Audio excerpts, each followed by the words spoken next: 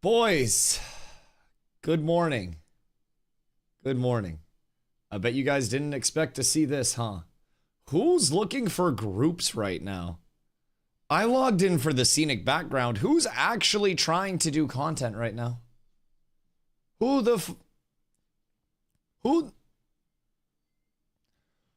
fuck is requiring full radiance to get into Forge? What? Yo, Trey, my boy. What up? Also, download. Thank you for the 10 gifties, dude. I appreciate you. Good morning, boys. Good morning. Let me tell you what. I slept like shit last night. I slept like ass. Expectedly. We survived, though. The sun comes up. The birds need to be fed. And it's absolutely beautiful that we're actually here. Didn't smoke enough? I smoked a lot. A lot. What's the plan? Mostly just logging in before we talk about stuff. Just hanging out. I'm not actually like getting on to do anything. Like there's nothing to do, right? But mostly just pulling it up for the background stuff, you know what I mean? More of that stuff. If you're gonna try to do it right. Listen, the trick is to cry outside because it's winter right now, so that way your eyes don't get very red. That's the big Topinski. You gotta go cold as fuck with it. Pulling it up out of muscle memory? Nah, not as much that. Like, more so, again, immortality, thank you for the prime, dude. More so just having something, right? I usually like to do a little bit of yap and let people like find their way in and shit over the course of it. Over the course of the first hour and stuff. And then we really get into like the meat and taters of it all. Juicy Wooski, what up, my boy? How are you, dude? I hope you've been well. I mean, hey, I'm as good as I can be, right? The analogy that I used yesterday is like, it feels really similar to like when my childhood dog died. And like, we all knew at some point that the dog was probably going to die, right? Should we go play Dark and Darker? No, I hate Dark and Darker. Oh, I hate the combat so much. It feels so slow and so bad. But like, you know eventually the dog is going to die, right? But you still get the dog and you still enjoy your time with the dog while it's there. And like your family enjoys having the dog. And then when the dog dies, everybody's sad for a few days. And we're like, man, that shit sucks. And then everybody just kind of like, Klopp saved the game. And then it all just kind of, washes away over time, right? And I've been saying this a lot since yesterday, right? I think everybody expected Ashes to have a very rough road on the way to launch and or not make it to launch, right? But I don't think everyone expected it to be as abruptly as it was right then, right? I expected them to release too early. I thought we were going to get past this point, dog. I didn't expect it to be this fast. Because I've looked into it a little bit. Because people have been saying that like they're going to use the early access deployment on Steam to avoid doing refunds for people, right? According to Steam, from what I've seen in their TOS, or like their terms and conditions or whatever the fuck it is. The fancy letters. A game that is in early access has not shifted yet to released on Steam. So through the publisher, early access state is different than release state. So through Steam's terminology, the game never released. It was only in early access. So I'm very curious how that side is going to play out. But as we talked about yesterday, where the fuck is the money gonna come from for refunds in the first place? Like, that's the thing. Other thing I'm upset about is Steam EA. Yeah, I think there are two scenarios with the Steam EA, right? And scenario one is like, if Steven's post is accurate, right? And it was, the board takeover and everything like that. That scenario, if true, and keep in mind, I'm not saying it is. I'm not like, it's not Dusty Cope. It's not anything like that. This is just going down the tree of logic, right? If board is true, then potentially they push Steam EA for profits. They said, we want to outsource to Malaysia. And keep in mind, that's a quote from Steven in my interview that I did with him, was outsourcing to Malaysia to save money. And then he talked about bringing in AI when I asked him like how he thought Intrepid Studios would avoid following this, you know, the path of other Western MMO hopefuls.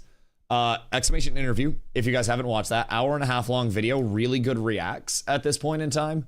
So if you guys need like downtime to kind of like pick apart Steven's answers, we were doing that a little bit yesterday, like a lot yesterday after everything, because some of his answers now have that little bit of hindsight where it's like, was he talking about something and kind of like asking for help, so to say, right?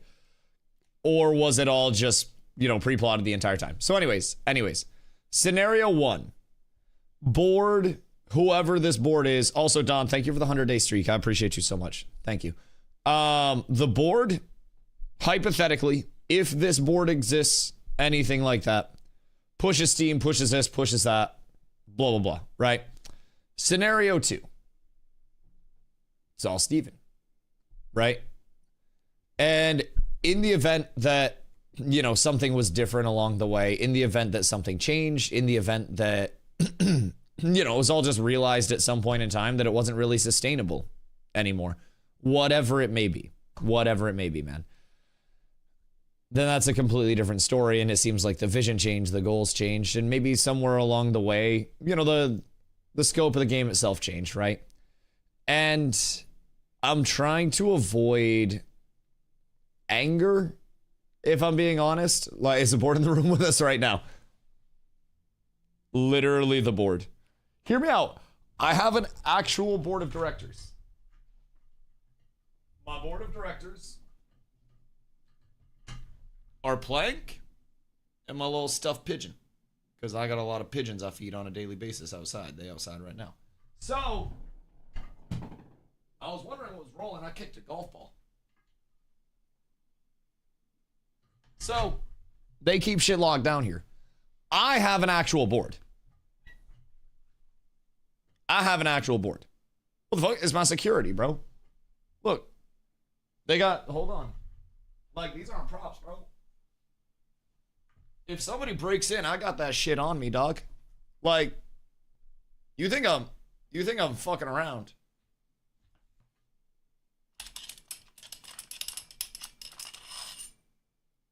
I keep that thing on me, dog. Try to pull up with the blicky, try to spin my block, I'll go medieval on your ass. I swear to God. I swear to, bro, I stay strapped. I keep that thing on me. I waistband this shit. When I walk down the street, bro. I'll be hitting that straight leg walk. I swear to God. Fuck. I knocked the pigeon over. Brother, he's dead. Oh, God. Get him to safety. All right, so anyways. I try to keep it secure. I try to lock it down. I know this world's not a very safe world at this point. I know anything could fall apart at any moment in time. So I try to move proper. We try to move presidential in this bitch. Where's Pidgey? He in the chair. Yeah, he chilling. He just vibing. Yeah, he fell off. So anyways, I think Karen is Margaret's husband. What? Margaret's husband's name isn't Karen. What the hell is that? Where the fuck did that come from?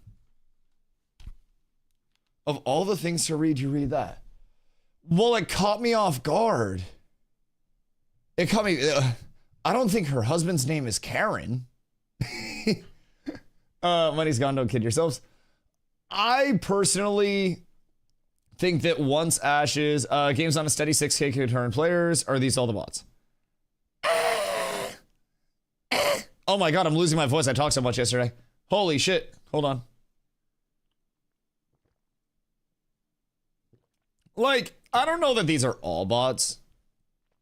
Keep in mind, There are some that are around here, right? That are just chilling, balling, flossing, saucing, vibing. But there are some players that are vibing as well. You can see that there are actual posts. I don't know why people are farming. I don't really know like what's going on that's causing people to come out and still actually farm. I kind of brought it up in the background for some just general shit, right? Vibes, truly vibes. They're just running through the motions. Yeah, I mean, shit, if I look at guild, we probably still the most active guild in the game. We could still do a world boss right now, probably. Goddamn. Yeah, I mean, so we got at least 20, 25. I'm still farming because there's nothing else to play. Yeah, I mean, I'm just going to be yapping today very heavily.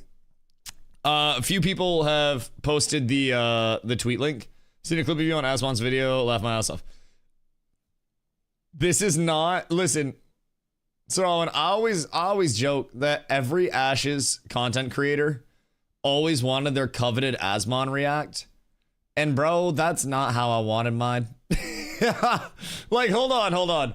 I will say, this was my first time on the front page of live stream fails. It was not me getting farmed. It was just me relaying information and being used as a source of information. It was Rory and I's conversation, and it was used as information. You know what I always say about streamers being like the modern day gaming journalists? And I really am happy that my first time on LSF was used as an informational standpoint to get the word out to people. Even if people are like, haha, scammer, get scammed, right? Fair shots. But at least it wasn't bad. And then the Asmongler react, I didn't get made fun of. It was overall a good day. Like, at the end of the day, Ashes may die, but Asmongold making fun of you never does. So, I'm happy to have made it out so far. If in the event we get like the Moist Critical video and I go 2 for 2, then I feel like I can go anywhere. I feel like the world is my oyster at that point. Asmon made fun of you? No, he didn't make fun of me. That's the huge news. Asmon watched my stream on his VOD and didn't make fun of me or call me dog shit or stupid or anything like that. He didn't shit on what I was like. It was crazy. I made the cut. Yo, everybody knows Polar took the loss to Leshrac. Asmongold acknowledged it too. He goes, still talking shit. Yo, I watched it before I got on, and I love that the editor left that in. And he's like, still talking shit. Probably some server drama. Oh fuck, that gave me a good smile. Carla, no ban. Go work. People can yap. It's perfectly okay. Like, it would be hypocritical for me to get on and have the stance that I had with New World and then to not allow people to have their moment with Ashes. I think it's perfectly okay. Like, I don't mind at all. Like, people can get their ha-has in. Like, obviously, if people take it to a weird level, then feel free. But like, when New World shut down, had the same mentality where I was like, man, on the human side, like, it sucks for people that, you know, lose their jobs. Sucks for people that, you know, are impacted by this on a real level, right? But realistically speaking, when, oh God, the bots are back. Chat, fire sale on gold. Clearance on the remaining inventory. DA has a good sale for you, baby. DA got you set. Everything must go. Brother, they are practically throwing Epic Rosarium Guard at people on the streets right now. They are going through on fucking Protector's Prides, making it rain on the peasants like they're giving back to the hood on Thanksgiving. Brother, they have done it. Suddenly it's Black Friday. I wonder what I could get for 75 gold. For legal purposes, that's a joke. For legal purposes, that is a joke. I could not get anything. The economy collapsed. I would have had to know ahead of time. I would have had to know in advance. Then I could have Nancy Pelosi'd that shit. But unfortunately, no Nancy Pelosi'ing today. Which idiots are actually buying gold now? Which idiots were buying gold ever?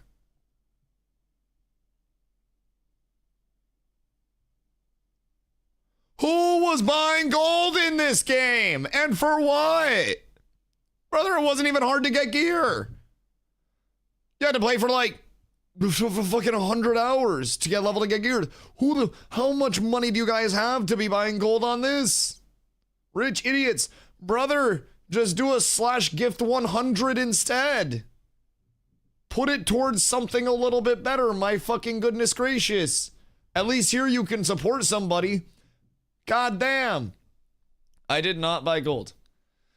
Hold on, poll time. Poll's gonna be corrupted. Poll's gonna be corrupted. There are some of the spurglings here from the carryover from yesterday. So we can't do polls. It'll be inauthentic. Chat.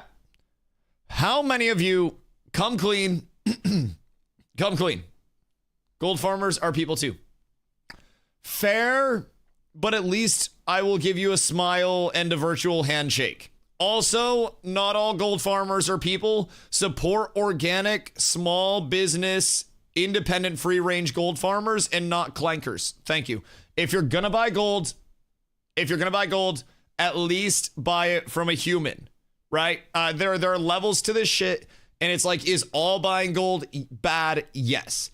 Is buying gold from a human and supporting small business better than buying from a clanker and a massive organization? Yeah, don't support the Walmart. Don't support the Walmart of that. Mom and pop versus bot orgs. Support independent gold sellers, boys. Jesus fucking Christ. Ay. All right, so wait, how many of you actually RMT'd here? Random question. Because I know, I know multiple people that did. Cats did not. Full disclosure. Cats clean the entire time. That wasn't a facade. That wasn't anything that was going crazy. We were actually trying to fight clean as shit. And let me tell you, that was hard as a motherfucker. That was hard as a motherfucker to do. Bro, we had to work so hard to keep up. And then every phase, we would have servers that just like disappear. Not servers. We would have guilds that disappear on the server for like a week and a half, right? And they would go from like looking like me right now. They'd disappear for a week and then they'd come back all like iced out, dripped out, like fucking full diamond necklaces, diamond fucking rings, diamond fucking boots like they're Lil Nas X. Like they would just show up and they'd be like, yes, we've been gathering. Indubitably. Yes, good luck in the rocks today. There's gold in them there hills. Man, I know what y'all were doing. Korean too dumb. Listen, Pyongyang was a phenomenal opponent. 47 brave soldiers. You saying Leshrac beat Polar, made it into the Ashes vid? Yeah. Is a beautiful, glorious day. You think Discord server is shutting down tomorrow too? I mean, it's all kind of speculation at this point, right? On what could happen with the Discord with anything. If in the event something goes through where there is truly a change in ownership and it's not just, all in one place and shut down and cooked, right?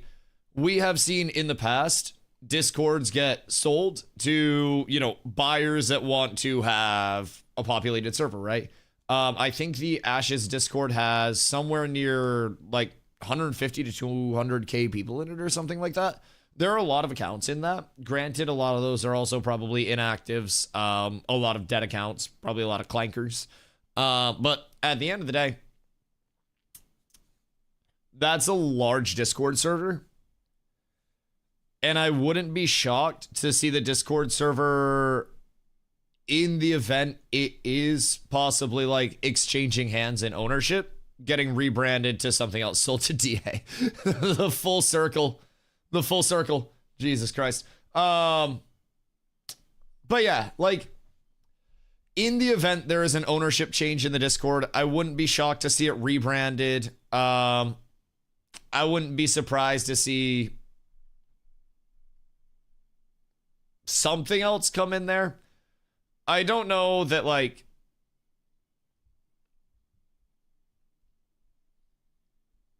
I don't know if it'd be immediate. I don't know if it'd be guaranteed. There is also a very, like, high chance that everything does just shut down at some point, but I was calculated. It was like, oh shit, we're out of money. Yeah, I mean, I don't know, if I'm being honest. I have no clue. No one's buying this IMO. What, the game? Oh god, no. No one's buying the game. I don't think anyone's buying the, like, MMO itself. The Discord, however, because if we look at the... Hold on, I still have all the tabs up from yesterday. This is the filing that Karen put on Steven and Intrepid. This was back on the 14th, right? And so this is all assets of the debtor, whether now owned or hereafter acquired and wherever located, including without limitation, all tangible and intangible personal property. Keep in mind, all assets of the debtor. Like, all assets of the debtor. The debtor is Steven and Intrepid Studios. All assets. So, whether now owned or... Ow, I just kicked my desk. Or hereafter acquired. Right? Including without limitation, all tangible and intangible personal property, inventory, equipment, blah, blah, blah, blah, right? But keep in mind, also included are all accounts receivable, payment intangibles, general intangibles, contract rights, customer list, player data, user metrics, email lists, data analytics, advertising revenue, digital wallets, payment processor accounts, royalties, subscription revenue, and all proceeds thereof. And then up here, you're also looking at, this is all the game content, equipment, inventory, fixture, goods, instruments, chattel paper, general intangibles, payment intangibles accounts, and all other obligations. Basically, everything that could be listed is listed. I don't really think there's any element of, like, personal property that's not covered under this. Not everything, no account payable. Accounts receivable. Is there an account payable? Hold on. Can I control F this bitch? Hold on. User accounts, application data, payment intangibles. So I don't know what payment intangibles, if that would include that. But this is without limitation, all IP, including all copyrights, trademarks, trade names, service marks, trade dress, logos, designs, patents, trade secrets, know-how, proprietary algorithms, game engines, animation, game content, storylines, characters, artwork, virtual environments, maps, in-game items, economies, tokens, user-generated content, and all registrations, applications, goodwill, licenses, sub-licenses, rights to sue for infringement related thereto, equipment, inventory, fixture, goods, instruments, chattel paper, general intangibles. Let's see. Oh, this one. Payment intangibles, accounts, and all other obligations now or hereafter owing to grantor. All deposit accounts, cash and money. Cash and money. Certificates of deposit, state and federal tax refunds, investment property. So this looks at any of the houses that are potentially owned as investment properties, I do believe. Financial assets, letters of credit rights, and then all of this other bullshit. Accounts payable isn't considered cash. So with accounts payable, what, like, explain this to me like I have no idea anything accounting, because I do not. Can we get a lawyer and accountant here? If you ask for one, I guarantee there are 12 in the chat. I guarantee we got quite a few in the chat today. The designer guy said 4 million would have paid everyone for the 2 weeks. They hadn't been paid, meaning they were on 16K a month average each. Yeah. Yeah, I mean, I think dev salary being over $100,000 a year in California for like an NA-based dev team is probably pretty reasonable. Like, not every dev makes exorbitant amounts of money, but like salary and benefits and everything else included. Yeah, it does make sense. It does make sense. Galzath, thank you for that. It's literally meant to be a bleed of taking loans from Karen to literally pay her back in assets. Right. So that ties us into an earlier screenshot where Steven was referencing one of the Richie videos where Richie brought up the liens. And I think it was, hold on. Where's the Richie screenshot? Not that one. Not that one.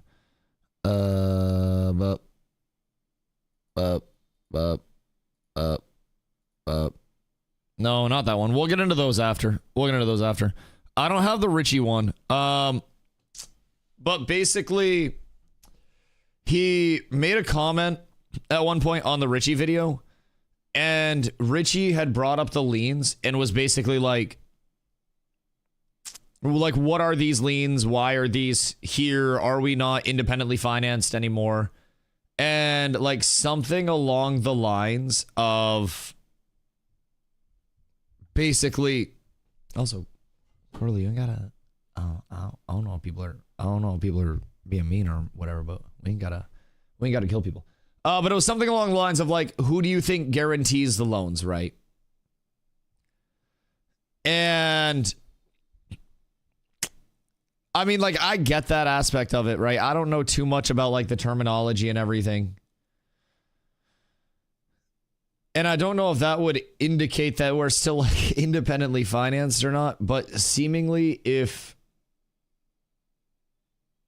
we're taking out loans, even if we're guaranteeing those, that to me doesn't necessarily seem like it would be independent financing. Like, I feel like if like I have a car note, well, I don't anymore. I paid off my car, but when I had my car note, right, I wasn't like, you know, the independent owner of my car. I got outside financing, and then I had to pay that. So I mean, even though I'm like the guarantor of that, like rich people always take on debt. Spoiler alert: poor people also take on a lot of debt. That's how credit card companies get you. They gotta make money off someone. Bank isn't telling you how to drive or where to drive your car. Right. Well, unless you have a lease. You had a lien on car.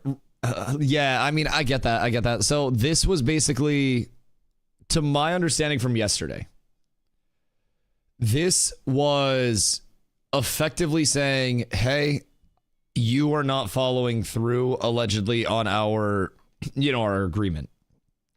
And this isn't effectively anything saying, nothing is changing hands. Like there's nothing that I've been able to find that says there's anything that has actually like switched hands and stuff, right?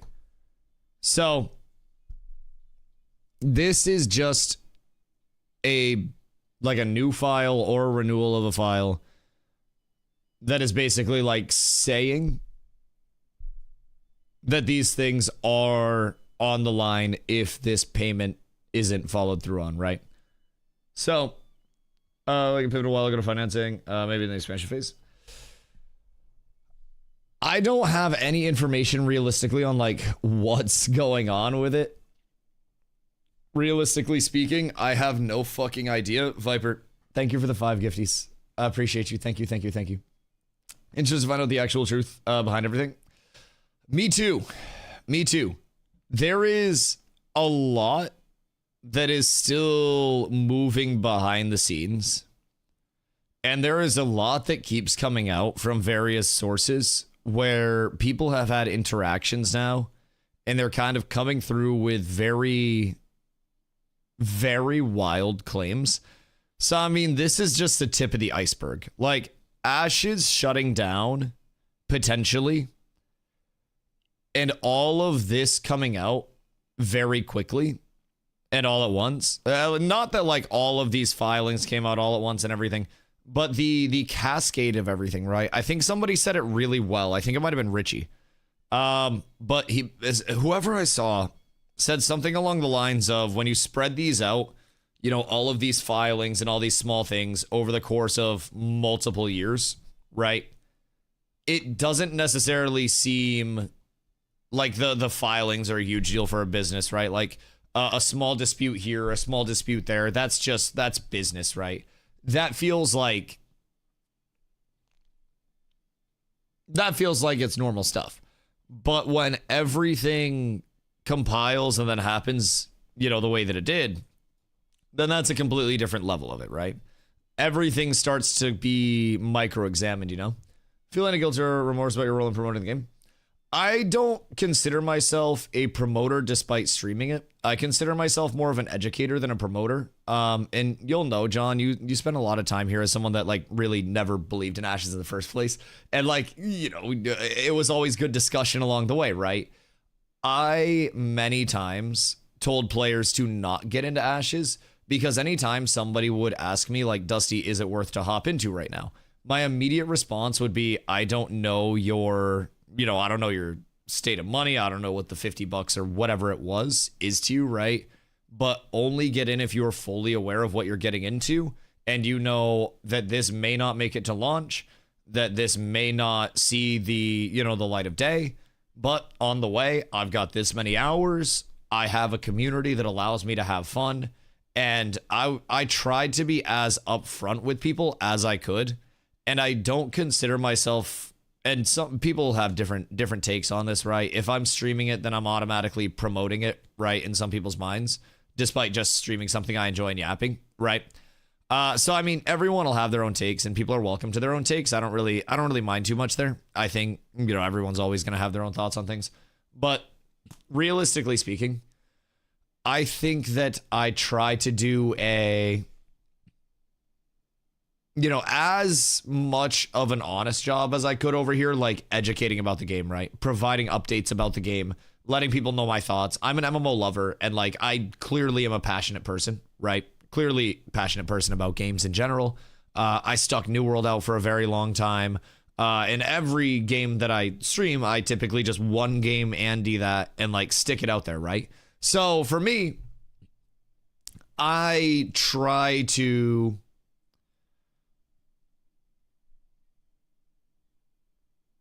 not let that passion kind of like blind me, right?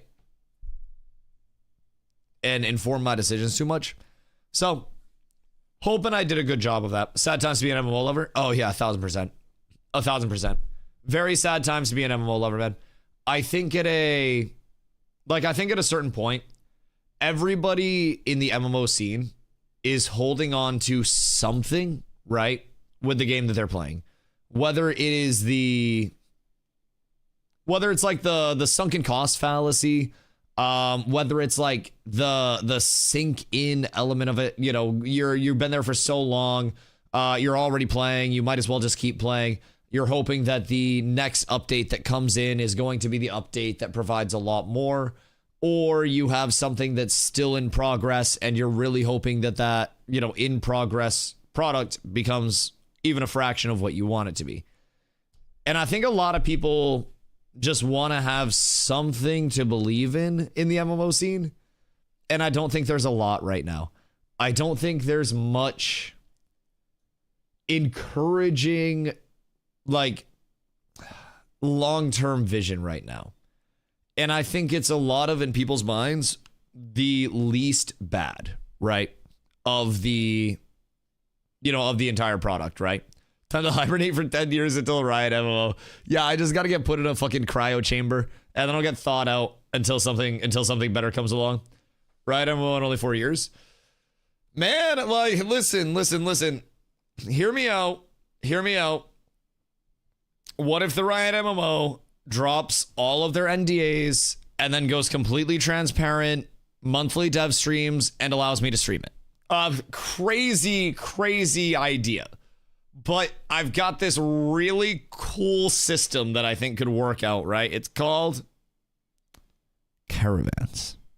So basically, What Riot MMO will never release?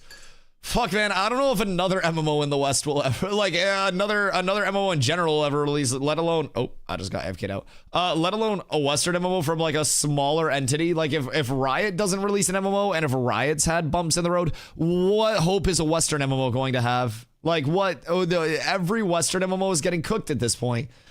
If Amazon Games wants to just throw slop at the wall and doesn't want to ride out MMOs anymore, and they completely want to step out of the MMO scene as a whole. And if Riot doesn't follow through with an MMO, where are we at? Classic Plus announcement at BlizzCon is our hope. What are the hopes for Classic Plus? Like, what would it change? Have you looked into Rise of Aegon at all? I have not. I'm gonna be honest, I spend so much time on stream that unless I'm streaming it or like chat's telling me about it, right, I don't really run into it too much. So I try to stay up to date. I try to like, you know, watch Unveils, watch other, you know, content creators' videos about it.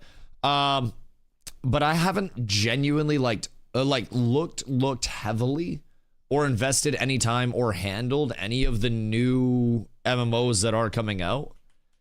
And honestly, it's just been the echo chamber of everything. So is kind of cooked. Western MMO, entirely made by AJ's Last Hope. I'll play Classic Plus though. Like, is Classic Plus actually gonna be anything different though? What are we genuinely looking at for Classic Plus? AI MMOs are next. Oh, dude, I hope not. I hope not. Like, AI MMOs are going to be a very disgusting route of just soulless profit. Granted, I think all game development is subject to having AI come in very heavily, and it's going to be more and more as AI continues to develop more, right? But man, it's fucking cooked right now. Guild Wars 2, Final Fantasy 14, any of the WoWs? Yeah, I mean, you've got your big three. You've got some offshoot MMOs right now that some people are saying are promising. If you're fine with a little additional monetization incentives, then there are also a few extra MMOs that kind of fall into it, right? But like, I'm too broke to play pay-to-win MMOs, so I can't really go down that route, nor do I think it's very fun. I kind of enjoy the grind of MMOs. So, I don't know, man. It's a rough world. Everything pay to win, Dusty help. Man, what you want me to do? I can't fucking make an MMO. God damn, I don't listen. I'm here asking the game devs questions and shit. I can't afford them. I can't listen. Get that Asmongler to start a studio or something. I don't know, man. He's got the resources. I'm but a humble lad over in my corner of the internet, man. Is tough out here. What are you gonna play from now on? Realistically, I have no fucking idea, man. I have no fucking idea.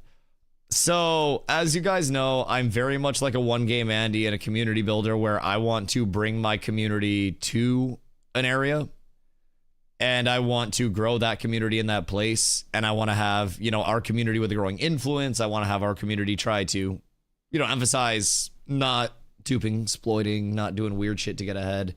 So, I want something that presents more than just like a month of longevity, and also something that presents opportunity for us in larger scale, right? So, Eve Online is welcoming. I heard Eve got like zergs, bro. Like, y'all got zergs over there, huh? How many thousands of people would I need? Realistic question. Two. I heard y'all roll deep over there, bro. I got like a few hundred people, but I don't have the thousands, man. Can't wait for TBC. So, like, I enjoy approximately 3.5k dudes. I could take them. Wait. Research, time, sandbox, PvP, MMOs, go. That's the thing. I don't think there are anymore, if I'm being honest. I don't really think there are that many more. You do a lot of 100 players. I like that. That's potential. MO2.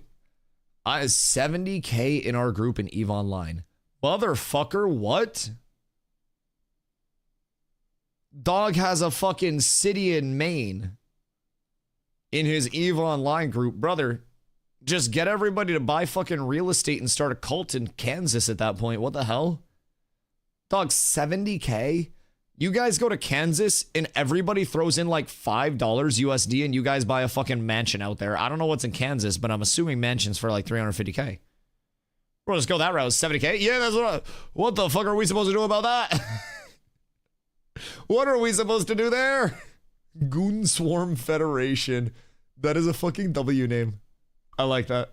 I like that a lot. City in Maine isn't a unit of measure. Yeah, it's kind of imaginary. It is kind of imaginary. It's not like we have really large cities, but is the game officially shutting down? There has been no official comment about if the game will shut down. However, there have been official comments from Steven and other developers that effectively the entire team has been canned, has been laid off via the WARN Act, which basically gives 60 days of, hey, you may be asked to work and fulfill some duties, but you're going to be laid off. During that time, you won't be compensated. And, you know, this is your heads up. So from what we've heard, the WARN Act is supposed to keep people from having the abrupt, you know, oh shit, I just lost my job and have no form of repercussion. So from what we have heard, allegedly, developers are not being paid for their last couple weeks of work. Retirements are not being, the 401k matches are allegedly not being paid out. And many other things are also allegedly not being paid out to the developers themselves that were working on the project. So developers have directly said they're not getting paid. Yep. So according to developers, they are not getting paid. They're not getting 401k matches. They are not getting really anything from what we have heard. WARN only protects you if the company stays in business. Right. So, yeah, there are a lot of things that people have said can come in. Different forms of bankruptcy to get around it. I guess there are, like, I'm not a legal person by any means. I'm probably the worst person to be looking at legal documents because I'm going to forget to say allegedly, and then somebody's going to sue me for my fucking Honda Civic. And I just paid that off like 7 months ago. So I'm trying to not lose the Civic in this shit. I'm trying to talk safely, boys. But from what we have heard, there are a lot of ways that people don't necessarily have to be paid, right? Put a stream title, not legal advice. I'll distract them, teaching people how to embezzle. We'll throw them a curveball. Sell it to your husband through a shell company. Okay, hear me out though. If anybody wants to be my husband in the event that Carla doesn't like going golfing, a couple's membership at golf courses way cheaper than 2 single memberships. So I don't know like legally what we got to do, but realistically speaking, we could probably hold like a backyard wedding for like $100 and then save like 600 on the memberships. So worst case scenario. No spooning though. Only do it if you take into account the message before my last. What? Me? Unironically, Albion Online is the only game that's close to Ashes in New World PvP wise. Oh. Can we go be cat girls in big burly manly cats with abs on Final Fantasy Online? Like Final Fantasy 14? Oh, 14 was like... 14 didn't hold my attention. If I'm being honest, I'm very between Guild Wars 2 and Final Fantasy. Not Final Fantasy. You got me saying it. Between Guild Wars 2 and a little TBC stint to figure out what's going on over there. Like Guild Wars 2, my concern over there is that a lot of people are telling me Melee is relatively cooked in PvP because TTK is so fucked. I haven't played Guild Wars 2 seriously at all, right? Other than a short stint at one point in time when I was a lad. So that would be an entirely new learning experience for me. That would be a lot to try to process and try to catch up on, as any game really would be at this point. So growing in TBC gonna be a pain in class. It'll die out pretty quick. Yeah, that's the thing.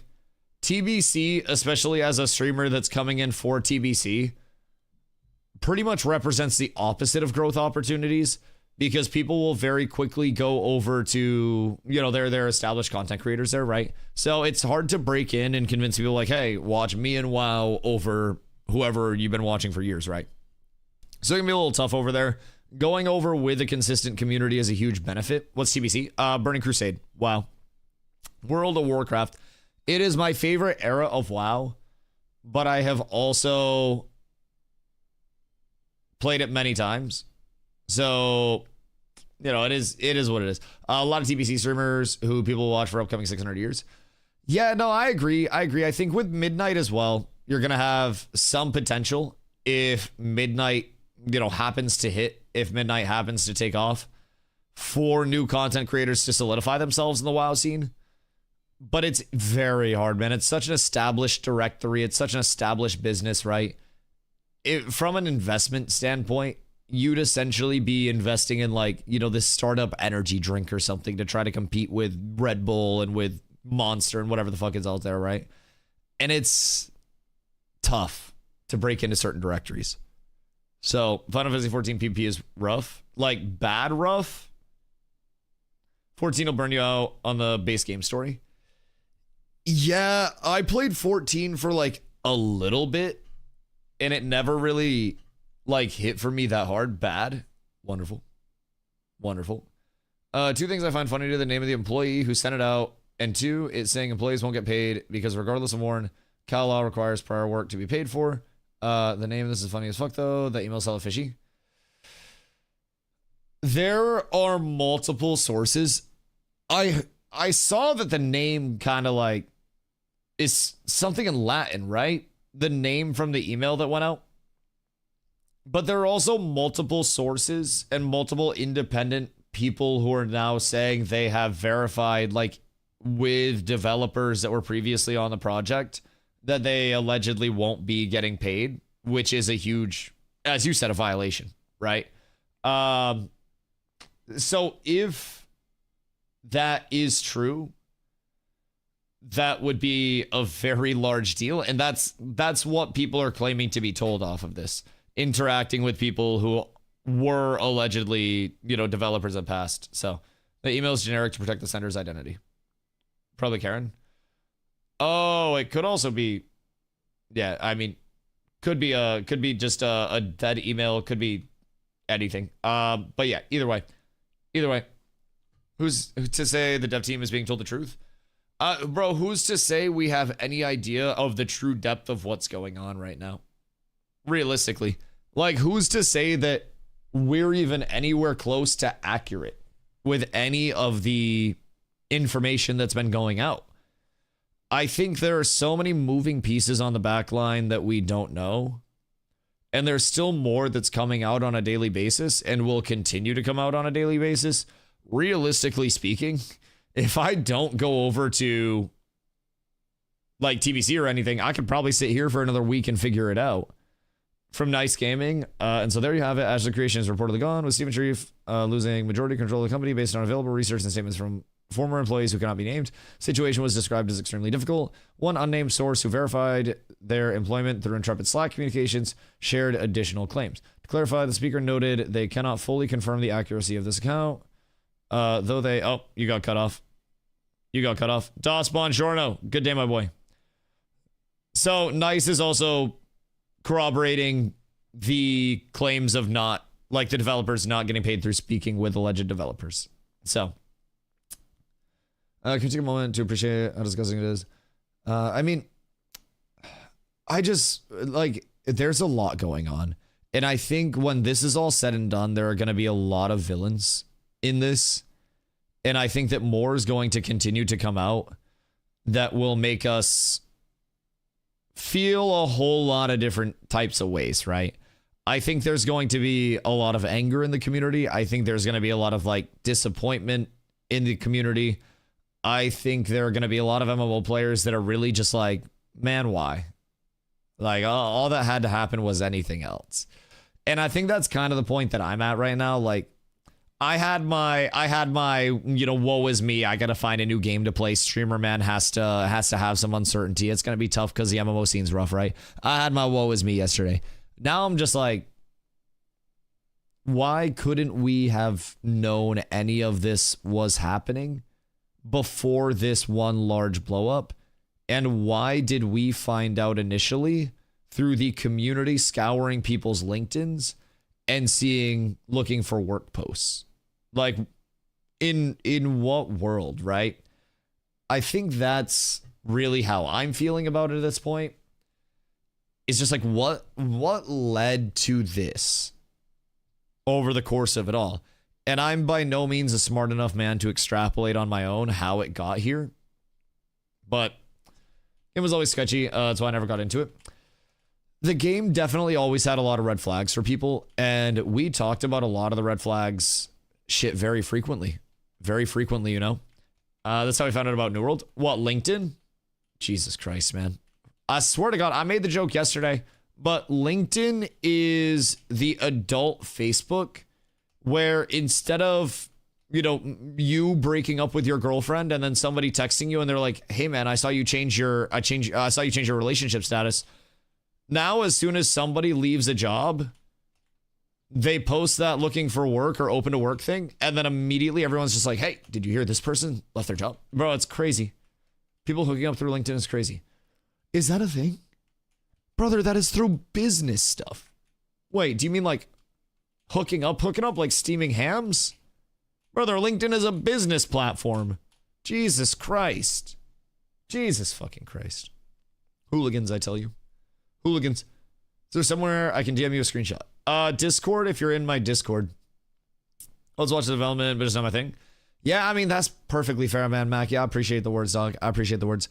I think a lot of people enjoyed the concept of Ashes, but we're not ready to hop into Ashes for various reasons. And I always try to tell people, be very aware of what you're hopping into. Just because I have fun does not mean every player would have fun. And man, oh man, am I glad that I tried to convince people to only get in with all of the disclaimers in the world, right? That's my point of like ease. For every player that hopped in for me, there were probably, or hopped in from me, there were probably 3 players that didn't hop in because I was like, this might not be for you yet. So golly, I'm glad we were able to do that. Did you comment on the favoritism yet? I have the thread pulled up, I believe. I think this is the thread, right? This is nicest thread. All right, let me refresh, make sure it's all current. So, Nice posted this thread. Tried some Hightail yet? I have not tried Hightail yet, actually. Nice posted this thread a couple hours ago and said, here's an impromptu interview I did with Steven of Ashes of Creation in January of 2025. The community was very frustrated with obvious blatant favoritism to some groups and individuals. Well, it turns out this was all lies, apparently. Also, exclamation interview for my interview. Shameless self-promo.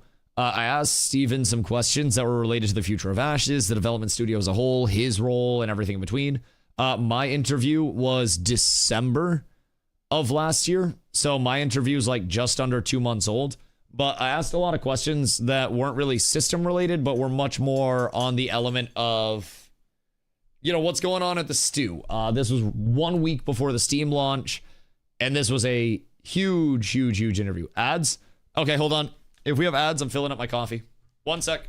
Un momento. Waiting during ads.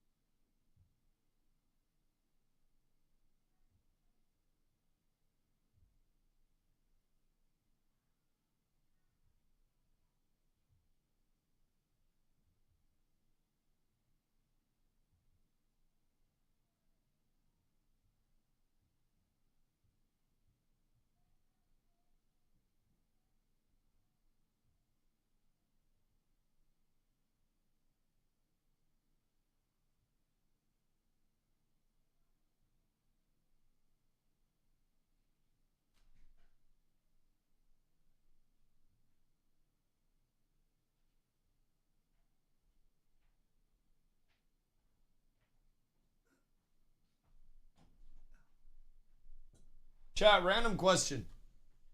Oh. What do I do if I ran yesterday and my entire legs hurt? Like, just all of them. Oh, goodness gracious. Goodness gracious. Stretch. Don't run today. Oh, dude, I was up till like 5 a.m. this morning. I slept like shit. I looked at Carla last night and I was like, we are not going to the gym this morning. We're not. Don't run for a day or two. Yeah, I'm thinking I need to go gym tomorrow and not be depressed. Cause like I need to not let the sads catch me. So I think tomorrow, big stretch. Job application. Oh God. Oh, it's all bad. No, listen, that thing's gonna have to be my best friend soon. So I'm thinking, first run in a while. Man, you ain't gotta call me out. Yeah. So Carla, my girlfriend, and I were basically like, all right, we gotta start going to the gym. We gotta be less lazy. And funny enough, our first day was literally yesterday.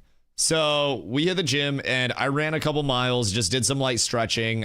We went for like an hour just to chill and get back into the thick of it. Like I ran a couple miles, did some walking, and then did like a very comprehensive stretch after I did my walking. And like we were there doing very light shit, just trying to get into it again. I was like, oh yeah, I can definitely pace on a treadmill.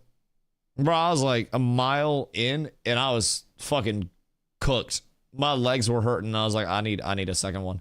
So that shit was tragic. But yeah, first time in a little bit. I mean, I am not necessarily sedentary, but I stream 10 hours a day. And other than that, I get out and I go for like a walk for a little bit before stream or some shit. But it's also cold as fucking Maine right now. Like this is warm for what we've had recently. So, you know, we're kind of cooked. Also, to watch your positive action streams. Hey, the streams will continue. The streams will absolutely continue.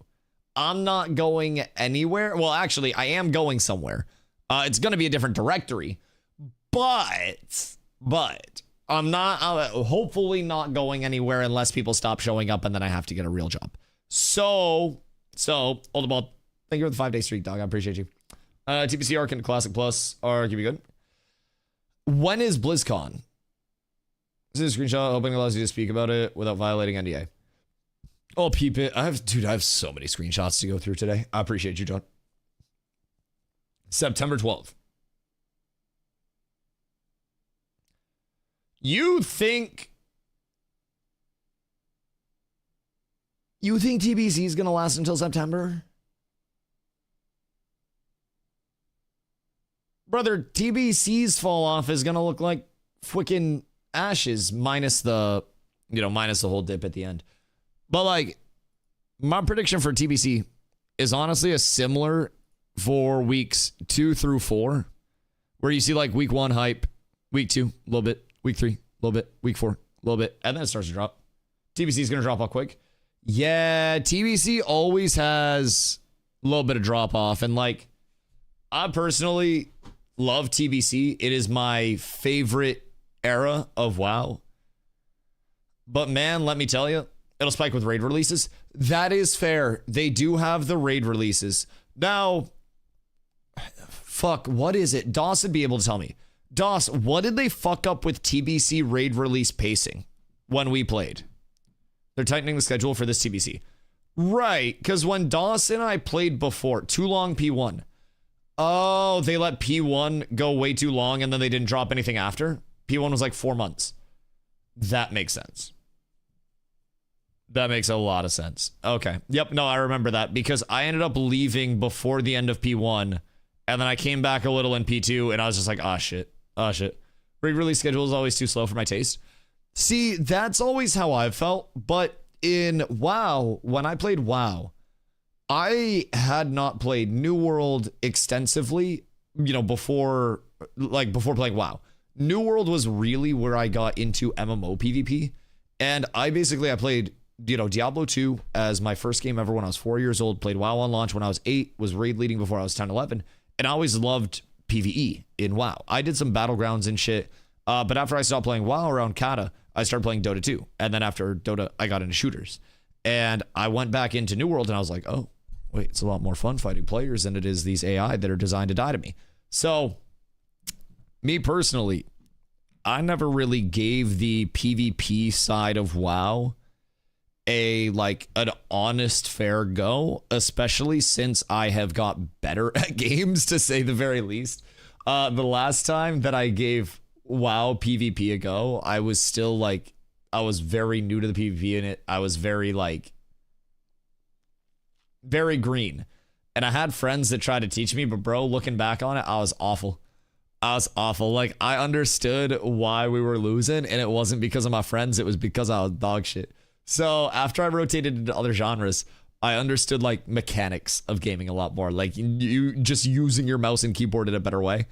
So, I mean, part of me is intrigued by that. Deadlock. I played a lot of Deadlock early on. Like when the first round of invites was going out, I actually have a Deadlock video that I recorded and edited and like everything and just never listed because I didn't stay in Deadlock long enough. I played for a few weeks when I was there. Yo, Bozo, thank you for the 5 gifty suit. When I was in Deadlock, love me some Moe and Krill. Moe and Krill, man. It's beautiful. Sometimes you gotta stifle the invasive Moe and Krill. Sorry, I can't let it come back up. But Deadlock was fun as fuck. I will say, the skill evolution of Deadlock to watch from the outside.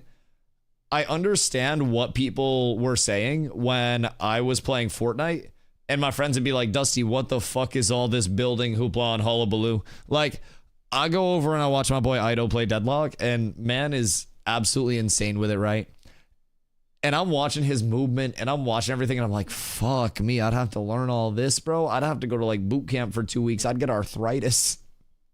Like, Deadlock is doing so phenomenally well, and I genuinely think Deadlock is one of the next big games, but it also requires so much to actively like focus up.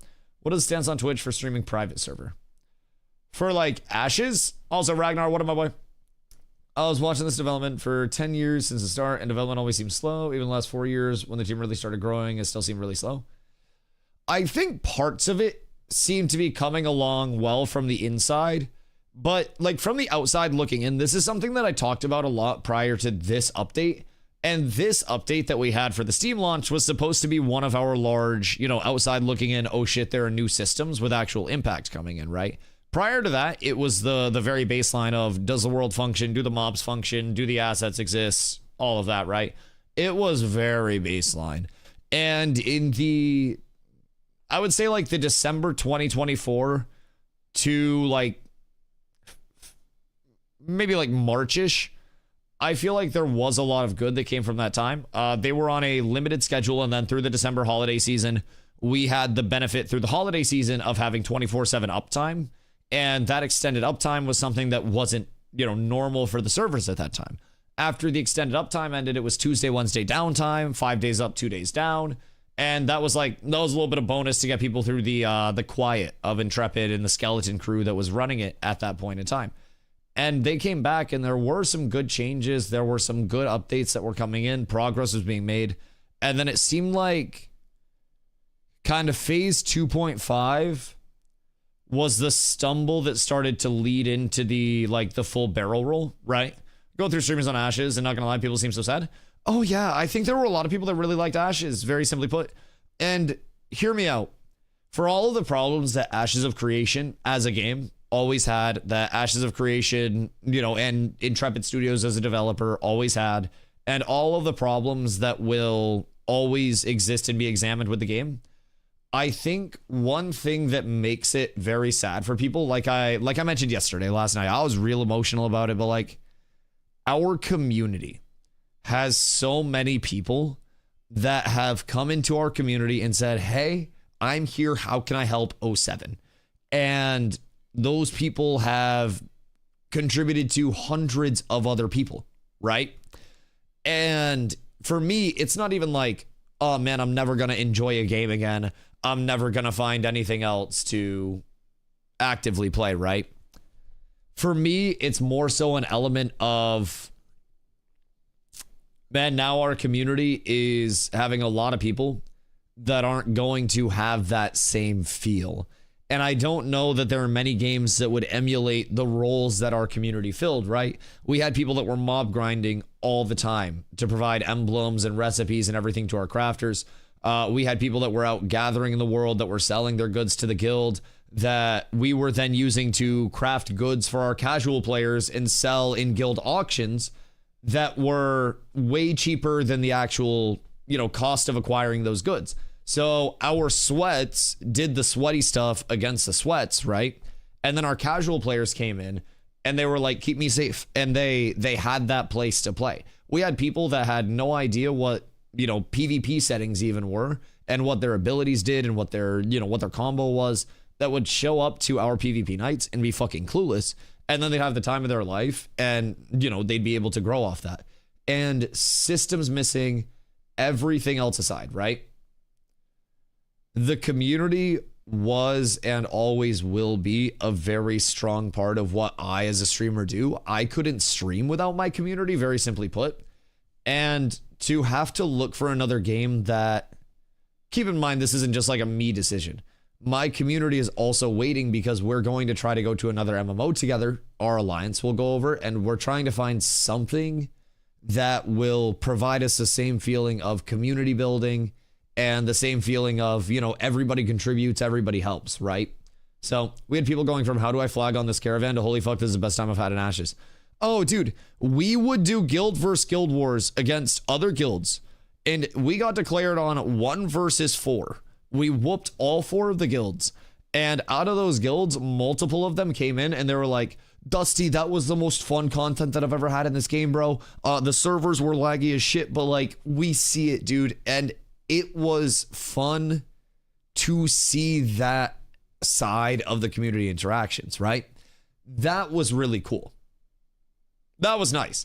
I think all of the things that Ashes did very poorly overall, I think Ashes really did the community side quite well. And a lot of that was honestly because we had no other option. We literally had no other option. So we couldn't ignore the community side because soloing was near impossible, right? And I'm glad that at the end of it, we found a way to bring a very strong community together. And we also had people that were bought into, not going the route of duping, RMTing, exploiting. We didn't have the allegations. Even when the game dies, man, we don't have these crazy screenshots coming out. Like, we don't have these crazy, like, dramas that are popping up. Like, I'm gonna be honest. I'm happy that we did what we did here. You did Ashes didn't do shit to make community. I agree and I appreciate that. I think the community really did persevere through a lot. And when other communities had a very, very, very hard fall off in player base, we were somehow still managing both of our guilds at capacity and a wait list of like many, many, many players. We had a 100+ player wait list at all times. We had to revamp our guild Discord because our recruitment was too strong, even with the player base dying, that the infrastructure in our guild Discord literally could not fit everybody. It was a crazy feeling. So I agree. I think our community did a lot, to make sure that we had people actively enjoying their time here in various roles, in various, ways of getting content, various everything, man. It was something special. And genuinely, I think had Ashes gone a different way, our community would have been one of the few that made it to launch and was very strong on launch with the alpha knowledge.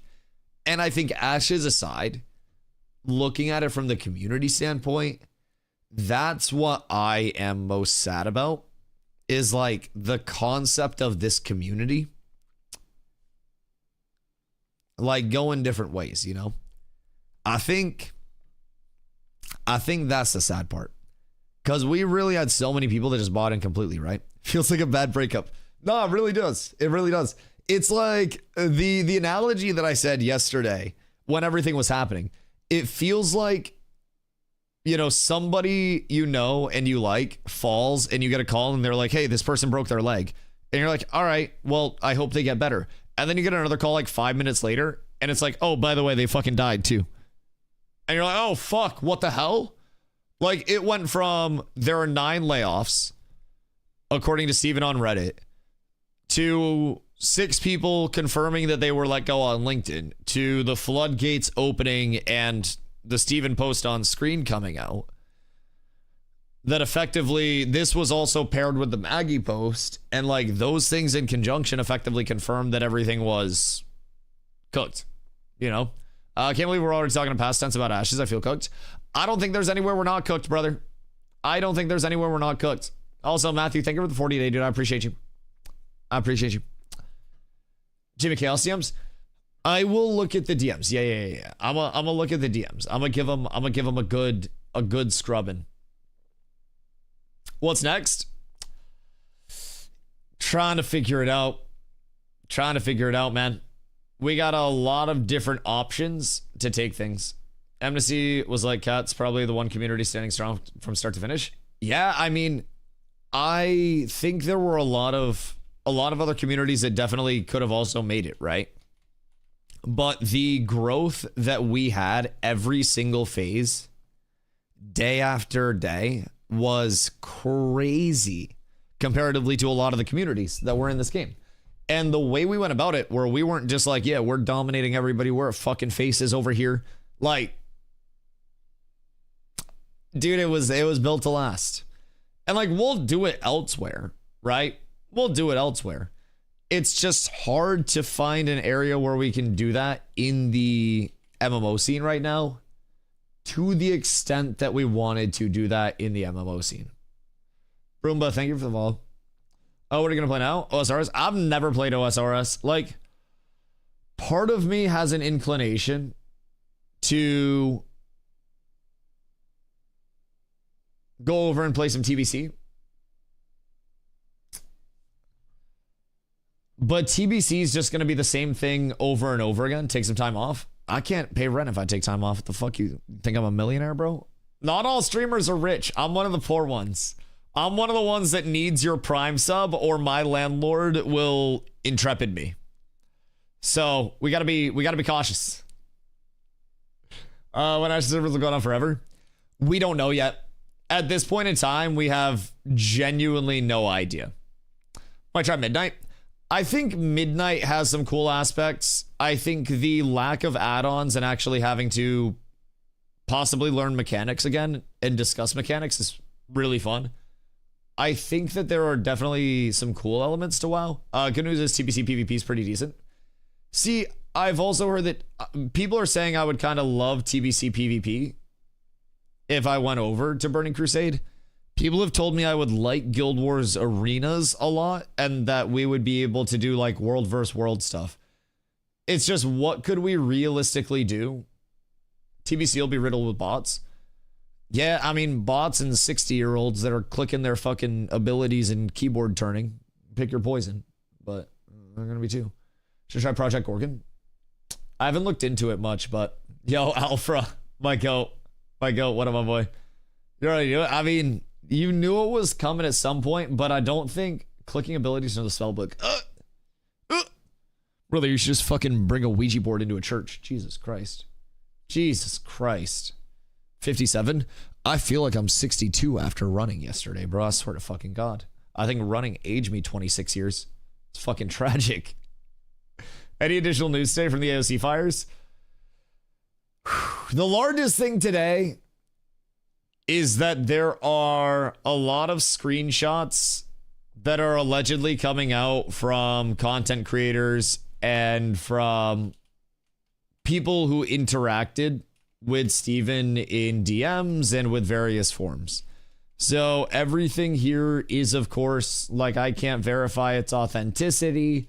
This isn't financial advice or legal advice type shit. I'm just narrating what's going on and trying to like journalist type shit. If I could get a press badge, I would. Yo, should I put my Ashes of Creation content creator badge up on that? Anyways. So, to catch people up on the timeline, we'll go through for a quick timeline. Somebody get ready to ship this over to Selv to edit up. Anyways, yesterday, I logged on to Ashes of Creation like it was any normal day. We were farming in Carfin. We were going after emblems, and we were going to pump, right? So I was notified initially that there were a lot of Intrepid Studios employees. Flashbang warning, by the way. Incoming. Careful. Many Intrepid Studios employees, some past, some current, that had put open to work on their LinkedIn profile. Side note, Michael really looks like Dwight Schrute. Anyways, other than that,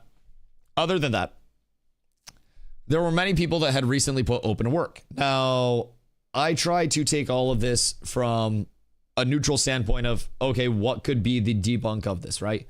So coincidentally, I was just like, what are the odds all of these popped up at the same time? We had previously heard from Steven that 9 people were laid off. And so I immediately said, okay, out of these people, let's see who the current ones are. And out of this, there was a very large list of currents that had the open to work. So we had both takes of, well, in the gaming industry, it would be a little rough to have open to work because that could show your studio that you're not, committed, whatever it may be. Then we had the other side where everyone said, well, I always have open to work on, right? So chat assembled this. Through mutual connections, you had 6 people that had posted that they were looking for opportunities. Out of these 6 people, this was a list of the currents that were compiled off of that. The initial list, and then basically cut down into currents. 5 of those 6 were listed here as current employees. And that's when it all started to look very, very, very bad. If 5 currents out of the 6 were listed in this first list, then that's a very bad indicator. So the Margaret bomb dropped. Well, this chapter has come to a close. My time at Intrepid Studios has officially ended. To the Ashes of Creation community, you are some of the most passionate, dedicated players I've ever seen in this industry. I genuinely wish I could have done more for you. I gave everything I had and did my very best with what was within my power. And I ask one last favor of you. Please be kind to the developers. We are people who have families who have just lost our jobs after pouring our hearts and souls into Ashes of Creation. To my incredible game services team, you are an absolute AAA team. Talented, kind, collaborative, and just genuinely good people. I take each of you with me on any project, any day. I care so deeply for all of you, and I know our bond is one I'll carry forever. I'll never forget our time together, and know where to find me if you need anything, always. As for how this all ended, I don't really have the words. It isn't what I expected, but I'm holding on to the good because there was so much of it. With that, I'm officially looking for new opportunities. If you know of any leadership or director level roles in narrative, community marketing, or social, I'd be grateful for any leads or connections. And this was the confirmation that Margaret was no longer with the company. Margaret was previously the director of communications, like did all of the primary comms. So following this, Margaret had a comment on her LinkedIn that was responded to. Terrible to hear. I hope we can get some context on what happened to this very promising project. Best wishes for you in your new quest. Margaret responded and said everyone was part of a layoff. It's awful. So then there was theorization. Was it everybody at the studio, or was everyone that was let go part of a layoff, right? What is the context of that? Fast forward to 8:54 p.m. EST. Steven then posts in general chat of the Ashes of Creation Discord. I can make a limited statement in my personal capacity and not on behalf of the company. Regarding the situation, control of the company shifted away from me, and the board began directing actions that I could not ethically agree with or carry out. As a result, I chose to resign in protest rather than lend my name or authority to decisions I could not ethically support. Following my resignation, much of the senior leadership team resigned. Following those departures, the board made the decision to issue WARN Act notices and proceed with a mass layoff. I cannot responsibly speak further to further details at this time due to ongoing legal and governance matters. What I can say is that the developers and staff acted in good faith and deserve better than the uncertainty they're now facing. I am incredibly dismayed by the situation, Stephen Sharif. So now everybody is asking what board. In every form of file that we can find, the board is either solo Stephen or is Stephen and John, Stephen's husband. So recently, this was also brought up. This was a comment from Stephen on Reddit 4 years ago. I think as a player, there are two main aspects of Ashes that has some people excited. First, what we are making, basically risk versus reward. Not everyone is winner, a world that develops around the player, no pay to win, no quality of life items, massive open world, and emphasis on social/community driven systems. Second, who we are. We are governed by greedy corporate overlords. They are not governed by greedy corporate overlords. I'm funding the project, so no investors or a board to answer to. No investors or a board to answer to. No publishers to appease. We speak with, not to, our community, and we actually listen to feedback and value/respect our players. So, 4 years ago, I don't have the exact date of this post or this comment. Yo, Stick, my goat. My goat. Much love, brother. I appreciate you. I appreciate you. So, not governed by greedy corporate overlords. Vema MLM. Steven's funding the project, so no investors. But we have many investors as early as 2019 who were shown to have bought a stake in the equity of Ashes of Creation, 9.7%. Or a board to answer to. But where is this board? No publishers to appease, and now they're publishing through Steam.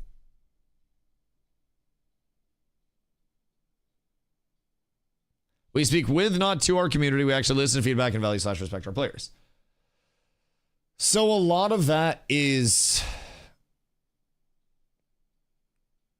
kind of cooked at this point. A lot of that seemingly has been, they got the 9.7% through a lawsuit. So what was the lawsuit because of?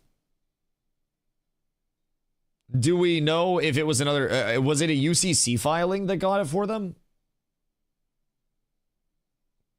Tax fraud. That sounds like that. Because there were a lot of different UCC liens that were actively put out from it. Just because something has changed doesn't mean this post was a lie. It was true at the time and now it's no longer true. No, I mean, I definitely get that. I think everybody also understands that. But it's important to look at everything. And we're just presenting information as it is put out there. Like, we're not trying to convict anybody of anything. We're just looking at information as it exists and comparing the then to the now and seeing, you know, where everything kind of lies in a lot of people's opinions, right? This is all just opinion stuff. We're all just discussing it along the way. This is nothing that's meant to be like, you know, legal anything. I'm not a lawyer. I don't know any of that. We're just a bunch of people here who, some are like hitting the gritty on Ash's grave right now. Some are wondering what the next game they're going to play is and if they're going to play with the community or if they're going to be back to a solo player. So we're all just trying to kind of like put some logic to everything that's happening right now. And it's not a very like logical situation right now. There's a lot of what if that's surrounding everything. And there's so much unknown. Zab, what am I go? There's a lot of unknown that's surrounding everything right now. And as more continues to come out, keep in mind, we are only getting one side of everything here. And a lot of the screenshots that are coming out, just for disclaimer purposes, are just screenshots that have been submitted to other people, right? And I have no verification of what else was said in conversations, what wasn't said in conversations. I have no idea of anything whatsoever, right? So everything I'm relaying is just information. Have you seen what Ko had to say about the Ashes early on his stream today? No, I actually did not. But has he thought about becoming CEO of Twitch? Random question. Random question. CEO, please. I would support that until the end of me. No official response is wild still. Like, there's technically an official response, which is what Steven said, but it was very limited. And I also think that any official response would also come from Steven at this point and would be very subject to scrutiny and like not being believed in the first place, right? So, you know, there probably won't be an official response for legal purposes for a while, for a good amount of time, until everything is settled. And I think depending on how deep it goes, we're probably a long time away from hearing any resolution. Has to be limited as companies resolving and is also being liquidated by equity owners. I don't know much about it. Please stop killing MMOs. Listen. Hear me out. What if I take a bounty? So, according to the screenshots, we got like NDA soldiers in there. What if you just send in the tactical nuke? Listen, any developers that are trying to get an upper hand on your competition, I will bring over a multi-100 person community and kill your game than Polar could ever even aim to do, brother. I'm just saying. Game was healthy when it was just Polar and then Cats came in. Turns out we were the bad guys all along, boys. I'll sip to that.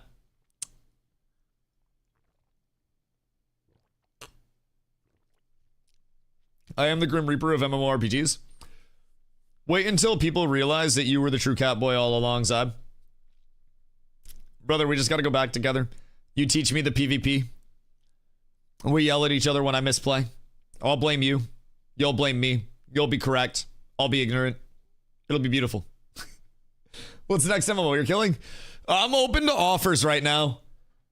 Like, realistically speaking, if anybody really wants to just, you know, take out an MMO at its core, man, I will give you 10 hours a day of nuking whatever MMO you would like.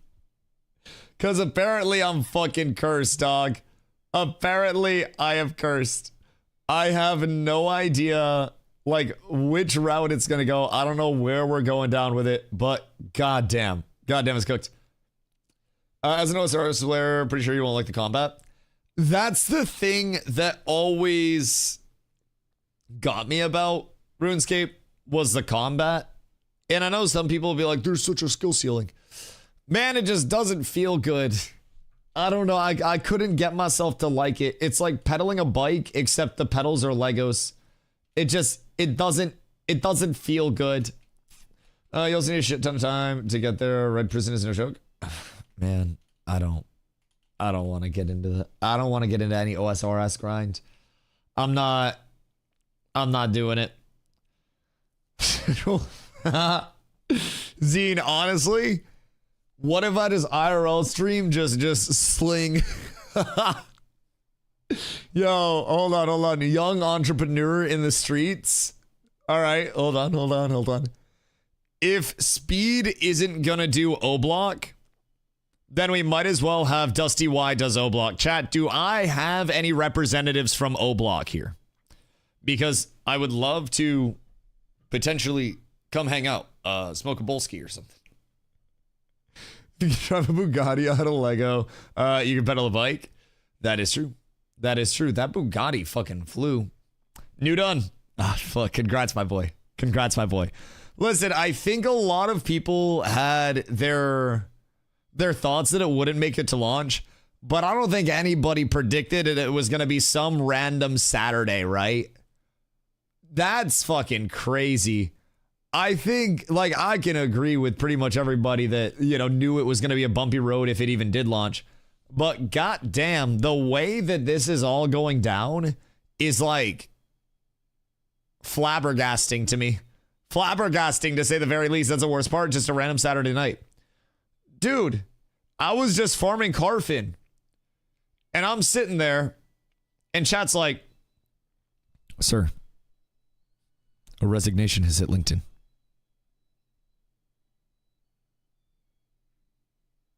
And I'm like, okay, well, maybe it's normal. Sir, a marker post has just hit LinkedIn. Bro, it was so bad. It was so bad. That was literally a reaction. Yeah, I was shocked. Because, again, my entire first instinct is like, okay, let's not get clickbaited. Let's not get fucking debated here. Let's figure it out. And the fact that everything started becoming like corroborated by screenshots, by posts, by everything else. Oh, dude, it was fucking tragic. It was fucking tragic, if I do say so myself. You're the only streamer that's positive about this game. So many streamers killing games for new people because they only point out the bad in new games. I think there were a lot of streamers that very much enjoyed Ashes. And it's important to remember, I voiced a lot of my critiques about Ashes. And I voiced a lot of feedback that I had. And I think a lot of content creators, very simply put, were passionate and did voice their feedback the same way as me. But their passion shows through in other ways. I think nearly every person that was creating content around Ashes of Creation, in some way, shape, or form, even the ones that were doomy about it, kind of wanted to see it succeed just so we had another MMO. And I think a lot of people's passion can sometimes come out misconstrued as anger, can come out misconstrued as, frustration, whatever it may be. And I think we had a lot of very opinionated, very passionate content creators from different walks of life, different walks of, gaming history. And you're always going to have so many different takes there. And I think that the Ashes community, the cultists, the White Knights, the Doomers, like the extremes on every end were always fighting against each other when they were all trying to accomplish kind of the same thing. The Doomers were dooming because they thought Ashes had so long to go before it could actually be what Ashes wanted to be. And they were right. And a lot of the cultists also thought that Ashes, or the White Knights, thought that Ashes had a long way to go before it was where it needed to be. They just refused to acknowledge that the Doomers had a point because they were putting it out there in a way that they didn't agree with. And something as simple as the framing being misconstrued between two groups of people, and over the course of this entire thing, people not realizing that everyone was shooting for the same thing, it's kind of tragic. It's kind of tragic.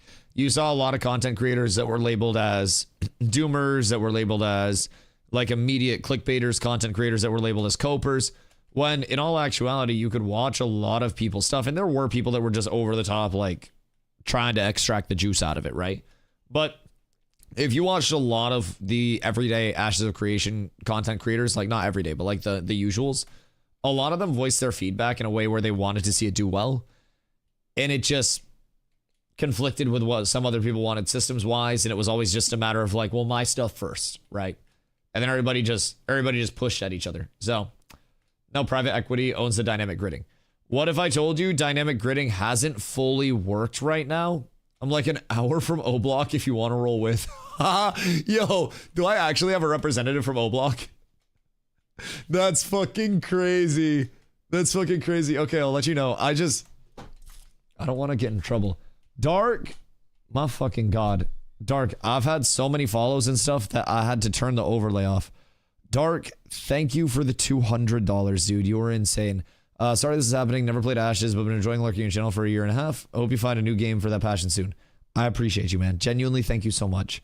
That is absurdly generous and incredibly, incredibly kind. Thank you, thank you, thank you. 100%, man. I will find a place. I will find a place. And I have an amazing community around me that will also help. Maybe you got his refund. That will also help me find my place, right? I shed a couple tears when I went into the guild Discord yesterday, and I saw this long post that someone had put together where it's all right, here are the benefits if we move here. Here are the negatives if we go here. What are the benefits if we go here? And I was like, damn, bro, people actually care about this shit. It's humbling. It's humbling. So we got a lot of uncertainty, but we will find a. Oh, I just need my desk. Oh, that hurt. We have a lot of uncertainty, man, but we have a lot of people that would follow basically to the ends of the earth, because I think most of our players, most of our community members would very openly say that they wouldn't have been playing Ashes for this long without our community. And not in a way of like, you know, we're selling the Kool-Aid and everybody's drinking the Kool-Aid and stuff, but more in the sense that this community truly made the experience for so many people, right? And I think wherever we go, as long as it is something that provides us opportunity, then we'd be good. If you rolled WoW, you leveling au naturel, are you boosting? I feel like I would have to level organically, DOS. I feel like I would have to do it organic so I didn't just jump in and fuck myself over. That's the thing, man. I feel like the leveling experience would be so boring for people to watch, but also it's like a necessary part of the game. I wouldn't agree with skipping it, right? OSRS to be your peak. Should get like 3x of viewers. I just don't know that I could get into OSRS, man. I know that it's so historically well loved. It just, the handling of it for me has always been less than desired. Less than desired. I recognize that it's like a Titan, it's inevitable, but man, I don't know. I could never really like get into it. Would you ever do retail? I haven't done retail in a while.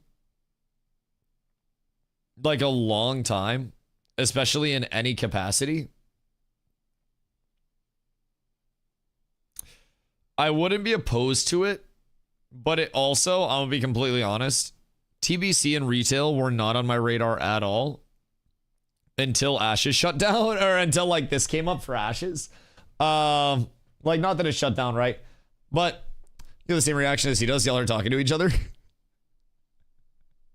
Listen. Sometimes the MMO content creator comes out on Asmon's side, and it's not all politics. And sometimes you see that he's a gamer at heart. And I'm glad I could bring that out for a little bit. I'm also glad that I didn't get made fun of. As soon as people said that Asmon was reacting, I was like, oh fuck, I'm about to get roasted by so many thousands of people, bro. He said, oh shit, 2 seconds after you said, oh shit. All right, well, I mean, listen, I care about MMOs. I think he at his heart of hearts cares about MMOs.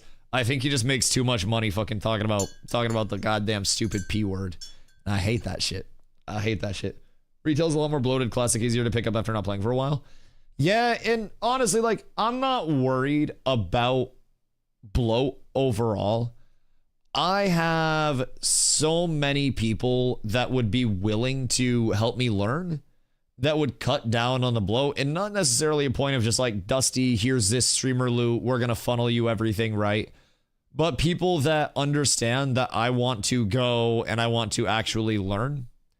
And I think they would 1,000% help me get caught up along the way. Retail's bloated with content, but they debloated classes to make it way easier to learn. They're also getting rid of the catalog of add-ons for retail, right? Learn so we can learn too. See, that's the thing, man. That's what this Ashes community was. It was me learning a game that I was really excited for the future on. And at the end of the day, I think we got a lot of info out. There were people that didn't play because of the info we got out. There were people that did play and had a lot of time and a lot of fun because of the info we got out. But me learning this game is the entire reason why I was here. Deadlock's also peak. Bro, I might be too old for Deadlock. I'm mechanical, but shit. I don't know if I'm that mechanical. Retail's good. I think you would like. Depending on the shape up of it, like, I don't really think that I would be opposed. I think Carlo would prefer Midnight to TBC too. I think that is also pretty true. We could always do a short TBC stint and then move to Midnight, but the thing about it is, like, the WoW scene as a streamer is just so hard to break into in terms of like new people coming in, right? Is tough.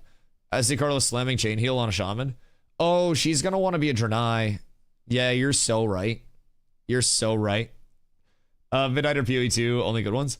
I mean, PoE 2 isn't a big community builder though. Like, that's the thing. Like, PoE 2 just isn't a huge community builder. And I can't really do a ton with the guild over there. It's more independent. I pump, I get my build. I mean, I can do like carries, but like PoE's, yeah, it's far from an MMO. Like, I've played a lot of PoE. I've done a lot of that realm of things. But yo, Stakano, thank you for the raid, my boy. Thank you for the raid. Much love. I appreciate you holding it down, dog. Go for Guild Wars 2. What does Guild Wars 2 provide right now? So, like, realistically, I am your shark. You are the person in the shark tank. Guild Wars 2 and WoW. WoW has familiarity for people. WoW has a lot of people in the comm that will have played WoW. The bad side to WoW is that it's going to be incredibly hard to get new people coming in. And it's going to be very hard to not have the channel kind of like, right? So that's the cooked part of WoW. Guild Wars 2 Twitch community isn't big enough though. Brother, I streamed New World and Ashes of Creation. Like, how small is the Guild Wars 2 Twitch comm? Because, like, I'm gonna be honest, there were a lot of nights where I was the only person here. Like, I didn't really community size won't hurt Dusty. Yeah, like, Dusty out here killing games. Stop killing games. Because I'm apparently trying my best. Watch Monsters and Memories. Yeah, I've heard people watching Monsters and Memories pretty heavily. I've seen some gameplay for it. Watch Guild Wars 2 content from Dusto. Guild Wars 2 doesn't have Trinity, so there are no threat, aggro, and that kind of stuff. Wait, they don't have Trinity? That's weird as shit. It's weird as shit. Probably join next OnlyFans and TBC. The thing about OnlyFans is like, yeah, it could be fun. Could be hype. I like OnlyFans, like, as a concept. I like tanking and TBC, but also I really like playing with my community a lot. 1.2K streaming Guild Wars 2 right now. Oh, that's way more than many of the games that I've streamed recently. That's like a jump up. You're more of a community guy? Yeah, I'm not necessarily like a drama fiend. Like, I know a lot of people in OnlyFans genuinely play up every moment they can get to clip farm. If I wiped my group, I would just be like, yeah, dude, that's my bad. I'm so sorry. And then that would be the end of it. Like, I literally, I don't like drama. And I also just admit when I'm wrong, especially as a tank. So I don't necessarily think that OnlyFans would be a really good fit for me. I'm not much of a, does he blame everyone else 100%? I'll just start screeching at people. Honestly, Clash, Dusty versus Pirate Software. I'm not much of a clasher. I don't know, man. I'm not a huge clasher. I just kind of chill. If I fuck up, I fuck up. If I feel like something else went wrong, right? If I feel like there was a misplay or something, I try to like talk about it and see how we could actually not have that happen in the future type shit. But I don't try to blame people very much. They can be a great way to bring even more friendly faces to the com. OnlyFans? Friendly? The fuck do you mean? Clash Royale stream when? Shit, if Jinxie's trying to do like a 99-0 and also give me a couple bands, I'll come over. I am looking for work. I'm looking for opportunities. Glass half empty, I see. No, I mean, keep in mind, it's more so just like the uncertainty of it, right? There is definitely the positive aspect of the WoW community, but there's also a very certain element where I am not the size of streamer that has everything like set in stone and made and just like, I have years of nest eggs saved up and, it's super consistent and I'm getting like these brand deals and these sponsorships. Like, if I go somewhere and my community dies because of it, like, I'm cooked, bro. I gotta apply at McDonald's or some shit. I gotta go back to a 9 to 5. So I gotta be like a little cognizant of the decision that I'm making. Here's Rock, please stop doubting yourself. Yeah, I'm probably just being a pussy, if I'm being completely honest. Like, I'm probably being a pussy, and I could probably be leveling something else right now and be fine either way. It's just the uncertainty, right? Comparatively to the certainty of, like, for me, right? There were many Ashes content creators, but like I was always here. We had this internal joke of like, this is the Dusty shift from 2 p.m. to midnight every single day, right? Where people don't, like, they wouldn't even be following because they would just know you show up 2 p.m. to midnight and I'm here every single day, right? And that certainty and that consistency is something in streaming that a lot of people don't really have, right? And when that gets shaken up, I think it's something that checks you at your core. And I think where my passion very much lied in the community building matches, right? I think right now I'm going through the gut check of, do you actually believe in another game enough to build a community and bring people in, right? Granted, I had a lot of doubts about Ashes in the long term. I always said if it made it to launch when I was talking about it, I always gave that disclaimer. But like, I really believed in the community side of it, right? I've cried twice today. That's not that bad. That's not that bad at all. I cried more than that on stream yesterday, and only a few people made fun of me. Yo, Orland. Let's go, brother. It's a rough day, man. It's a rough day. Talking all night yesterday, not playing, no one left. Yeah, I mean, that's valid. That's valid. Build a community and anything. Build a few different games just takes time and dedication. Yeah, I agree. I agree. I just feel like there are certain games that really emphasize the community side where everybody almost has everybody has a role, right? And that was one thing we did well over here that I'm going to miss, is that we had our crafters, we had our gatherers, we had our PvEers, we had our PvPers, we had our sweats that were the heavy hitters that were always trying to look for PvP. Like, there was a lot of cool shit that we had in our com, which will be hard to emulate elsewhere. Start the change/org for Ashes. The change.org for Ashes is crazy. Listen, man, I really love the project, but with everything that's coming out, I think more is pointing towards Ashes not being a sustainable long-term thing. Seemingly the core of everything has been somewhat corrupted. So, see them juicy DMs? Yeah, my bad. We kind of got distracted on a yap. We were in the middle of the timetable, and then we just kind of went down a different route. Look at the Steam charts. Hiya, 5K, 5K. It's only a matter of time until the bots are gone too. Only a matter of time, boys. So, in terms of the timeline, fucking cook. Ni hao, ni hao, ni hao, ni hao. Yo, ni hao, Sebbies. In terms of the timeline, after that, we found Sebbies. Thank you for 2 months, dog. I appreciate you. In terms of the timeline, this was filed on the 14th of this month. And when this was filed, a lot of people immediately saw Karen, researched who Karen was. Karen was one of the co-founders. That fucking idiot. Please don't make me have to turn those off. Please be good with those today. For the love of God. I will have Nin turn those off right now. I'm not even kidding. Please be good. Please be good. But yeah, like the file here basically includes all assets of the debtor being Steven Sharif and Intrepid Studios, both. Everything that they have, like, more or less related to the development, related to everything, was filed for. This is a UCC file. So effectively, what I've gathered from this is if there is a stipulation around, a loan condition or something being paid back, and you do not, meet the conditions of that, then this would be filed on that behalf to try to actually, get the things that you are owed. So, Brood, thank you for 3 months, dude. I appreciate you.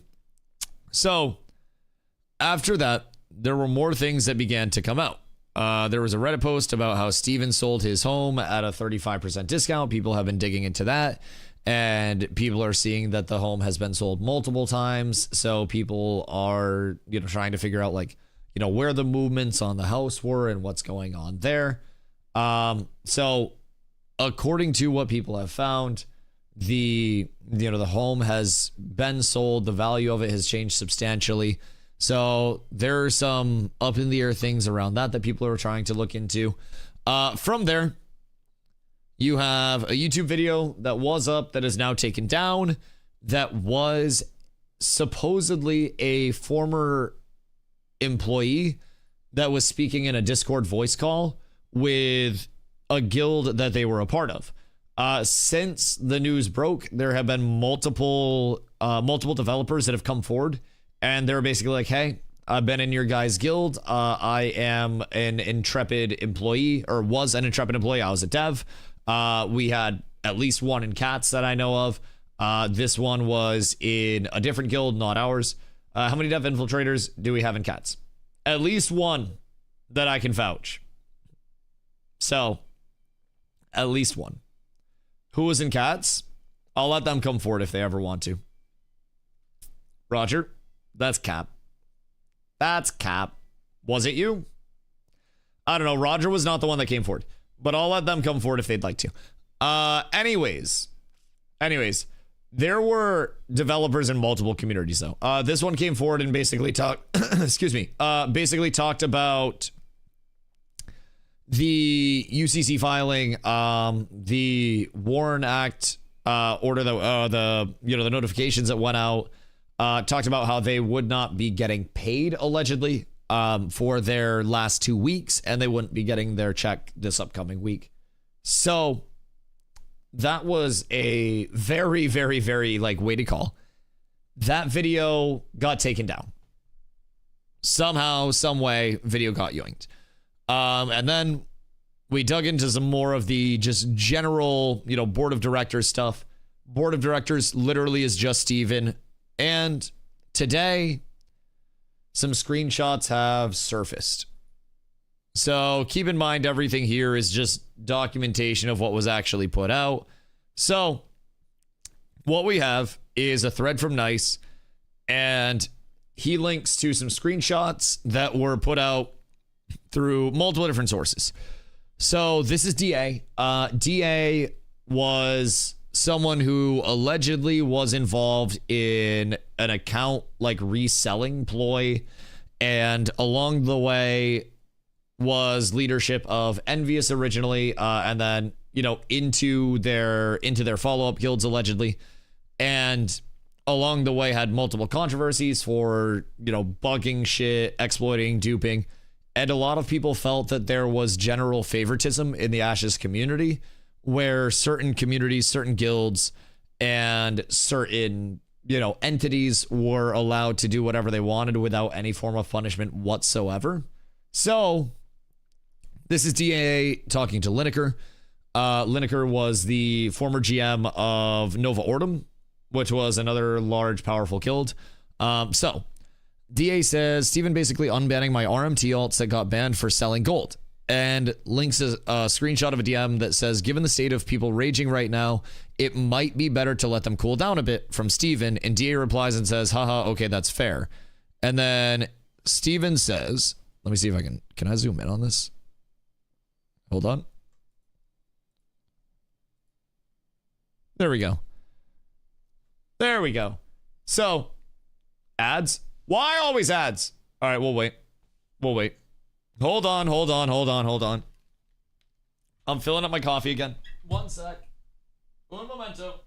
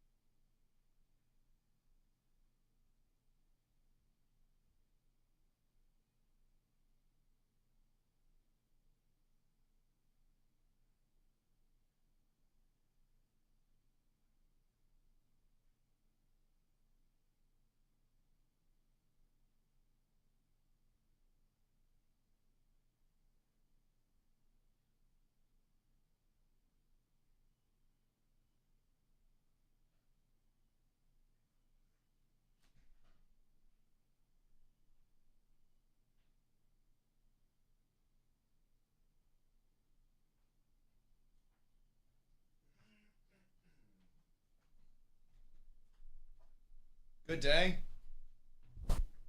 Have we returned? I got more coffee. Are we out of the ads? As long as we're out of the ads, we're good. So, Dusty, what? Sending you my WoW character. I'm free. Z's free? All right, beautiful. Wait, you don't have ads anyways. You got big sparkly banana. All right. So, we are on the first set of screenshots to catch people up. These are all screenshots that have just come out today. You left? Wait, you left what? You left a Discord? Or you left what? Radar! How are you, my friend? I've missed you, dude. How have you been? Well? Is the game actually up and running still right now? It is, yes. I am currently, I don't know why, but, like, I am logged in. I'm just kind of, like, looking over it all and wondering where it all went wrong. If I'm being honest. Running but dead? Yeah. Like, keep in mind, Jova was previously the hub of all players on this server. And Jova very frequently would have a queue to log in. And the entire market area would just be packed with players over here, right? It's cooked, man. It's cooked. So, I don't think that there is much to actively, hope for or look forward to at this point. It's not looking good. And right now, we're getting into some alleged screenshots that came out. Bot's still spamming. I respect it, bro. They're working overtime.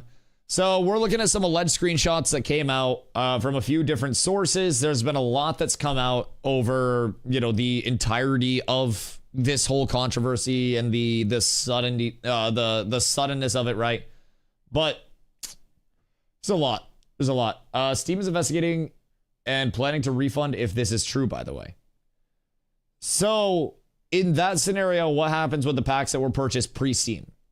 Because those were technically free compensated packs. So I don't think pre-Steam people would have any protection, right? I think that would be cooked. But it would be people that spent the 50 on the Steam. We got nothing. I mean, no fairness. I played 3,500 hours on stream. So, like, that's fine. But I got a lot out of my pack. And some people have been like, oh my god, Dusty, you're coping. But, like, all said and done, I got a lot of actually, like, time played out of it. But overall, time out, what's happening? Ashes is not necessarily presenting the best future at this point in time. So, we'll get into screenshots here. DA says, Steven basically unbanning my RMT alts that got banned for selling gold. And links a screenshot that is an alleged DM from Steven, and this was on 3/31 of 25. So this was March 31st of last year. And it says, given the state of people raging right now, it might be better to let them cool down for a bit. And DA replies and says, okay, that's fair. And then this was from 121. So this was last year. Real Steven in Discord had a smiley face. It was an angel, right? But these are all, keep in mind, these are all alleged. This is all just coming out from like DA's side, and these are not my screenshots. This is all just what has been posted. These are all coming from this thread from Nice that was compiled from basically multiple sources. So I'm just relaying what's actually here. I am making zero judgments off this whatsoever. I'm trying to be 0% accusatory whatsoever. I am just trying to relay the info as I can and try to keep my personal emotion out of it, honestly, and try to just educate people on like what's going on right now and all of the information that comes out so we can all be equally informed as soon as anything drops, right? 9% battery, not my screenshot. Blame Nice. Blame Nice. He was the one that tweeted this. I don't know if it's his, but he was the one that tweeted it. Blame him for the battery. At least it's plugged in. Anyways. So follow up on 121 of 25. I just removed you from a ban list. You got to be a good example and reinforce that in your guild. No more exploits / character trades from mules, etc. Keep in mind, the mules as a game mechanic were not in yet. So this could potentially mean that, you know, mules being alt characters that were made for storage, you know, the old mule terminology of just, you know, alts. So these two are basically just communications that start out the entire interaction. G2G money, and this wasn't even epic NPC sales / power leveling / accounts, etc. Keep in mind, DA was involved in an account reselling, kind of like Ring, so to say, where there was a large controversy that came out where people said that they had been scammed of a good amount of money along the way and actually didn't get their accounts. So he posted receipts of G2G funds and basically says this is without other sales, power leveling, or account sales to people for the increased benefits. Keep in mind the benefits weren't like, you know, pay to win stuff, but they were skins and all of that, right? So Lineker replies and said, I knew it, this motherfucker. And then DA says he had me apply to other game studios and use them as a reference and would verify I worked for them in the past so I could leak NDA shit to them. Which is a very large statement to make. And if that is true, that is I think that's a different level of like depth to this. That's very deep if true. But keep in mind, this is literally all alleged. These are DMs. Nothing here is even like, I cannot verify this conversation between Lineker and DA in any way. This is all from this thread. So I'm just relaying everything. So next screenshot we have.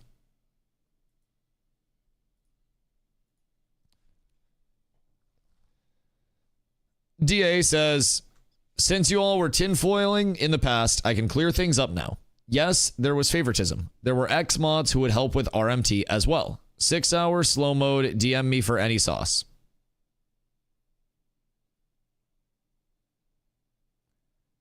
So, attached on 121.25 is a quick conversation that is attached that says, you up? Yep, just woke up actually. Which, by the way,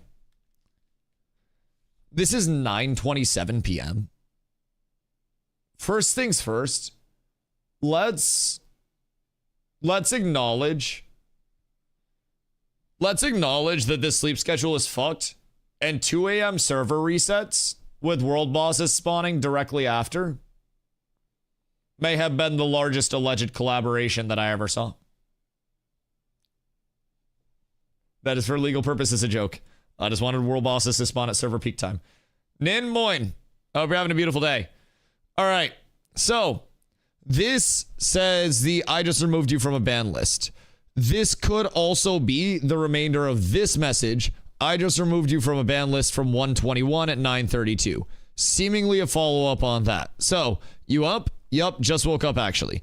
I just removed you from a ban list. You got to be a good example and reinforce that in your guild. No more exploits / character trades from mules, etc. So that was a Carfin exploit. Carfin exploit, like getting into the rooms that you weren't supposed to, or which Carfin exploit? Which Carfin exploit? Because there were a few, right? These seem out of context. Everything is going to be a bit out of context because there is not full context. I'm just trying to report on like what context there is. And keep in mind, do not make full judgments off of this. This is just taking any of the information that we do have without any judgment being made whatsoever and relaying it so people are able to catch up and know what's going on. And if I get sued, you guys will see a donation goal pop up on screen, and I will also be seeking legal help because I'm broke as shit. So I'm trying to relay as much information as I can without fear that I will actually have black SUVs pull up outside of my house, because that's not good if that does happen. I'm not made like that. So, you know, it is what it is. It is what it is. Overall, I'm just trying to relay the info as we have it. They say an NDA. No, these are screenshots. So this is Nice's thread from earlier today. So Nice said, here's an impromptu interview I did with Steven of Ashes of Creation in January of 2025. Community was very frustrated with obvious blatant favoritism to some groups and individuals. Well, it turns out this was all lies. Also, exclamation interview to see my interview with Steven as well. So that was from December. We're looking at right now the second screenshot in this chain. Did someone else show that that receipt was DoorDash receipts? Wait.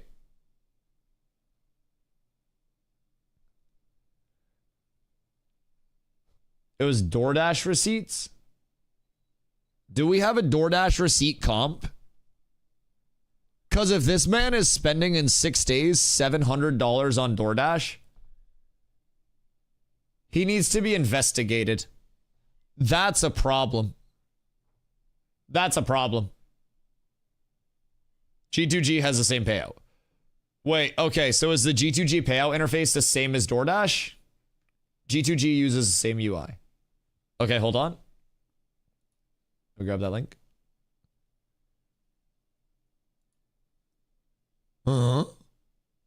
Huh. Also, goddamn. Y'all do pretty good on the dash, huh? Y'all think we got it like that in Maine? Because that's not bad. Is the same layout? It is the same layout. Is the text the same?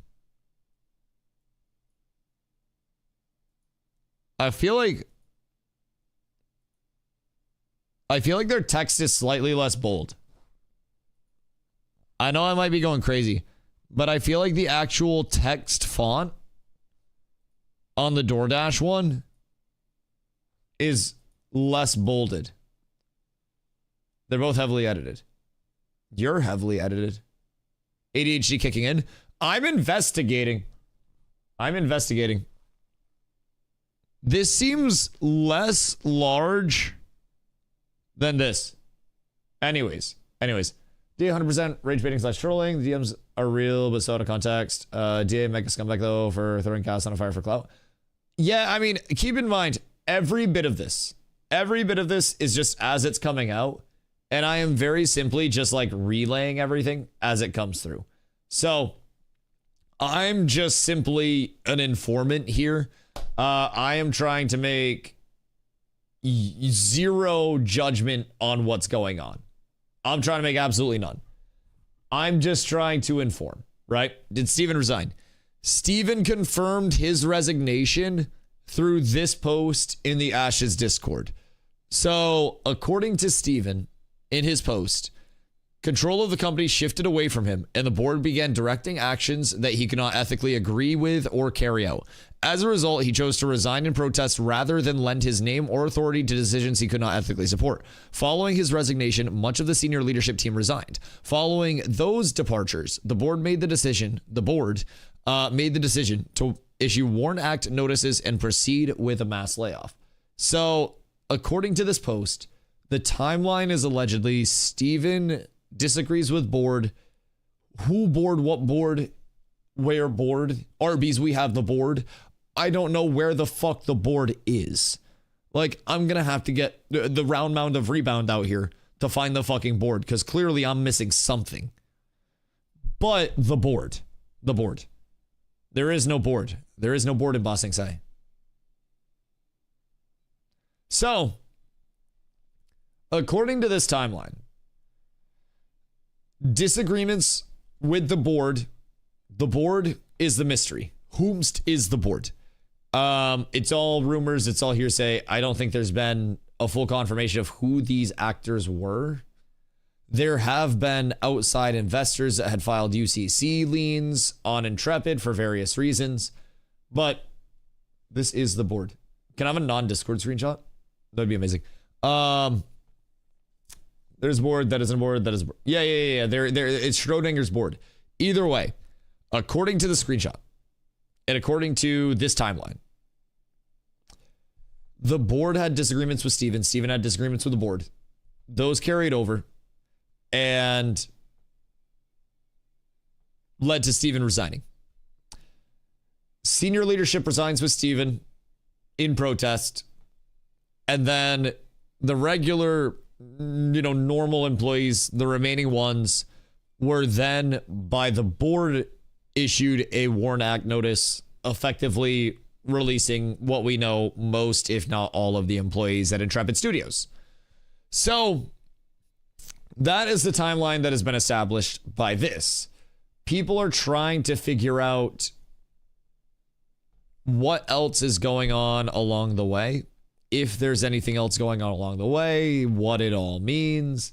There's a lot of uncertainty, and there's a lot of speculation, and there's a lot of hearsay. So keep in mind, all of this is just hearsay. All of this is just speculation, right?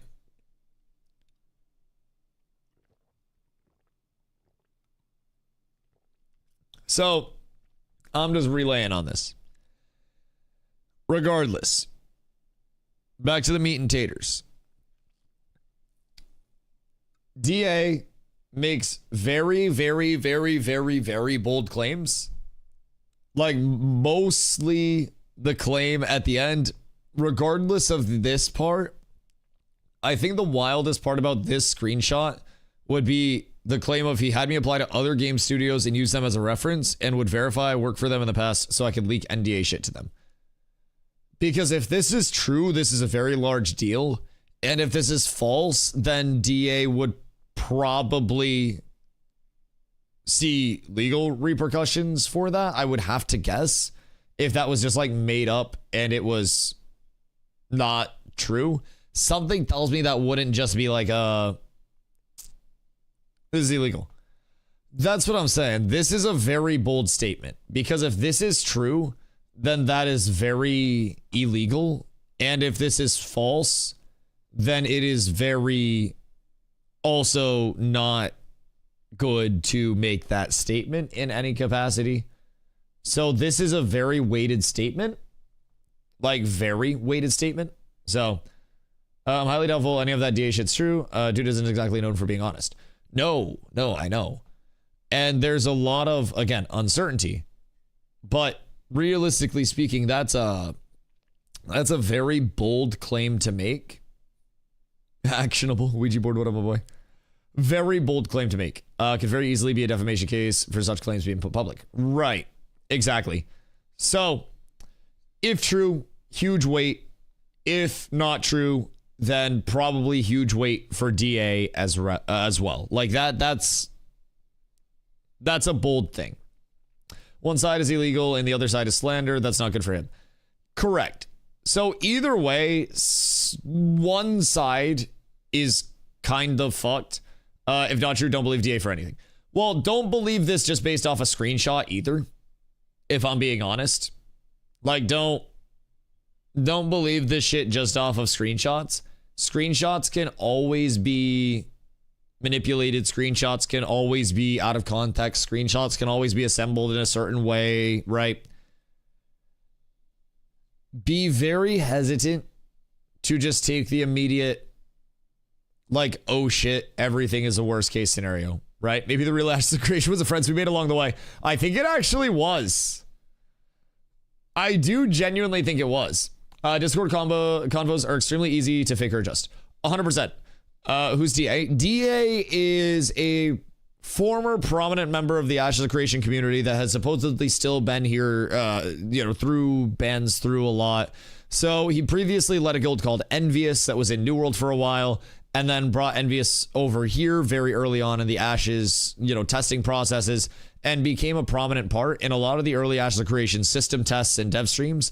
Envious was present in those in a very, very, very large way. So he did sell their Discord, allegedly. So basically, Envious was leadership of a guild that was very much known for, duping, bugging, exploiting, getting away with it. And they always were just like, yeah, it's an alpha, we got to do that shit.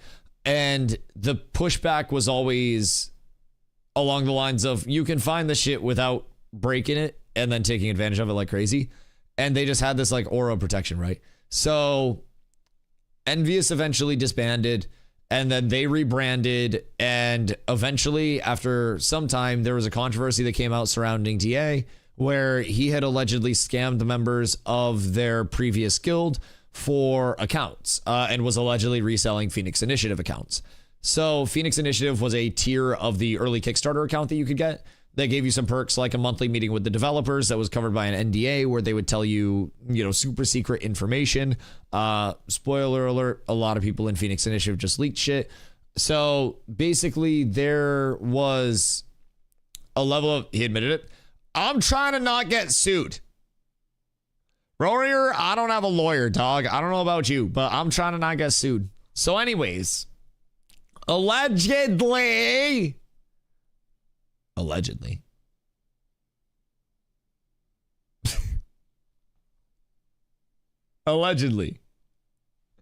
after that controversy came out,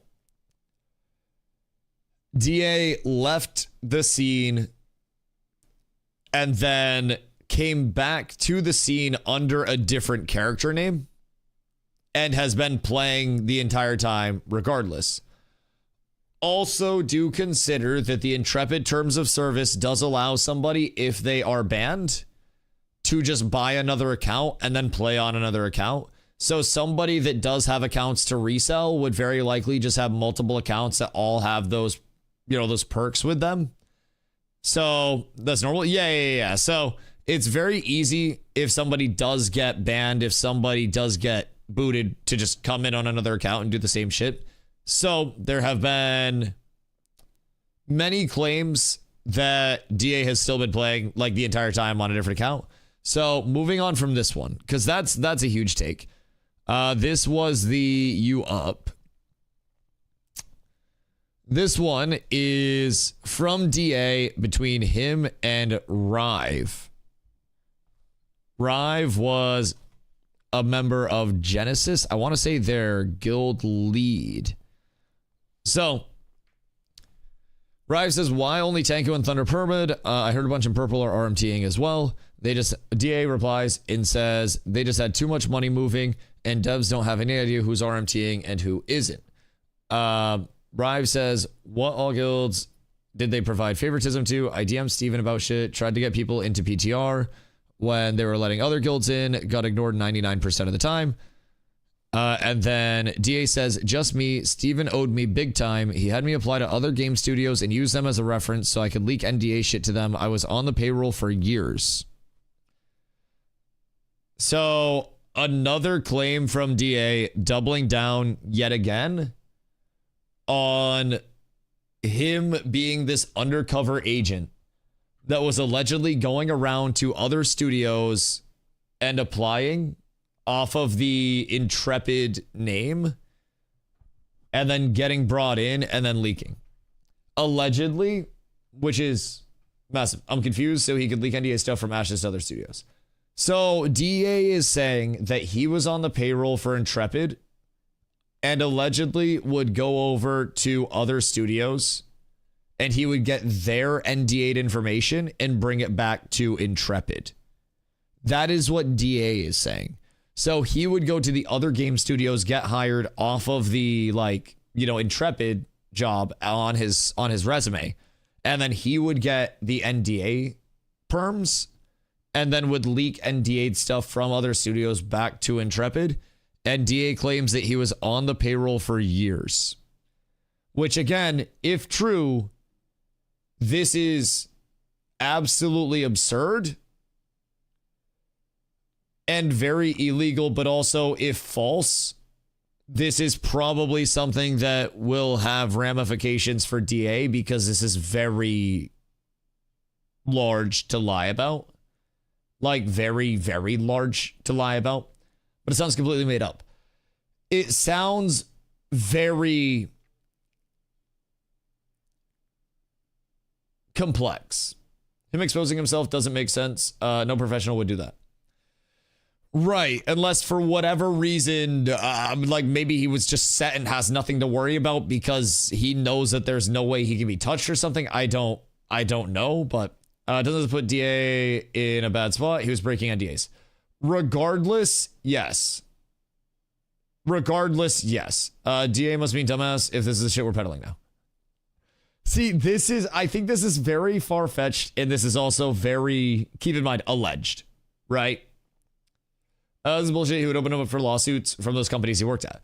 Well, even with this, just in the event that this is false, he's probably opening himself up to a lawsuit from Steven, if these are true, right? If these screenshots are real, then this would very likely, if DA is being dishonest about this, would probably have ramifications on that as well. Either way, this will open an investigation. Yes. And this will probably be something that has very long-term ramifications. DA shooting himself in the dick one way or the other. So would, just hypothetically, right? No, any of this associated with it. If developer 1 went to Studio 2 and brought Studio 2's information back to Studio 1, right? And they were directed by Studio 1 and could articulate and show that they were doing so, would Studio get sued or would Dev get sued? Stealing data is not a small crime. Identity theft isn't a joke, feed me. God damn. That's corporate espionage. Right. So as someone who's not an expert on corporate espionage, I've only heard about it in movies. Both. Okay, so this is basically like, if this is true, this is like an all-in, I'm burning everything down with me and going down too. Like, this would be a guns blazing if true. If false, this is essentially him Gilbert Arenasing himself. If false. NDA was signed with the studio. If Steve is not in studio, he can't sue. If DA was going over, though, directed by Intrepid, then that would be bad. But nothing's gonna come out of this. What if a lot comes out of this? Just hypothetically. Because, like, a lot could possibly come out of this. If I'm being real. It's a lot of tabs. Shout out to Gurge War Calling. You remember that shit, Nelly? The good old days, the GOAT. Gurge would try to find his war plan among 72 different fucking tabs and 14 different animes that were open. It was absurd. I don't know how he found any of that bullshit in there. It was fucking ridiculous. When's the interview with DA? I don't want to fucking interview somebody. The last time I interviewed somebody, it was a banger interview, and people made fun of me because I said absolutely too much. I don't want to fucking do another interview. That shit's stupid. Last time I did an interview, I might have got lied to a lot, man. I'm sad. Like, absolutely. Hey, gotta nod the head and let them know you're listening. You know what I mean, Taste Faces? Man, I didn't know what to do to let him know I was still with him. He's a very long talker. Cena, thank you for 2 months. I appreciate you. I was trying my best. Dusty, you should play Rep Pally or Enhanced Xiaomi, something with a lot of buttons. Yeah, but what if I want to tank? I guess Rep Pally could be sick because big chonky weapons. I would just need to learn every aspect of Rep Pally again. I am Warrior. Is your character just named Warrior? Seal twisting? Dude, I'm gonna get fucking arthritis if I seal twist. Like, I'm old. Prop Pally is a banger off tank. What if I told you my Prop Pally main tanked when I played TBC previously and I fucking pumped? Its name is Steven Shreve. No! Oh, no. You're going Alliance? Brother, I haven't even said I'm going to WoW yet. I haven't even said I'm going to WoW. What the goddamn hell do you mean? Prop Pally is just God tier in TBC. I love Prop Pally in TBC. If you're not going Alliance, I gotta reroll. I haven't even said I'm playing WoW. When did I say I was playing WoW? At what point did I say DustyWhy is playing TBC? At what point did I say Dusty WoW arc? WoW is not a community game. the most community thing that we could do in WoW is like have a bunch of different raid groups and mix those up and do events and like, I don't know, BG pre-mades and shit. And that's it. Right, but what can we do in other things? You're my favorite WoW streamer. Man, I will say, I switch over to WoW a little bit, and my average in WoW is like fucking 10 average viewers. I'm a poop that right up. You know what I mean? That shit's gonna hopefully go to the moon a little bit comparatively to 10 average. Those were the days. Well, it's 100% a community game. The other games don't have the popularity or longevity to be a community. See, that's also very true. Well, it's boring, but it's still watch you. What if I was pumping PvP like crazy in the downtime with a bunch of people and we were just going around like omega comboing people in battlegrounds? I feel like there is fun shit that we could do. I fear that I may find myself in like a excuse me. I fear that I may find myself in a repetitive loop there. Albion and Guild Wars 2 guild games. I mean, Carla, honestly, you might like TBC and Midnight. You might like Midnight a lot. But yeah, I don't know. I worry. I'm legit in AV right now. We could do full pre-made AVs and shit like crazy. Full 40 pre-made AVs would be fucking insane. Housing for Carla. Midnight does have housing. Drecker Keck. Oh, dude. Oh, God, it's starting. Zop, it's not going to happen. It's not going to happen. Didn't they remove pre-made AVs? Did they remove pre-made AVs? Well, there goes that dream. No pre-made AVs. Absolute tragedy. Absolute tragedy. That fucking sucks. Best to create house with Carla was a housing fiend on New World. She had like all of the clouded housing items. Oh god, house decorating. Yeah, WoW has houses now. So WoW Midnight brought in housing, I believe. So we wouldn't have it on TBC. But I think, when is Midnight? And like, what's the Midnight pre-patch? Midnight brought it in. It looks pretty good. So yeah, I mean, Midnight has a lot more to it, but Midnight very soon. So hypothetically, pre-patch is out. So this is a hypothetical. Okay? Okay, this is a hypothetical. Hypo-fucking-thetical. If there were a streamer that was going over to WoW that was recently relocated forcefully, would it be sustainable to do a TBC arc into a Midnight arc, or would it be better to get every single person caught up on Midnight? Pre-patch isn't worth it unless you're going to do housing and whatnot. The pre-patch event is not good. Okay, word. Midnight. Midnight.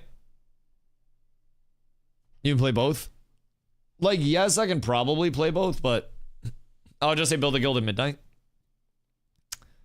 How many people can we have in a guild over at Midnight? I think Midnight has a larger future. TBC retail's ass. I mean, I've heard retail's going to get better and more enjoyable, though. Like, I've heard retail has some very large changes that are coming in. 999. Oh, damn. Damn. Hello Kitty Island Adventure. It's in my Steam library. Don't make me do it. Don't make me do it. Then with TBC, you got to grind to 70, which takes a while, and then you're just doing heroic dungeons waiting for Kara. Right. Yeah, TBC, pre-Kara, pre-raids.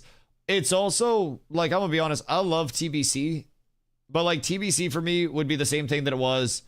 Get prepped up, push up through dungeons to 70, get reps in place as much as I can, rep grind, get my hippogriff, and then cook. Long-term retail is better. Yeah, I mean, long-term retail would probably be much more sustainable than TBC. Arena arc could also be a big thing, if I'm being honest. An arena arc could go absolutely insane, if I'm being honest, but it would be a whole shitload of learning. Whole shitload of learning. And I'd also have to play like, would I have to go ret? Or could I just prot in arenas? Because that doesn't sound the worst. No, I'd have to go ret. You can prot. To what extent can I prot? Because that could be fun. Prot arena is Wrath and it's busted OP. So like I gotta wait till Wrath for that. Prot arena was only a thing in Kata for like 5 minutes. So what if I see how high I can push as a prot? Realistically, if we have zombie, I don't know. I don't like DPSing. DPSing's so boring. You just go through a rotation and blast. It gets so fucking repetitive. I feel like tanking is so fun. Like, tanking is the only thing that keeps me interested. TBC has dual spec too? Right. It very much does. So I could prot, and then I could duel into ret instead of dueling into holy, like I used to. Ret's fun in TBC. You get to walk faster than everyone and stuff. Lots of util. Yeah. I mean, I played a good amount of TBC. It's just the thing for me is it just got banned from Ash's Discord for posting too many giant phalluses. Jesus fucking Christ. Didn't they already do TBC Classic? Yes, and I already played it. Like, they already did it, and I already played it. And it would be my third time doing TBC. And it would honestly be to get into... I don't even know what. Because the last time I played TBC, Wrath hit, and I was like, all right, well, I bid you adieu. So, I mean, for me, I would more realistically be looking at midnight. But what's the situation with, like, midnight as a whole? I loved Wrath. What are we looking forward to in midnight the most? It is the add-on situation already taken care of, or what? I need a fucking catalog of add-ons as well. Ash is dead. Very likely Ashes is going to have an even bumpier future than they currently do. Yeah. And plus in raids. Same shit, right? Only ever played a weekend a while. Many trying to get me to come across for midnight. Telling you retail's ass. Like, what's so bad about it at its current point, though? Are people actually excited about midnight? I have heard people excited about midnight. Like, I've heard a lot of people excited about it. I just don't know if I'm fully sold on it. Retail's totally fine. Gameplay-wise, retail will always be better. Yeah, I think TBC has that, like, nostalgia vibe to it, but I think the pay to win in WoW is bad. Oh, wait. Is retail actually fucking pay to win now? Like that heavily? Is it that bad? Because that's kind of cooked. Yes. Always has been. Right. WoW token makes it pay to win. Right. You can just buy gold. So, I mean, to a certain extent, but you can't get everything. Like, there's a certain element of you can definitely benefit from spending some money, but you're not going to get everything from immediately just paying some money. I get that. There's no pay to win except if you buy boost, and then you're not playing. I mean, boost and WoW tokens, right? Midnight's coming at the end of June. I think somebody said midnight's March. Can't buy honor/conquest with gold. That is fair. Retail guy, and I think it's fine. But also just like rating and plus dungeons. How's PvP in retail? I mean, I guess going into midnight, it seems like there's going to be a substantial like restructuring of a lot of the classes, right? Shit. Word. Okay, cool. Last time I played Classic, hundreds of us, all RMT gold. Classic is no different. Yeah. I mean, WoW has the same problems that Ash has had realistically from a gameplay loop standpoint. A lot of bots, a lot of RMTing, a lot of just general bullshit that went into it. They pruned all the classes.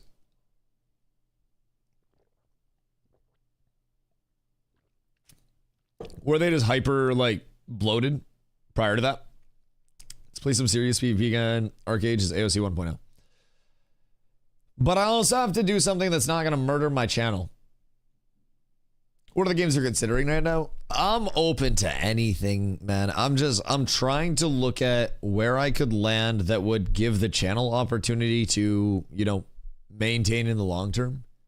And then I also got to keep in mind, like, you know, wherever I go, naturally I'll take a little hit at some point. I'll have to relearn shit. So it's gonna take a lot. It's gonna take a lot, but we gotta figure out what's what. But I'm trying to feel out all opportunities and just stay tuned on what's going on over here in the first place. You have heavy competition if you try to stream WoW. Yeah, that's the thing. Like, WoW is extremely saturated, but WoW is also the highest ceiling in MMOs for content creation right now. Daisy, thank you for the 3 months. I appreciate you. So I think that's the big thing about WoW comparatively to other MMO titles. The MMO space, as George said, is quite cooked. Yep. 1,000%. Maybe take a look at ESO. The guild could do open world PvP in Cyrodiil or BGs. What's ESO's future like? Because now I'm kind of scared. M plus and housing content does the best for retail. Mythic plus and housing content's crazy. So I just rip dungeons all day. And then... Oh, wait. I could probably do M plus carries for people. But... I don't think DA is being truthful here. Why would he admit to corporate espionage? Well, the backside of that APK is why would he lie about corporate espionage? Like, why would he make that up? Because that's also going to lead into a whole shitload of complications for him if this isn't true, considering he's doubled down on it now in 2 consecutive screenshots. Like, there's a lot that is a matter of like, what the fuck? Attention. I think personally, like, attention is a bitch, yes, but also this is more than just attention. If this is untrue, this is opening him up to a myriad of legal issues. Like, this is yeah, exactly. This is really bad, one way or the other. Me personally, I'm going ESO into Chrono. They're similar, and I believe both have futures. Is Chrono Odyssey pay to win? What was the thing with Chrono Odyssey? I don't think it's a lie at this point. It's a very specific accusation, and the fact that he doubled down on it multiple times. So, in this screenshot, DA talks about how it's over, and then Lineker replies to a message that said Karen fucked us. And said, how do you lose creative control? I heard he divorced and John sold out his part or something. DA says she lent him millions, but to Steven, not Intrepid, so the bank took everything to pay her back. And then DA said, yeah, so she couldn't take it. He sold his house to his shell company, LLC. So DA coming in with more claims. I haven't seen anything for perspective that verifies anything divorce related. That has been a theory that's been floating, like, very heavily, but I have not seen anything to validate it. I have not seen anything. I think that would be like an actual public filing as well, from what I've gathered. But to my knowledge, I have not had anybody slide it across my desk where there's actual, like, verification of this, right? EVE Online might be interesting. That's like big Zergs. That's big Zergs. I have never done anything related to EVE. Like, not a single thing. Bro, honestly, I, as much as anybody else, fully expected Ashes to have a very, very, very long, hard road, right? Very long, hard road. I didn't expect it to immediately slap us in the face like this, right?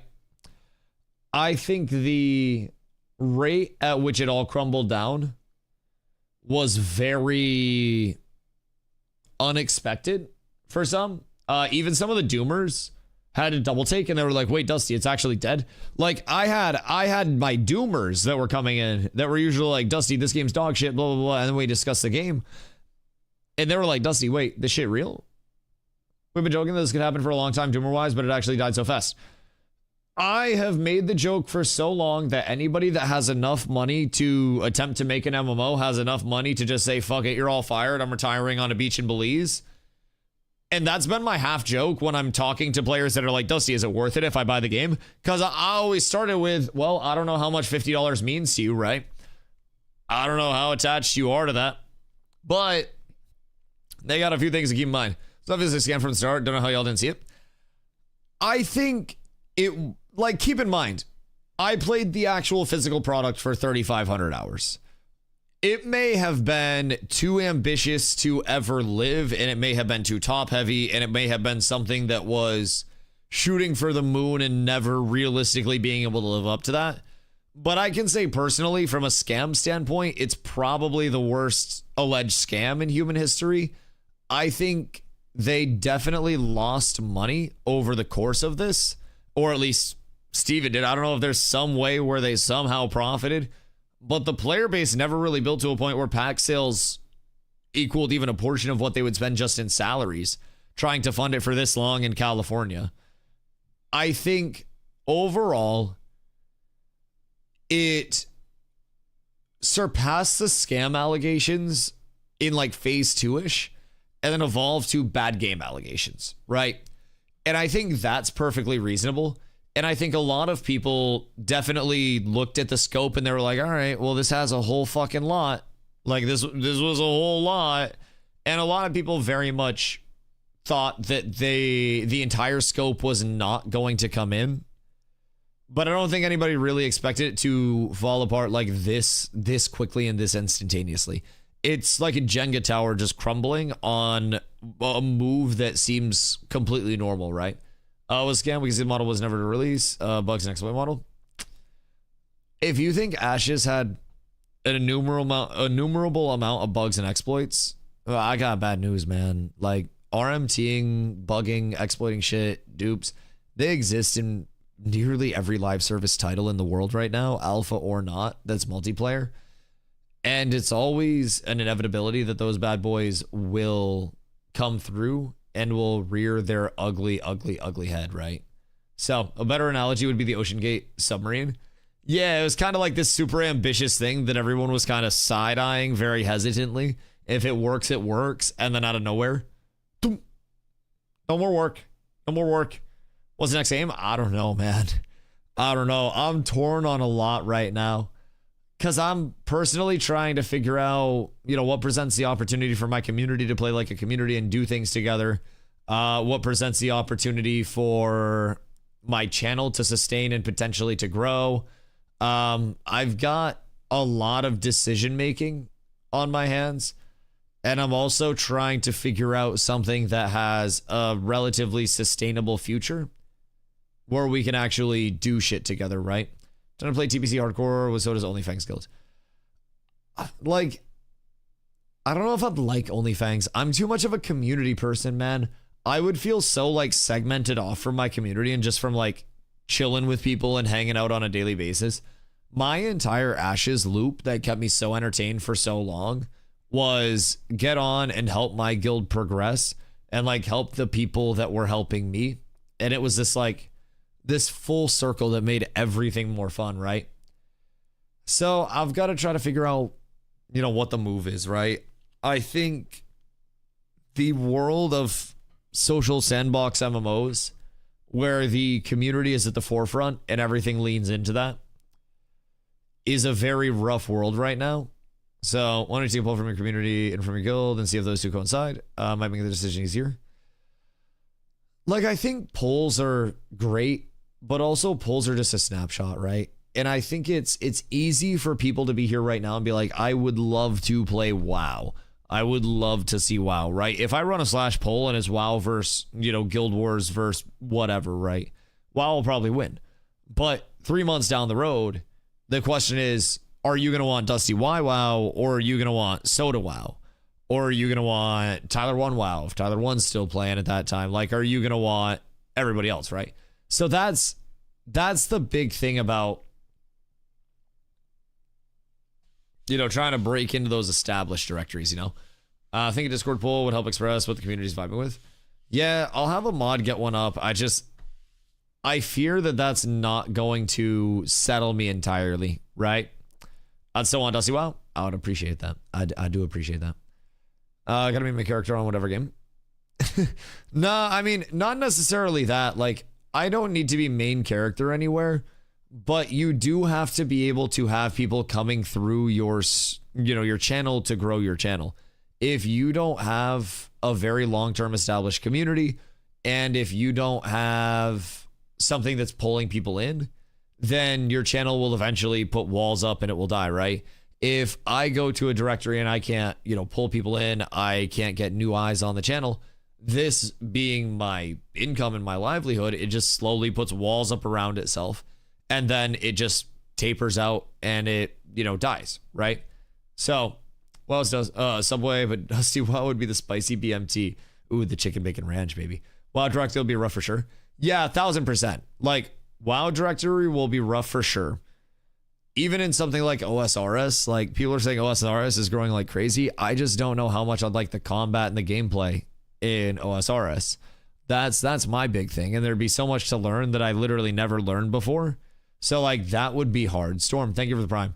Time to lock in Deadlock. Deadlock's not a community builder though. Like, is not a community builder. And I like community builders. That's a big thing. TBC Hardcore has a decent community. I don't know that I'd like hardcore though. Like that's kind of where I'm at. I don't know if I'd enjoy hardcore with the community. Like having people not able to just chill and like vibe out on content. I like the mix of people being able to lock in at times, people being able to chill at other times, going back to help other people get established and shit. Personally, I have no interest in WoW. Yeah, like that's the thing. I will not play hardcore. Yeah, I wouldn't play hardcore either. What's the actual choices for you? Well, see, this is the thing. A lot of streamers have their go-to where it's like, oh, well, I just played this before it shut down. I'll go back here, right? I played New World. I'm not going back to New World. So my choices are going to WoW and trying to find a way to bring the community side into WoW and get all caught up on retail, but also people just sugar daddying with, WoW tokens and stuff like that. Kind of sounds cooked, right? TBC is a temporary stopgap, right? Guild Wars 2 is also on the docket, but I almost worry that Guild Wars 2 on like the future side might not be the most supported. Why is TBC temp? I mean, TBC just has a content cycle that usually lasts like a month to 2 months. So TBC will be enough time for you to find a game over next year. Yeah. I mean, I guess TBC could hold us over for longer than a couple months. You think Guild Wars 3 will not come out then? I don't know enough about it, honestly. Check Epitome, maybe you like it. Yeah, there's a lot that I should probably be checking out. I should be watching game trailers and shit. Guild Wars 2 is closer to AOC, but no material gathering. So, is there like a crafting system there? Or no? Pick him all the way there? Yeah, I appreciate that. Fellowship getting its new season mid-February. I think Fellowship is another one of those where I can't really like build the community a lot. You know what I mean? I don't know how Fellowship has changed since when I last played it, but I played it early on when it was, the straight M+ sim, and I don't know what they've added since then, if they've added anything more community based, but no PvP on either on that game. Yeah. It's just straight M+ simulator. I've thought about Eldegard, but Eldegard, action combat, actually really fun action combat system, was fun to handle and fun to play. It's got multiple modes now, and they're going like an MMO light element with it, but I don't think that would be the huge community builder either. They've got arenas, they've got some other stuff, but that's like an MMO light. So they plan on adding raids later, but for probably the next year is going to be on plus. Is that Fellowship? Yeah, and even then, I think Fellowship still has a long way to go before it gets in place. PDO has good content with the crafting, Little Empires, ships content, Node Wars, arena PvP, open world PvP, etc. How pay to win is BDO. Guild Wars 2 has crafting, but it's not really relevant apart from some legendary stuff. Material grinding for legendary is very real. Extremely pay to win. Not very anymore. Very. Very pay to win. Very. Okay. Sounds like there's pay to win there. How about Guild Wars 2? How is Guild Wars 2 pay to win relatively to BDO? Just keep in mind you don't have to choose and stick to one thing. You can try out stuff. Maybe we should be doing that instead of just discussing it so much. Like, yes, but we also have a lot of news to cover here too. And there's a lot to discuss and like bring people up to date on that I think is hard to digest all at once. So I'm trying to like cover stuff and then decompress for a sec. There's a lot going on right now. BDO is whale pay to win, more pay to comfort. Okay, right. Guild Wars 2 is pay to win cosmetics and legendaries. Guild Wars 2, 0 pay to win unless they change something. No pay to win in Guild Wars 2. Horizontal progression kills any attempt for it. So it's just cosmetics. What's the legendary side stuff? Because I wouldn't mind that side of it. Guild Wars 2 isn't pay to win, but you can buy gold by buying the real-time currency. You cannot buy power in Guild Wars 2 though, as itemization basically doesn't matter. Wait, so what do you mean itemization doesn't matter in Guild Wars 2? Buy gold and then gear. Guild Wars 2 looks like ass. I'm gonna be honest. I think most MMOs right now look rough. Like just really rough. There's no vertical progression. So gear is just what's the function of switching out gear? Final Fantasy 14 only complete MMO. Are we actually gonna have to be like Moogles and shit or whatever? I love 14, but might not be the right fit for some. Yo, Schmeckledorf, what up, my boy? I appreciate you, Go. I appreciate you. Hey, we trying to figure it out, dog. I hope you've been well. Like you saying, I'm here for the streamer. Bix, I appreciate that. Thank you, man. I appreciate the words. Well, I world versus world dope though. So let's do like, hold on, let me go pee. Let me go pee real quick. I'm gonna grab water and then I want to do a little chart about what the benefits and the negatives are. Do a poll. We're gonna talk about the benefits and the negatives. We also need to get through the rest of these screenshots. Still talking about the Ashes board that nobody knew existed? Yeah, who the fuck is it? Like, we're all confused as shit. We're all confused as shit. Okay, is this back to the start? Hold on. Oh, okay, so before I go pee real quick. This is another message from DA, between DA and Lineker. And DA says that allegedly he's been inflating his home value and using the profits to pay for shit by selling it to John. So, sold by owner type, attaches a screenshot there. Again, this is all just based on what's in the DM. And then says there's been a lot of shit going on the back end and it's all catching up. The shitty part is Intrepid got caught up in it. So, DA is making very, very, very, very, very large claims. Everything from the house being, sold like the way that it was to, oh, not that one. This one. Where'd it go? Right. This one. Wait, where did that just go? There you are. Okay, there we go. So DA says, no, I just have done a lot of shit for him when the studio was early on. But yeah, so many times people would ask, why isn't he getting banned? And Steven Amir and DM's laughing. So this is very not good to see. And then this is a ban removal that Nice was sent as well. Here's ban removal 1 hour after this group demanded it for a blatant exploit. So It's come to our attention that your account was used to exploit a bug during Azure Creation Alpha 2 testing phase. This behavior is in violation of our community rules and terms of service. Exploiting bugs, such as a recent 2mock issue, provides an unfair advantage and disrupts testing. Please note that further violations may result in more severe actions, up to and including account closure. If you encounter a bug, use /bug to report it rather than abuse it. Verifying once or twice is acceptable, but repeated intentional exploitation is not. So, yo, Big Ev, thank you for the prime, dude. I appreciate you. Wait, I'm seeing ads. You're seeing ads? Wait a minute. How are you seeing ads? How are you seeing ads? And then from here. How? Carla, Twitch Prime. Twitch Prime.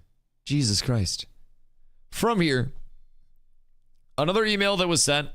This was September 4th of 2025. Greetings, glorious adventure. And again, the first one was September 24th, 9:29, and this was 10:41. So this was a 1 hour difference. So, greetings, glorious adventure. We're contacting you regarding the recent account action placed on your account during Alpha 2 testing. After further review, we have decided to revert this action, and your account has been fully reinstated with no suspension or strike remaining on your record. None. We greatly appreciate your patience and understanding as we work through this situation. Alpha testing is designed to uncover issues and refine both our systems and processes, so we recognize how important it is to handle these situations fairly. Thank you for continuing to test with us and for helping shape the world of Ashes of Creation. Your contributions make a meaningful impact on the world of Era. So this was an immediate 1 hour follow-up where we had at 9:29 a contact and a warning that was issued for abusing a world boss bug. Doublegoon is ineligible for a gift sub. Get flicked. And then supposedly 1 hour later, Kenny, thank you for the prime. I appreciate you, dude. Supposedly 1 hour later, this is where we're at. We have an unban coming in. And then that, I believe, is the end of the DA thread. Yeah. Yeah. I think that's the end of the DA thread. So there were other screenshots that were submitted independently from other content creators and other sources that, keep in mind, these are just alleged screenshots. And these were from DMs out of context. And these were submitted through content creator sources. And this is a lot of just like general targeted, like, you know, hearsay stuff. And again, this is all alleged. We don't know what is and isn't actually doctored, what is not.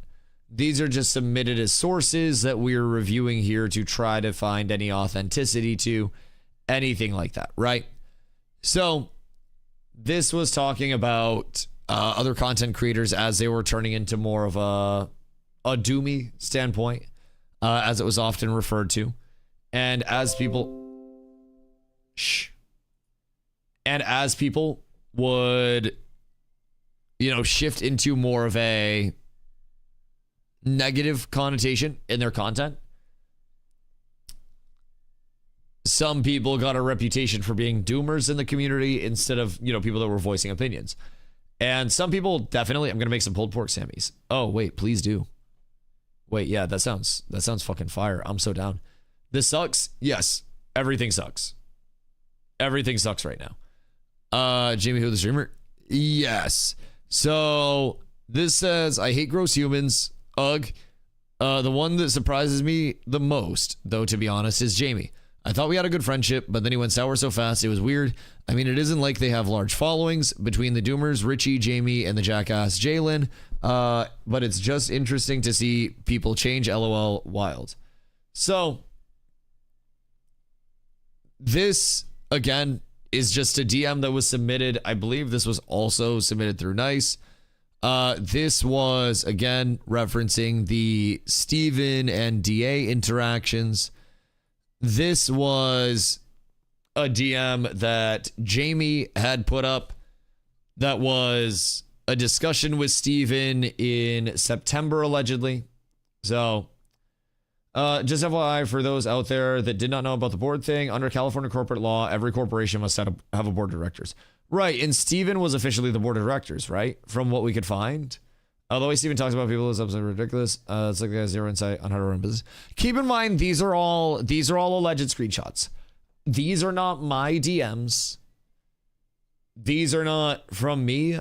This is screenshots that were submitted to sources that I am just relaying the info on, right? So don't make any judgments on this or anything like that, right? Steven and his husband can post a doc in your Discord. Yeah. Of course. So this one was September 16th. It says, how the fuck can I control what some random dude says on the internet? I've never played D&D with someone in Ashes, so this was probably regarding the like meme rumor that Polar had a D&D night with Steven. When people would always say that Polar was the favorites. Can't trust shit these days with all the AI. Correct. And it's important to keep that in mind. Steven got real mad at me for saying that. It was a big thing for a while. But yeah, so there was this meme rumor that was going around that like Polar had a D&D night with Steven. And I think most people knew that it was an actual just joke. But some people may have thought that it was a serious thing and gone too far with it. Regardless, this says, I've never even played D&D with someone in Ashes. I don't even play D&D, and I haven't played Pathfinder in years. And never with anyone in our fucking player community. You let trolls mislead and influence your perspective of myself, the devs, and our mods. It's like amateur hour.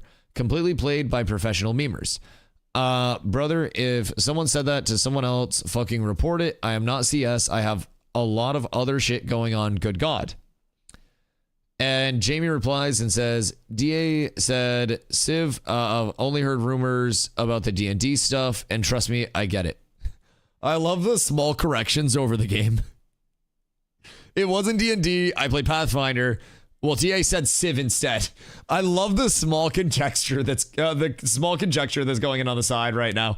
I'm just telling you from the outside, it looks bad, and on my end, I really just talk about design choices I dislike. Like I said, I don't really get involved with all the guild drama bullshit, and that's mainly due to my own death threats I've gotten. Like I've already been doxed in your Discord. I don't need any more of that shit. So a conversation from Jamie, and then this was submitted. This was a Jamie message to Steven. And Jamie posted the full version of this message as well. What's this one? Oh, this was another Jamie one.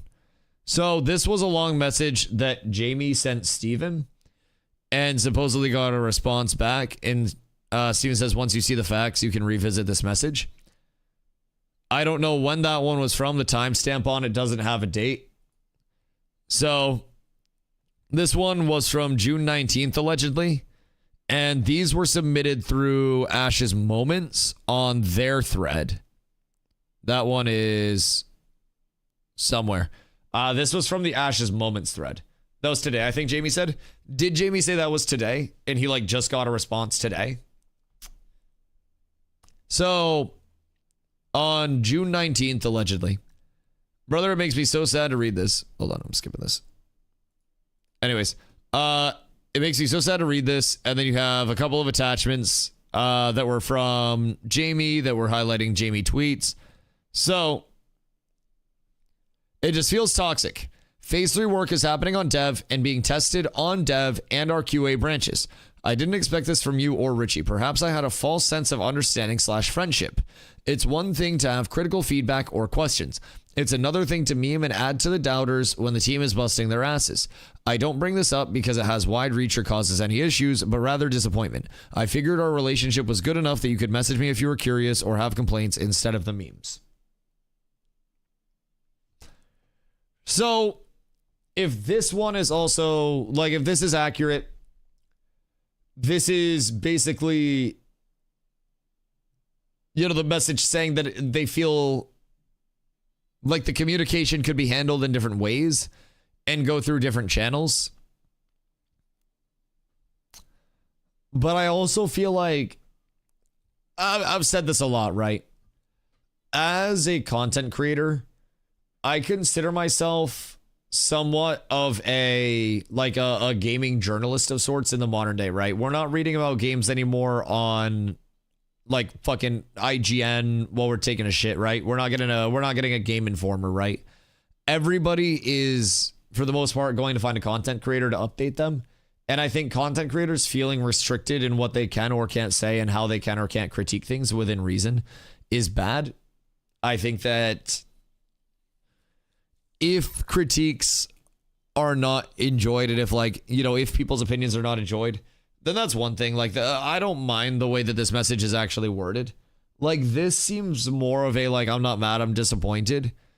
And again, I don't know other forms of interaction. I don't know the reputation that, you know, Jamie and Stephen may or may not have had together. I don't know the rapport. I don't know anything associated with that, right? I can personally say that I did not interact with the development team much at all. I just sat in my little box here and created content, right? So I didn't really have much of a like large working relationship with anybody. I don't know the extent at which other content creators did. But like, I'm also somebody that has critiques about Ashes and makes jokes about Ashes and did the entire time I was streaming. But I would also do so with a smile on my face while happily playing the game. And I mean, I feel like memes and I feel like shit like that to a certain extent, like that's always going to be a thing. And to have a full sense of the understanding of their friendship, I don't know what level it was on, right? But I think that like that level of like that last sentence for me is a little interesting. Again, I have no idea what their relationship actually was or like how close they were. But just like controlling all the creators with personal connection and stuff like the creator program. I mean, I can honestly say, as someone that's been here every single day, I have at 0 points in time felt controlled by Intrepid whatsoever. I don't know if that's any consolation or not, but I have always been completely myself. I've never had Intrepid reach out to me and be like, hey, Dusty, watch what you're saying. I've never been like fucking Kaya shocked back to my place or anything like that. Again, I also didn't interact with Intrepid much at all, so I didn't have many interactions. Like, that's about it on my end. So I had way different, you know, total interaction than this. So if Riot MMO comes out, I'm feeding on purpose. If the Riot MMO comes out, then maybe it's good. I fucking hope, but strong on both. Unprofessional and guilty for a CEO who shouldn't be treating random content creators like friends, but also not a good look for these random content creators. Shit posting for audience clout while having background conversations, just very immature all around. I 1000% agree. I think there are ways to handle it on both ends that could be much better. And I also think that, like, in times like this, full Jamie tweet from today. Thank you, my good friend. In times like this, I almost resort back to the Ludwig I'm not your friend video, where like people have a positive working relationship and there are always levels of interaction that can be friendly levels of interaction. But I think to truly consider somebody like a close friend is something that requires more than a few instances of reaching out over the internet or a common shared vision or something that you enjoy, right? And I feel like it is very possible to respect somebody and have mutual respect without saying we're best of friends. I have a lot of colleagues that were, you know, streamers that I have a lot of respect for, but do we interact enough to say that we're close friends and besties? No, I have a lot of respect for them and I have no ill will or would never speak anything negative towards them, but they're not my besties. And I think in the content scene, very frequently, streamers can think they're friends with people off of very superficial interactions, but it also reciprocates the other way around where people can think they're friends with streamers off of very superficial interactions, right? And there can be this level of expectation that's established without even establishing expectations.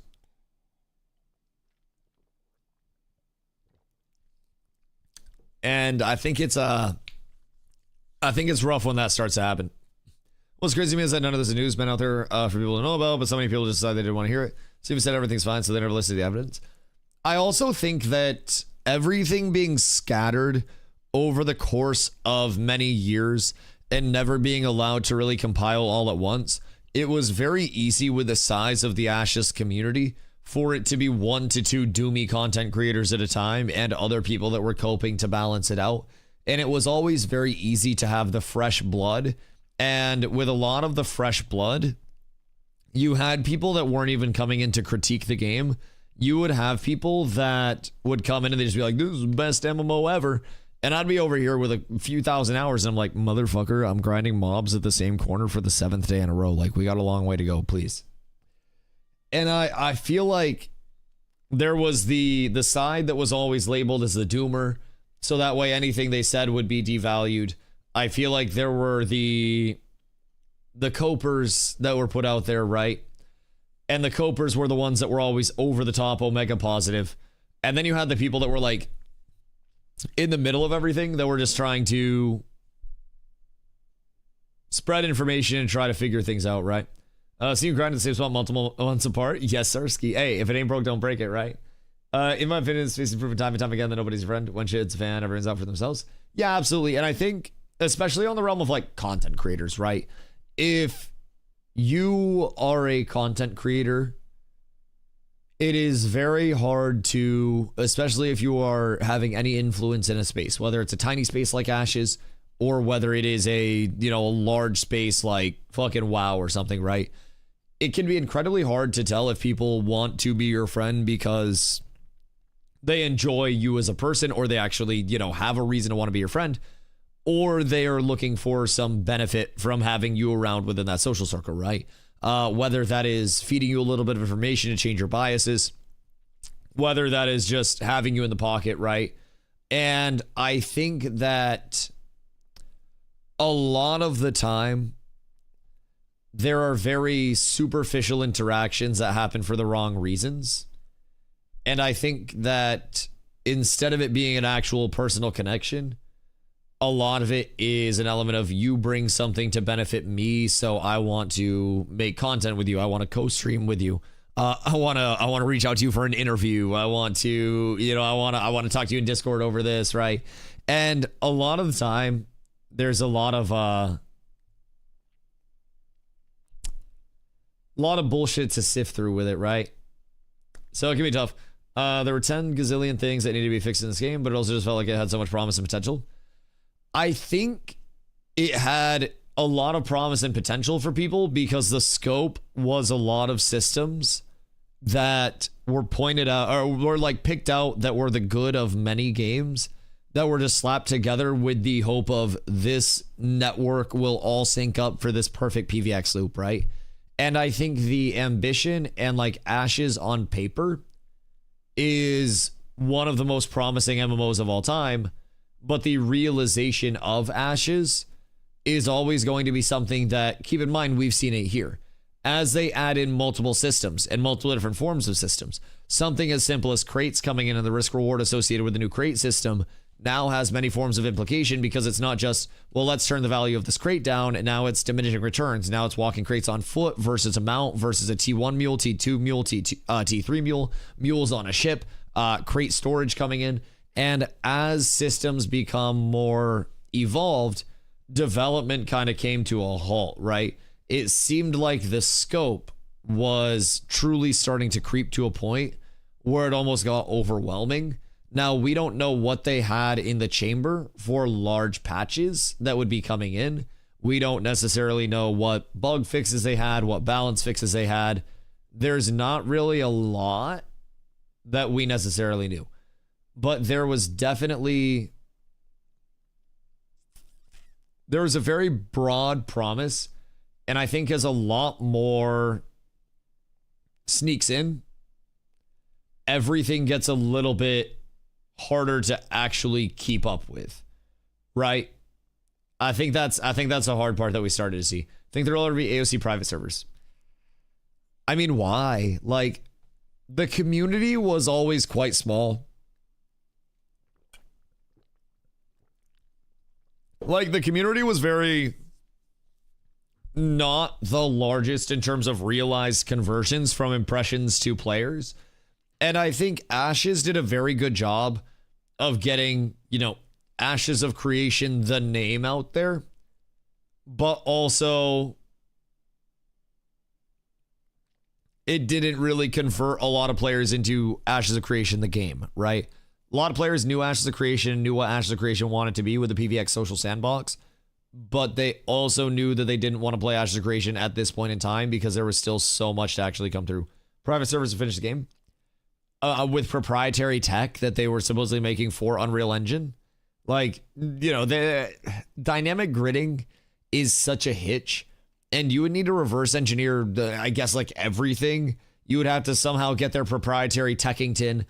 You would have to be able to bring people in to work on and network dynamic gridding. So you'd need that dynamic gridding team and get that in. Also to unfinished for private servers. Yeah, I mean, and honestly, I think part of Ash's appeal from a realistic standpoint was, to a certain extent, Steven. To some people's opinion, Steven is the worst thing for Ashes. To some people's opinion, Steven is one of the best frontmen for Ashes that there could have ever been, because he represented the, you know, the gamer dream. And he put that out there so well, of a gamer that just happens to have a whole hell of a lot of money, that wants to execute something in their own vision for a lot of other people to, you know, someday play on. And that vision, in a world of MMOs dying and corporate entities coming in, sold really, really, really well. And it got a lot of people to root for Ashes while also rooting for Steven, because it was that fairy tale, right? Independently funded passion project, fighting against the big corpos not bringing in the corporate entities, not having the board, not having the publisher. And it kind of like over time got away from that, right? And I think at this point, if Steven has, you know, truly just wiped hands clean of Ashes, if there is no more Steven with Intrepid, if assets are no longer owned by Intrepid, if everything is going to be cooked, even if another studio bought it, it wouldn't be Ashes of Creation. Like, it wouldn't be Ashes. We would see all of this go dark for a very long time.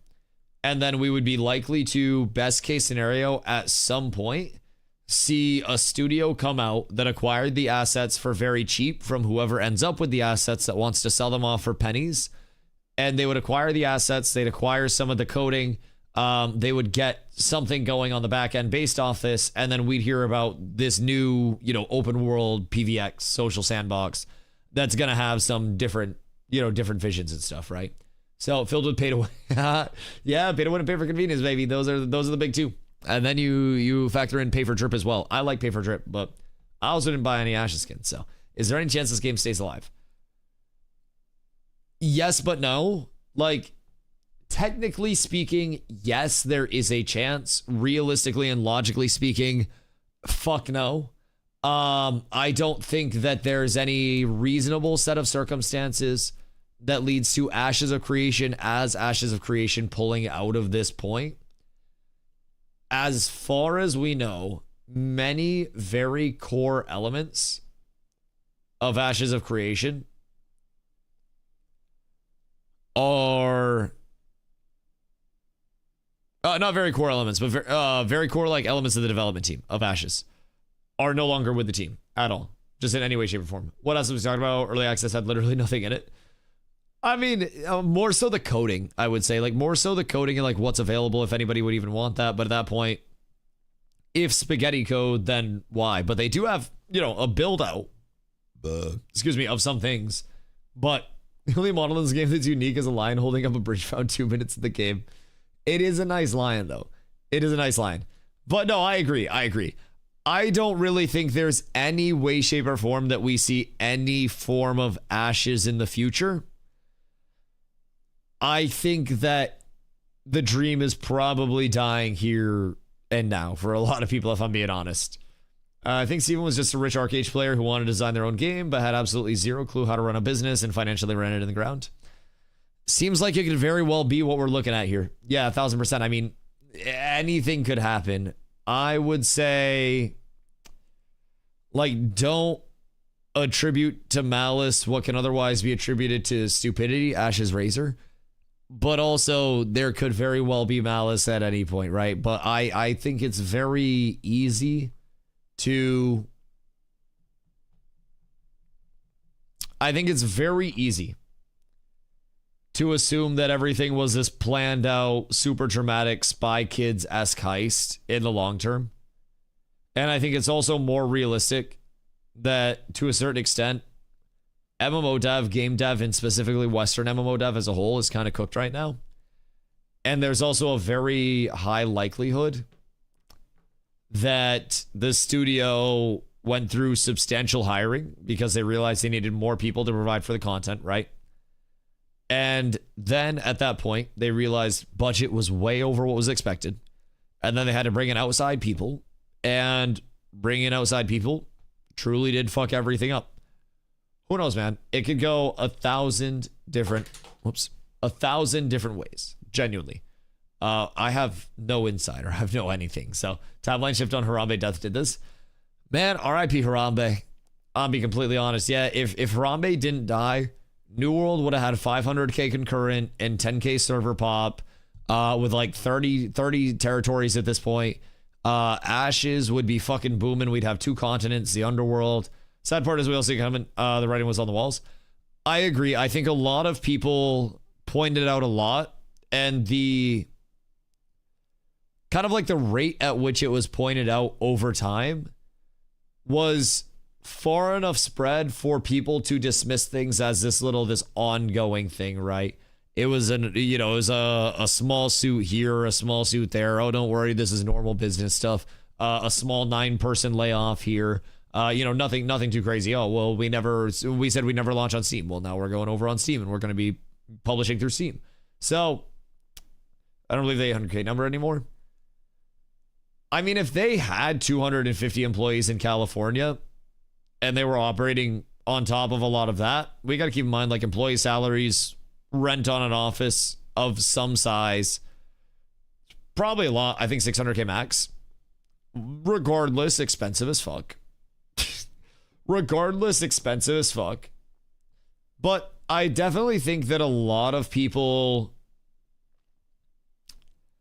saw that there were a lot of flaws with Ashes, myself included, and I very frequently tried to talk about these in an open way without dooming too much, and also without ignoring those things and trying to cope that they didn't exist, right? And my very frequent response when people would ask me, like, are you worried about the financials? I would honestly say I'm not a financial guy. I don't have enough information to actually, make an opinion on financials. I'm not your financial guy. I'm your gameplay guy. And I would look at this and I'd be like, all right, well, people are saying this is normal business stuff. Kind of makes sense that it could be. And then it'd go on for a couple of months with nothing, and then another small thing would pop up. And I think recently everything started to compile and ramp a lot faster. Like, a lot faster. So it kind of, do your taxes. I'll do your mom. It started to ramp up very fast. And people started to notice that compilation of the shit. And I think it started to get a lot more concerning, man. Even just from a community standpoint, the last week, people were really on edge. And honestly, the last month, people have been really concerned about the near radio silence, right? And I mean, everything makes sense, Game was us, only people profiting from streaming it were promoting it. Not really. I think there were a lot of people that did quite well with their communities that were very critical of Ashes as well. And I think here we also voiced a lot of critiques. I think random first-time chatter probably doesn't know much about the Ashes comm, but a lot of people gave very, very, very, very open critiques. But 100% Steam release felt like the dooming end. The Steam release came out of fucking nowhere. Yes, yeah, 1,000%. Like, the Steam release was very unexpected. And it was very out of the norm. It was very antithetical to what they had told us would be the long term. The last minute cash grab is clear now. I mean, yeah, it does very much seem that way. Just this last effort of like, let's see how much we can get going. Maybe recoup some losses, maybe get the big momentum. But from who? Is this the mysterious board, or is this Steven that made all of this, you know, decision making? That's the big question. In Nice video, the Steven release was asked by the board, then asked 50 people to be laid off, but they didn't want, so then it was 10. See, this is Nice had an anonymous informant in his video. Did he now? Okay, hold on. I'm going to pee real quick, and then I'd like to watch that video. When did he post it? Did he just post it? Because we're about to watch that real quick. You should watch it. I will. Let me go pee. I got to waddle out. I got to pee. My legs hurt from running. But I'll be right back. Oh, God, it all hurts.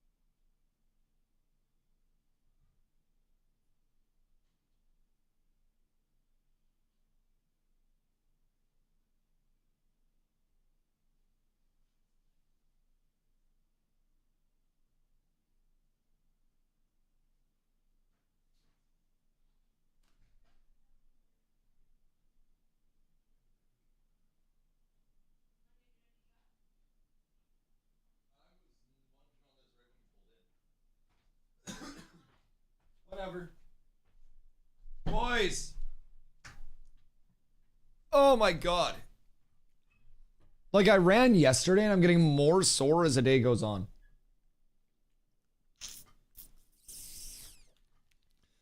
Oh shit. Okay. Hoo-wee. State filings confirm he was CEO, director, and secretary. His words, I am the sole share owner in the company. I don't have to answer to a board. The 2017 Kickstarter raised $3.27 million from nearly 20K backers with an explicit promise. In the case that Ashes of Creation does not launch, we promise to refund all backers in full. Drew personally guaranteed refunds from his own wealth in a PC Gamer interview. Despite claiming full funding, lawsuits piled up. SATA Systems sued for $850K in unpaid cloud fees. Aetna filed a debt collection suit. Streamline Media sued over unpaid Battle Royale assets. California EDD filed approximately $50K in payroll tax liens starting in 2020. The Legacy Trust, a 9.7% shareholder, sued in 2024 after being denied access to financial books and bank statements. Was that AI? Or is this like hand typed? Because this bitch comprehensive. W YouTube chatter. On December 11th, Intrepid rushed an unfinished Alpha 2 onto Steam Early Access, technically launching the game and voiding the Kickstarter refund promise. So that's where it falls apart, though. Because according to the Steam Early Access versus, like, launched game terms, according to Steam, an Early Access game is not in a launched state. Those are two different states. So until it fully launches, that seems to be like what would hold up there, right? Steam is fulfilled. Steam is going to be refunded, right? The obligation. Steam, like, hold on. Let me look at this. Steam Early Access versus launch versus full release. Early access.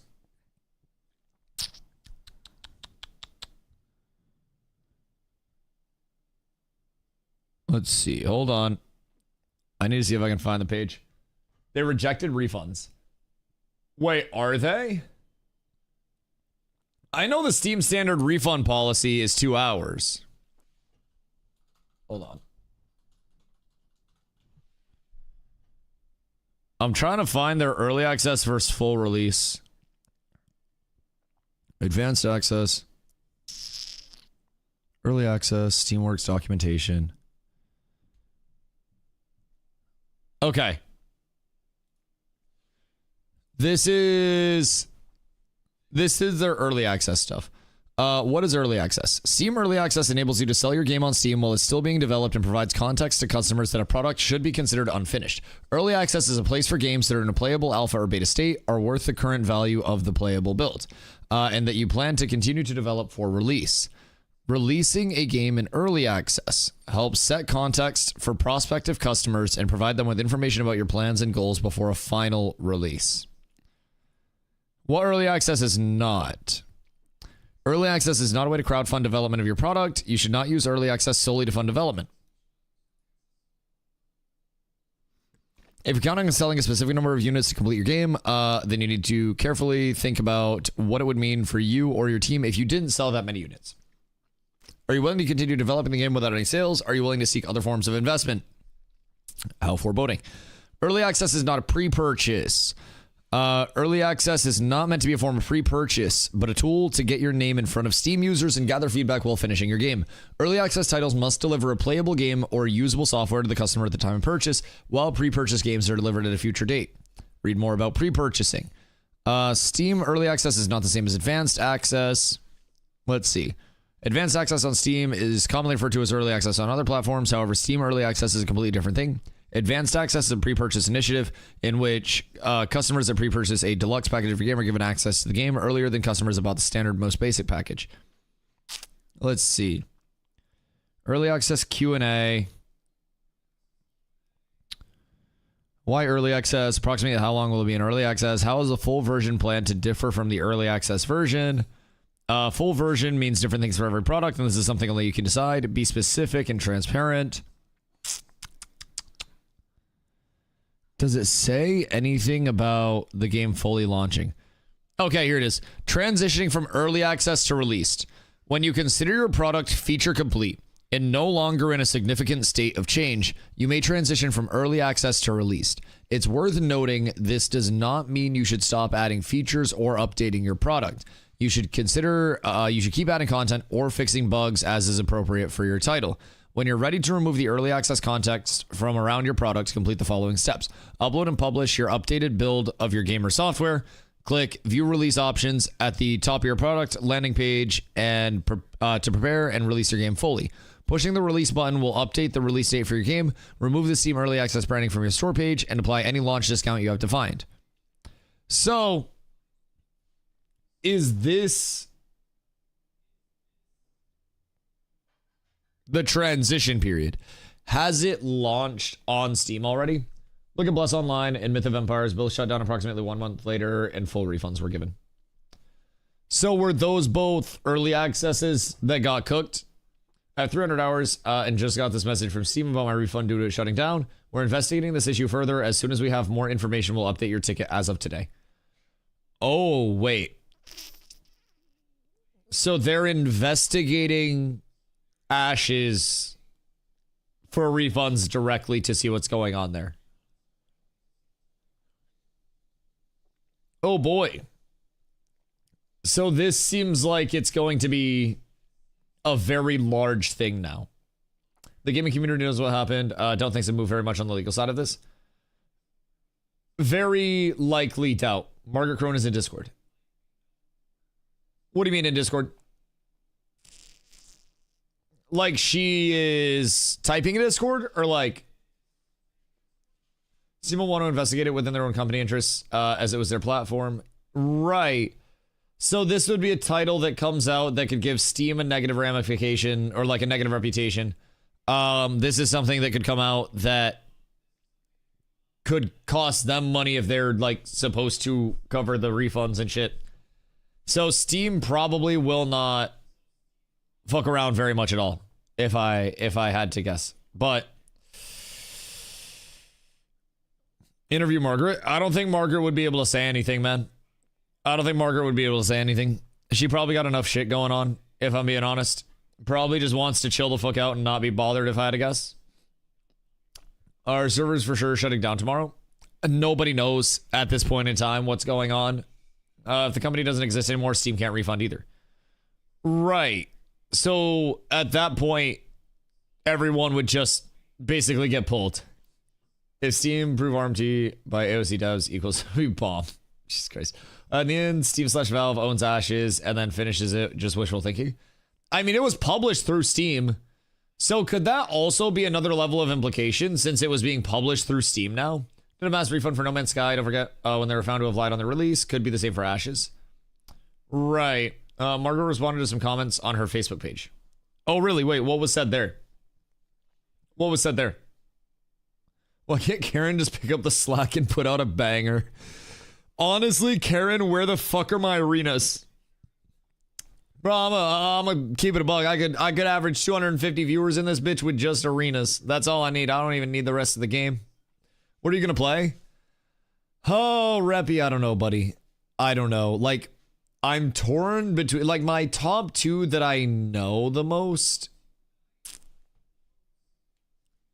would be either WoW or, like, the community seems to really be high on, like, Guild Wars 2. Oh, come the fuck on. Come the fuck on. Be like WoW or Guild Wars 2 as, like, my just top two front runners. I haven't played Guild Wars 2 heavily at all, especially PvP wise. I also have never spent a lot of time in WoW PvP, if I'm being completely honest. I was... Carla, what have you been watching on YouTube? Snorlax and Munchlax Rainy Night. Huh. Anyways. ESO. ESO's been like the third most yapped about. That's the big thing. Most older MMOs where viewership goes to die. Yeah, I mean 1,000%. 1,000%. I do agree. But also, there's not a lot of new MMO, you know, on the horizon. Carla, The DustyWhy accusations will be that he likes Pokemon crunchy ASMR. Well, Arena TBC is good. While retail, your stream will watch you sit in queue for hour plus between games with no idea what's going on with all the fireworks and bright explosions. Yeah, I've heard that retail is kind of rough for PvP. And most of the content in Midnight would be like Mythic Plus or housing content. I think a lot of people have said TBC arenas are very fun and Wrath arenas are also very fun. Wrath would theoretically be like new-ish for me. The thing about it is, are there going to be a lot of new people coming through? Like, are there going to be a lot of new players? Are there going to be a lot of like first-timers that are coming in that are like, oh, Dusty, wow, can you take me through this boss fight? No. Like, that's kind of the purpose that I served in Ashes, right? I was always here. I played the game a lot, was decent enough at the game, and a lot of people would just, thank you, love. A lot of people would just like ask me questions about everything, systems-wise, and I'd be able to answer, right? A lot of people know what they need to know with Ash, with WoW to a certain extent. New info dropped. What do we have? Wait.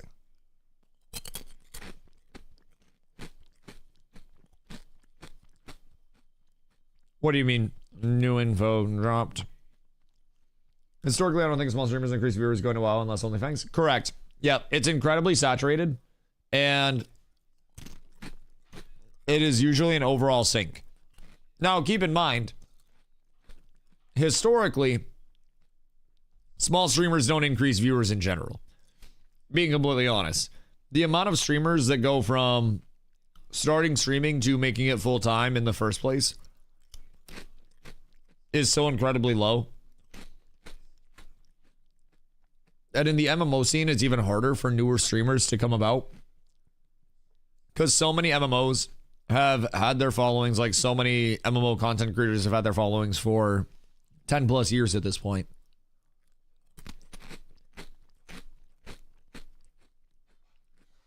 And I think it's tough to break into that.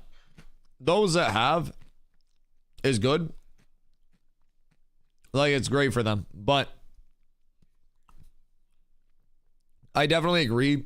A lot of MMOs, especially the older, more established MMOs, are where viewerships go to die. Yeah. 1000%.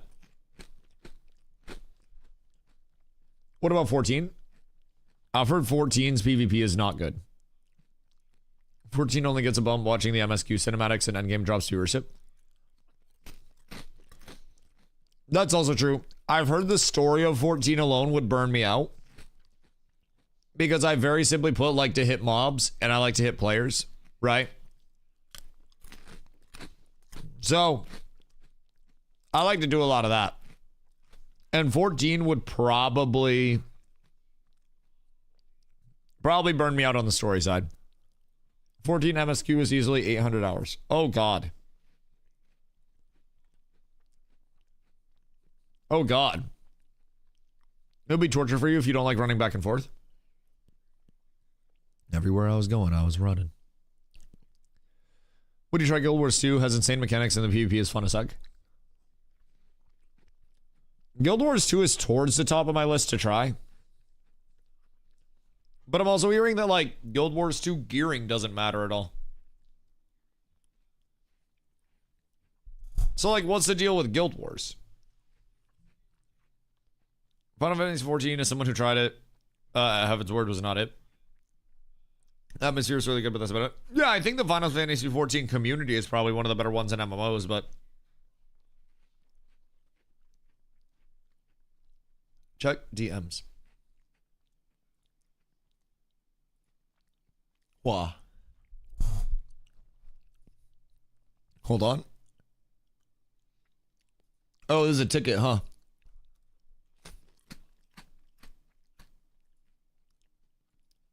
The developer, Intrepid Studios, has laid off all staff and shut down the studio. The game is no longer in active development, will never be released, and will remain permanently in an unfinished alpha state. As a result, the product I purchased can no longer be delivered as advertised. Given that the game has been effectively canceled and is no longer a viable or supported product, I believe a refund is warranted under Steam's consumer protection and early access policies. Thank you for a review. Hello, we are investigating this issue further. As soon as we have more information, we'll update your ticket.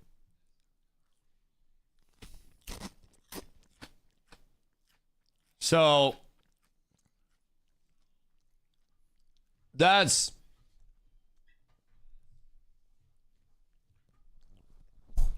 something. That's a very large update. So we'll see what's up there. Gearing for the first time. It does take a little while, but the end game revolves more about acquiring skins than acquiring better gear. It's legendary gear though, although it doesn't have better stats. It does offer huge quality of life and can serve as typical gear grind. Interesting. So most of the gear is just about skins. Guild Wars 2 does have a gear grind with 5 rarities, but it doesn't expire with updates. Okay. Okay. That's intriguing. That's very intriguing. So tanks were OP as fuck. Maybe we're just bad. You'd also enjoy World vs. World. How many people is World vs. World?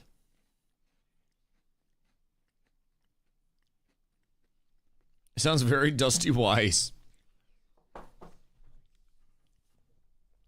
You'd have fun in World vs. World with your community, but besides that, game is meh. 100 versus 100? I mean, that's not bad, but I mean, 50v50s, that's not a lot then. If it's 50v50s, that's not that much. World vs. World so fun. Is it all just ranged all the time or nah? Because, like, I am melee enjoyer through and through. No. Okay. Okay. Guild Wars 2 is hard to get into, though. Yeah, I mean, I would definitely have to guess that Guild Wars 2 is pretty hard to get into at this point in time. As are most older MMOs, if I'm being honest. There is a huge knowledge gap that is like very, very intimidating to actually try to catch up to. And I think realistically speaking, at any point in time, it's a very, very daunting thing to try to keep up with, right? So hold on. I want to hear this from Nice. Employee speaks up. All right, bet. Oh, fuck. I went to rewind it slightly and I got another ad. All right, hold on. Let's play retail. I don't want to play retail. And so there you have it. Ashes of Creation is officially gone. Steven lost majority control. And from what I can research and from what former employees whom I can name tell me, this was a very shitty situation. An unnamed source you turn it? I wish I could. Their employment via Intrepid Slack chat told me the following, and just to preface, I cannot confirm nor deny that this person's account / knowledge of the situation is 100% true, but I can confirm that they were in leadership, and allegedly, this is what happened per them, and I quote, they forced the early access launch, then told Steven to terminate 50 people in December with no pay or PTO. Steven and the production directors refused to comply. They fought for 2 weeks into January. They then forced Steven to terminate only 10 people. This could be relative to the 9 people that were laid off, remember? Keep in mind, around this time, Steven also went quiet and then came back to the Discord and said he had been relatively unplugged for the last 2 weeks because of a health challenge. So we could be seeing anything revolving around that. But that's peculiar that the supposed argument with this board was about 2 weeks. Steven's gone for about 2 weeks. And then we have the layoffs that come in. And it impacts everything. It's and refused to pay. It's definitely PTO. a little interesting. Definitely a little interesting. End up paying this PTO himself. They voted to terminate 100 people more and outsource a large portion of the game to the Philippines. Right. Steven again refused. He resigned to force the board to reconsider. They brought in a cutthroat CEO to replace him. Where's Philippines relative to Malaysia, chat? Is that a dumb question? Solidarity. Then the board decided, instead of trying to save it, to terminate the entire team and give the code base to fully external teams for cheaper. Right. Paying them no wages or PTO. Steven is going to launch a massive lawsuit against the board. They are 4 people from a private equity group, not gamers. again, That makes sense. So, okay. Hold on. The Philippines thing being close to Malaysia hits a little bit harder right now. Because listen to Steven's response to this question, right? I'm gonna let you guys just listen to this for a few. Because I asked Steven during the interview that I did with him. This question was one in particular. Is it too late to level my rogue? Never too late. This question in particular, with Amazon Games going through its massive layoffs and restructuring, as well as Fantastic Pixel Castle and Jackalyptic closing their doors after losing NetEase funding. What makes you confident that Intrepid won't follow the steps of other Western MMO hopefuls? So, I'm curious. Because we went back and rewatched this yesterday, right? And this answer almost kind of like corroborates it. And listening from this aspect of it, especially with the claim that comes in from NICE, or from like the NICE informant, approach is going to be able to not follow in the same steps as pretty much every other Western MMO hopeful right now, because it's not good out there. Yeah. I mean, let's think about that for a moment, because I feel like we are in a phase, a moment of time where headlines come and go so quickly that you really lose the opportunity to think about, oh shit, what is that? You know what I mean? And, what you just said with those three major projects that had significant funding, that had a major publisher behind them, like, they all got canceled. Yep. And it's not, we think of it in the terms of a project, but in reality, what it is it's the life effort of hundreds of people, developers, who are excited to deliver on something that they themselves, want to consume. And that opportunity was taken from them. And ergo, taken from the communities that began to form around those things. And it has an impact, and it has an impact on us, people who are watching. Absolutely. Right? The people who are watching and waiting patiently to see new fun experiences, to meet new people. Because ultimately, at the end of the day, MMOs are a social, construct, right? Absolutely. They are just it feels a way so much for different us now. to socially engage with other people. It feels so much share different. Our love of immersion, of story, of competitiveness, of achievement, of whatever that particular game might be offering.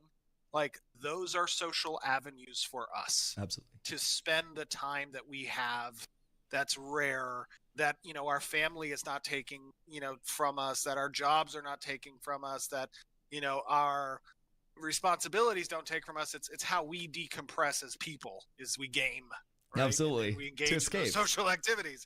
So, like, let's really decompress. I know the corruption icon is crazy. These now. Big projects were canceled. That means that those opportunities are being taken from us. And the reason they're being taken from us is many. There are many reasons why this has happened. Right? The funding atmosphere within the space, within gaming in general, is problematic as a result of the bubble that happened post-COVID and then, did not see the results from. Right.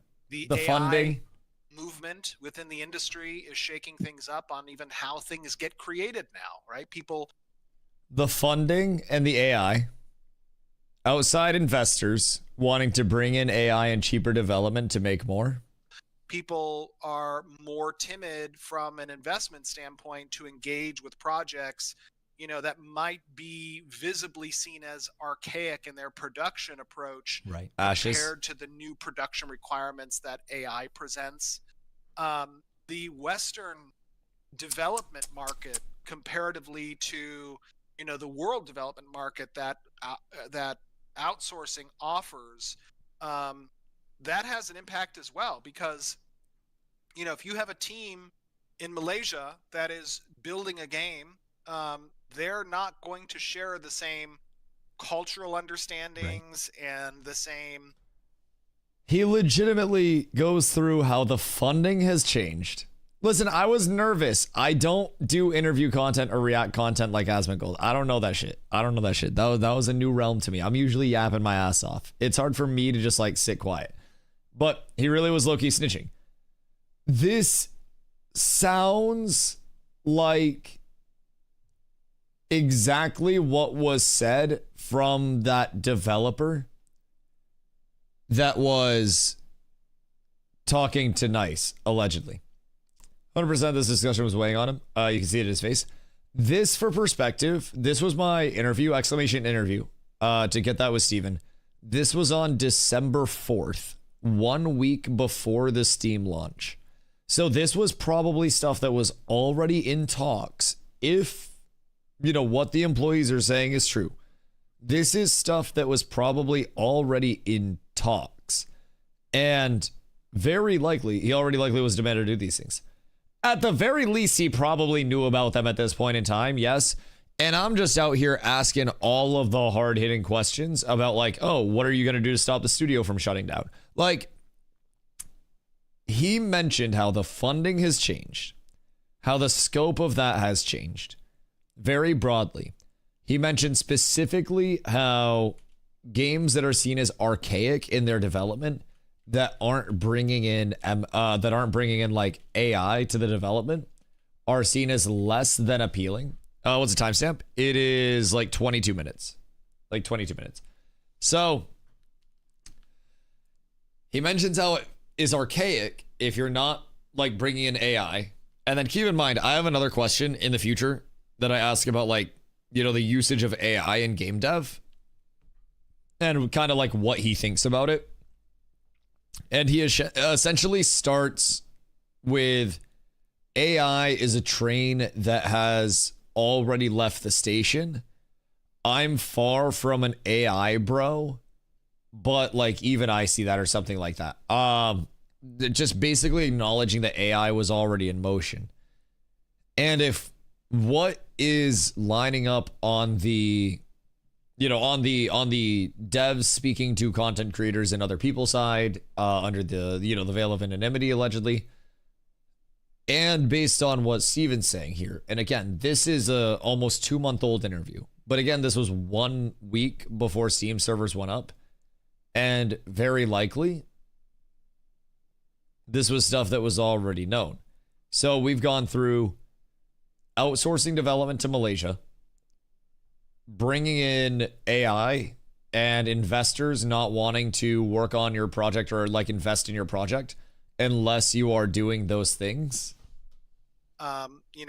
Specific experiences that a Western audience is going to necessarily resonate. Right.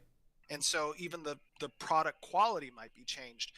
And then on the flip side of that, like, new projects like the ones that you mentioned that got canceled, usually those new projects, they're trying something innovative, they're trying something different, they're trying something new, and those types of endeavors push the genre forward, right? Absolutely. You don't want a copycat kind of approach that doesn't have anything new to offer other than graphics per se, because then you're not really seeing an evolution of the genre occur. Absolutely.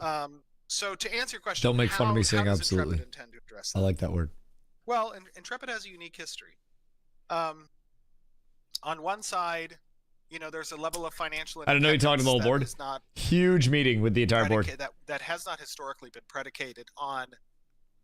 Hold on, keep in mind. On one side, there's a level of financial independence that is not predicated. That has not historically been predicated on.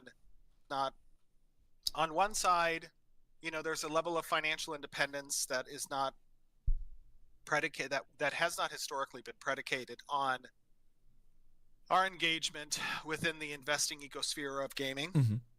In order to predicate that, there's a level of financial independence that is not predicated. That has not historically been predicated on our engagement within the investing ecosphere of gaming. Mm-hmm. In order to bring to life. That was a slip. I literally think I got him. I think he told us exactly what was happening right here. I think this question was everything in hindsight. This singular question had so much weight to it. And realistically, like, bro, this is, and just like look at his face as he answers, okay? On one side, well, Intrepid has a unique history. On one side, you know, there's a level of financial independence that is not predicated, that has not historically been predicated on our engagement within the investing ecosphere of gaming in order to bring to life this project. So to a degree, that has insulated us from the turbulence that the industry has seen historically. Right. At the same time, if you think about, you know, the crowdsourcing aspect of what we've done, you know, we started in Kickstarter. We validated the community's interest in our design, you know, ideas for this product with the consumer. That's where we started, right? This wasn't a pitch deck to an investment as a seed fund, or, you know, this was a pitch deck to a community. Started today, us. If you want this thing to live, you know, tell us if that's true, and Absolutely. If so, come on us with the journey, right? So in those two senses, already Ashes has made it to where it is today because of those things. Now, Ashes will need to continue on those two very specific things in order to see the ultimate fruition of, you know, these last 9 years of work. Definitely. Which is part of why we're going to Steam, right? Continuing within the trend of involving a community early, letting them be a part of the testing ecosphere, allowing them to give the feedback that then informs and allows us to iterate with that in mind. You know, all of those things are what sets us apart, I think, from the projects that you had mentioned. Absolutely. But it is a sad thing, and I do think that there is some culpability on us as a community of gamers in the I know I should have flipped my camera. I know I threw. Definitely. Right? I threw. We must be supportive of risk takers and projects that are in development to try. I mean, what are those projects in development for?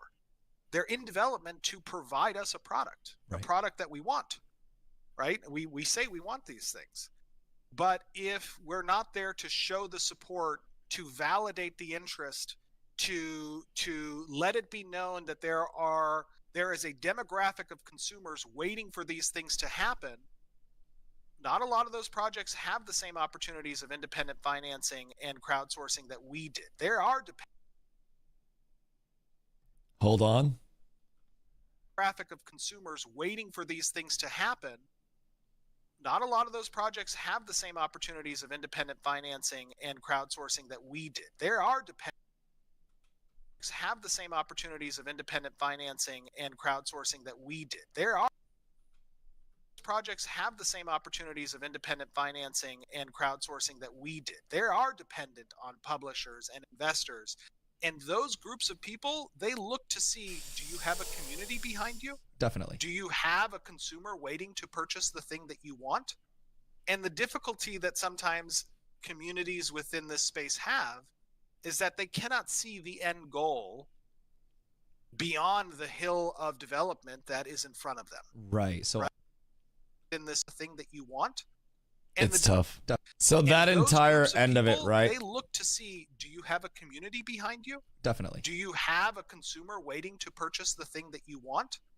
And the difficulty that sometimes communities within this space have is that they cannot see the end goal beyond the hill of development that is. So it's looking a little hairy off of that, if I'm being honest. Like, it's looking incredibly awkward off of that, to say the very, very, very least about it.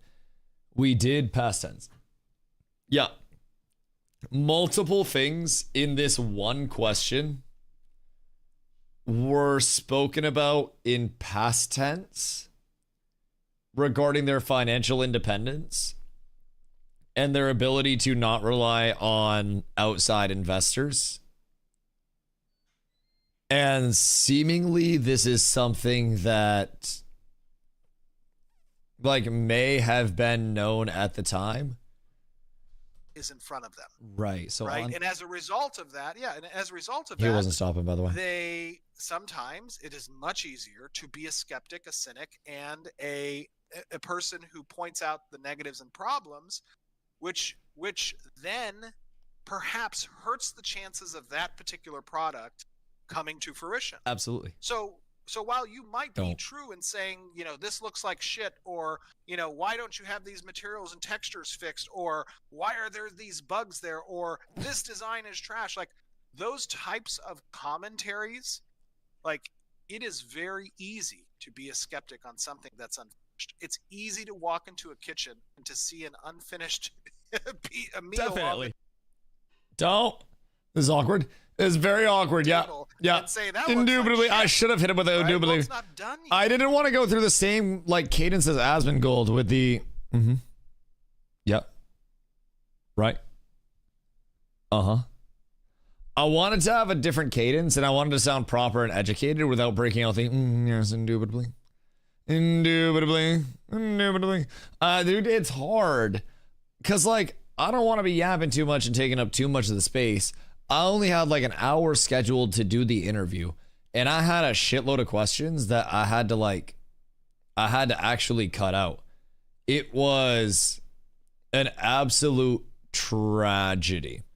You had a chance to ask the right questions? I think I did ask the right questions, if I'm being honest. We wouldn't even be following up on this right now if I didn't ask the right questions. The fact that everything like didn't get elaborated on, so many of these small things, like where he mentions did instead of does, instead of small, just like those small things to actually pick up on. This question has so much weight in the response. He talks about the change in funding. He talks about the outsourcing. He talks about bringing in AI. He talks about like basically the entire pressure that the employees are saying he is being placed with, right? This is basically lining up with what the employees that are allegedly speaking to certain people are saying happened, with the actual pressure of the board and everything coming in. Like, this is, in hindsight, much deeper than I thought it was at the time, with him just going on a little rant. And he was speaking from experience, basically. His body language is guarded and his head's hanging in thought is a sign of defeat. Absolutely. And the whole purpose of a vision is to get sign-on from the people who are interested in seeing that vision come to fruition, so that you can go out and get support for everything that is needed to actually make that happen. Definitely. Which is a lot in the case of MMOs. So, he again, as he finishes answering the question, I hit a double definitely there. Literal double kill. He ends the question talking about having to go out and get all of the support that you need because MMOs are so expensive. This one question and this one response from Steven, lickety figure with Prime. This one response from Steven has so much fucking heft to it that I didn't even know. Like, I had no fucking clue at the time that this was going to be as weighted as it actually is.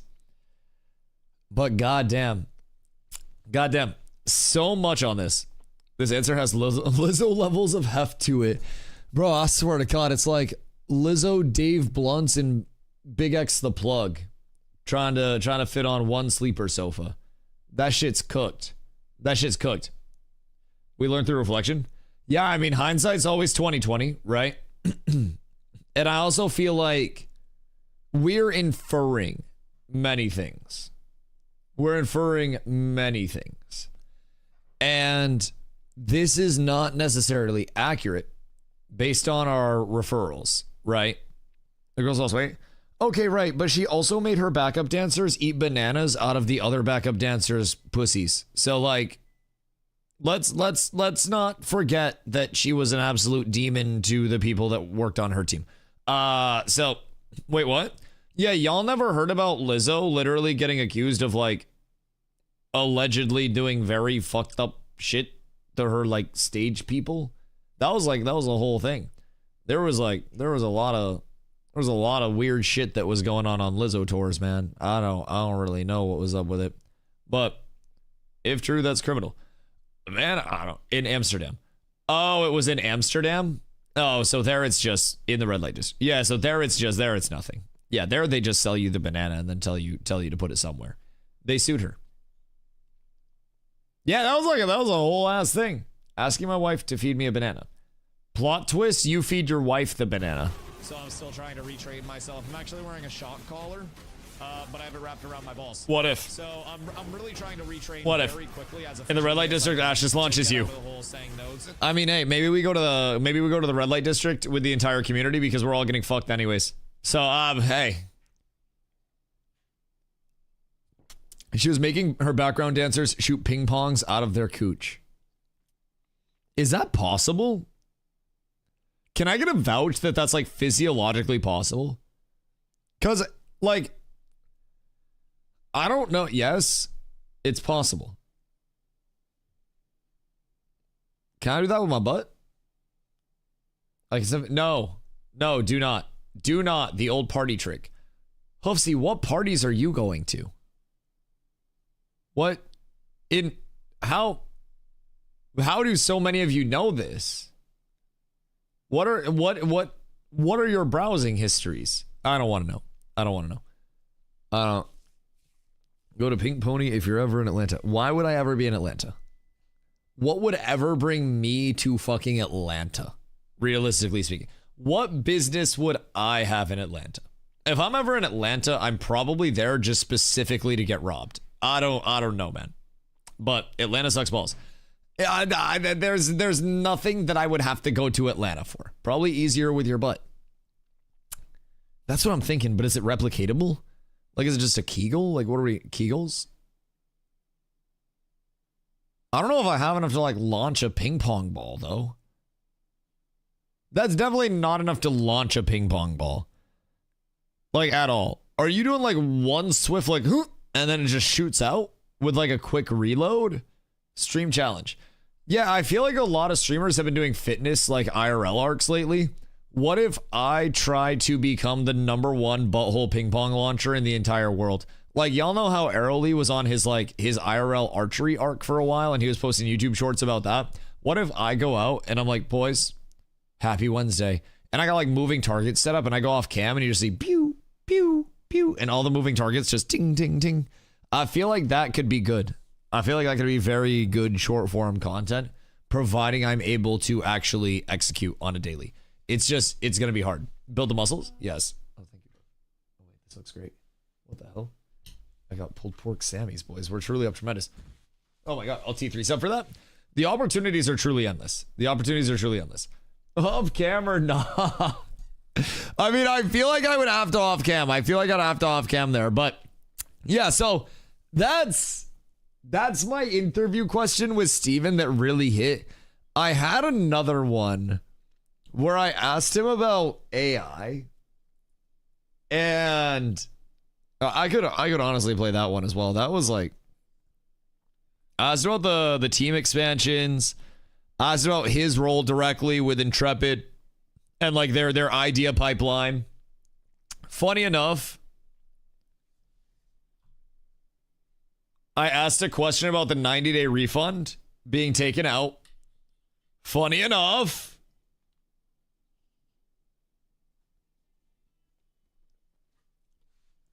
I don't want to say I had a really bad feeling, but I had a really bad feeling. Was it in your interview he said we thought 250 was a good number? Yeah, he said if I asked him a few years ago, he would have said 250.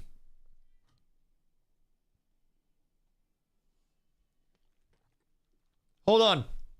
With the layoffs, that one might have something in it too. Hold on.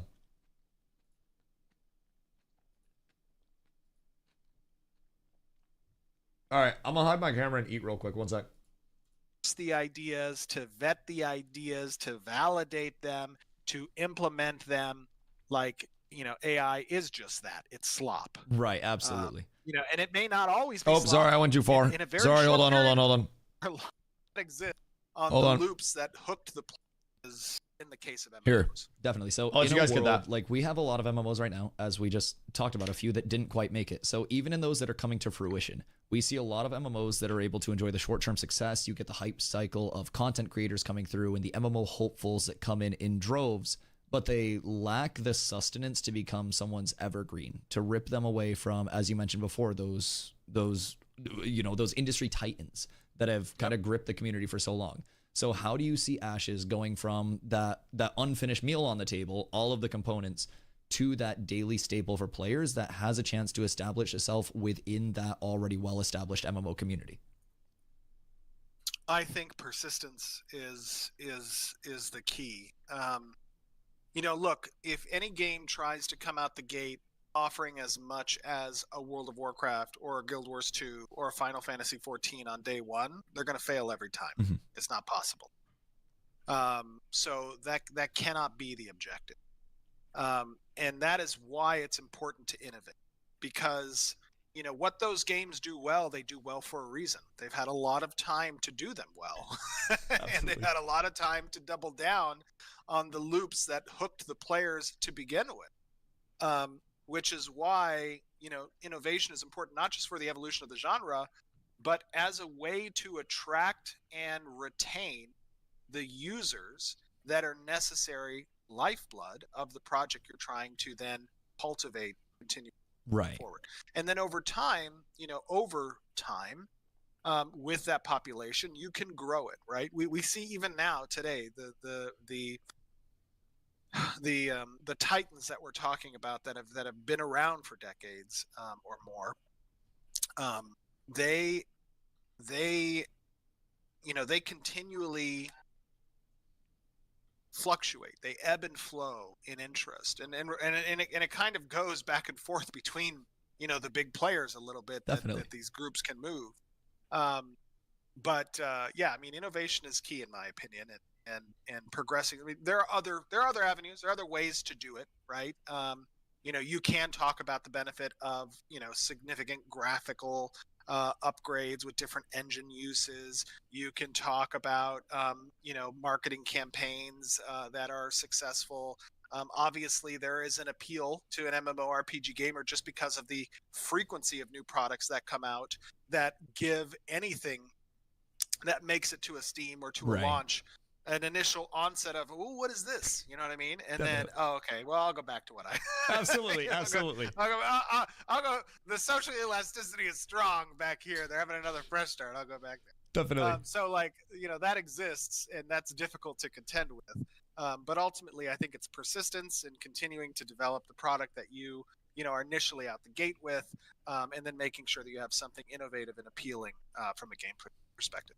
Cool. So as we I want to reference back on what you mentioned with AI and, as you mentioned, innovation and development, because the game industry is moving very fast. And I mean, as anybody that's trying to purchase RAM right now knows, AI is moving very fast. So with the increase in AI in game dev, some players really feel like there's not a lot of spirit or soul in a lot of these game dev projects. And the second AI is attached to something, it generates the stigma of not hand-done work, no assets being made.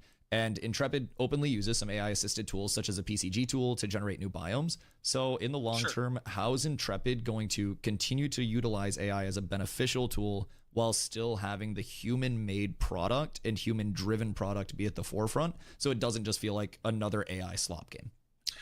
Yeah, you know, I'm going to preface my response here with just stating that I am not an AI bro. I am not a person who's like, the future is AI. You know, absolutely will be AI. Like that is not me. But what I will say is a definitive truth. is that the AI train has left the Mhm. it is halfway to Mars. Okay? Whether I like it, whether you like it, whether the community likes it, it really does not matter. AI is a force multiplier across literally every vertical. Absolutely. Not just within gaming, in the world. Now, there are a lot of dangers with AI. You know, I bleed with my artists in thinking about the ability AI has to rip concepts and unique ideas, and the legal landscape is still murky how that's going to get legislated. Absolutely. And of course that can create, you know, a little bit of temperance in how certain studios might engage with it. But at the end of the day, This is a little video. if No, I was you as eating. a developer are Hi, not I'm still finding here. ways I to was just force stuffing my face. multiply your Well, efforts this is an old video. through It's exclamation inducting interview. AI But as like, part of I'm your here. pipelines, you're going to be left I was just in the eating. dust. This is a 2-month-old interview. Exclamation interview. Now, we do use AI, and we have begun to adopt AI as much as we feel is appropriate. We have an AI council that we have internally, which is comprised of a number of our leads and directors, so that we are capable of properly evaluating the ramifications of certain AI usage, and how it is being applied in the most respectful possible manner. Right. But you know, at the end of the day, without humans to source the ideas, to vet the ideas, to validate them, to implement them, like, you know, AI is just that. It's slop. Right. Absolutely. You know, and it may not always be slop. In a very short period of time, it may not be slop anymore. Good quick. But right now, it requires a human. Absolutely. So on the human side, we've seen Intrepid go from 12 employees early on to over 250, the last figure you've given us, and that was a while back. So is there an ideal number of employees in that like sheer force to be multiplied that you could see working on the project? Is there like a target coasting altitude? Because we saw the job listings page go from every dev stream essentially loaded up to now just having the associate software engineer position. And that's the first time to my knowledge that I've ever seen only one listing. So is there like that ideal target and what you're looking to achieve, or is it just more people are always better if they're the right candidate? You know, if I were to have answered that question 5 years ago, I would have said that our ideal target is about 250. Mm-hmm. And I held true to that for several years. And I don't think I would change that answer necessarily today. What I would say is, you know, from a human capital perspective, how we leverage talent to manifest the product we're creating.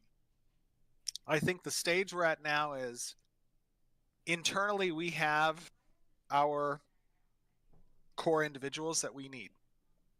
Now we need to ensure that the pipelines we've made to create content, right, to reinforce our gameplay loops, to have our gameplay features in a sustainable, digestible, polished, you know, place.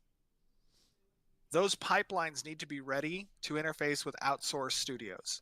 right. And the reason for that is in part because sustainability is an important aspect, I think, of running any project. And, you know, we've seen, of course, cyclical approaches in the development industry where, you know, you hire on a bunch and then you lay off a bunch and you hire on a bunch and you lay off a bunch. And Intrepid never wants to be in that position, right? And I think the best way to guard against that going forward for the outstanding needs that we have in additional support, development support, is to create good relationships with outsourced studios who can plug into our pipelines that we have generated, and can on a contract basis help to support what our development needs require. Definitely. And in that kind of pipeline system. So he brought up outsourcing there very, very, very, very, very heavily as well.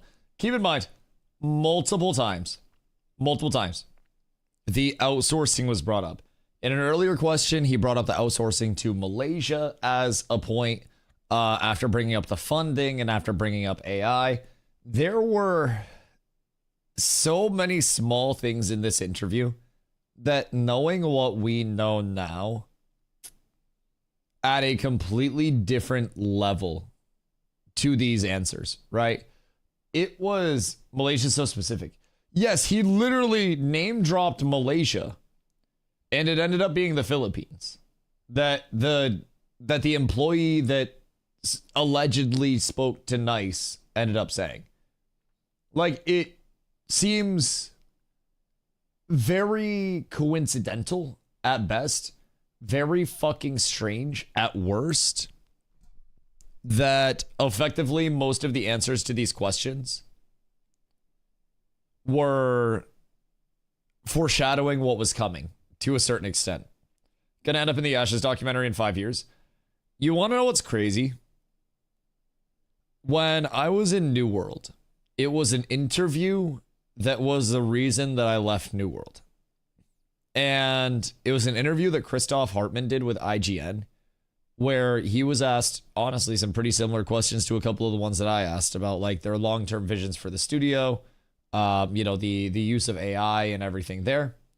And the interview that was there was what made me leave New World. And I came over here, and now we're using my interview to try to get some, maybe some hindsight on what was happening ahead of time. It's this weird full circle. Like, as I'm getting ready to, at some point, inevitably pack my bags and move on to the next MMO to suck the life out of it, it's weird how full circle it's gone. I didn't think that these answers at the time were going to have a lot of the weight that they do today.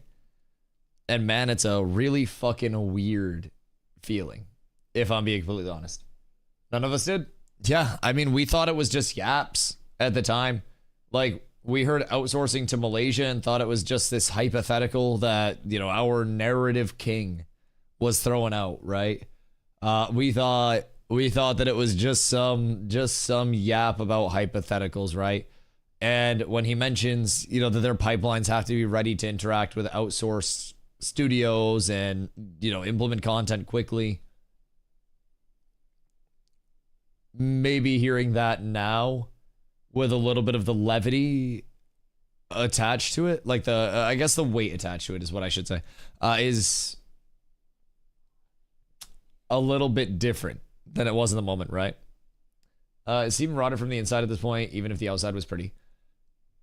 The more that it shapes up, the more I'm thinking, like, at very best, it's a lesson in mismanaging an incredibly ambitious startup, and at worst has ill intentions. But I'm really hoping that it's not as bad as everybody's saying it is. There's a lot of information that goes out surrounding this shit, right? That we've checked out on stream the last couple of days. We've been yapping. Honestly, I have been talking about this more than I have been sleeping in the past 12 hours. I mean, honestly, yeah, like 12 hours since the news actually dropped, right? It was like 7-ish, I think, when it happened. Maybe a little earlier. But yeah, it was, it's been a lot of information that's going out. And we're still trying to figure out more. There are so many perspectives that are coming out at this point. There are so many small interactions that we're seeing that are making it look grim. But I'm trying to hope that it's not just like worst case. Never attribute to malice. What can be adequately explained by stupidity. See, that's what I'm saying. Aries, thank you for the 2 months, dog. Like, also, Card, what up, I go? I'm doing well, dude. As well as I can be. I know that there is a lot on the back end of things. that we clearly don't see at this point, that none of us really have the credentials to see or even the wherewithal to actually make something out of if we could see the information. But man, I and pretty much everybody else really want to know what the hell actually happened in detail. Like, it's fucking wild to see, you know, that everything's on display here. And I mean, again, this seems to be like him legitimately airing out some of his grievances that are now being cited from potential employees, right? YouTube chat's wild. Yeah, I just let them exist over there. It's kind of like the cage at the zoo that has a lot of rambunctious animals in it. So you walk by it and then you look at it for a second and you're like, oh, I'm gonna just go over to this cage instead. Yeah, the Twitch chat's the Twitch chat's a good one. The YouTube chat, they only get responded to if they're being good. Other than that, they get put in timeout. I think they're just underfunded by like 100 million. Oh, MMOs are expensive as fuck. Because keep in mind, Steven's original projection was what, that he would spend 110 million on the project. And he said that was the money that would come out of his and John's pockets. So the thing about it that seemingly is known, right? When Ridgie made his video about the liens that were placed on Intrepid, Steven made a comment supposedly talking about how, who does he think is actually funding or actually like guaranteeing the loans, right? Implying that, you know, Steven was guaranteeing the loans, therefore he was funding it, therefore he was doing it himself, right? But even with that, it looks like it wasn't all guaranteed in the first place. And supposedly, if we're in the spot that we're in now, and these liens are being filed as recently as 17 days ago now, something had to have happened along the way that cooked what he thought would be more than enough money. Or from the board, it may, from the board, Jesus Christ, ring chat. From the start, it may have been something that was known. Who knows? I wish we had an official statement on it, but then they charged, where did the money we have go? If he's self-funded? He didn't self-fund, there's manipulation. I don't have enough information to say that. Like, operating costs are expensive in the first place based on what he said. He said at one point that it's $800K a week. Granted, take that with grain of salt at this point because we don't really know like what's up with it, right? But if operating expenditures are to be believed at $800K a week, the money from the Steam launch, if 8 to 9 mil profits, are going to be what, 10 weeks? That's good, but also that's not an ungodly amount of money that's coming in off of that. So this is the first Astro Creation release when I went from Battle Royale to MMO. What? Oh, to MMO? Oh, yeah. So with Apocalypse, that was an early test of systems that came in. Like, wasn't meant to be a long-term anything, right? But was basically a very rudimentary test of their combat system and shit like that. So it was meant to be a very rough standalone product in the first place, but you're not taking into account taxes, Steam cut, and regional pricing. Yeah, that's true. Probably like 4 mil after that, because Steam cut's 30%. Tax is, I don't know what they're getting taxed on, but tax is fuck. Tax is fuck. Personally, prefer the action combat of APOC. Wait, Oreo, did you play APOC? I never got to play APOC. I'm fucking sad. Wait, what the hell do you mean? Because I'm jealous as shit. State tax in California is a killer. Oh, I can imagine. I can imagine. Watch it. Okay, cool. Well, as long as you didn't get to do something I didn't do. They probably made like... Yeah, I mean... I think they made substantially less off of the Steam launch than a lot of people are immediately assuming as well. The hope is gone. Yeah, I think the hope is pretty gone, brother. Like, I'm gonna be honest. I think as soon as the news went out, the big thing that went out at this point, let me get my music back on. The big thing that went out at this point was this announcement from Steven. And this was posted in the Discord yesterday at 8:54 p.m. So this is like an hour and a half, 2 hours after shit hit the fan, right?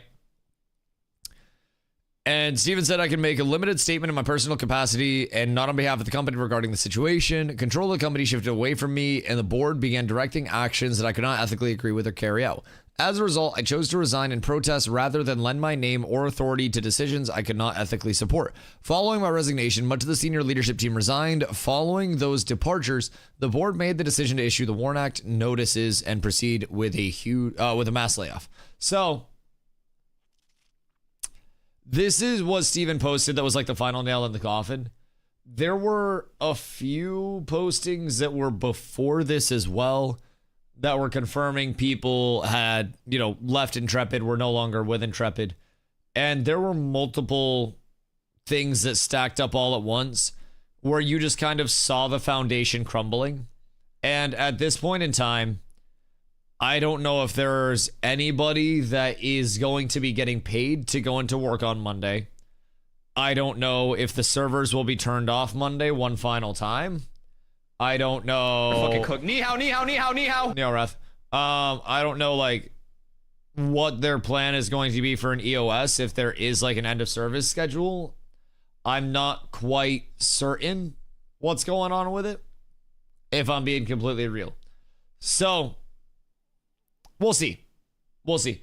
But the way that everything is going, would not really expect it to last very long.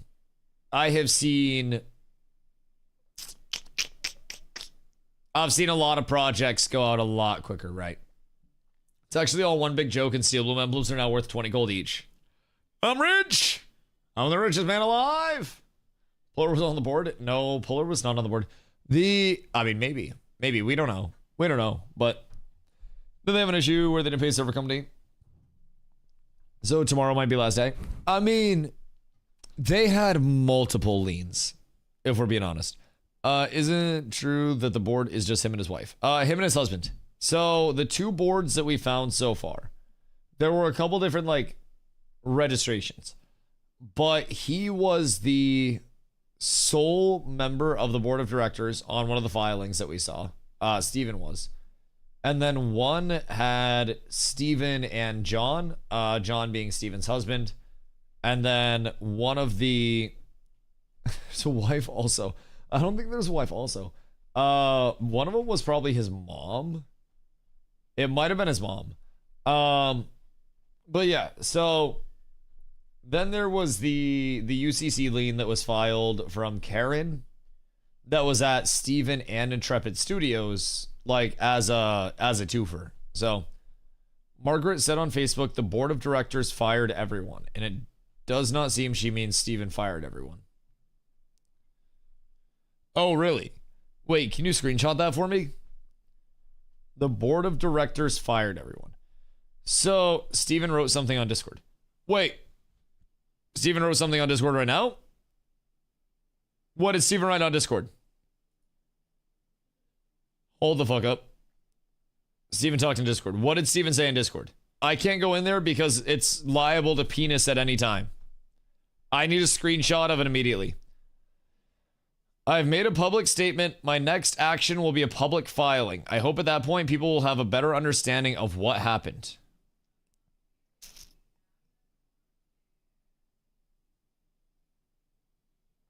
Is this hostile takeover level shit? He's right. The implication is that Steven resigned, the leadership resigned, the board fired everyone in retaliation. So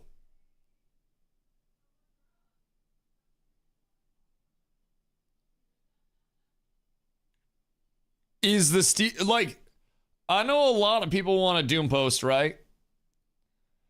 But unironically, if he's making a public filing, that means lawsuit. That means there would be a discovery where everything would go public, right? I'm not Legal Eagle. And I don't know if Legal Eagle is here.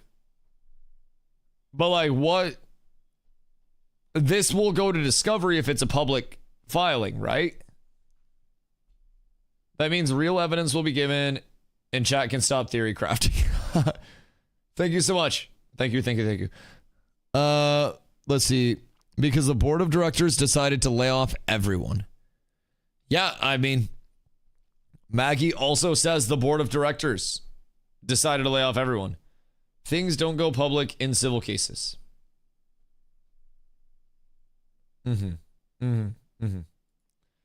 Ashes is saved. You stop. Somebody photoshopped the fucking Alistair. Shit. Jesus Christ. Funny enough, I actually asked him. I asked him on Twitter if he was going to. And he said nah. So, Steven will be making a public filing. Can I get a screenshot of the public filing thing, please? That would be absolutely beautiful. Because this is getting deep. So you're telling me there's a chance. I don't know that there's a chance that Ashes will recover in any way, shape, or form. Like, I'm gonna be honest. I don't, even right now, I don't really think there's much of a chance that Ashes will recover. Hold on. He's behind the camera. I gotta go. I can't get it large enough. All right, there we go. We'll just go there. I've made a public statement. My next action will be a public filing. I hope at that point people will have a better understanding of what happened. So what does this actually implicate? You take photo requests before the game dies. I mean, I'm in Jova right now. Come find me. But then if Steven has legal recourse and wins a hefty lawsuit that can fund the continued development of Ashes. What would the lawsuit be for? Like what? Bankruptcy filing? Would that be public? I feel like that would absolutely be public. Yes. If you resign from a company, you have to make a public filing. This is nothing about a lawsuit or anything. Okay. So what would a resignation filing lead to? Like just at the very baseline, the least dramatic take on this whatsoever. What would this lead to? Would this have him saying, I resign because of these reasons? And then it would get investigated, or what's going on here? If he doesn't have control anymore, he can't do any filing other than suing the other shareholders. So the filing is probably going to be a nothing burger, or is anything going to actually come out? Public filing is a lawsuit. And would it be a lawsuit that we are able to see shit transparently on? Or would this be all behind closed doors? Well, this is a publicly traded company. I believe privately. I don't think it was public. Be a hate project at this point. That it would. I will say with everything that's been shown and Steven being shady as fuck, it's weird that the other devs and producers haven't made any comments. I don't think they can, if I'm being honest.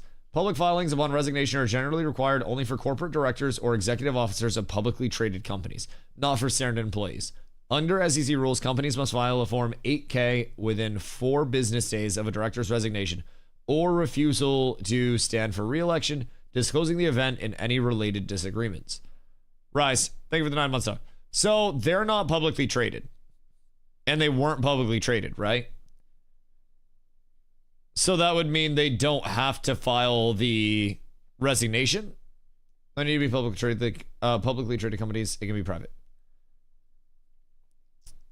But if he were to be like required, it would be on a publicly traded company, right? So he might not be required for it, right?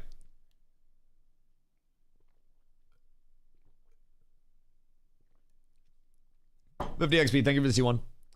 Seems to me that the creditors were simply trying to save their investment from mismanagement and Steven crashed out. That could always be it as well. It could always break down to, like honestly, let's just look at this from a standpoint of if the dramatic is not the take, and if this is truly the take, right? Everybody can say whatever they want to, but just entertain for a second that this is truly the take, right? Based on how Steven was in the interview that I did with him that we've reviewed a couple times, based on everything associated with that, it seems like between the interview, between the employee testimonials speaking with other content creators that are coming out, between all of these alleged sources, right? It seems like this was something that was long in the works.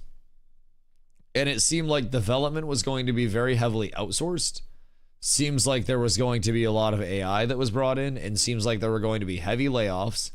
And in the event, right, just entertaining for an iota of a second that this could be the case, right? If Steven did disagree with this and wanted to protect it, then I mean, I guess that warrants a crash out, so to say. Like, if it's his baby and it's getting stripped away from him, then like I get that.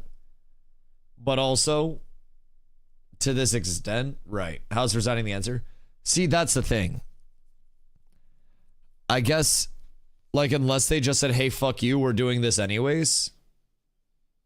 Which, I mean, could be entirely likely. Do you see Steven's new message? Yes. Yeah, he'll be filing a public suit. Or a public filing, that thing. No, public suit, public filing. So, that's probably going to be down the road still. Like a good ways down the road. If that's true, they'd be paying the employees. Not paying them means there's no operational funding. When risk Department of Labor suits is a big issue. See, that's also valid. In the event that the employee letter is valid, in the event that the testimonials are valid, right? We are to believe that they're not being paid at all, and that there is no money to pay them whatso fucking ever. What employee letter? Hold on, let me grab it real quick. I put this out on Twitter. Good old Tweeteroo. Open image and new tab. I'm running out of tabs. So keep in mind, this is also just unconfirmed. This is 1,000% just, this is all just hearsay, right? All unconfirmed. But, dear team, this is a difficult message to send, and we recognize how unsettling it may be to receive. Due to the company's current financial condition, Intrepid Studios is providing this notice pursuant to the Worker Adjustment and Retraining Notification WARN Act. This notice is being issued to all employees as a precautionary measure while the company evaluates next steps. At this time, no final decisions have been made regarding which positions may be impacted. A portion of the team may be asked to continue working as the company evaluates operational financial alternatives. Others may be affected by a reduction in force if the company is unable to move forward in its current form. Employees who are impacted will be notified directly with additional information. With respect to compensation, payroll scheduled for February 1st, 2026 cannot be processed at this time due to the company's current financial condition. The company is reviewing its obligations and options and will share updates as soon as available. Regarding benefits, company-sponsored health insurance coverage may be affected by changes in employment status. Information regarding benefit continuation options, including COBRA, is expected to be provided by the plan administrator early next week. That information may include important timing considerations, and we encourage you to review it carefully once received. Any available options, costs, and deadlines will be outlined directly by the plan administrator. We know this communication creates uncertainty and concern, especially for you and your families. While we are limited in what we can share and commit to at this time, we wanted to communicate as promptly as transparently as possible. We'll provide additional information as decisions are made and circumstances evolved. Thank you for the work, dedication, and care you have given to the studio and to Ashes of Creation. We recognize how difficult this moment is and do not take it lightly. So, This is allegedly the email that went out to the team when they were notified that they would be let go. This video explains who the investors were. Which one is this one? I'm running out of tabs. God fucking damn it. Why am I getting ads? Time machine. Let's go all the way back How to long is 1 it? May 2017 when Ashes of Creation was first doing their Kickstarter. You will see here in an interview with Justin from Massively Overpowered. What was Steven going to use the money for from Kickstarter? I intend to use those funds to bring on additional team members who can focus on building the game. Right. This project is being funded by myself currently. Right. This is going to be a bigger game content-wise than Crowfall, and our budget and funding reflects that. Sounds good. Let's jump ahead again to March 7th, 2019. Steven was asked about funding for game development. Most software development banks will not leverage as they don't like that risk. Usually outside funds are raised through venture capitalists because they're risk-oriented. However, it isn't something I've done. And then he goes into a Q&A. We can't hear well. Oh, yeah. I didn't even realize I had the music on. Sorry, that's quiet as shit on my end. I barely even hear that shit. About the lie that he was involved in making his money through multi-level marketing. My bad. But the important line I want to grab out of here is, I'm funding the project, so no investors. Sounds good. Gives us a baseline. That's what he's been We've saying got for a our while. base statements here that show us when for startups they want to have equity that they can sell for capital. Interestingly enough, in February of 2017, before the Kickstarter, Intrepid Studios took a $1 million This is loan Yaya. from Yaya Legacy Trust. And Yaya is based out of Delaware. Creditor, not an investor. They are not an investor yet. $1 million Spends at a lot of a things, but 5% it's in Spanish. compounding annual Spanish. interest rate. It also allowed Yaya Legacy Trust, if a payment date came due and the payment was not made, they had the option to convert the due payment into equity at 0.275% on each payment, up to a maximum of 2.2%. So of they the common got stock of the company. They also had a subsequent investment. Did they end up with 9.7 off Yaya this? Legacy Trust to invest an additional $1 million. Later on March 9th, 2018, this promissory note was actually amended. Isn't Karen part of And in Yaya? the right to convert, you will notice some I key believe Yaya language. was It Jason changed the Caravanis common or stock something. to preferred stock of the company. You will notice in a letter sent to Intrepid Studios on March 5th, 2019. So that's preferred stock instead of Pursuant common to the stock note now? and amendment, my client hereby formally gives you the notice that is decided to exercise its conversion rights in these documents, such that as of the date of this letter, Yaya Legacy Trust is now a 4.4% shareholder of Intrepid, with such stock being preferred stock of Intrepid and having the anti-dilution provision at the valuation of Intrepid as of February 23rd, 2017. Right. So that's as of 4.4. March 5th, 2019, Intrepid did have investors because the creditor exercised rights. Also interesting enough, on August 21st, 2019, there was a sale of 44 or 53 more preferred shares. And also it's interesting to me that there's still... Wait, what? Wait, what the fuck? Corporation agrees to sell and purchaser agrees to purchase from corporation 4453 of its authorized shares of preferred stock. Wait, what the hell? Here and after, maybe that's supposed to be 5.3%. Mayhaps that was like fucked up there, but that seems fucky. It constitutes 5.3% of the corporation. So the old 4.4 and then the new 5.3 is where the 9.7 comes from. So that's 2.25 million. Wait, so what's the total valuation of Intrepid as of 2019 at this price? I've watched Shark Tank, but effectively that tells me that they're like 40 million ish, right? Which is a lot less than Steven estimated spending on the entirety of game dev, in his own words, at like 110 million. So this is already seeming to be not great. Rustev getting ready to do 10 mil offer on Ashes, but to start lowballing the two MMOs now that he has a negotiation piece. He's gonna be like, yeah, I could buy that one for a little bit less. So the 25 mil goes down to 20 mil. Oh my goodness gracious. My goodness gracious. The AOC Discord is giving more content than the game. Oh my fucking god. The AOC Discord is inmates running the asylum at this point, dude. Roughly around 40 mil. Right. Still talking about the convertible promissory note dated February 23rd, but so I mean 40 the mil Yaya still Legacy good, Trust had already done their conversion. So what should have happened is a convertible promissory that's note. also in 2019, the Yaya right? Legacy Trust exercises its conversion rights. Intrepid Studios would issue the proper stock certificate. Damn, he prepared a PowerPoint which for would this. then discharge that promissory note. So I don't know, and He got Intrepid a whole fucking never had to file any paperwork in He the got a whole lawsuit because PowerPoint. it was dismissed. I don't quite know what Intrepid's perspective was. I do know that if we take our original timeline and we add in this So that's like right here. Except it starts in 2017, $1 right? million loan, again, I want to foot stomp. That $1 million loan does not mean Intrepid has investors. It means it has a creditor. Okay. I do find that on So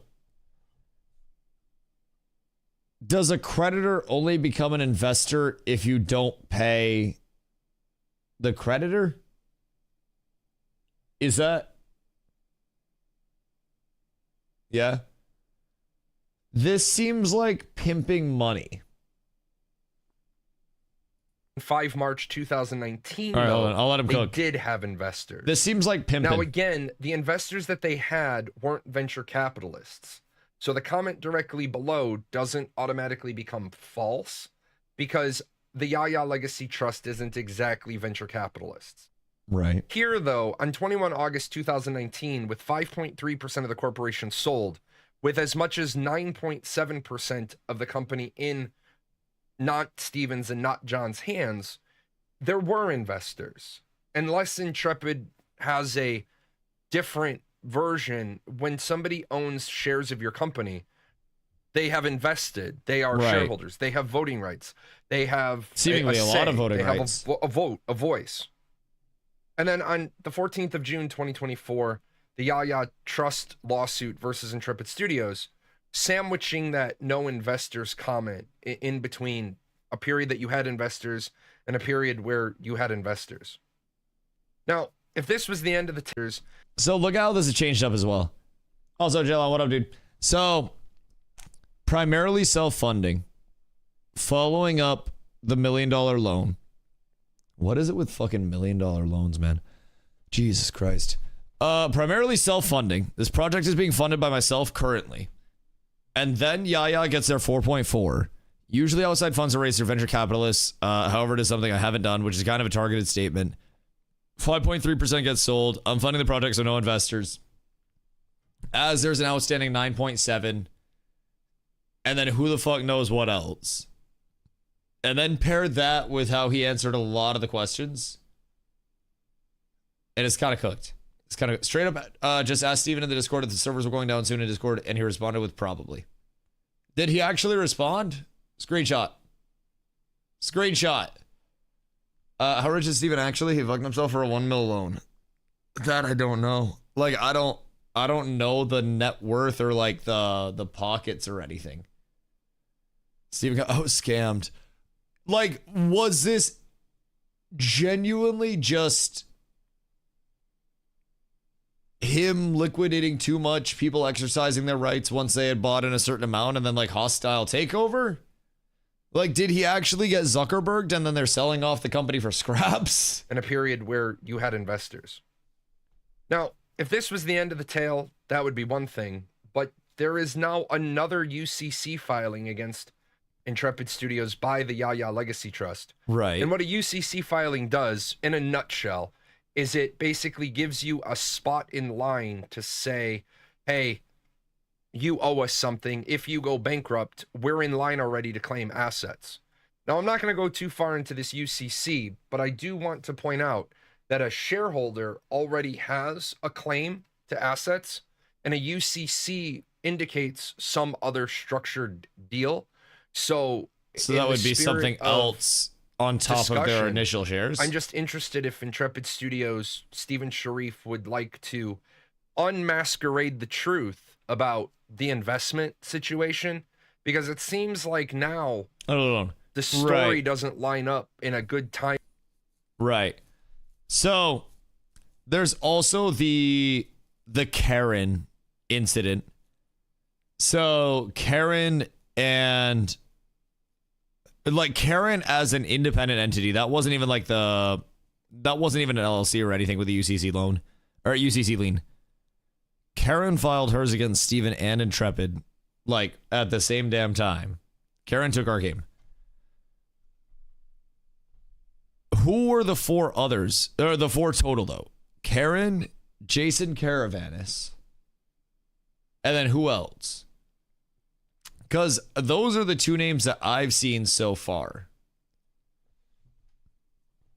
Did Steven actually post that, by the way? Or no? Because sounds like cap. Whoever just said Steven responded to Discord as an idiot, that's not his account. That's why I always ask. That's why I always ask is cap. Yeah, that makes sense. Listen, that's why I always ask, my boys. I always ask. There's a fake Steven in the Discord. There's no way. I mean, hey, can't get banned for impersonating if everybody's gone in the first place. God damn. What a wild world we're living in today, boys. So at this point, what else could come out? Robert Dawson. Oh, wait, I've heard Robert Dawson as well. Yes. Longwood, Florida is one of the lien holders. And then U.S. Small Business Administration, El Paso, Texas. The U.S. Small Business Administration, Employment Development Department in Sacramento. What the fuck?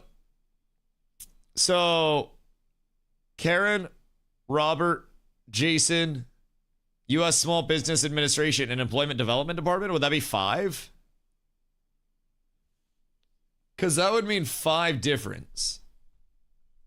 So what's a play? Dog, I have no fucking idea. EDD is unemployment. Oh, okay. That would make sense then. So that would mean that, supposedly they weren't paying out unemployment, and so the EDD did something. New message.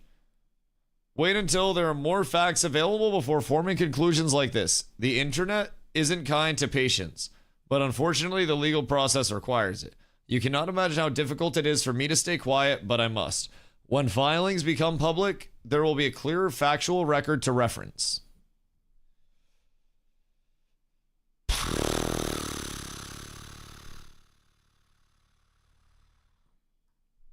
That's tragic. Tell us how much money you were looking to make via Intrepid Bucks referral service. Me looking to make 0, personally. I had my exclamation ashes in very communicatively so I could spend it on skins with the payouts. But I never bought a skin in the game, as you can see. I don't want to spend money on skins because I played Dota and Fortnite, and I spent so much fucking money on skins in Dota and Fortnite that I solemnly swore that I was going to use all of mine on skins. Because it kind of felt weird in the long term to do anything else. But we also didn't get anything from it, in all fairness. I just had the exclamation ashes up in case people wanted to support it. I also had people that came in that didn't use it, so want a duel? Just feels so empty. Just feels so empty. What's most people committed to this game? Oh god, like monetarily?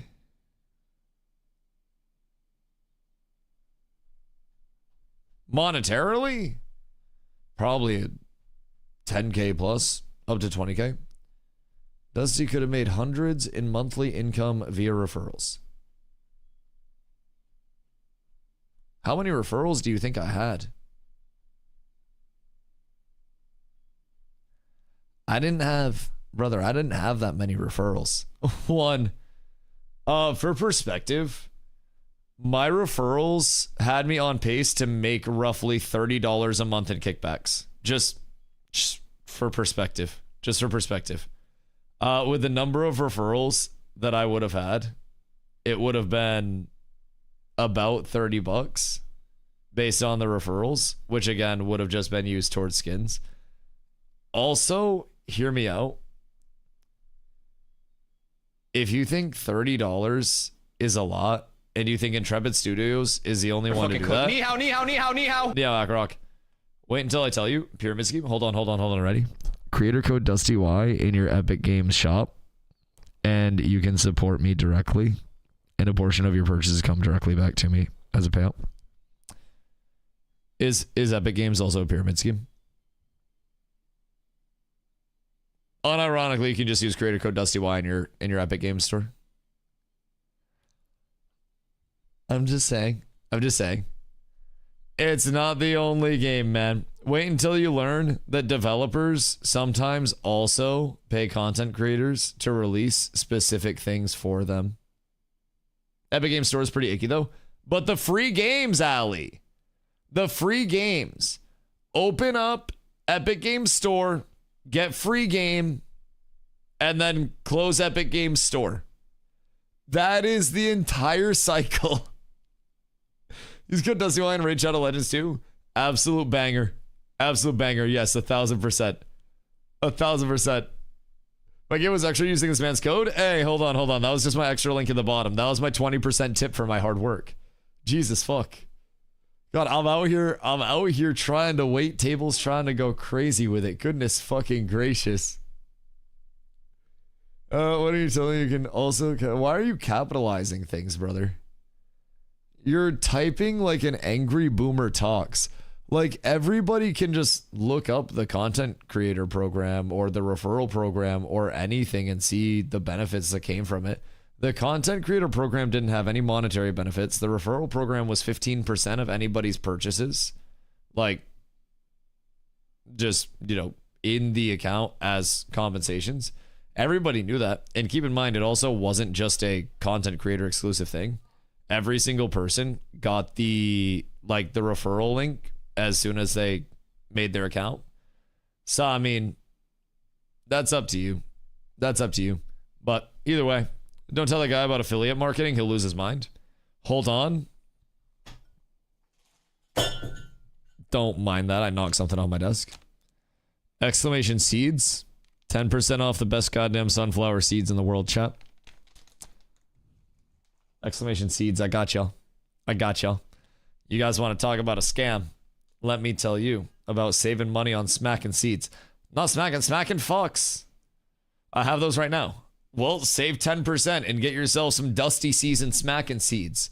Yeah, I always figured I was going to do a Gamer Subs flavor, but we just ended up putting me on a sunflower seed. So just bear with it a little bit. It'll be a little spicy on the tongue, but do they deliver to Dubai? Only dead drops. You have to go out and you have to dig up your seeds. And then also sometimes they put a little bit of weed in your seeds and then call the cops, so then it gets a little interesting. So, not the gold seller spamming global. They're working overtime, brother. They are committed. And if I had people that were grinding as hard as the gold sellers were, like Spencer O'Bryson. By the way, I like that the gold seller bots just started taking very Caucasian sounding names. And now it's just like Spencer O'Bryson, John O'Smithany. Like every gold seller that I see is just like default pale sounding name. They're trying to blend in now. God fucking damn it. They're evolving in real time. It's a shame that they really didn't get to hit their true stride. They could have done something fucking special with it, if I'm being honest. Someone is blaming Polar Guild for the game closure. What if it was us the whole time? What if it was always cats? I feel like there's no way to actually tell. People are so about her right now. I mean, I'm kind of butthurt right now. Like, I'll be honest. There were a lot of communities that worked very hard and really did look forward to the future of Ashes, despite how rocky the road may have been, right? Because it's something that did provide, you know, some form of excitement. Kira just released a new vid and seems like it's spicy. Ooh, wait, is Kira dropping some follow-up? Because I'm down. I'm down. Can I get a little bit of a Linkington? Por favor.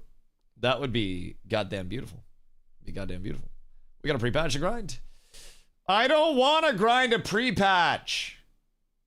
I don't want to do it. All right, hold on. This is Kira vid. All right, hold on. Check my Discord DM for a good laugh. Welcome to the next. Oh, I don't want an ad. I don't want an ad. God fucking damn it. Oh, sorry for everyone out there on the site for AOC. Hey, it is what it is, dude. It is what it is. I think, just realistically, right? One thing that I have always tried to tell people that were prospectively looking to get into Ashes is that the future of Ashes was never guaranteed. Did I think this would be how it went out? God, no. No, absolutely not. But I think our entire community knew that at the end of the day, it would come to an end probably at some point. We all hoped it would get to launch and we all hoped it would make it through. But this was very abrupt, filled with a lot of uncertainty and a lot of like, oh shit, what's going on, right? And I think that's the big game changer for a lot of people. For a shield, do you think Forge Scale +4 enchantment was on par with Heroic Glory Bound? Motherfucker, the game's dead. God damn. Probably not. Heroic Glory Bound would be a little bit better. But what the fuck do you mean? It doesn't matter. It doesn't matter. It's all cooked. It's all gone. What gave you the impression there was a good chance it wouldn't make it? It's an Eastern MMO being developed in California and employing people primarily in the greater California area and insisting on being a Western MMO, right? This was also a Western MMO that was developed not by a AAA titan of the industry, but by some dude that basically started this Bezos style in his garage. And the odds of this becoming the MMO that we all imagined it being were always like the deck was stacked against us, right? Very low odds of success. They took on a lot. They took on a lot all at once, and they, you know, I think mismanaged probably a lot of it, all said and done. And I think there would be 1,000. Oops, I AFK'd. I think there would probably be 1,000 different things that they would do if they could run it back from the start. But realistically speaking, man, I think that a combination of the MMO scene dying as a whole, and it's not necessarily the MMO scene's dead, right? But when we compare the market share in gaming that MMOs used to have comparatively to the market share of current MMOs, it's substantially smaller nowadays, right? Very, very small, especially in the Western world. Is just still doing gacha MMOs, to be fair. Yeah, absolutely. And there is still a world for it, right? But I think it is far from what it used to be, especially for like Western MMOs, right? Far from. Well, had 12 million concurrent. That was massive and perfect timing. 12 million concurrent's a fucking lot. That shit's a lot. A ton. Coach Care video? Yeah. I'm gonna go fill up my water real quick. I remember the MMO boom around 20 years ago. Yeah. And I mean, just before I get water, as monetization has shifted and as the MMO scene has shifted, we've seen pay to win become constant. Pay for convenience, pay for progression, whatever it may be. We've seen it all become constant. We've seen linearization come in like crazy. And Ashes very much looked at all of that in the face. And it was just like, no, we'll do it without it. And it was an incredibly ambitious thing to believe in. And a lot of people would say it was a stupid thing to believe in with all the writing on the wall. But also at some point in the MMO scene, you gotta kind of believe in something right now, or you won't have much, right? And I think a lot of people, very simply put, wanted this to be the something that they could actually believe in. And I think it had a lot of potential, but the potential was never realized on, right? I think that's a big thing. I think there are a lot of streamers today, at least in WoW, abusing their streams, such as we want classic WoW, no changes. They just grab all the gold from their viewers. Kind of sad GA just come to this. Oh god, the streamer loot epidemic? Yeah, streamer loot epidemic is crazy. It doesn't watch your stream. What up, Boggs? I hope you're having a good day, dude. After 100 WoW clones, we needed this. Yeah, I mean, I think the MMO world definitely could have had something else to look forward to over here. All right, hold on. Any new news today? A lot of screenshots coming out. A lot of hoopla and hullabaloo. Steven did post in Discord talking about how there would be a public filing coming up. That would be his next move. So, it's a lot of hoopla, man. I slept like shit last night. I slept like absolute ass. So, we'll see. We'll see. Want to join us for a boat tour? Shit, wait, where are y'all leaving from? I'm gonna probably be watching this Kira video, but I'll be kicking around for a while tonight, probably. So, but yeah, nothing like game-breaking news-wise. Margaret commented on Facebook, also citing the board firing everybody. So everybody's still in the who the fuck is the board frame of mind.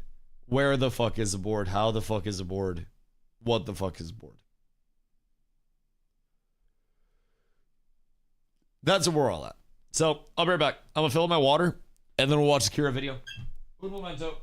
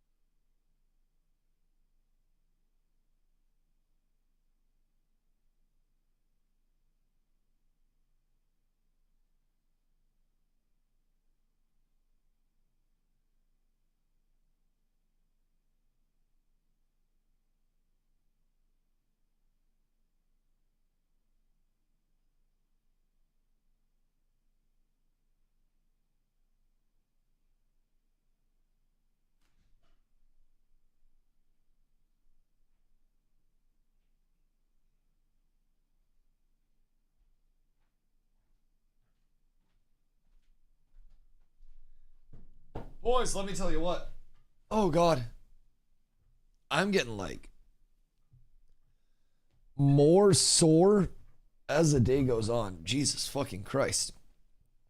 I should not have decided to start running again. Holy. Oh, holy. Everything hurts a lot. Everything hurts a lot. All right, hold on. Let me pause the music. This shit, bro, I'll be walking like I just rode a fucking horse. My God. Oh my God. I'm like waddling side to side to try to move. Dusty, this clip is huge. What, this? All right, hold on. What clip? Friend knows we'll come back. Obviously, you know what we're going to talk about today, but I'm going to give you some warnings up front so you can follow these immediately and not be disappointed or think I'm baiting you or whatever. Right. If you're interested in like a really abridged version of this story, or you want like bullet point facts, or you want me to go over new comment by Steven, another one leaked or anything like that. What's the new want, one? Like a meandering amount of context that I think you need to understand to be able to engage crashing. With this fully well, yeah, and of course. Know what's going on? This is not the video for you. Somebody else go over to the Twitch side and link it, Majestic. I can't see it on YouTube. Me saying lots of things that you might not care about, but I think is important. I can't see the clip. I can see the link. If that's you, if that's the case, go watch somebody else's video. This is not it. This is, I'm going to try and keep it as brief as possible, but there's nothing to do on Steven. Number okay, two, word. Anybody that's saying that they know the truth, they are wrong. Not trying to call anybody out. I just know the amount of work that I've done on this story since I knew about it, and I knew about this before anybody else, as evidence from my video. Bruh, there's no way.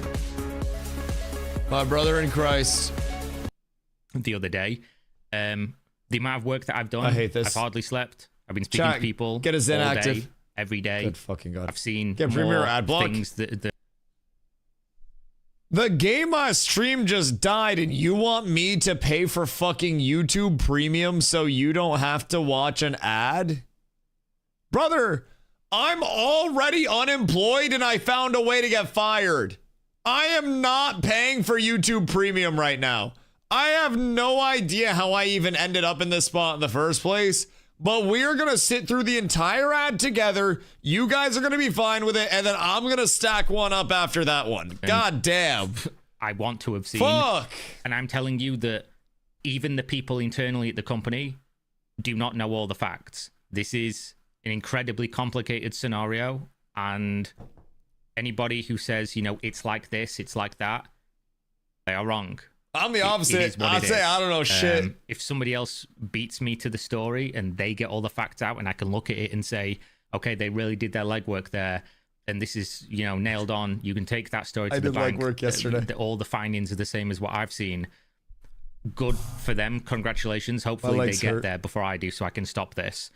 But with that being said, a lot of the stuff you see on social media right now, a lot of the stuff, especially random people are posting. Well, no, he's got to ego check it. As fact all over the place, they are incorrect and they don't know. So this is like, you have to understand, Twitch is, feel better? I appreciate you, dog. I appreciate you. Listen, one Twitch Prime equals one prayer. And don't forget to drop your follow while you're here. It's free. But this is the YouTube meta, though. Everybody has to always say, I know and you don't. And then on Twitch, I sit here and I go, I'm an idiot. Please tell me what's up, chat. And on YouTube, you have a very little amount of time to build your credibility over other content creators and convince them you are the breaking source. And I understand this, this element of it, right? I do definitely understand this. He doesn't know what we know. Someone clearly told him anything before anything went down. Yeah. And I mean, it is very possible. It is very possible. Also, keep in mind, it's also very possible that many people know a partial or limited story. And that, in the grand scheme of it all, there could genuinely be things that haven't been made public yet that haven't come out into that public eye. So we have to keep in mind, even with the bestest of sources, right? Even if you're talking to every single person on the dev team, there is always an element of there may be something else, right?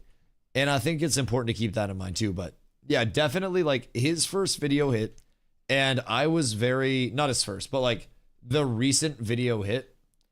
And when that hit, I was very hesitant to actually trust it, so to say, not because of a personal thing. I have no ill intent, no negative thoughts or anything towards Kira as a content creator.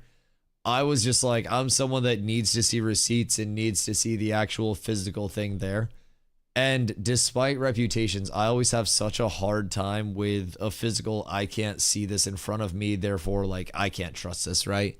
And when the first video came out, I was naturally very skeptical of everything, especially with the, this is a huge claim, trust me, bro, you know, type thing. And turns out, if that actually is the same thing he was talking about, then he found out before anybody else did. Somebody that was probably a senior lead, if this is all true, would have to have told, I guess it'd probably have to be a senior person at that point, like letting him know, because if not, how would they know? How would they know before everything like actually went down, right? So from that standpoint, it had to have been someone that was actually in the know early on. It had to have been somebody that could pass that along to him. So I don't know. I feel like that kind of narrows it a little bit. But Ash is gonna die, probably. The way it's looking now. What the fuck they're talking about? Not specifically talking about content creators that are posting links, because I'm going to corroborate some things here, and then obviously you can contrast and compare that to what some other content creators have said. I haven't had time to watch anybody. Don't know what other people have talked about. Once but again, shutting down. I know we have no idea. So there hasn't been an actual public made. made. If you want to know where this leads, what has from the game, request one through Steam. They're you investigating. Are going to have to wait. Not trying to vague post, not trying to bait people in any way, just telling you there are things that absolutely cannot be talked about right now because it's just not ready yet. Right. Like, you can't just put things out into the public without doing the requisite checks. It's irresponsible, it's unethical, and you are also making yourself legally liable. And also, if you are speaking to sources behind the scenes and you put things out without due diligence, you risk their life and their livelihood. And again, that is incredibly irresponsible. So I'm not going to do that. I'm going to give you some stuff that I can overly broad stroke it's the confirm, deny, and say it's the disclaimers. Everything's fine. Because obviously I talked about in a video a couple of days ago, the one peg tweet? And I didn't want to just vanish. I saw a couple of his tweets earlier. I haven't pulled it up on stream though. Get even remotely close to the bottom of this and just not say anything. So this is what you're getting. Sorry if that's not enough, but it's all I can do. Like I'm trying, guys. I'm so fucking sleep deprived and stressed about this thing, and many times I have said I'm not going to do like the whole investigative stuff ever again because it's not worth the juice is not worth the squeeze. But obviously in my mind, I think you'll fall asleep and stay asleep I hate it here. on a new I hate it here, chat. I genuinely, is it worth don't bro me. I'm going to be the one. He runs more ads than I do. I couldn't get the full story out of the last couple of days. Bro, he runs more than me. It's just wasn't mine run every 20 fucking minutes. Jesus Christ. The news sort of broke overnight while I was asleep. A minute and a half per ad. What happened was I made my video. Everyone was like, Kira's a liar. Not everyone, obviously. A lot of people. It was November 14th, I believe. Again, some of these dates might be off by... Right. For the public to find out. And it came true. October 30th was the internal announcement, and it was to a small group of people within Intrepid. Oh, wait, did he actually basically minutes after most of the employees? Basically, how I came to this was November 14th, I believe. Again, some of these dates might actually be off by a little bit, and I might be confusing some stuff because it is what it is. But November 14th, I believe, was the date where it was announced Ashes of Creation will be coming to Steam. I knew the game was coming to Steam before most of the employees at the studio. I knew this because I was informed about it by a source internal to Ashes of Creation and Intrepid Studios that told me basically minutes after the internal announcement of the game going to Steam. Why is this important? 2 reasons. Number one, it proves that this source was credible. I didn't talk about it at the time because my question I didn't have why? a second source independently verifiable to talk about something that could potentially materially harm a company or my reputation. So obviously just sat with it, used it as context, waited for the public to find out. It's like 2 questions, like who and why. October 30th was the internal announcement, and it was to a small group of people within Intrepid. So basically, you know, before most of the company knew, I'd already been told about this. Maybe his wife?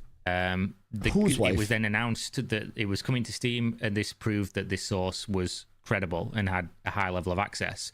The reason this is important for me to tell you is because obviously that source later messaged me on the 29th of January, so a couple of days ago, and said, Ashes of Creation, Intrepid Studios has been sold.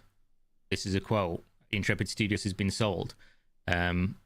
With this comes some things. Steven has resigned. He's no longer with the company.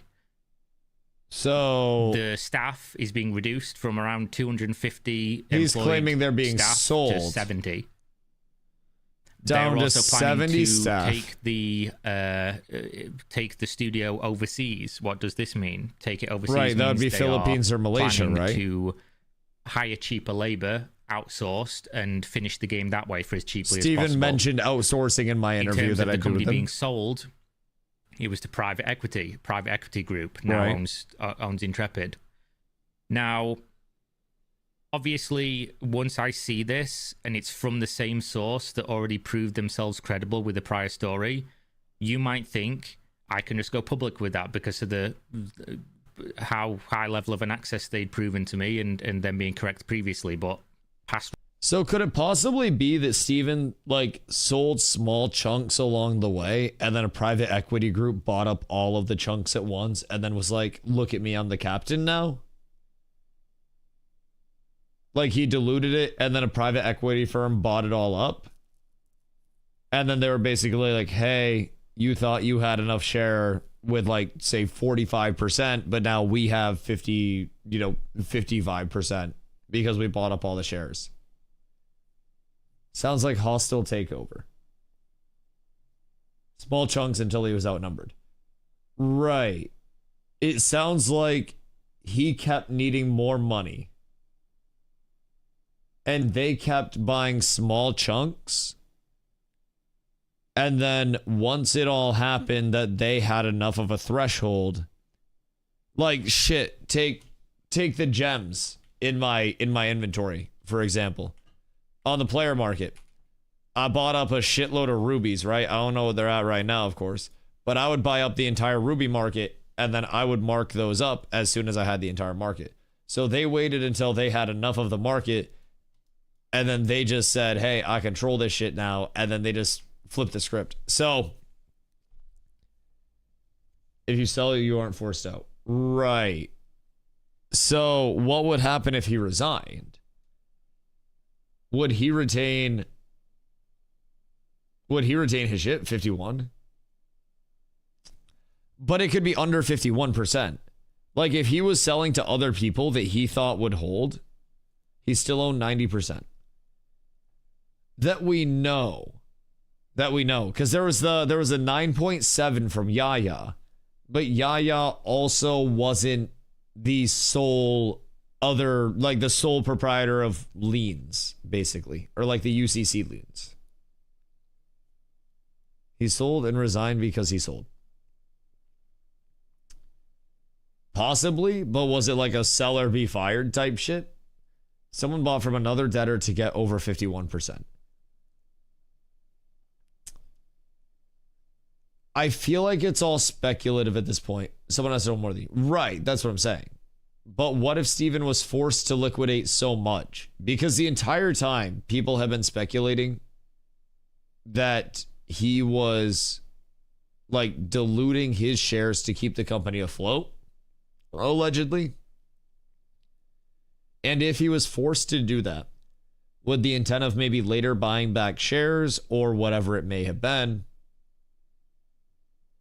he may have diluted too much, and then they just being the private equity, nom nom nom nom nom nom nom, eat it up. But I don't know. I don't think any of us know.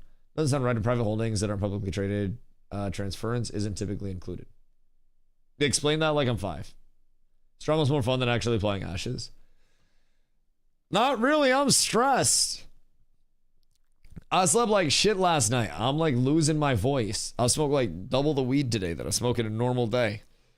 I'm stressed as a motherfucker. I would normally just be pumping at this point, just killing some mobs and shit. Transference of shares in privately owned companies isn't typically available or easily executed, as these investments are generally illiquid and subject to strict contractual restrictions.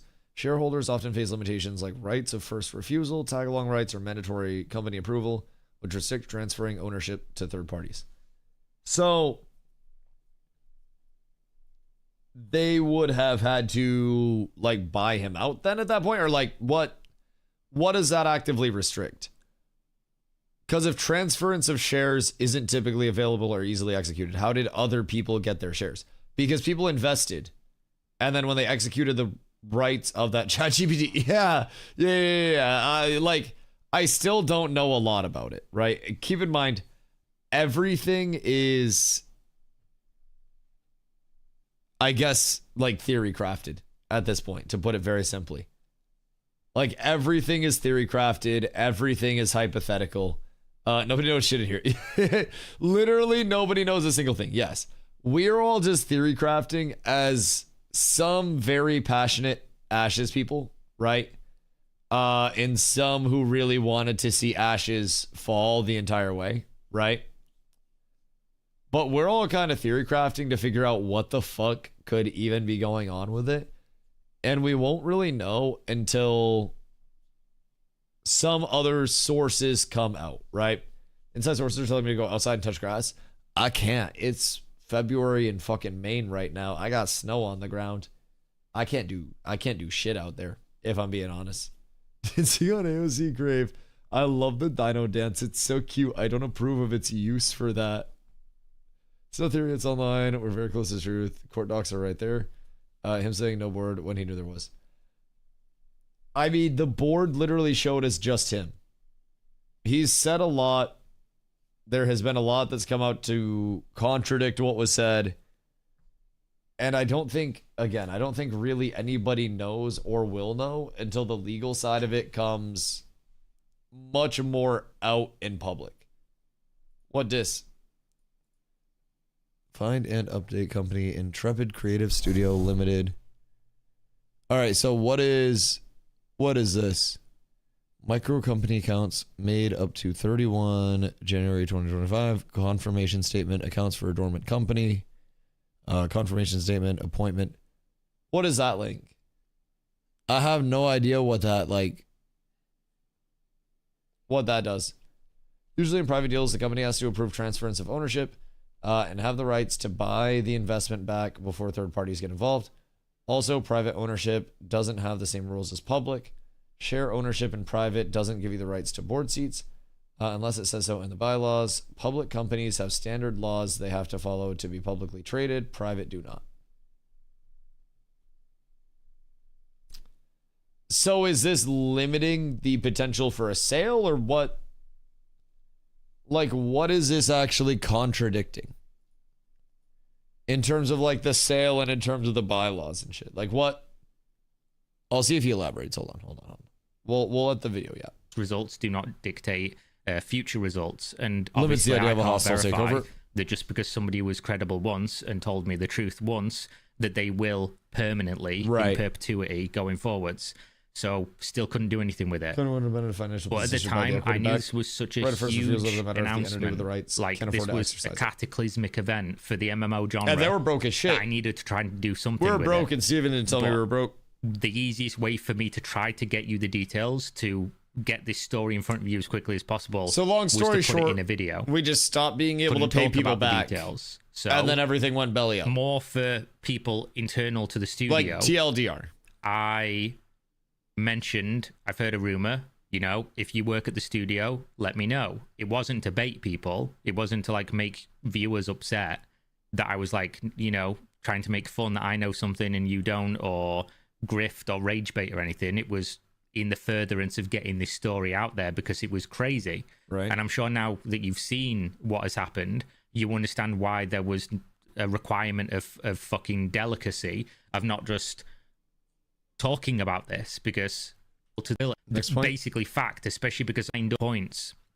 Imagine being able to build anything. We got one talking point and 3 ads regarding the Steam launch and why it was important. One talking point, 3 ads. All right. The second point that the Steam launch is important, not just for proving that the source was credible, was that the Steam launch really marked a difference in Ash's creation and Intrepid Studio, something that people could have paid attention to if they were really, really looking hard enough. Tell me how. Is, at least publicly, the game going to Steam didn't make sense. It really didn't make sense. It was a very bad idea, and it signaled something bad was going on. But this was even worse if you knew the context privately, because Intrepid Studio has always been relatively transparent in terms of they know where they're going. The studio knows where they are going. They know what milestones they're working towards, how long it's going to take to get to these milestones, and just a general direction. The Steam release signaled that something was very, very wrong with Ash's creation. My counter to that is that a lot of the community felt like they actually didn't know where they were going with their milestones and shit. Like, I might have misinterpreted, but the internal community felt like they had no idea where they were going with their milestones and where they were hitting their milestones. I kind of have to, like, contest that point a little bit as an Ashes player. We didn't know when stuff was coming. We didn't know what was coming. We didn't know who was coming. We didn't know what was going to come in working, what was going to come in delayed. We didn't really understand anything consistently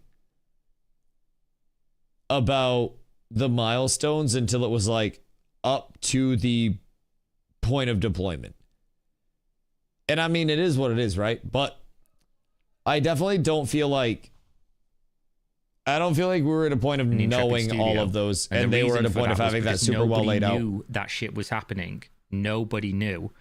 There was a meeting called. It means internally, not the players, and it was just dropped on people. Yeah, that'd be and then fair. Obviously it spread throughout the company in the a short period of time, and then they announced it publicly. Do they on even know November what their 14th. timetables are, though? But the fact that this was not a goal that they were working toward, and it just snap of a finger, we're doing this, and it's a huge thing that they're doing, and it didn't make sense to people. That was a real problem when you knew about this behind the scenes, like with how things were going and how things had progressed throughout the studio's history. This was a real marquee moment of like, oh shit, something's amiss. I mean, even in the interview that I did with Steven, when he was talking about Steam, he seemed very like now.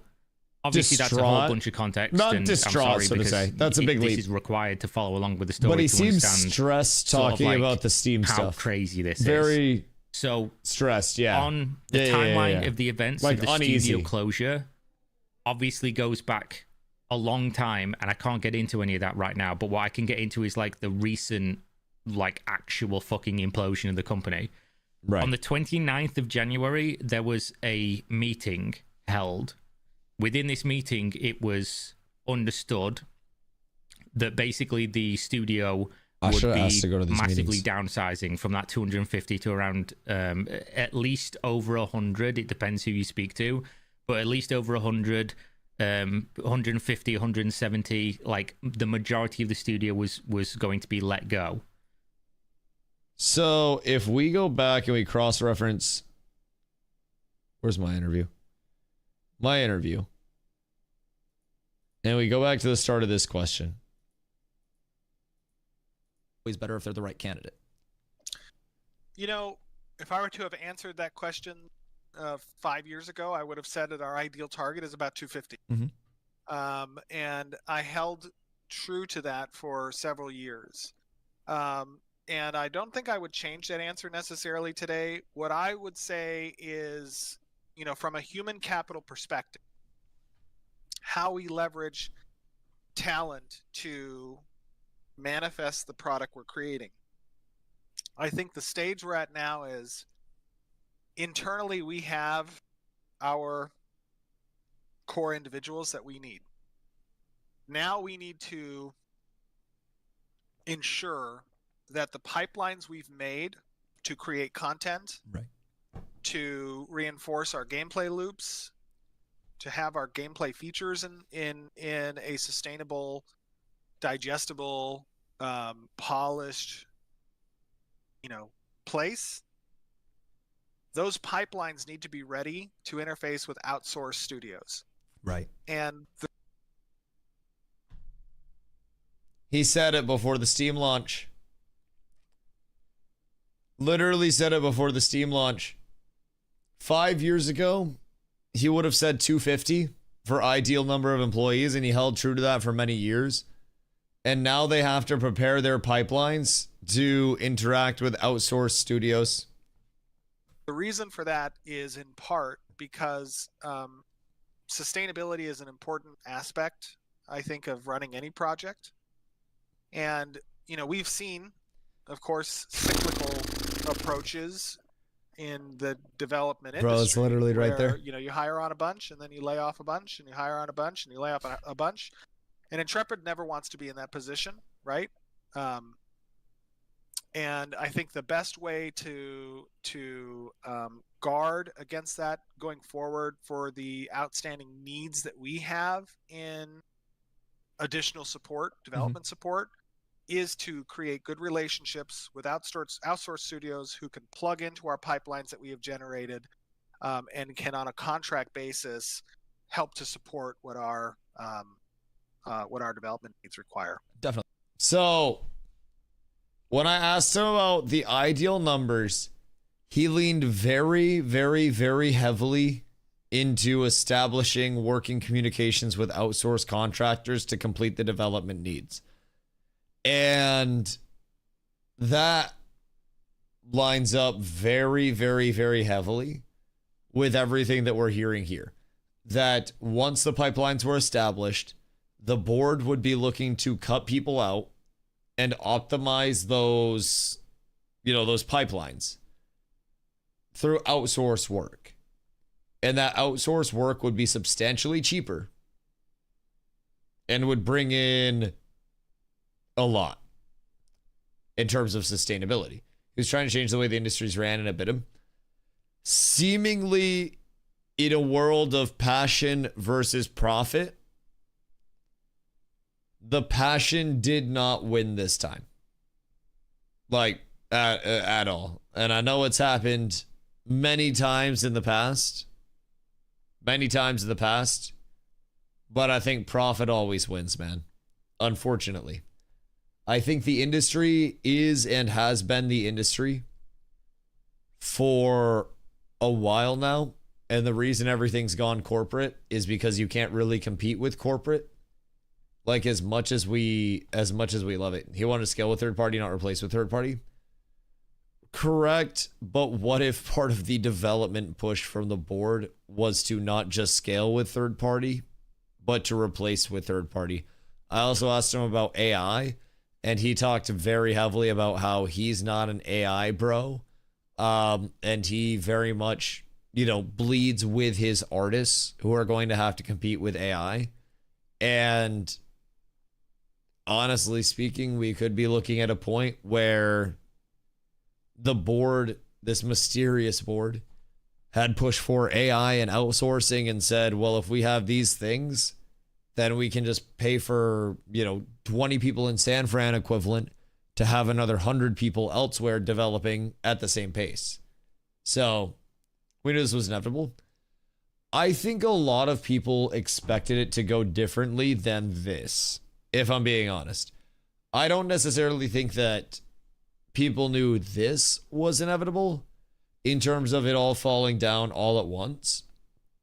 I think a lot of people thought that Ashes was indeed way too top heavy and that people had, optimistic thoughts about what Ashes could be.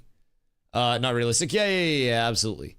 I think it was, for a lot of MMO players, something to believe in that may be very unrealistic, but also, gave us a little bit of something to cheer for in a world where there's not a lot to cheer for right now, right?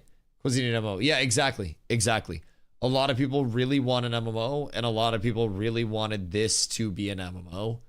And I think people were willing to ignore some of the signs of, this is clearly not off to the best start, right? But people found the community side of it. People found the enjoyment on that realm of it. And I think that was a large change for a lot of players that kept them in, right? If it wasn't for our community, shit, I probably would have had 0 people to actually play a game with, right? Steam was too optimistic, thinking he could just throw some money and it'll all magically happen. I think with enough money, most things can happen, but I don't think we're talking like Steven money. I think we're talking like Bezos money. Like, I don't think we're talking like you throw a couple mil at something and it's done, right? I think that's it. Wait, Steam. Hold on, wait. Did Steam actually do a refund? Did Steam process it or no? YouTube chat's talking about Steam refunds right now. Did Steam actually process one? Because I've heard from some people that they're just getting declined. Did it because of a refund? I mean, I don't think it hurts to put in a refund request. Should have built Ash's servers, not rent them. I mean, how many years would that have set us back? Think I might try Guild Wars 2? Bro, I'm still so torn on what I actually want to go to and what I want to rotate out to. It's genuinely so fucking tough to figure it out. Out of the mats to make a legendary Night Reaver short bow. Do you think there's any carpenters willing to log in? Probably not. Probably not. If I had to guess. I could do it in 3 months. I could not. The recipe. Yeah, everybody's cooked. Tried EVE Online again for 2 hours today and got bored about that quick. Man, I think part of the appeal with MMOs is truly the community side, right? I think that's it. And everything that Ashes did really poorly, Ashes did communities very well. And that may have been because everything else in Ashes was so rough right now that people had nothing to lean on except the communities. But trying to find an MMO that will replace that is going to be a little bit tough. Mine was declined since I had 460 hours since December 28th. I resubmitted with more firm wording. Steam did say, at least on a couple people's refund requests, that they were investigating it. They did say that they would be investigating it further and then updating in tickets after they had more of an update.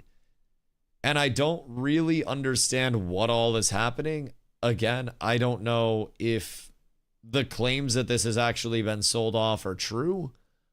I don't know if that's all hoopla and hullabaloo. I'm gonna be honest, I'm as in the dark as anybody else, right? Just 1,000%. So, how are the feels tonight? Theory Forge, what up, my boy?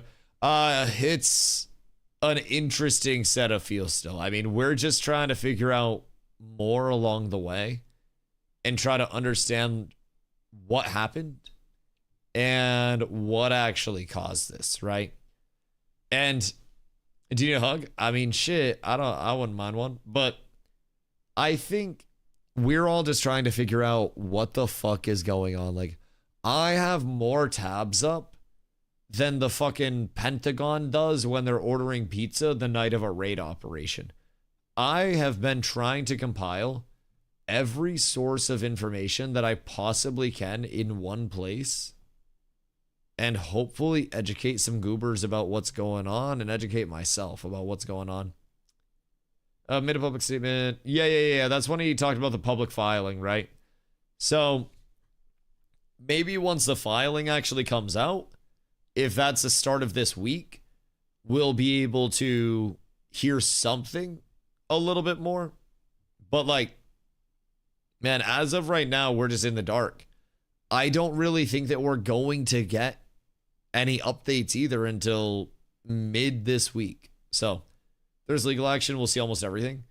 If there was a case, it would go to discovery, right? But someone also said, like, civil cases don't have a discovery or some bullshit, but we have like 100 lawyers in chat right now. So I'm not 100% certain on what we're looking at there.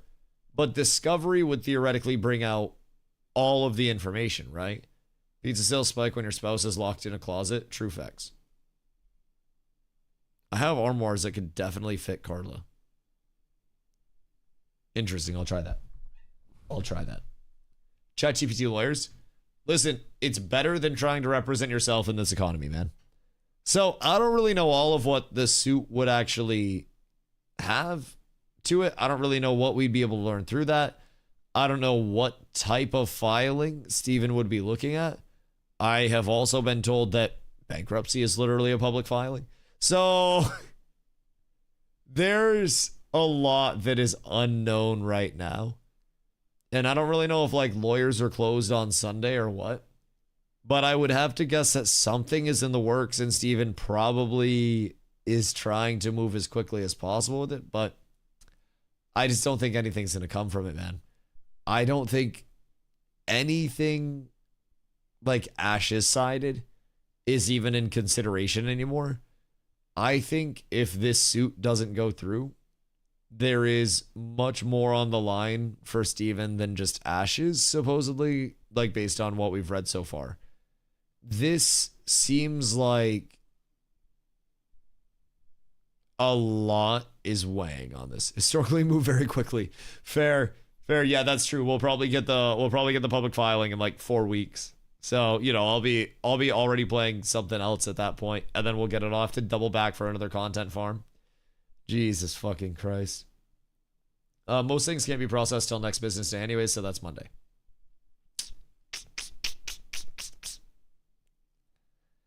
So, I mean, at the very least, I guess we gotta wait for that. Because I don't really think much is going to come out right now. Oh, fuck, I just hit my knee on my desk. I don't think much is going to come out right now that we don't already know. Like, there's going to be so much more speculation and everything. Steven's cooked 100% the game, who knows? Maybe more than likely. See, I would be more likely to say the game is 100% cooked. I don't really know what's cooked on Steven's side or the legal side. I don't really know. But I feel like Ashes has no chance to be Ashes at any point in the future. And we will very likely see Ashes at some point go dark, cease to exist, and then just fade off into the night.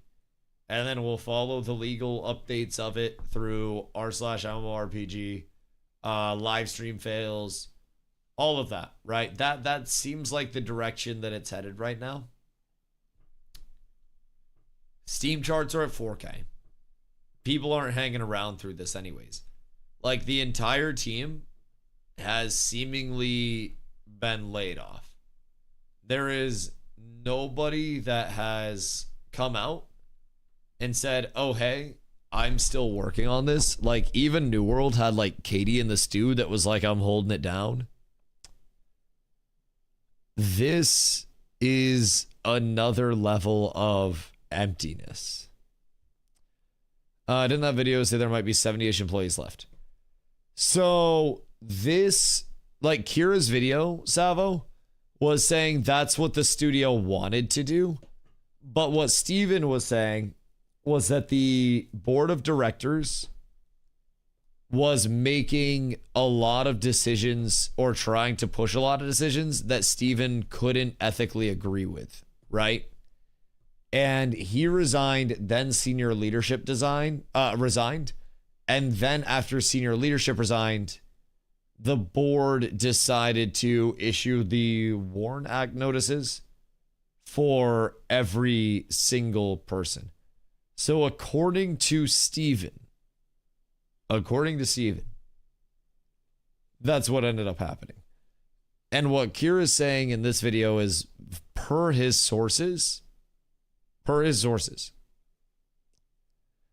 the board wanted to downsize, and as a result, naturally, that does kind of seem like something that Steven would be opposed to if they wanted to downsize and outsource. Steven did make multiple outsourcing references in the interview that I did with him, exclamation interview, if you guys haven't seen that. So, less employees, even more bots. Oh gosh, too tired. Dude, I slept like shit last night. Holy fuck. I mean, it might not have even been like more bots. It might have been fewer employees in NA that were getting full NA salaries and NA compensation, and more employees overseas that were getting much less compensation and charged way less, cost way less. contractors, whatever it may be. Document disproves these messages. So which one? The one that shows him as like the board of directors?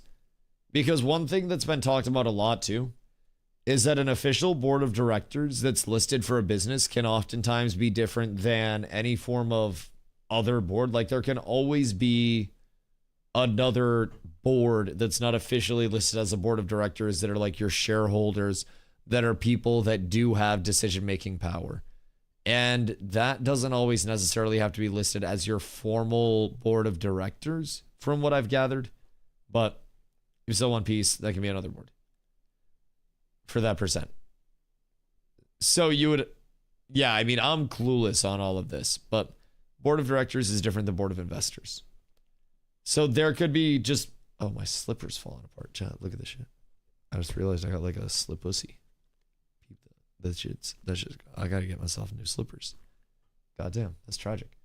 I was like, this thing feels a little sloppy today, or a little floppy today. And turns out the bottom's falling off my goddamn slipper. I've worn this shit so much. So anyways, Health Chat's just pretending to have a clue. Bro, I don't think any of us have a fucking clue, if I'm being honest. Everything is being made with, if I had to guess, very calculated generalizations for a reason. I think that everything that we're hearing has probably been, no clue, there's not a board of investors. I have no fucking idea, dog. I have no fucking idea. I don't think anybody fucking knows, if I'm being real. Everything we've heard has been so like so hearsay and just up in the air. It's been probably put through multiple rounds of PR, anything that's coming from Steven, but wait until there are more facts available. Yeah. I saw that one. Where he was saying that once the filing becomes public and the legal process proceeds, that we will know more. We will know more. But as of right now, we effectively can't know shit. And it's one of those, like, even if you get it, I'm not going to tell you. That's yours, probably. I don't think that's close. Yeah, I don't think that's anything that's immediately, like, this week resolved or anything. If I'm being honest. I don't think that's anything that's getting taken care of soon. Yeah, that seems like it's going to be a years-long thing, considering this is going to be the business equivalent of a custody battle. I think we might know more soon, but I don't think there's going to be resolution soon. Yeah, Zenith, Zenith, I appreciate you, dude. I appreciate you. Also, Norris, thank you for the hydrate. This Steven's ship. He said he had funding until launch. He lied, his ship sunk. So, I mean, technically, if the game was fully funded until launch through investors, would that still be fully funded? Like, if I get a loan on my vehicle and I say my vehicle is fully funded until it dies, it is fully funded, just with extra steps. Like, I wouldn't be lying. I wouldn't be, like, lying, but I'd be lying and hiding information, so to say. This isn't necessarily a funding problem. Like, what would it be other than a funding problem? Funding versus sustainability problem. Like, what is the difference between a funding versus sustainability problem? Because a sustainability problem would imply that funds would run out, right? I own my car, but I still have a few more payments to make. If I can't make them, they'll take it away. That's basically Stephen Case. Right. That's what I'm getting from it a lot.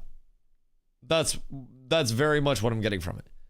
Is that there were loans that were taken out, and for whatever reason, the loans were not paid on, and people had stock because the loans were not paid on in the first place. That allowed them to get a larger position in Intrepid, and that's kind of where it falls off. And somehow we have X, Y, and Z on the way over. leading into where we're at now. And all of those things along the way are fucked, right? So, what game are you going to now? Tokyo, I got no idea, Brody. I got no idea. Some people are talking about WoW, but I can't really do a lot of community building on WoW. Like, I can. But realistically speaking, I don't think WoW provides much of the community building that I would like. And also, WoW is an incredibly hard thing to actually grow viewership in. Because so many people already have their WoW content creators, right? Guild Wars 2 has good space for streamers. Yeah, Guild Wars 2 has been an interesting one as well. I would have to get accustomed to, I guess, like the grind and shit. I don't really know what to expect with Guild Wars 2 if I were to go over there, but I'm not quite sure there. But I would say as of right now, WoW and Guild Wars 2 would be my top two at this point.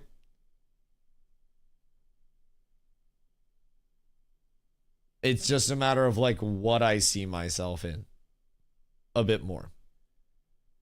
14, I think I would burn out on 14 just trying to get through the story. Because, like, there's a lot of story with 14, you know? Have you seen Google's Project Genie? A full AI interactable world coming to a very near you. 3, I did see that. Also, it just, like, rips assets, doesn't it? I feel like that's going to have legal issues.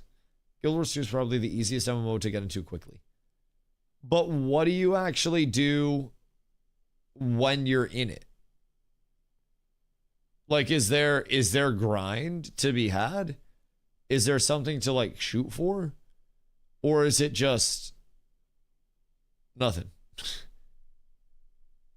No. Okay, so you just exist and then you go in. What do you do? Guild Wars 2 is super casual. Right. Guild Wars 2 has some grinds, but it's cosmetic grind. Interesting. Guild Wars 2 has raids, fractals, and PvP. So, yeah, that sounds like, because people have said that Guild Wars 2 is primarily horizontal prog, right? Instead of vertical prog. Which is, I don't think inherently terrible, but 14 is the perfect game for you. I feel like I wouldn't like that much story. I've been told it's like 800 hours of story. And that I'd probably burn out on that shit ASAP, no Rocky. You can pay to skip the story. Oh god, that seems even worse.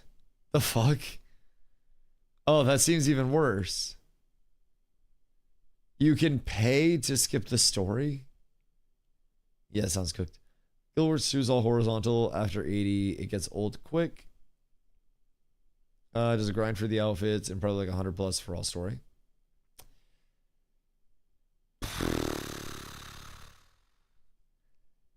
See, like, that's the thing, man. All of these different MMOs have like asterisks beside them now. Like even WoW. WoW's got tokens and shit. Granted, tokens probably aren't going to be like the largest impact. But tokens are definitely going to be a large impact. None of them are sandboxes. Nah, it's very heavily theme parked. Very heavily theme parked. I mean, open world PvP. Open world PvP could be good. I mean, I could also go the route, like realistically, Guild Wars 2, you can't skip story. If I went the WoW route, then I could run PvP with people throughout the day. I could make content over there.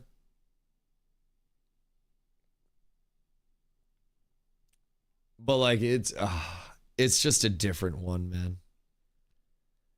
WoW, easiest option. Yeah, like WoW is definitely the easiest option. But I think WoW also might be a very rough option in terms of growth. Take the safer route for yourself. I don't think there is a safe route as a streamer, dog. Like, if I'm being honest, I don't really think there's much of a safe route whatsoever. Because everything is just going to be a little off, depending on what we're looking at. Oh, it's not a good choice. I suggest RuneScape. I don't really think I'd enjoy RuneScape much. TBC is better than Classic. Yeah, I mean, TBC is much better than Classic. 1000%. Star Citizen? If I went New World to Ashes to Star Citizen, there would probably be an internet anarchist video about me. So, Albion's so competitive is enough for a casual community.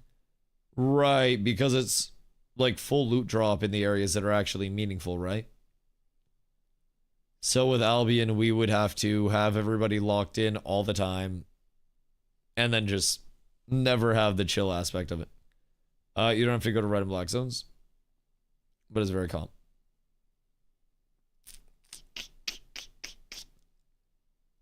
Albion's not a good streamer game, IMO. I mean, in all fairness, a lot of people also said Ashes wasn't a streamer game. So, chill parts like arenas and yellow zones. Hey, is there any game like Albion where you have meaningful, important PvP but with better graphics and combat? Was Ashes. It was Ashes. Just do just chatting till you find something, don't force it. I think that's also like not the best route for me, because realistically, again, you got to think, you got to keep people coming through the channel somehow. And at a certain point, all of the people caring about Ashes and me being able to sit here and talk about this and figure out my time will come to an end. And if I'm still here, like, yabbing about Ashes a month down the road, then that'll probably be rough. So you'll lose somebody with each new game you try. Yeah, 1000%. 1000%. WoW is to this day the best PvP MMO.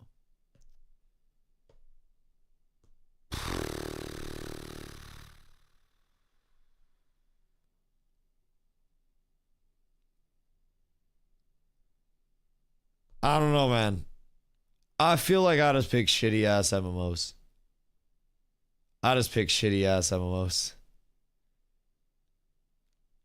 Oh, well, Guild Council Labs could never be in RPGs. Well, why would I want to do RPGs? NBA 2K arc? Maybe I'll just variety stream a little bit. Just kidding, variety streaming would be bad. I think the MMO genre is just shit at the moment. Hey, you said it as well as I could, brother. You said it as well as I could. Throne of Liberty? Like, I don't really fuck with Throne. Why are you locking yourself to MMOs? Because I want to play MMOs. Like, very simply put. I'm a community builder, first and foremost. And I think I would very much like to continue playing something where I can community build heavily. And any other form of, game is going to be a little bit more rough. GTA RP? Bro, I wouldn't know how to even get started there. I wouldn't even know how to get started there. That'd be a completely different road. But be fun, but I just don't know if I could do that constantly, It'd be fun to look at some point, but play Star Wars Galaxies. Game's already dead, but has some sweet private servers. That sounds like a way for me to get a job soon. Just play on NoPixel. Yeah, you gotta have clout for that shit, though. You gotta have clout for that shit. Check out Dofus. What the hellington is Dofus? What the hell is that? Give a shot. I think you can build a community there, and if not, you can try something else. Much as I love Guild Wars 2, you won't grow there. Yeah, I mean, that's the thing. I think Guild Wars 2 is the lower risk, lower reward option. where odds of me staying consistently like my size are good. I think WoW would either bring the channel to the moon or bring the channel to the ground. If I'm being honest. It seems like Foxhole, isn't that like the military simmy thing? Where you gotta like yell at people? Only MMOs that stood the test of time are WoW, Final Fantasy XIV, BDO, Guild Wars 2, ESO, RuneScape, and Albion in the West. And a lot of those have even stood the test of time in a very rough way. Well, how's OnlyFans coming up soon? I don't know if I like OnlyFans that much, bro.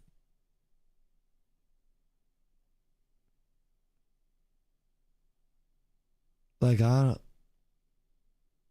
don't know if I'd like OnlyFans that much.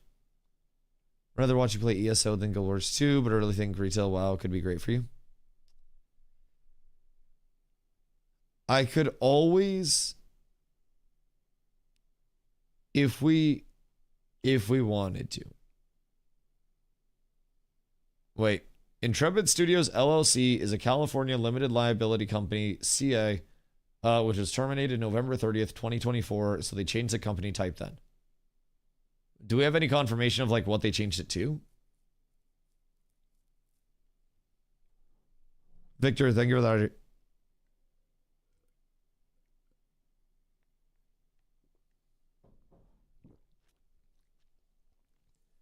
Tune into S-Fan right now. They're about to pull is a great boss fight.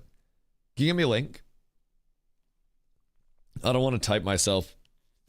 Have we discussed Steven comments in Discord an hour or so ago? Yes. I'm going to get an ad, aren't I? All right, what'd they be pulling? It's going okay. Wait, really? Inside Tuesday Evasion, thank this guy and say then the raid. That's sick. Oh, wait, they're in Nax. Skip trash, I think. Word. I'm gonna actually have a mage port me to UC and then I'll ask for an invite.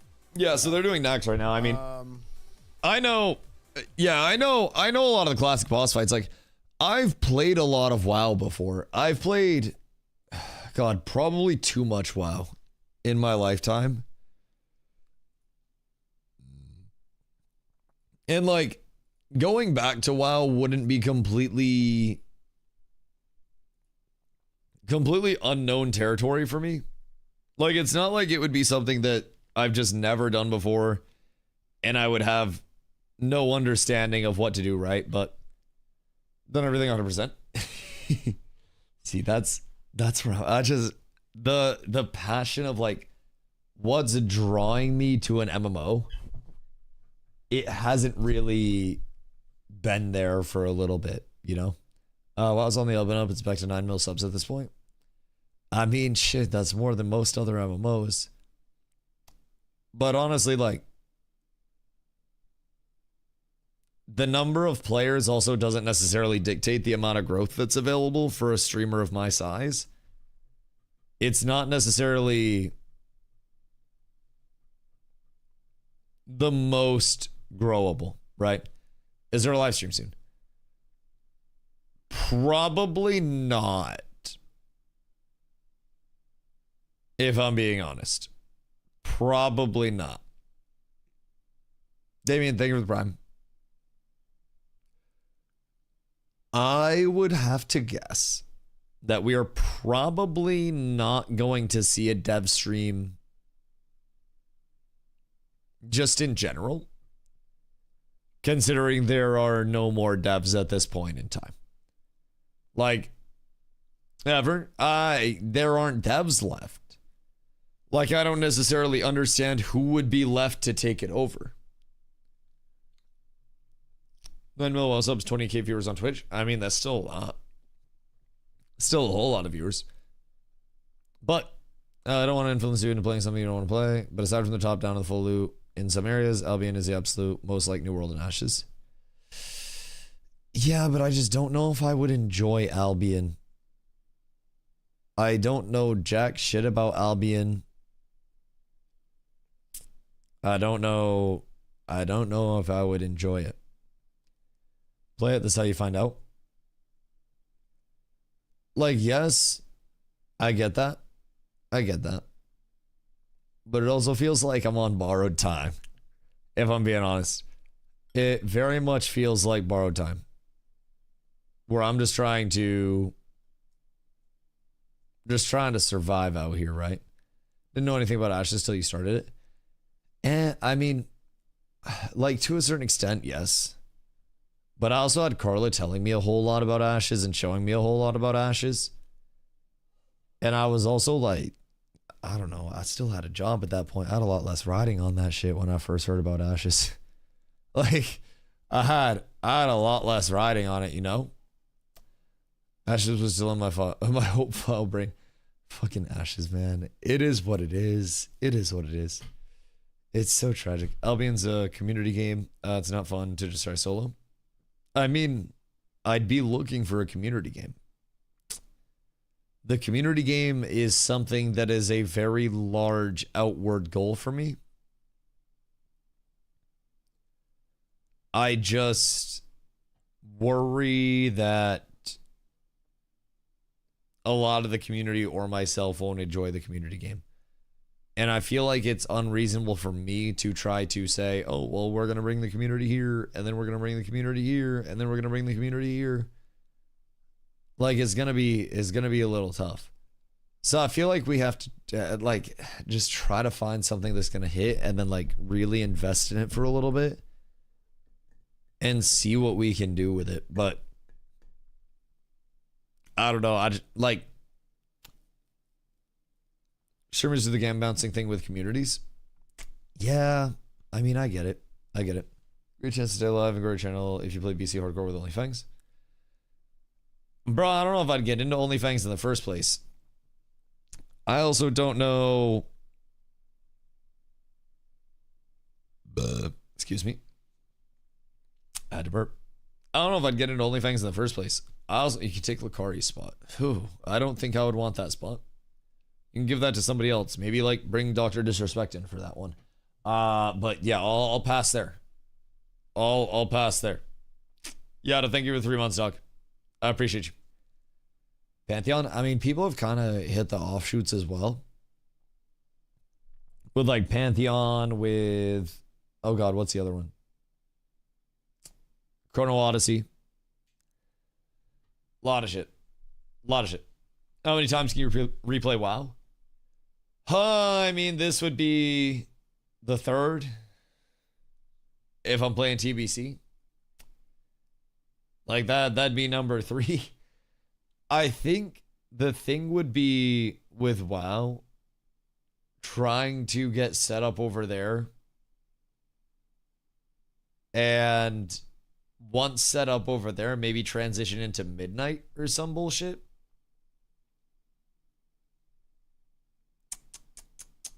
But everyone saw Asmon watch your Ashes video, chance likely higher now, don't is it?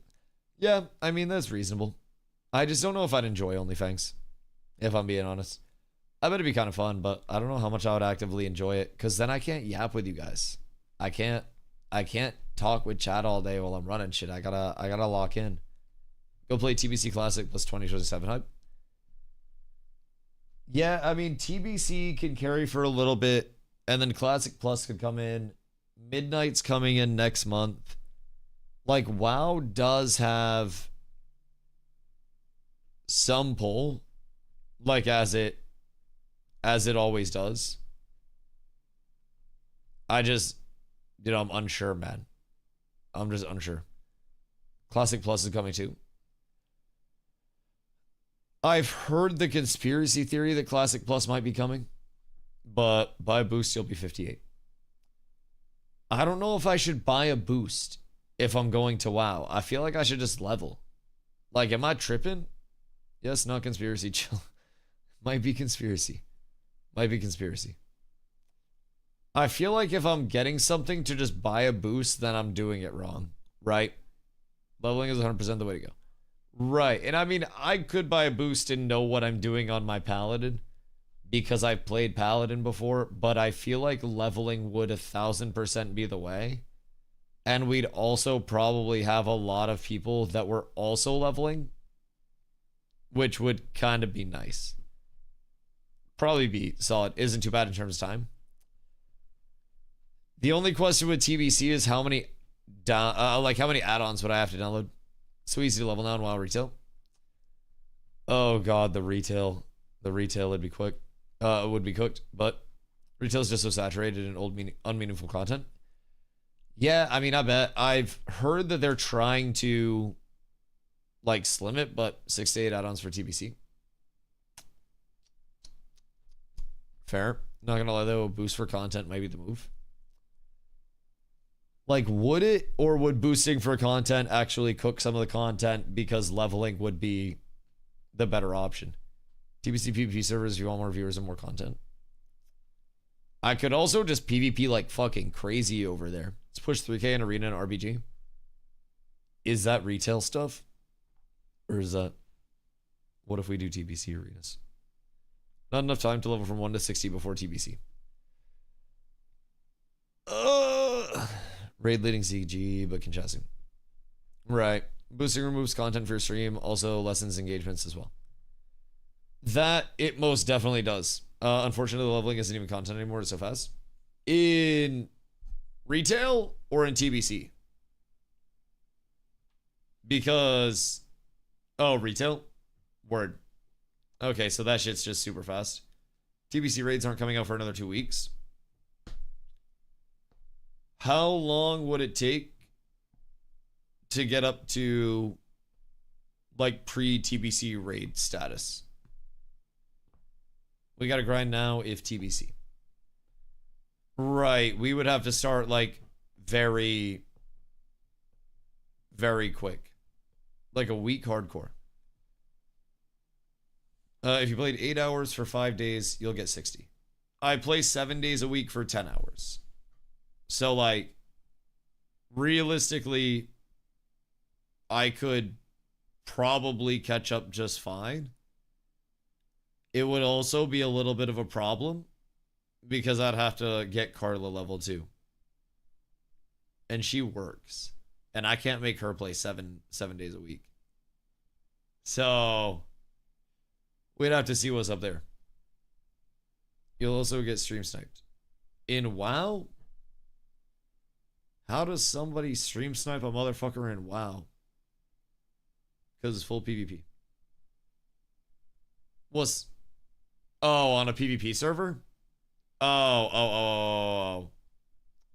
I thought you meant just a normal server. Depends on server. Yeah. That makes sense. PvP's real and well. Yeah, that's fair. If you want the most amount of content, is PvP servers. Right. So I guess I would have to move slightly, correct? Yeah, that would be slightly tragic. But I mean, that could also be fun.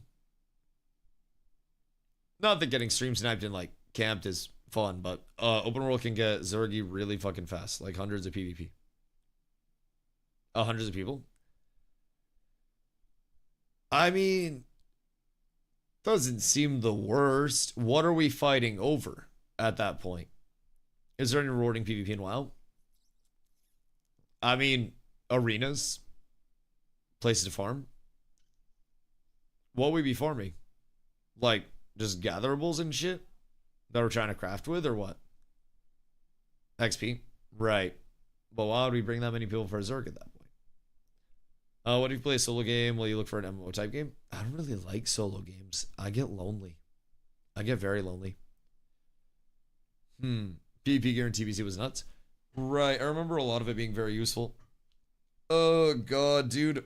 Why did this have to happen, like, right now? This could have... I don't know. They could have, like, cut me in on something. They could have let a motherfucker know or something. That makes sense to lose the first 5 days of TBC. That is very true. You name a server and a faction for TBC, I'm making a character ASAP, just saying. I don't even know what the fucking server names are, man. I literally don't even know what the server names are at this point. 2026 off to a bad start. All right, hold on. I'm going to run a poll real quick. And then I'm going to smoke a bowl real quick. All right, hold on. / poll. What game try first?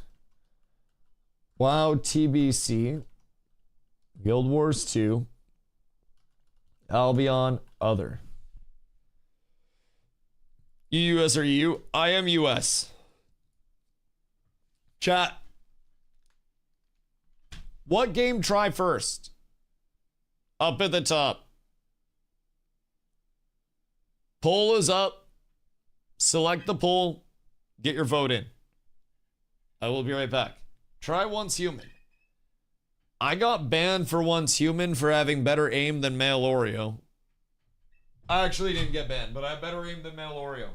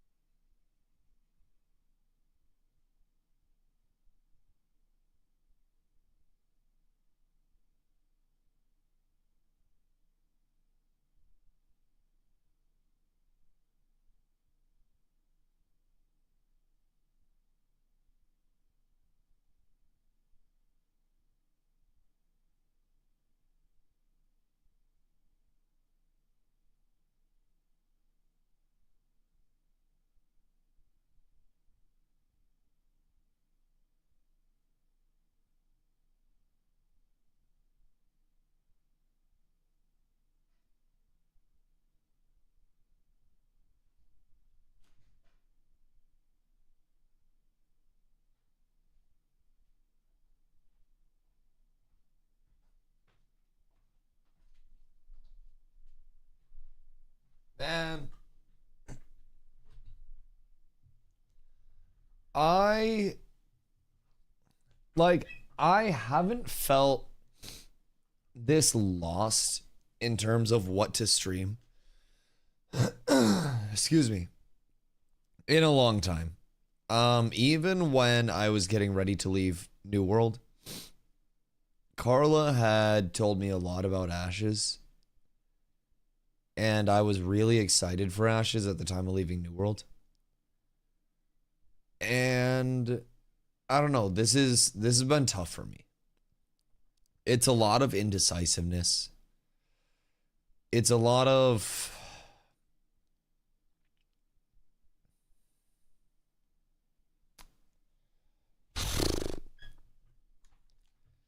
A lot of up in the air, man. Oh, a lot of up in the air. So, I think this is definitely like the most uncertain that I've felt for a while.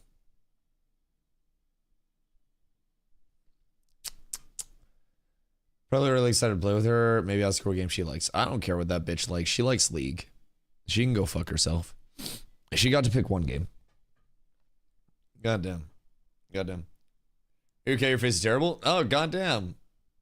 Hey, I feel like my face is okay. I'm just sad. I'm just sad. The fuck? I think my fate, like, damn, I was getting a little teary-eyed, but like, damn, I didn't know it was like terrible. Fuck.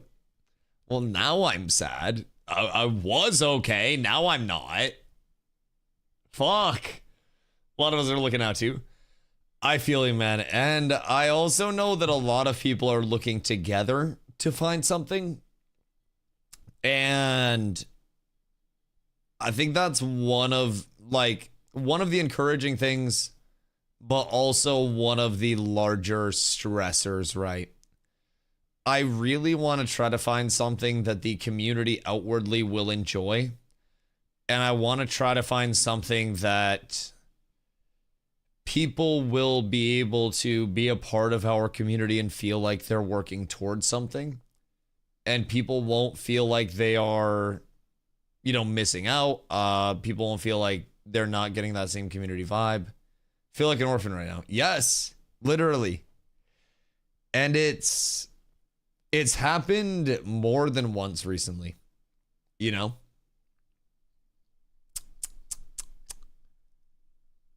It's shitty. I feel empty. Yeah, man. I like when I sit on stream, I usually have this immediate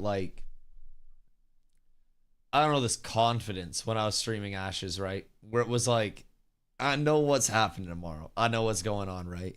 And I love this community, and I am very grateful for this community in every way, shape, and form, right? But there's that level of fuck. What's up? What's next, right?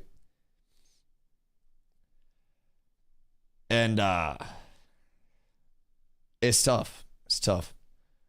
As upset or rather, why'd you play Marbles happy as all the force game you are happy about? I appreciate that. Oh, dude. It's kind of cooked. Do you feel good for getting people to buy it? No, because every player that bought it off of me, basically off of my advice, was also strictly told to only buy it if they fully knew what they were getting into. And they were fully aware of what this was, right?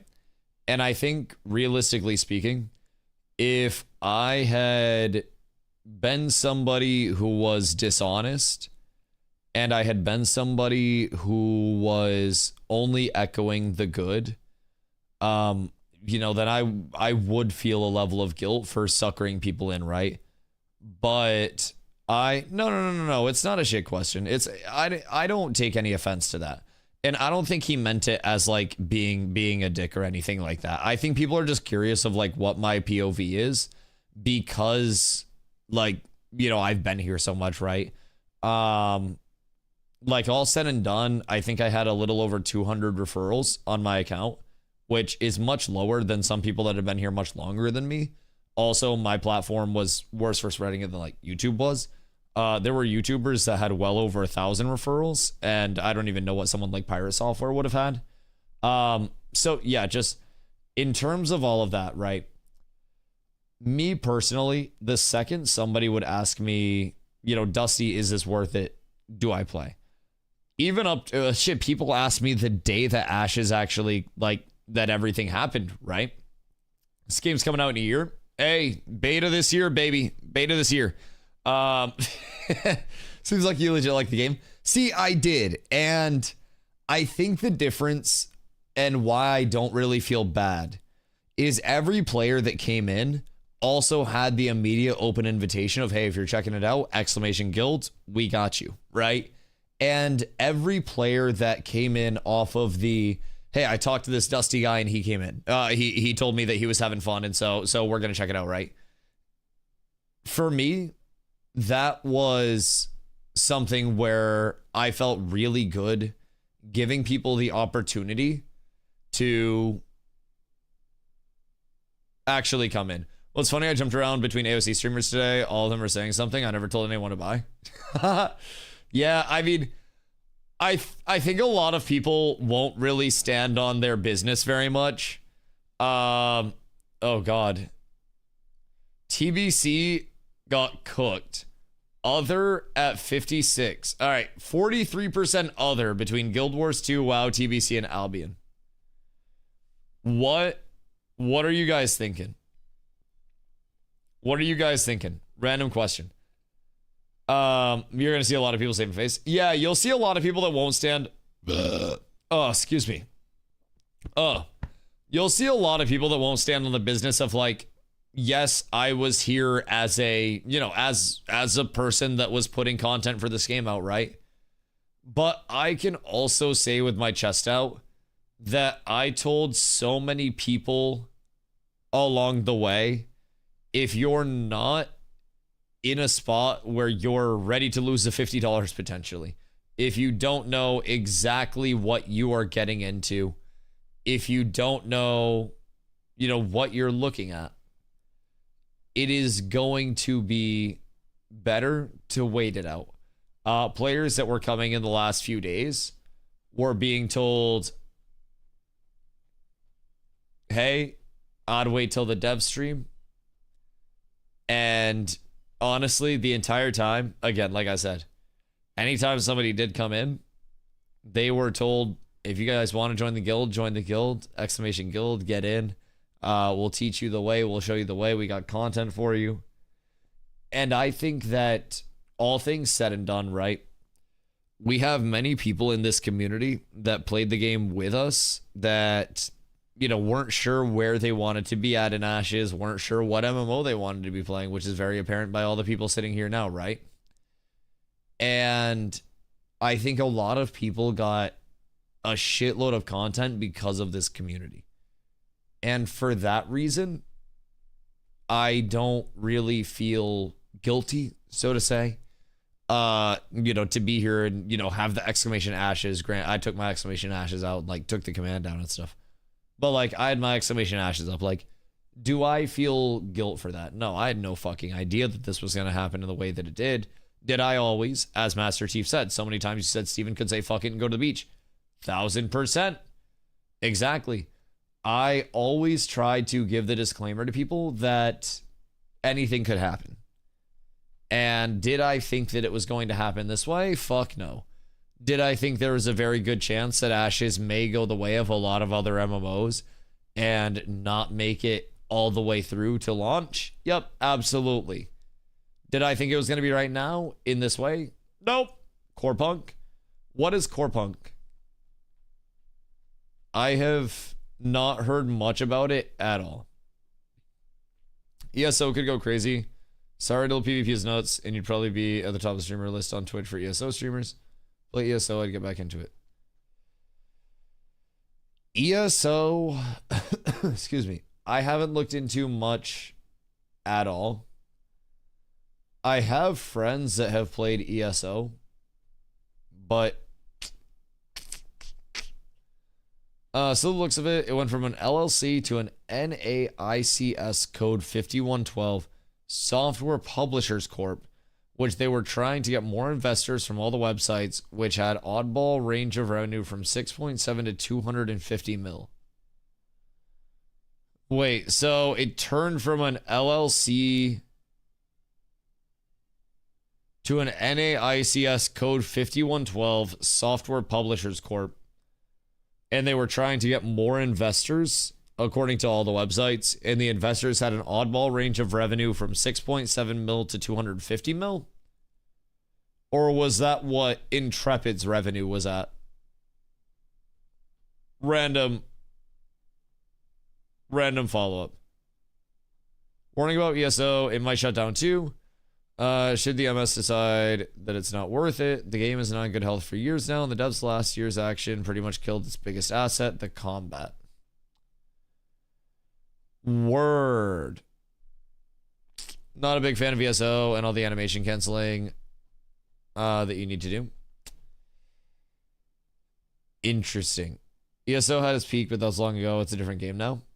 So ESO is very much like on the downtrend and is definitely just going to keep dropping. ESO going through revamp. Man, like, it really does feel like everything is cooked. Another dying MMO sounds right up your alley. I don't do the dying old MMOs. I'm like if Leonardo DiCaprio mixed with the Grim Reaper and played MMOs instead of dated women. Like, I play MMOs up until they are a certain level of existence, and then they just explode. They literally, and then they blow up. So, like, MMOs are over, it is what it is. Yeah, I mean, MMOs are not looking the brightest right now, if I'm being honest. MMOs are looking tough. Log in a shoal, Polar X-Cats will defend Mirrorleth in the final hours. I think it's like 6 people. Do like a week of the top 3 and see what hits. The thing about a week of the top 3 is like over the course of it, man, you see attackers are full, we're defending. How? I'm shocked there are 100 people on. In terms of like rotating around, I'm not really a variety streamer. I'm not known for variety streaming. And I feel like I would just fall off each stop of the way without just rooting my feet and being like, all right, we got to get through this type shit, right? I'm most excited about Chrono Odyssey right now, but I have no idea when it's going to be released. Chrono Odyssey was supposed to be like New World Combat clone, right? IRL stream? Bro, I live in Maine. There's nothing I could IRL stream without doxing myself.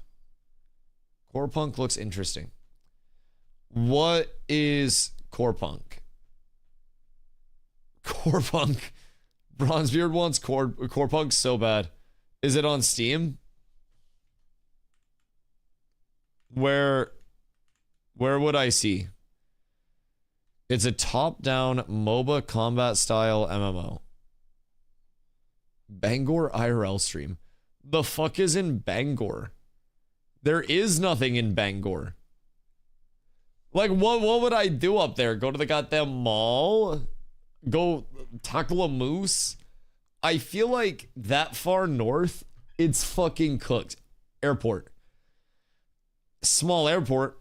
That is true. Whale watching. Motherfucker, you think we got whales in Bangor, Maine? That's like moose watching. No, that's the other beat. That's like Bar Harbor. Moose are scary. Fuck that. Moose are chill. Visit Stephen King's former house and then leave. Just stand outside of the house. Just square up for a second. Yeah, that's the entire goal. I think that's it. It would be like Stephen King's house, hit the mall, go to the airport, watch a plane land. And they're very small planes. Shit, what else? I think that's about it. And then we probably have to pack it up and go elsewhere. I feel like the only thing to do in Maine, like IRL stream wise, would be hike. And then I'd eventually run out of things to hike. And that would also require me going outside. Core Punk could be interesting, but the top down kills it for me. Is Core Punk on Steam? I don't know if y'all told me that or not. Core, it is not. Gosh dang it. Not on Steam.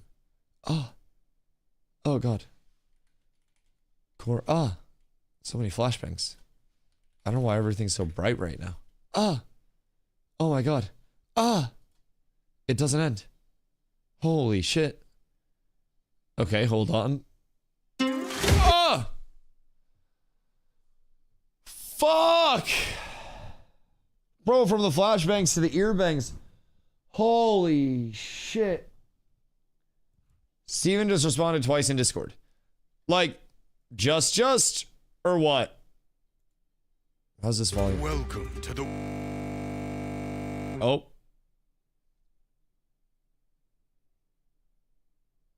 I think the Core Punk trailer playing just very much upset my PC.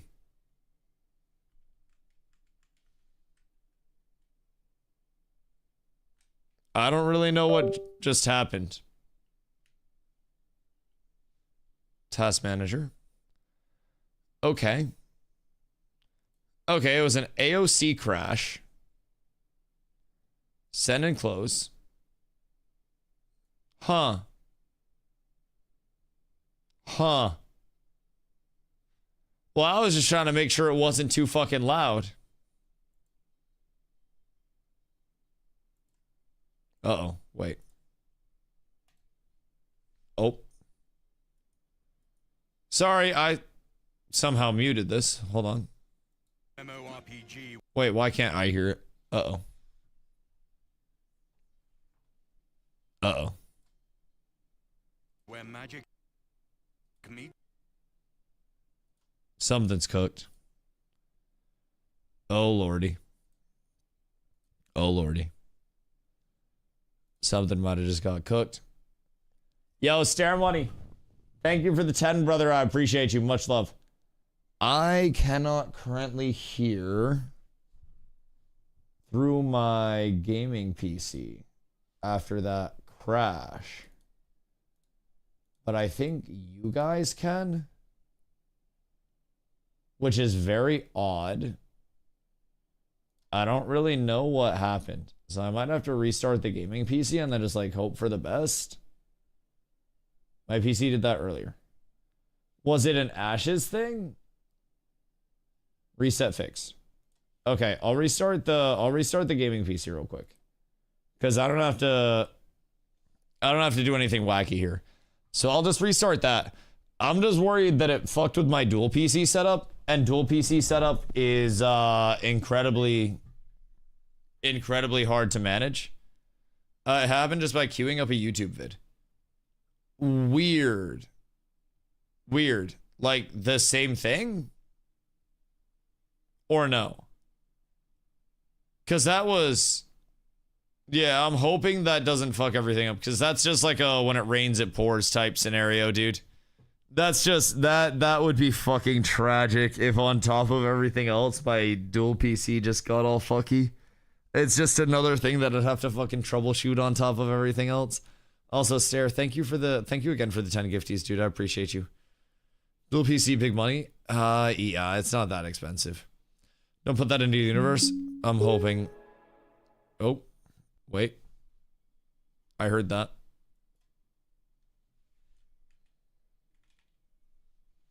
Okay. Wait, did you guys hear that? Did you guys hear the boom, boom, boom thingy? Because that might be encouraging. I don't know what I would check. Yeah, okay. Oh, okay, we might be good. Okay, we might be set. I'm gonna give it a second to get all situated. Fuck, man. I hate how... Alright, wait, y'all got that too, right? I think that might be the system end, though. Uh-oh. Alright, hold on. Hopefully, this is all good. I'm gonna bring up, like, a Steam trailer. Hold on. Ashes of Creation. Vera was once... Alright, cool. And then... My cap card doesn't have anything coming through it, but I don't think I need anything on the cap card side right now. What are... Oh, God, wait. Wait a second. Eldegard is new. It is MMORPG PvP. I played Eldegard when it was first Legacy Steel and Sorcery.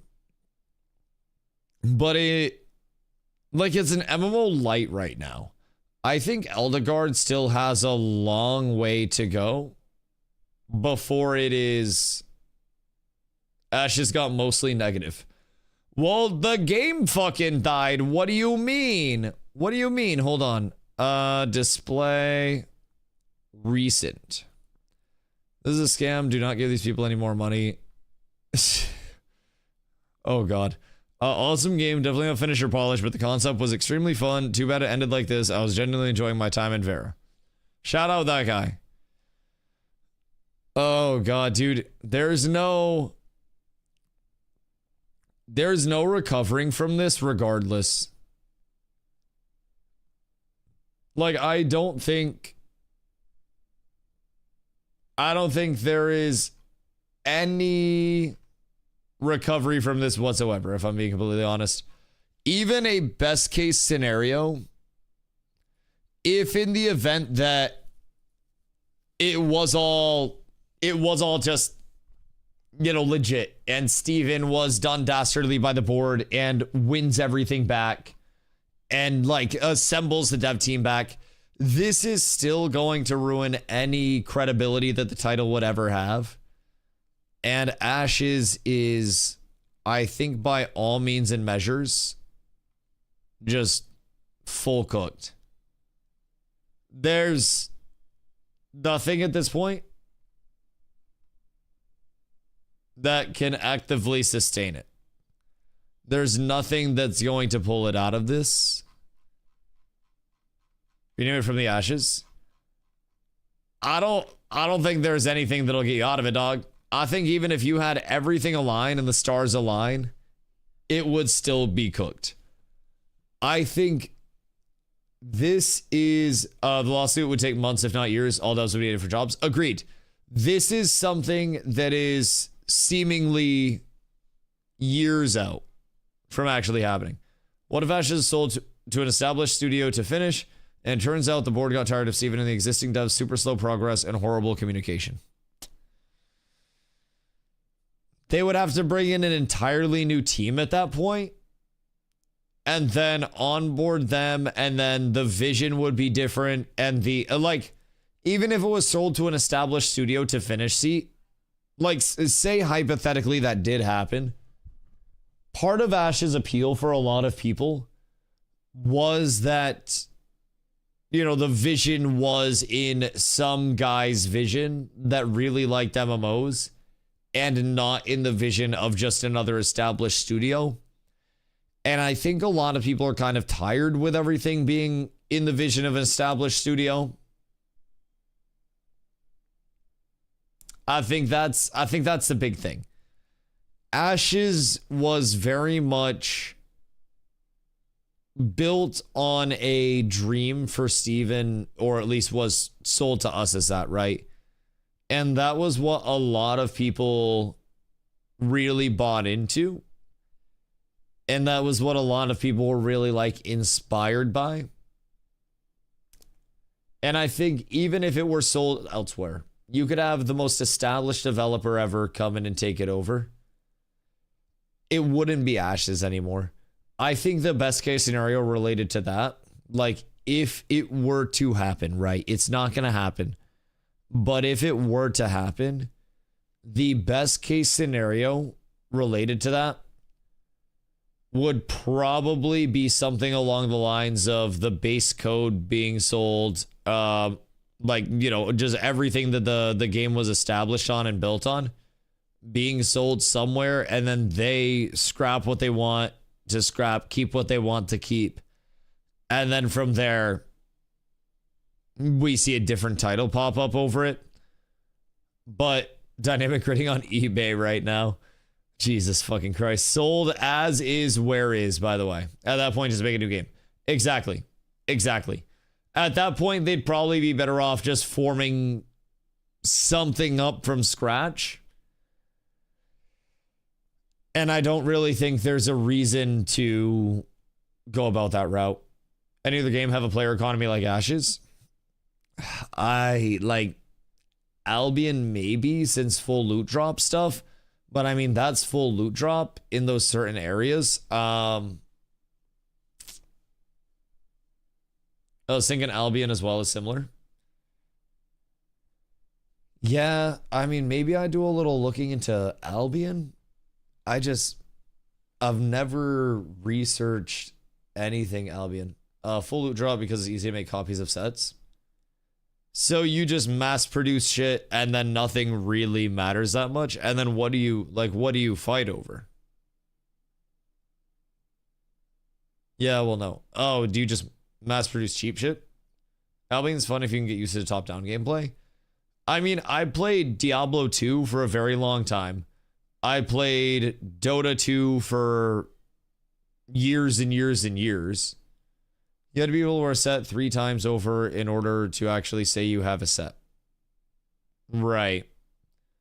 You won't find the combat as engaging in Albion. Also, lots of pay-to-win elements. How heavy is the pay-to-win? Because that's less than ideal. That's much less than ideal. Pay-to-win heavy. You can pay to win entirely. AO Sir Jr. You looking for a guild? Chat.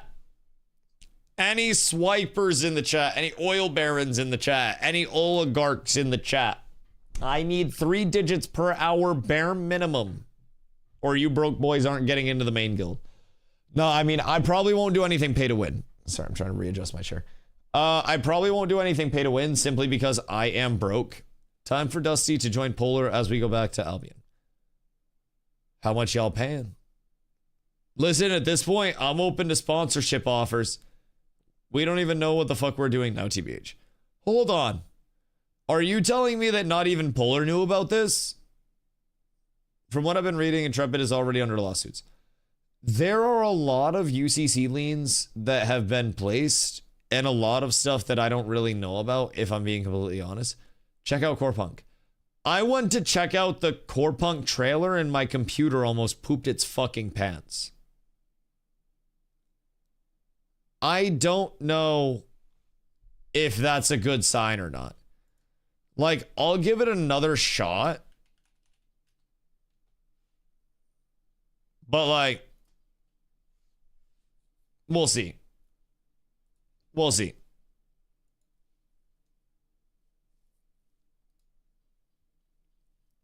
Seven minutes to siege. Probably not. Ah! All right. Hold on. All right, please don't brick it this time.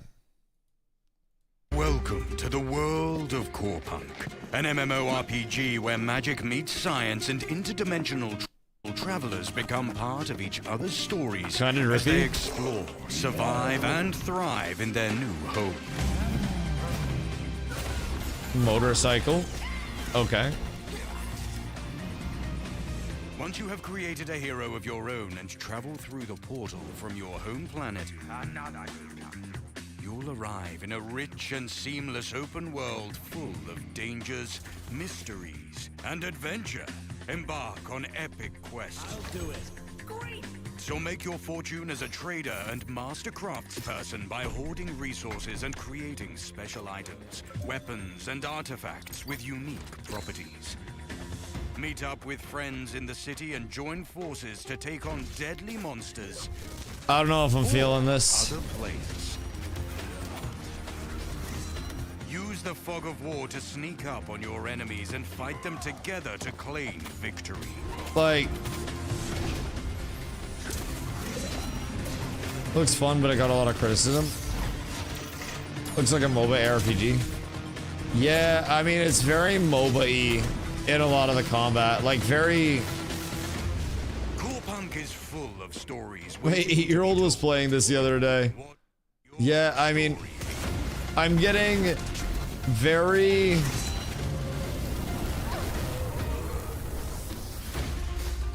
very leaguey vibes from that. Can I play this on my phone? Looks like you could probably play it on your phone. Yeah. This looks like if League of Legends tried to rip Diablo 3 while also bringing in a multiplayer aspect, right? Why not giving Dune a shot? I think Dune has a lot of its own issues, if I'm being completely honest. I think Dune is far from what I would be expecting. Who the hell recommended this game to you? Listen, I'm open to anything at this point. I think it was a good look, but look at Chrono. Is Chrono even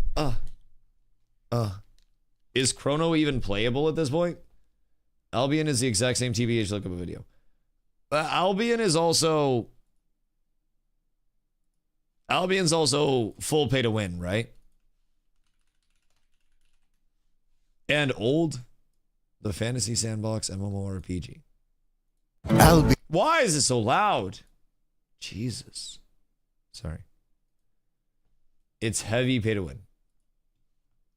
Albion Online is a sandbox MMORPG in which you write your own story instead of following a laid-out path. Explore a vast open world. Everything you do has an impact on Albion's player-driven economy. Very Every chunky. piece of equipment is crafted by players from resources gathered by players. I mean, that sounds very Ashes-esque. Where defines who you are. Switching from knight to magician is as easy as swapping your armor and weapon, or be a combination of the two. Venture So it's like deep inside classless prog? dungeons on your own or with a group of companions. Explore realms beyond Albion, teeming with treasures and resources. But beware of dangers lurking in the shadows. Relax by retreating to your personal island, where you can build a home, grow crops, and raise animals. Grab a fishing pole. This game is extremely hardcore, though. Would recommend streaming Albion, highly snipeable. Join a Right. Play together. Take part in I mean, massive in all player fairness, versus player battles. Ashes was also incredibly snipeable. Albion Online. Like, Ashes was also incredibly snipeable. And everybody also said, especially large content creators, like, prepare to get ganked constantly, blah, blah, blah, blah. Which, like, definitely a lot of other games will have different elements of it. But yeah. Albion's full loot. Yeah. That's another thing to keep in mind. Like, realistically, every MMO, I think, downloaded the App Store. Oh, fuck. Imagine getting shit on by a mobile whale in Albion. God fucking damn it. But I think, realistically, every MMO that we've talked about is going to bring in some level of sniping, right? So, if we were to go over to WoW, we'd be susceptible to snipes over there, being behind Prague. If we were to go over to Albion, I'd have to be rich and we'd get sniped. Like, I don't know. How do you be sniped in WoW? I don't know. Motherfuckers are saying I'd be sniped in WoW by all the mean hordes. I don't think I'd have to worry about it very much, but you can get full PvP gear before TPC comes out in 4 days. Right, but that would also be... That would also be with, like, paying for a level, right? Could look at Lotro. How aged is that calm, though? Well, it would be BG and Arena sniped, but it wouldn't be as much. And it's got new X-Pack in March, too. So, not too far behind in Prague. Right, like, realistically, I think what WoW would be looking at, or looking towards, is trying to go over and get a foothold during TBC. And then TBC, you get flying Mao, hard to get ganked. Yeah, that's fair. That's fair. I feel like the thing with WoW would be play TBC, try to not have community die, and then maybe try to roll into midnight or something off of that and see what we can do.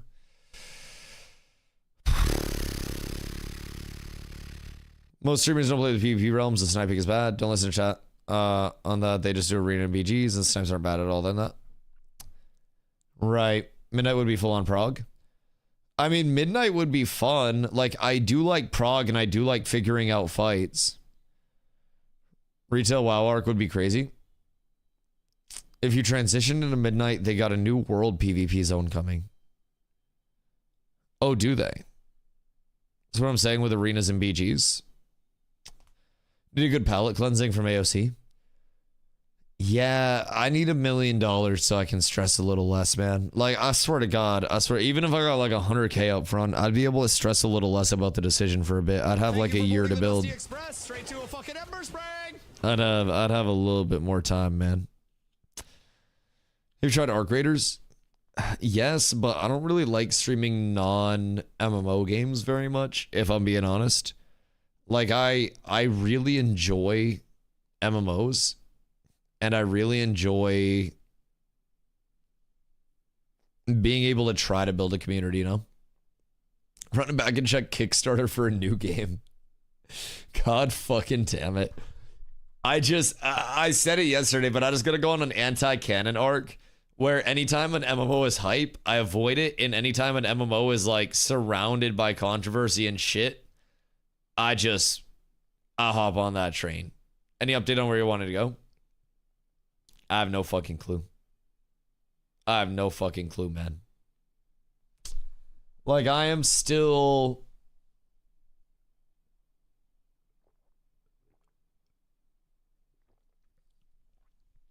very up in the air on it. OSRS? I just don't think I'd like the OSRS combat. Fallout run would be so lit. Fallout doesn't have PP, does it? Because I need me a little PvP-ness. What are your top 3? Any thoughts? Like, I'm going to be honest.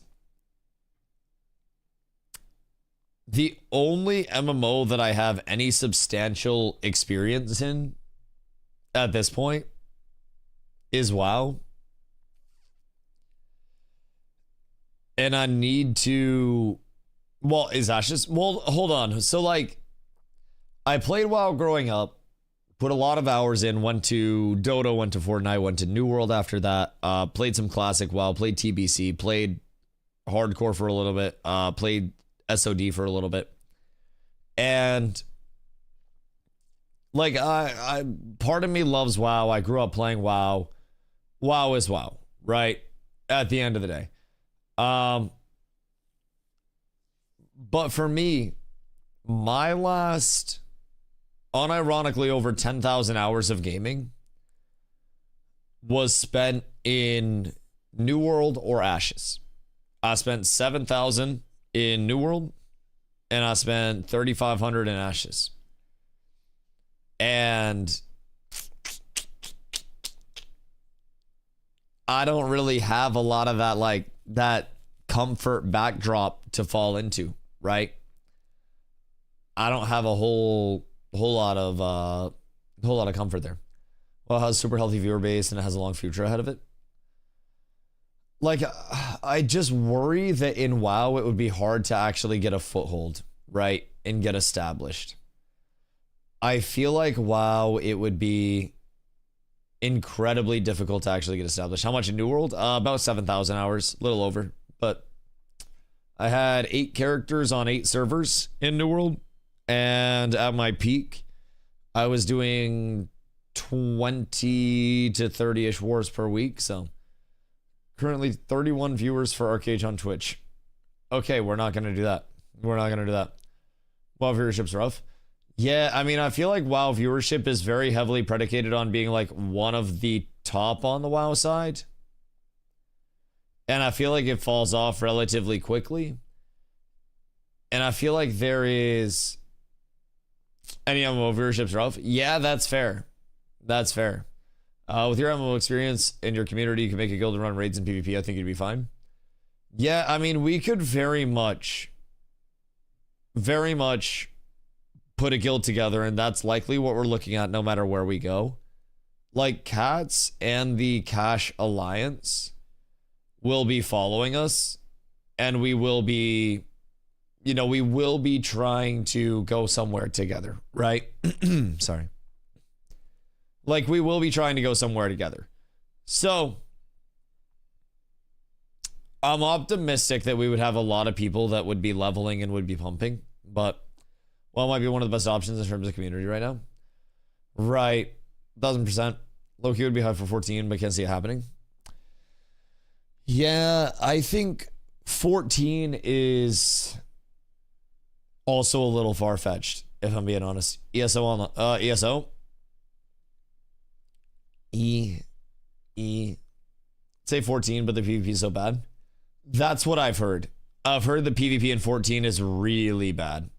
Unfortunately, WoW is probably the best stopgap until you find something else. Yeah, I mean, there's a lot of uncertainty right now, man. There's a lot of uncertainty right now. WoW is still fun PvP, not gonna lie. Man, I really, really, really hope so.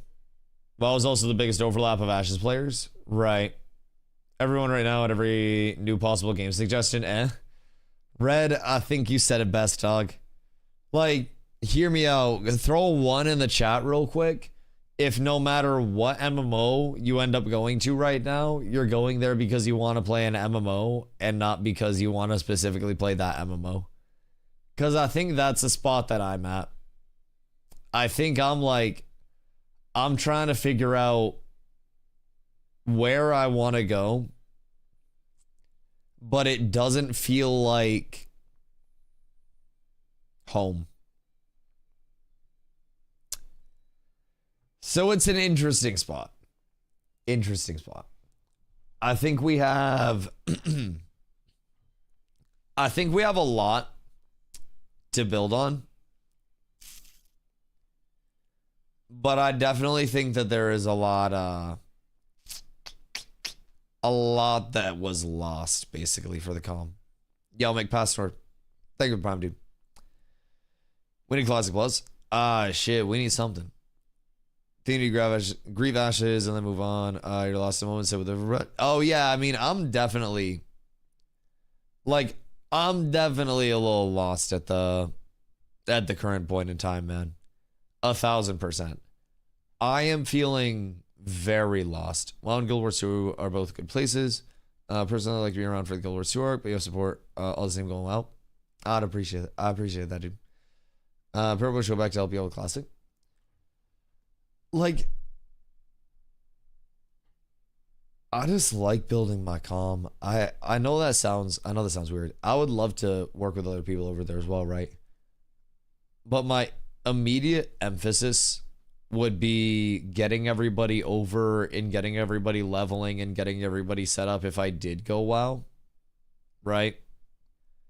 That would be something that we'd all have to start cooking up pretty immediately, and we would have to try to get sorted. Well, it's good if you only have a small group. I mean, so the thing is, we have a very large group, but we also have a lot of people that would be willing to step up and raid lead different groups, and we could always shake up our groups. Like, we have an entire community that has the leadership, that runs community events, that does a lot. So even if we went to something like WoW, our leadership that went with us would still be on the same level of trying to plan out community events, trying to mix and match groups, trying to figure it out so we can do BG nights, like whatever it may be, right? Like we can do guild honor farms and shit. I feel like we could definitely make stuff happen wherever we go. I think it's just tough to get confidently established. Yo, Jonas, much love, dude. Trying to level in TBC right now as hell. So many people just don't know how to MMO anymore. See, that's the advantage as well. I would be bringing in a lot of different people that would be fulfilling a lot of different roles. I think one of the best things about WoW is the accessibility to so many different PvP battlegrounds, arenas, world events, etc. See, I also kind of agree with that, right? And I think with how much we do, we would have people that were scouting out for like world bosses and shit to actually take down. We'd have arena groups that were going out. Like, I think we would be able to do a lot with WoW. But I can also, I think, see the most with WoW because I've played the most WoW out of everything else. They have a crap ton of world bosses and world quests. what's the guild cap in WoW? 999. So we can have 1,000 people in the guild in WoW. So we wouldn't have to operate a wait list very heavily at all. But I don't know. There's still a lot to figure out. Well, it's just so boring. Like, I definitely agree. Well, it's going to be tough viewership-wise. Yes, or it could be great viewership-wise. I know that's the cup half full approach, right? I think WoW is tough to break into, but I also think it's important to consider. I wasn't really someone that came from a directory where it was easy to go viewership-wise and, come up.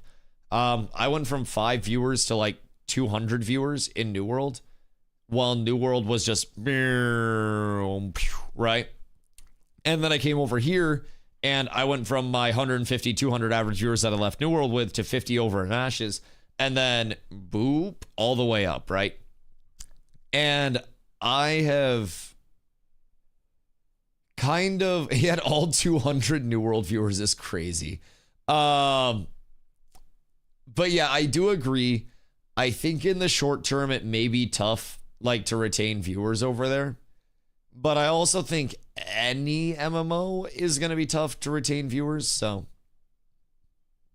Only real issue is in WoW, there isn't a big emphasis on the guild community besides raiding. Right. 1,000%. And it's like, in the event that we get people all bissed out, like, what do we do? What do we do post-biss? I mean, I guess everybody just starts pumping arenas and we do RBG, or not RBGs, but like pre-made battlegrounds and stuff like that.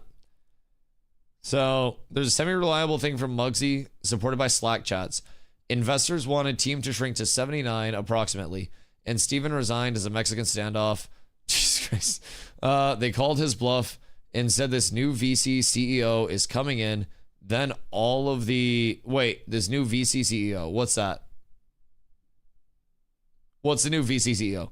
Then all the dev leads quit. Then the VC said, nope, we're not playing this game, and filed all the warn notice to fire everyone and shut down the company. Venture capital. Oh, wait. So, supposedly, investors wanted the team to shrink to approximately 79, probably outsource a lot, right? If true. Steven resigned. They called his bluff and said a new venture capital CEO is coming in, and then all of the dev leads quit. Then the venture capitalist said, we're not playing this game, and filed the warn notice to fire everyone and shut down the company. So, like, what would be the benefit of that? Like, that's what I'm curious about. Cut their losses? Right.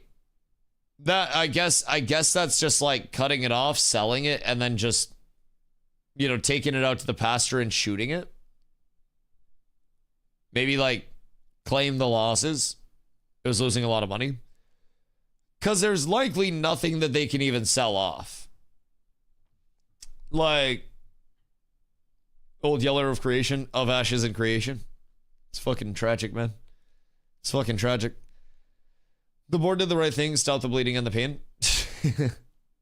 I mean, I get it. Turn it into a tax write-off. Do you think they saw it as a fat tax write-off? We doing Albion? No. We're just looking at stuff. You can tax break losses and sell the IP. Do we think anybody buys the IP? They can sell off the tech for UE5 and the art assets.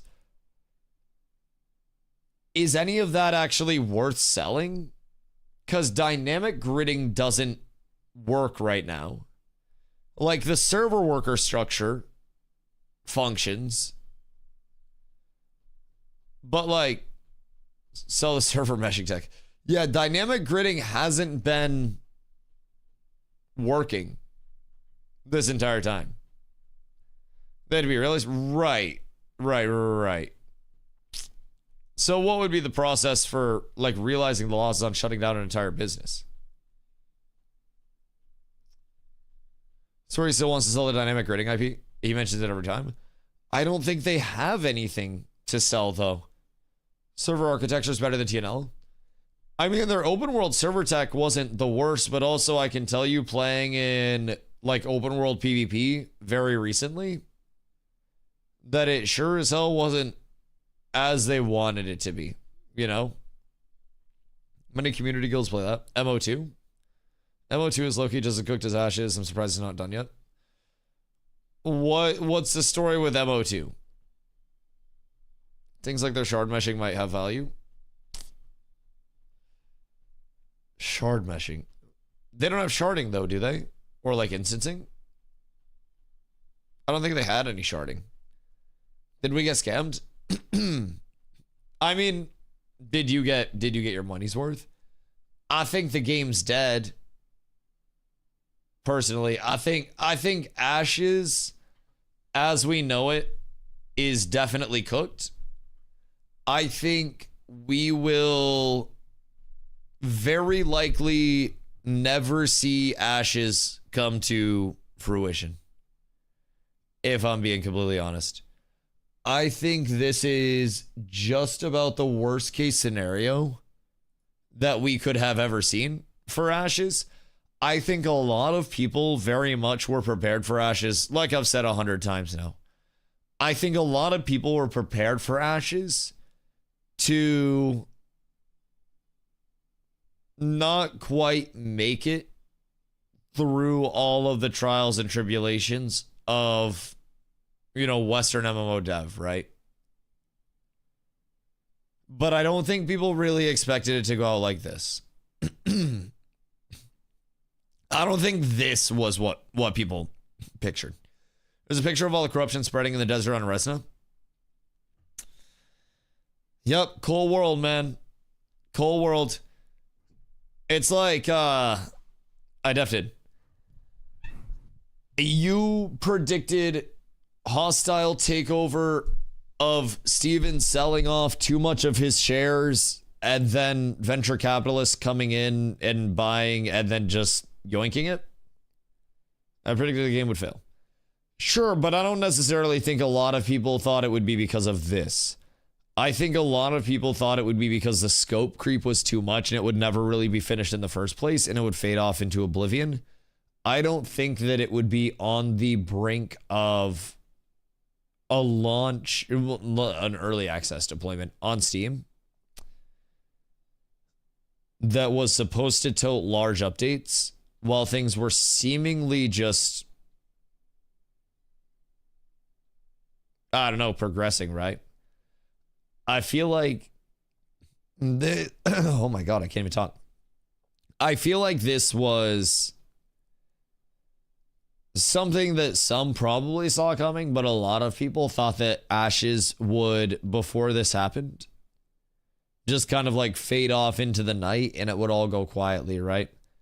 But this is not the quiet into the night. This is like making as large of a scene as humanly possible while it all is going down. And I think most people just assume that over time, Ashes would slowly lose players and not have draw. And then it would, you know, just knowingly close, right? I think that's what we all expected as what would kill it, but Dark was right. Motherfucking knew something. Steven responded more in Discord, apparently. Like more, or when? Should have a smaller team of about 100 devs or outsource. See, that's supposedly, allegedly, what the board and the supposed venture capitalists that were there wanted to do was shrink the dev team to allegedly about 79 people-ish, 70-ish to 79, like 70 to 80-ish people, and outsource like crazy. But that does not seem to be the case anymore because it all looks cooked. Some massive PvP battle outside of Mira. Yeah, I'm sure. Sounds extremely fun. The wick burned down and exploded real quick. Yep. 1,000%. Everyone was playing Jenga, and like we knew that the tower would probably fall over at some point.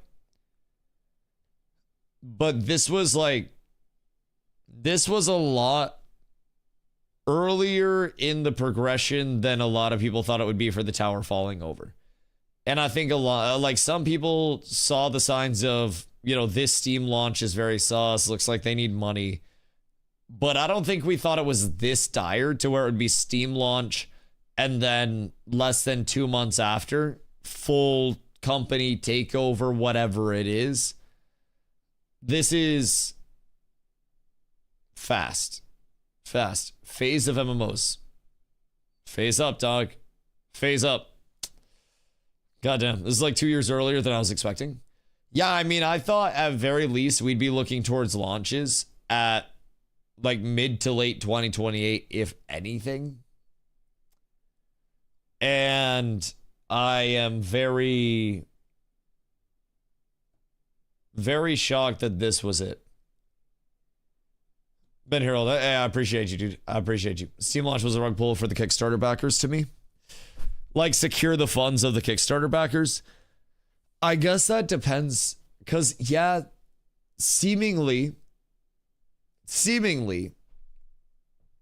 the launch on Steam, excuse me, the launch on Steam would potentially stop Kickstarter backers from getting their refund if the game didn't launch. Because according to the Kickstarter, if the game didn't launch, they would be able to get their money back. And it seems like ain't nobody getting their money back. Yo, Doomsday. I hope you're having a good day, dude. Also, chat, to make matters worse, my slippers are breaking apart even more as the night goes on. I think this is cooked. I think this is like the end of the slippers. Would this have technically been a launch? I think this would constitute a launch. I won't lie. Not according to Steam. I was looking at it earlier, but refunds are getting denied for people that bought the early access on Steam. And I don't know what the legal ramifications of it are, or like what the wording is. EA is not launched. Right. EA is not the full launch of the product.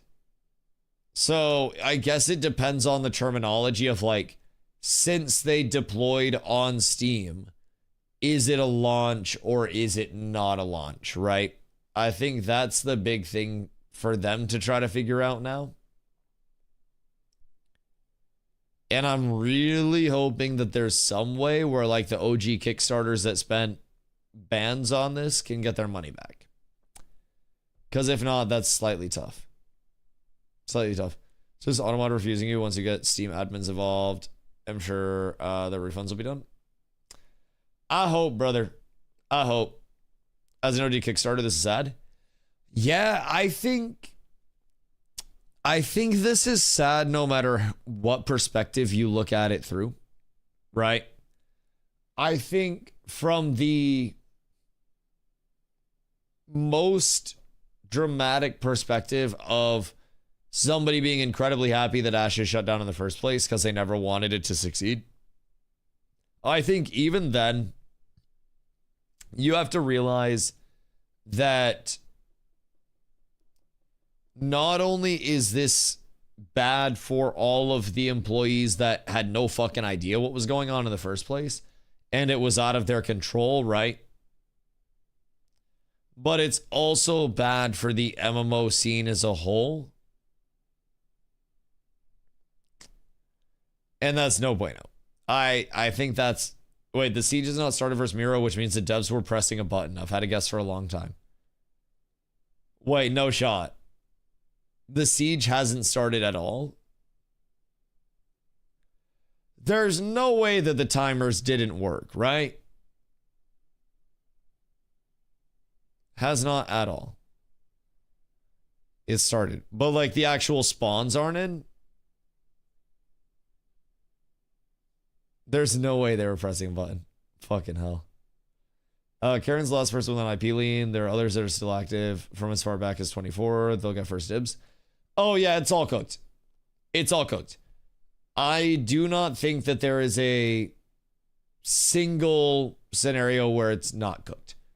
I don't think we see Ashes as any form of what Ashes of Creation ever was or is going to be at this point in time. Kickstarter status reported by the creator is not provided. Now, I mean, I guess the follow-up question there is like,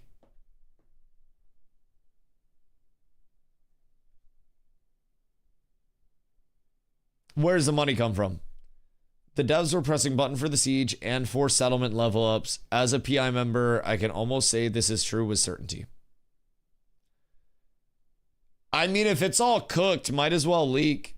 What else did you learn in PI? Because I'm interested now. Steam users charge back at bank? Probably could. Wait for official announcement about Intrepid before you try and refund on stream. Or on Steam. Yeah, so that way they have something to go off of. That would probably be the smart play. Take a few days off. Yeah, it's cooked, brother. Do not charge back Steam. They ban your account. Oh, wonderful. Wonderful. This makes Steam look bad too. They're probably going to push something out for their own brand. Just for publishing it? I mean, is this the first game to go into early access on Steam and then die shortly after? I think this is probably one of the rug pulliest at this point. Like, this is one of the ones that looks the most sus right now. Really fast? Yeah, I mean, there have been other, like, scam games in the past that I think have been much faster. There was that extraction shooter a few years back. Right. The one that didn't even have, like, the assets that we're loading in. Definitely the largest and fastest one, I think. This is probably going to get a Moist Critical video on it. If I had to guess. I don't know. But we might be Moist Critical levels of ascending in Ashes, man. I'm shocked it hasn't already. The MMO situation is insane. You might get a Moist mention. If I got a Moist Critical mention, I would be so happy. What if he goes on and he's just like roasting me for being a fucking idiot and like a peddler of like scams and stuff? Oh, I'd cry.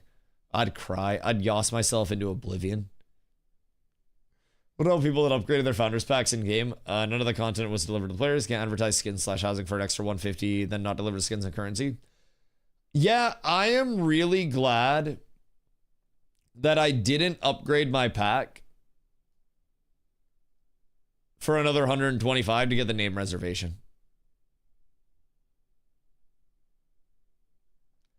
That would have been much more expensive, if I'm being honest. Do you feel he would be correct with that categorization? That characterization? What, that I peddled a scam? No. No, fortunately, I can say with my entire chest out, and I've said this like multiple times today, I was much more of an educator about Ashes of Creation than a peddler of Ashes of Creation, and advocated for just as many, if not more people to not hop into Ashes as I did people to actually hop into Ashes. And I can say with full confidence that anybody that did hop into Ashes off of my stream also had an open door to join a community,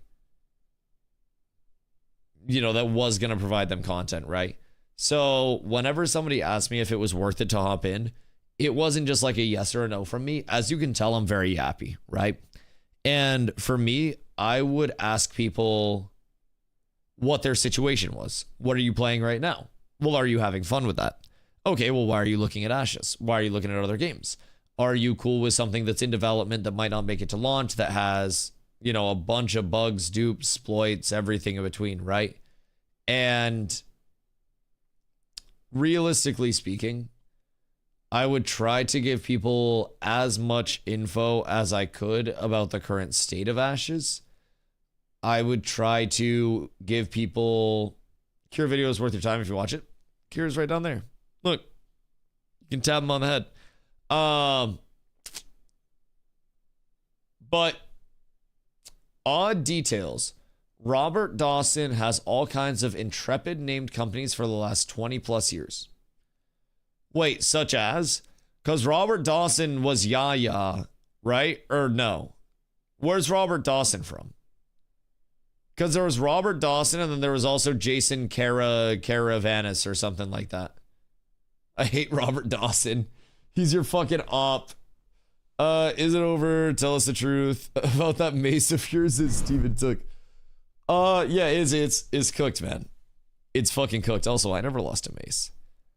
But yeah, it's full cooked, if I'm being completely honest. I don't think that there is any way, shape, or form where it's not cooked. But yeah, so back to the question though. I would like to, thoroughly say with my chest out that I 1,000% educated people more than I tried to capitalize on people's sensationalism, so to say. I think there are many content creators that if you review their catalog, are you guys fighting? Don't fight with each other. Be nice. I think there were a lot of content creators that recognized that there was a lot of sensationalism to be had around Ashes, and they wanted to capitalize around that. They wanted to have the big clickbait takes.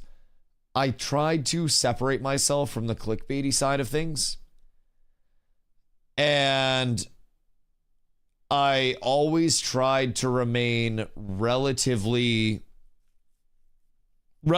squared away and rooted in everything, right? And I always tried to... Were you talking to two cats fighting or chat? Is there a fucking difference? I'm slightly disappointed regardless. You know what I mean? It was chat.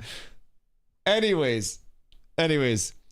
I would like to think that I very much avoided the sensationalism and avoided the this is the worst thing ever or this is the best thing ever. And I tried to tell every player that came in my experience was a one-of-one experience because I was a part of a community and a very large one at that. And as a result, I'm happy with where I stood as a content creator. I came over here and my intent was to start a very large community that would be able to deliver content for people that didn't really know what they wanted to do. And we brought a lot of people in, right? And I think we did well with that. Keep sounding like you're giving a goodbye speech to the community. I don't know, dude. Maybe I'll just die or something. Who knows? Be easier than finding another game. Fuck it. That's a joke, by the way. In-game. Not sure if it's sensationalism, but there were definitely some big red flags with AOC. Oh, of course. And I think acknowledging the red flags and discussing them are very important while also not getting caught up in the you see a mouse and you go, oh, well, there's a mouse. Instead of, mouse! And everybody wanted to burn the house down because there was a mouse at points in time. And then also other times everybody wanted to act like there wasn't even a mouse there in the first place, right? So I always tried to be the acknowledger of, oh, look, there's a mouse. And just be somewhere in the middle. This is a red flag. Do I know enough to be concerned about it? No. Am I concerned about it? Yes. No, maybe so. But political stream's so hot right now. I don't like politics. I think politics divide a lot of people and make a lot of people angry at each other. And I don't really like when people are fighting over dumb bullshit, because at a certain point in time, we're all going to die anyways. And I feel like the internet is a cool place for all of us to drop our faces, drop our affiliations, drop our everything, and just come here and discuss something else that we all have mutually in common, right? It's like the Bloods and the Crips and the biker gangs and the anime weebs and everybody all coming together, and everybody just gets to chill. And I very much value what I have here with that, and I always try to keep politics out of everything that I do, primarily because I don't like what it does to divide communities and divide people. And I feel like regardless of affiliations, everybody here contributes to this community in some way, shape, or form. I don't care who you are, what you do, how much money you make, how short, tall, fat, skinny, whatever anybody is, right? Because at the end of the day, you can come here and you can be anything that you would like to be, right? In a perfect world, yeah, of course. And see, the thing is, I think that we have the opportunity with the internet and with this veil of anonymity, right, to effectively make our perfect world. And not to an extent where I'm going to ban people that come in and don't exactly fit that mold, right? That's not the perfect world. But I think a perfect world is, one where you might not necessarily have everything always perfect, but when shit hits a fan, you have a group of people around you that are all types of people. The people that are like, hey man, I told you so, but I really hope that, you land on your feet. The people that are willing to give you shit and be like, I was here the whole time though. The people who are willing to be empathetic and understand that it sucks. And I feel like, every community has a chance to be whatever it wants to be. Even down to the point where a chatter could go over to an Asmongold stream and be an absolute degen, and then could come over here and see that it's a little bit different of a vibe, and could just be like, oh, wait, I'm gonna discuss and just join this conversation, right? And that's something that I would never want to lose. And that's something I really value about the video game side of it, right? If I, with my community, go to TwitchCon later this year, which we'll be doing regardless of where we are, we'll go to TwitchCon and we'll have a blast. Most of us will have no idea who anybody else is before we get there. And we'll all show up and everybody will have fun. And everybody will just be able to have a group of people that they vibe with. Just a bunch of different groups of people that, most of them never knew each other beforehand. So perfect worlds where all kinds of flawed people can exist. Yeah. And I think showing up here, I think is something that hopefully helps people on a daily. Just, finding a place to be a part of. And again, I don't really care what people's reason is for being here. Whether it's, you're working and need something to listen to, whether you're home by yourself and you need something to tune into to be a part of something, whether you got the busiest day in the world and you just wanna check out after something, right? And I think it's nice to be able to provide that. But to be fair, I have some of the best experiences gaming with random people. Is a small pocket of terrible people that get all the attention even though they're a minority. Yeah, 1000%. I think there is a lot of understated good in the gaming world. I think there is a lot of good in a lot of communities. And I think that it is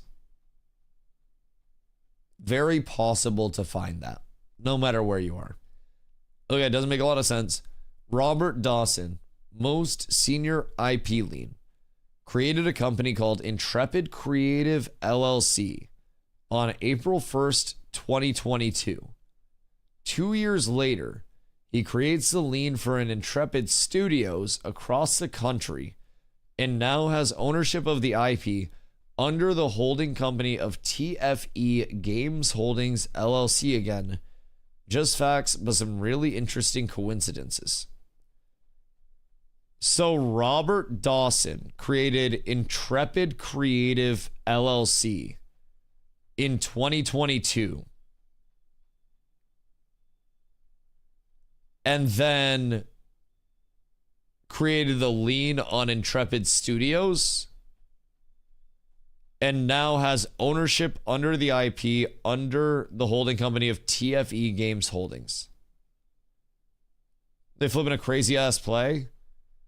This just keeps getting weirder and weirder.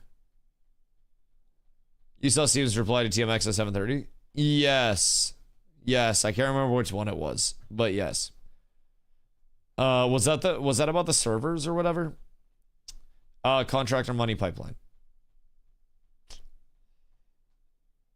Explain that to me, Mr. Legal Zine. Explain that to me. Steven did say the filings will clear the air tomorrow, I'd imagine. Like, do we... Robert Dawson is DA because Dawson starts with DA. Oh, God. Can you fucking imagine? Can you fucking imagine? You want to know what's wild about DA just trying to throw his foot in the door there?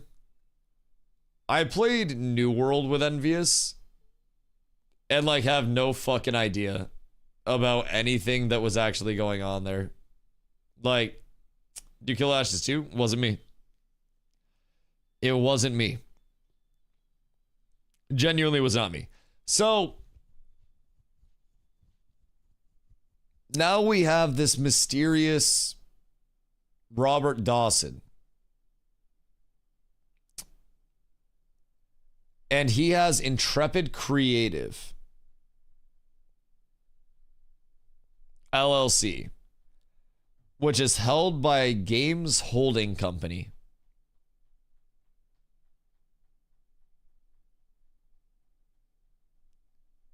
And I believe, are they the one that's out of Delaware? Or was that Yaya? What's Delaware's state abbreviation? Is it DA?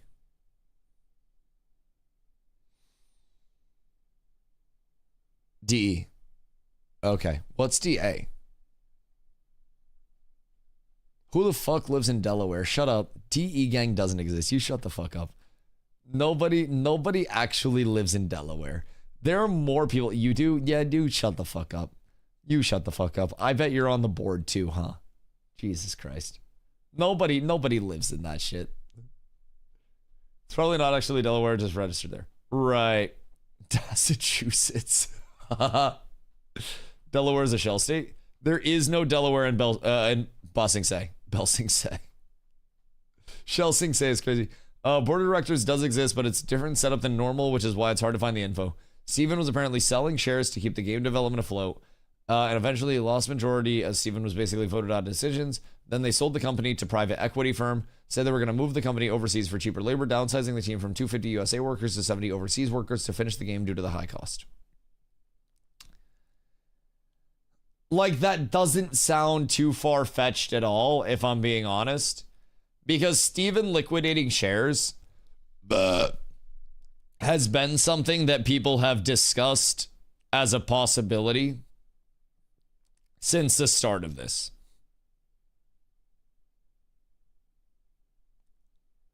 He did heart it in Discord. Who hearted what in Discord? Wait, Steven Hart reacted that in Discord? Whoa, get me a screenshot. Get me a screenshot. Steven hearted that message. Get me a screenshot. Steven is the only one that can react to messages. He reacted to that message. Okay, hold on. I'm getting water real quick because we're about to be here. Hold on.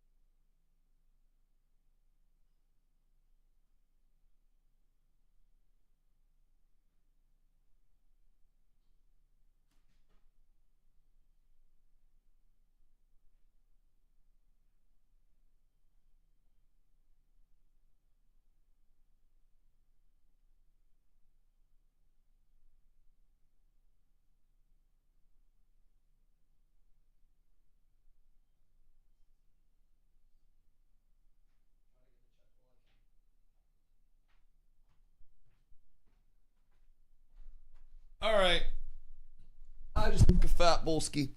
Hold on.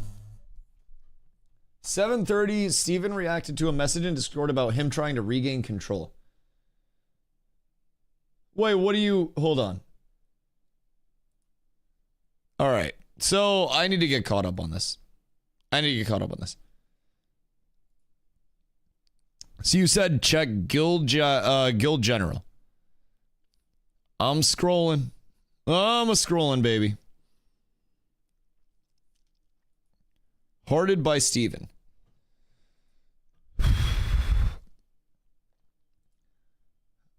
Okay, so the board of directors does exist, but it's a different setup than normal, which is why it's hard to find the info.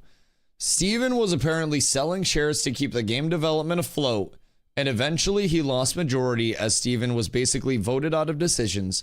Then they sold the company to the private equity firm, said they were going to move the company overseas for cheaper labor, which again,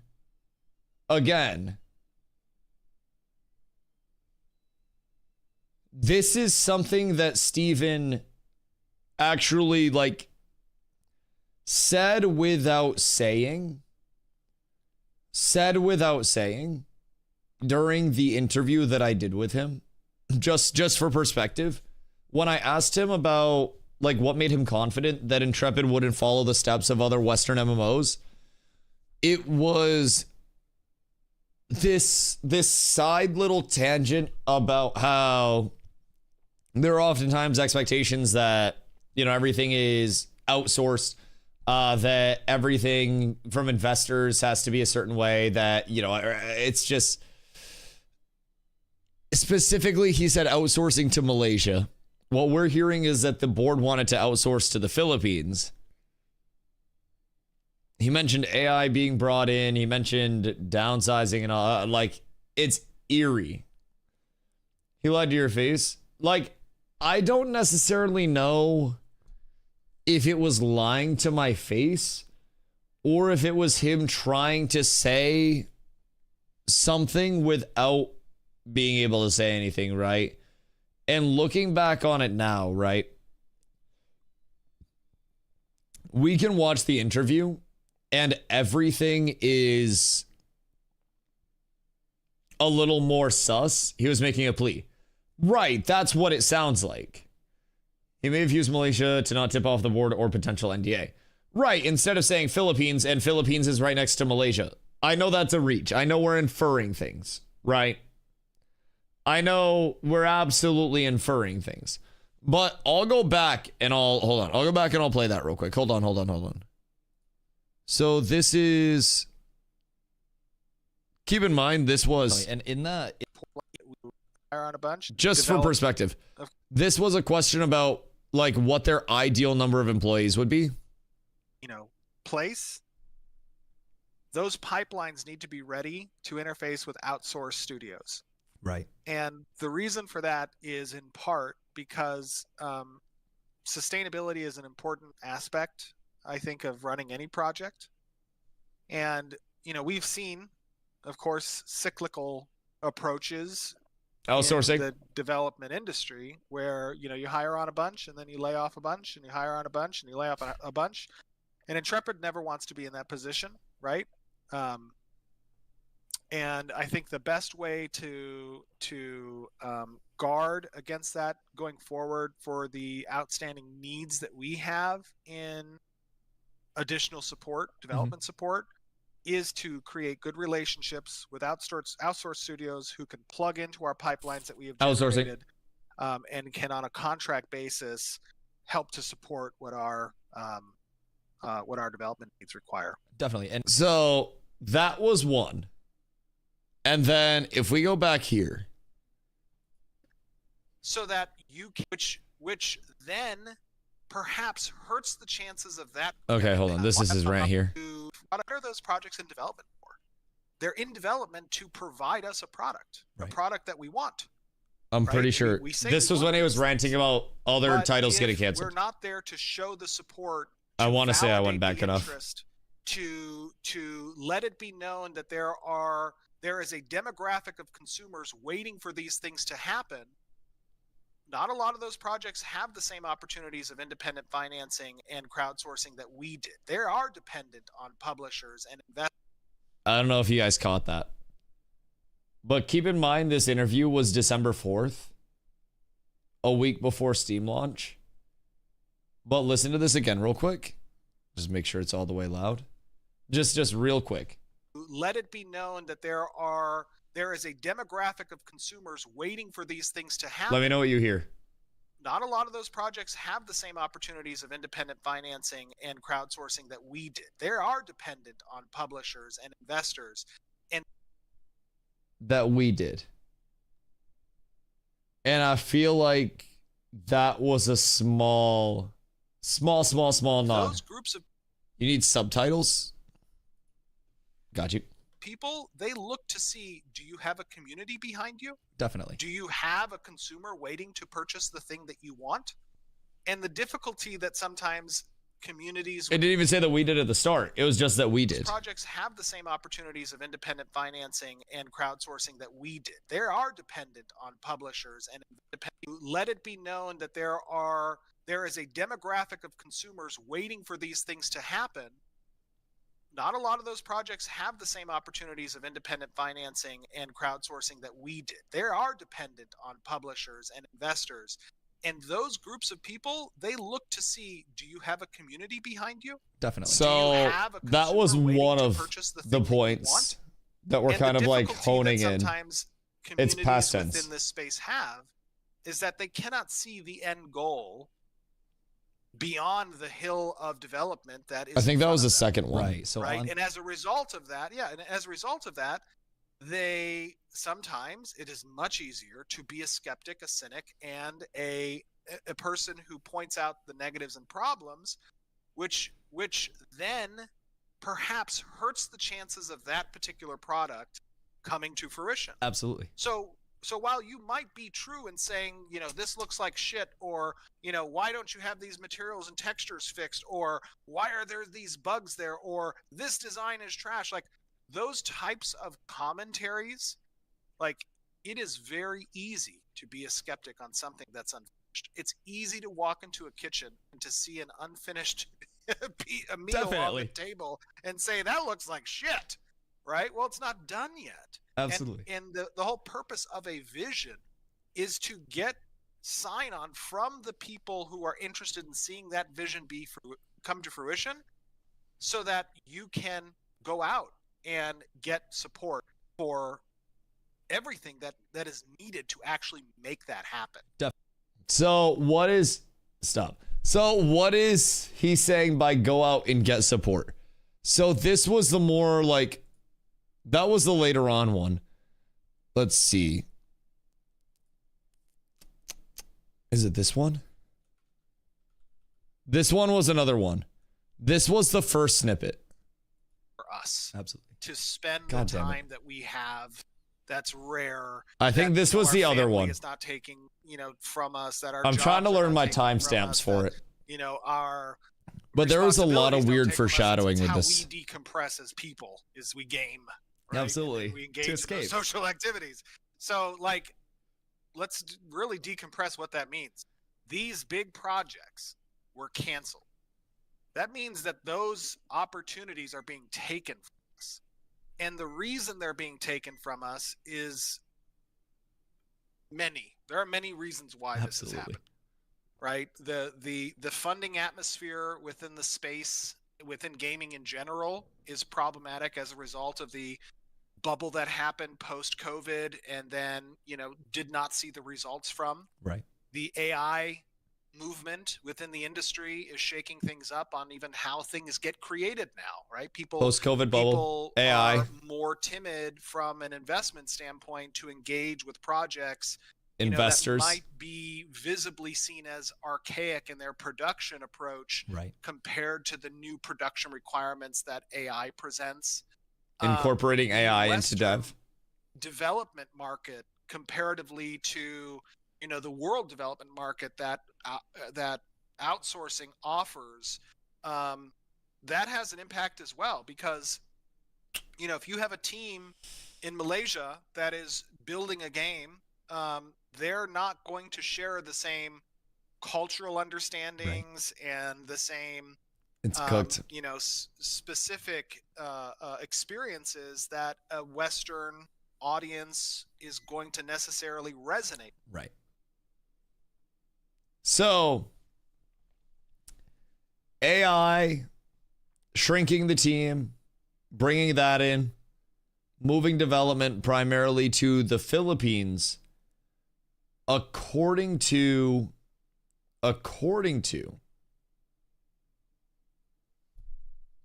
what we have allegedly heard from, people that are involved.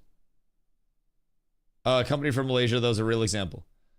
I mean, it's the Philippines, so technically they're right next door. For context, this interview was the same week that Pion released his video saying these same things. What's that one? Because this was on December 4th. I don't know when Pion's video was. But yeah, this was on December 4th. So this was like directly from Steven. Questions that were asked, like, hand to him, of course, right? So I don't necessarily know that this is answered like the same way. Pion was talking about Eastern MMOs being way easier to develop. Oh. I thought you were talking about New World specific. Or sorry, Ashes specific. Because they don't have to pay people. Oh, yeah. I mean, there are many reasons why Western MMOs are cooked, man. It's partly development costs. It's partly the fact that MMOs as a whole are cooked. Yeah, 1,000%. 1,000% I agree. It's shitty to see another one fall. It's shitty to see Profit beat Passion out once again. And I'm like, at the end of the day, I just hope that whoever needs to get their name squared away can get their like name squared away and stuff. I understand Steven could just as well be piggybacking on that. Dowdy had seen the video. Yeah, I mean, who knows? Who knows? But realistically speaking, to the eeriness of this is more so what we're looking at. Like, do we think this was some cryptic cry for help? Probably not. But the eeriness and the coincidence of how he responds to multiple steps of the question along the way, talking about investors and their independence and their installation of that being past tense multiple times in the interview, which is something nobody thought of, during the interview at all. It's odd now comparatively to, then. I picked up on it. I mean, I didn't even pick up on it during the interview. Granted, I was so nervous trying to actually conduct the interview in the first place. But it's small things like that now in hindsight are a lot easier to pick up on, right? And in that very moment, I was just like, okay, yeah, it's conversation, right? He's just saying it as normal, right? And now looking back on it, it's almost an element of, was this just something that happened to line up right with the entire, the private equity coming in, with the potential buyout that occurred with everything, right? With everything lining up as, a possibility. Just the fact that it is strictly a possibility, whether people want to believe it or not, right? Whether it ends up being that or not, just entertain for a second that it is entirely possible. Maybe. I think you tried to tell us in your interview. See, that's almost what we're wondering. There were many things that were said along the way here that now are almost coinciding. He even sighed before he said it. Yes, if we go back, right? AI movement. Within the space being taken, those opportunities, project. So, let's really decompress what that means. These big projects were canceled. That means that those opportunities are being taken from us. And the reason they're being taken from us is many. There are many reasons why this has happened. right? The funding atmosphere within the space, within gaming in general, is problematic as a result of the bubble that happened post-COVID and then, did not see the results from. Right. The AI movement within the industry is shaking things up on even how things get created now, right? People are more timid from an investment standpoint to engage with projects, that might be visibly seen as archaic in their production approach, right, compared to the new production requirements that AI presents. The Western development market, comparatively to the world development market that outsourcing offers, that has an impact as well, because if you have a team, you're a bubblehead, I'm engaged, that is building a game, they're not going to share the same cultural understandings, right, and the same specific experiences that a Western audience is going to necessarily resonate. Right. And so even the product quality might be changed. And then on the flip side of that, like, new projects like the ones that you mentioned that got canceled, usually those new projects, they're trying something innovative, they're trying something different, they're trying something new, and those types of endeavors push the genre forward, right? Absolutely. You don't want a copycat kind of approach that doesn't have anything new to offer other than graphics per se, because it's almost like he's playing with them, really man. Seeing an evolution of the genre occur. Absolutely. So to answer your question, how does Intrepid intend to address that? And then he gets into the actual Intrepid response. has a unique history.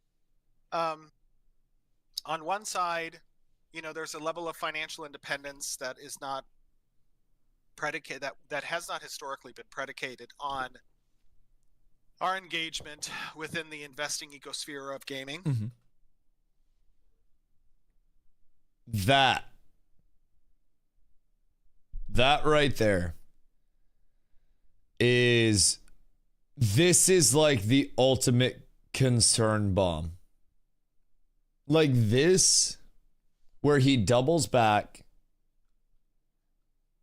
and I'll play it again.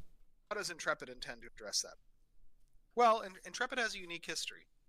On one side, there's a level of financial independence that is not predicated, that has. Hold on. There's a level of financial independence that is not predicated, that has not historically is what he doubled back to. So is not predicated, that has not historically been predicated on our engagement within the investing ecosphere of gaming, Mm-hmm. in order to bring to life this project. So to a degree, that has insulated us to a degree, the turbulence that the industry has seen historically. Right. At the same time, if you think about the crowdsourcing aspect of what we like, I don't know, Matt. I don't know. That double back there kind of concerns me a little. This is live. I mean, I'm live. This was over in 2 months. And Steven buys back IP at a fraction of the cost and launches Kickstarter 2.0. Oh, fuck. Brother, can you imagine the uphill battle of trying to hit another actual Kickstarter into ashes yet again? Ashes of recreation. Jesus fucking Christ. I just want to go back to the crashes of creation memes, man. I want to go back to crashes of creation. I feel like that was a better time overall. I feel like I liked it there more. Personally, I don't think there was any malicious intent on Steven's behalf. I think he may have jumped the gun because he needed the funding to bring the thought to fruition. However, these investors he brought almost certainly used legal loopholes to take over his company, and therefore he resigned. Think of early Apple board members pushing out Steve Jobs. I mean, people have also been saying that he's getting like Zuckerberg basically with like Facebook or Facebook. Whatever. Either way, he's getting the old Zuckerberg happening to him. And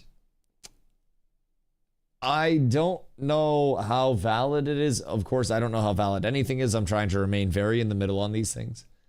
But I don't think anything is in the realm of impossibility, right? Especially with the recent development of him.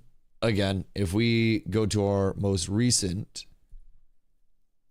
Steven is the only person that can currently react to messages in the Ashes Discord. And this was posted, and Steven reacted to this with a heart react.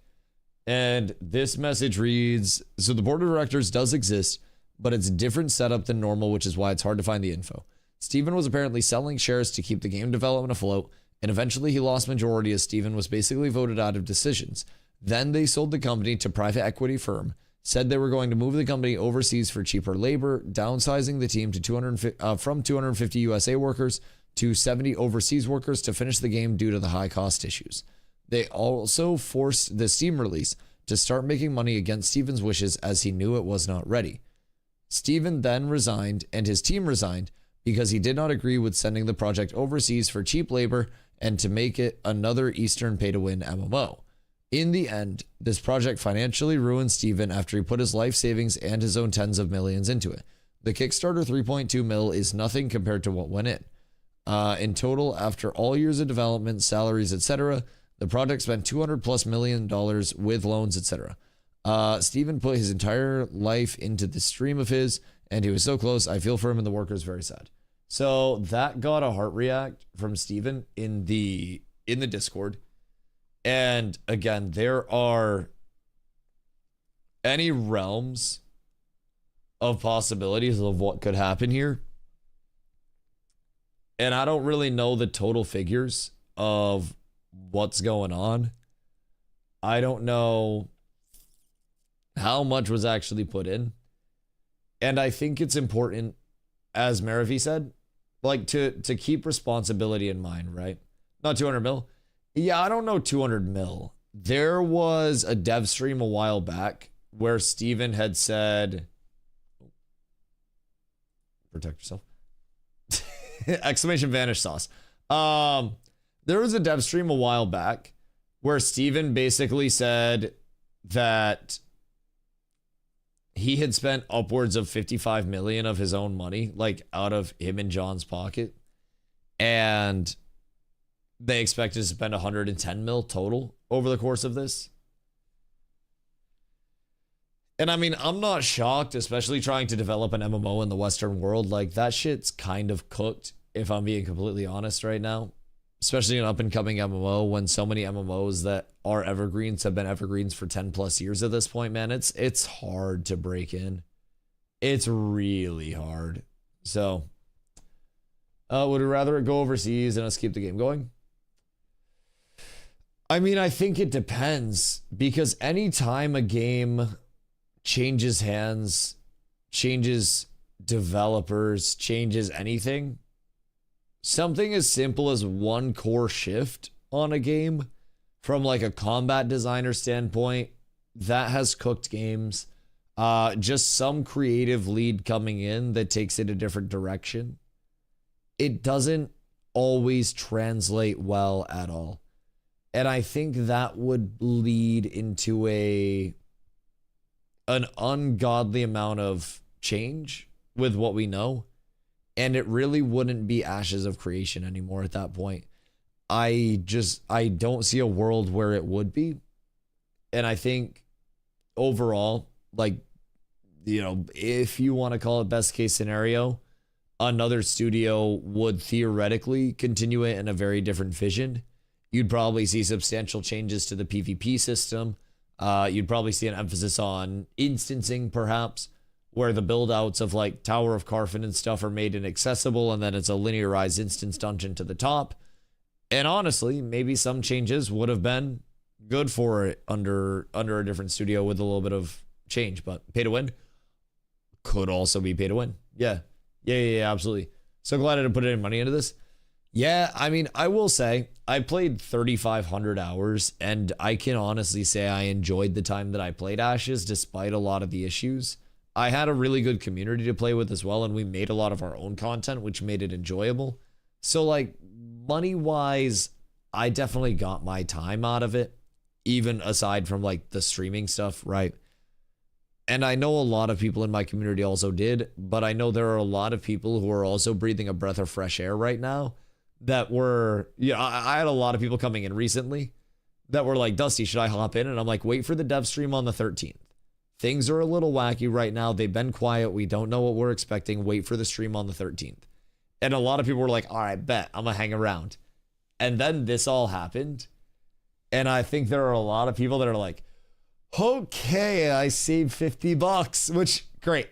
You can get yourself like a couple of meals at McDonald's. You're up tremendous. Food expensive as shit now.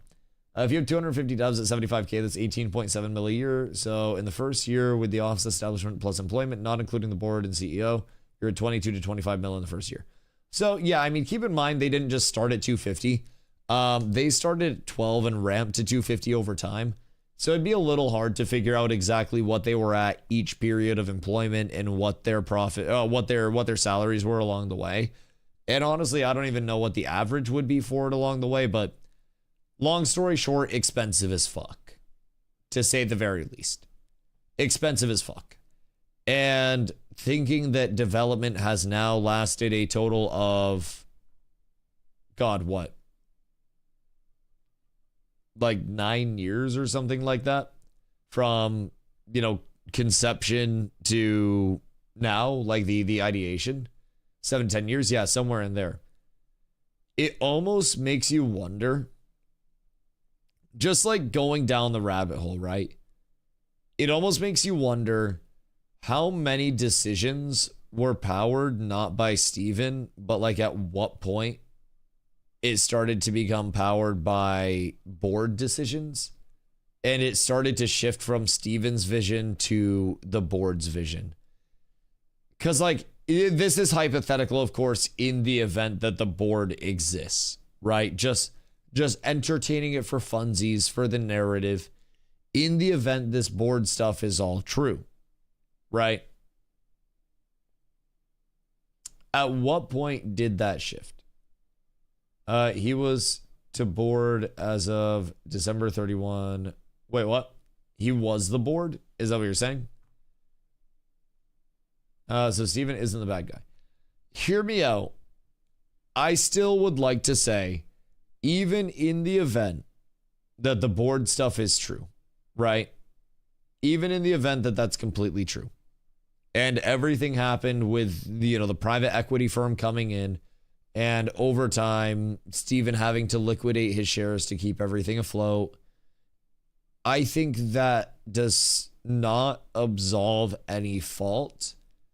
And this is something that I feel should have been disclosed, that we were struggling on it very early on.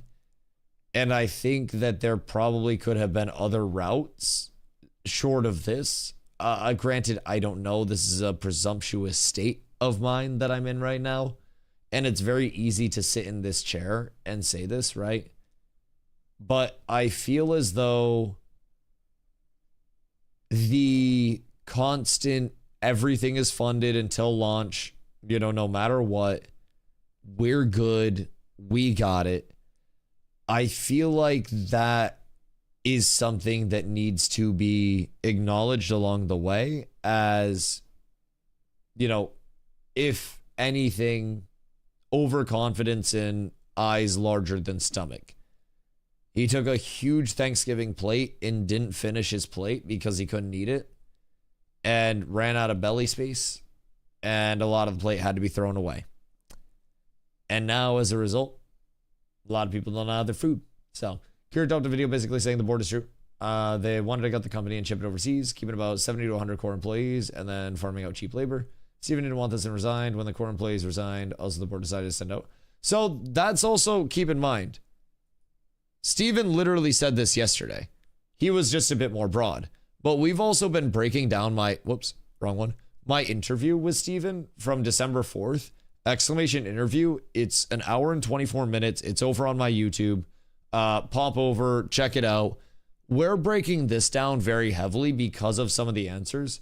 And when I asked this question about, how is Intrepid not going to follow the steps of other Western MMO developers that have effectively got canceled and died, he actually mentioned, the aspect of costs rising for Western dev and like costs being much cheaper if you were to have a development team in Malaysia just take over. He mentioned AI being brought into game development. And he mentioned later in this interview when I asked an AI specific question that he is not an AI bro, but AI has left. It's a train that's left the station, and he bleeds with his artists that are going to have to fight with AI to actually keep their jobs in their positions. And he seemed very against AI, but also basically mentioned that AI was inevitable and that it was going to keep coming in, right? So there are some things from this interview. This was on December 4th, that looking back with all of the information that's coming out now, this is really weird to hear now. And very I wonder what the fuck was going on. So we lied about mission. See, yeah, I think that's the largest thing. If anything, the illusion was always maintained first and foremost that Daddy Stevens got you, Dad's money's gonna take care of you, and we got this. It's all on my card, right? He slaps it on the desk and just tink, and it's one of those metal ones that the rich people have, and it just pays for everything. And I think with this all blowing up in this way, it's potentially the most volatile reaction to follow up on the, hey, Dad's got you on the money. And realistically speaking, if he had just been like, hey, Dad's got to go talk to some other people to borrow a little bit of money, things aren't the best right now, then I feel like things could have potentially been done to help mitigate. I don't really know what.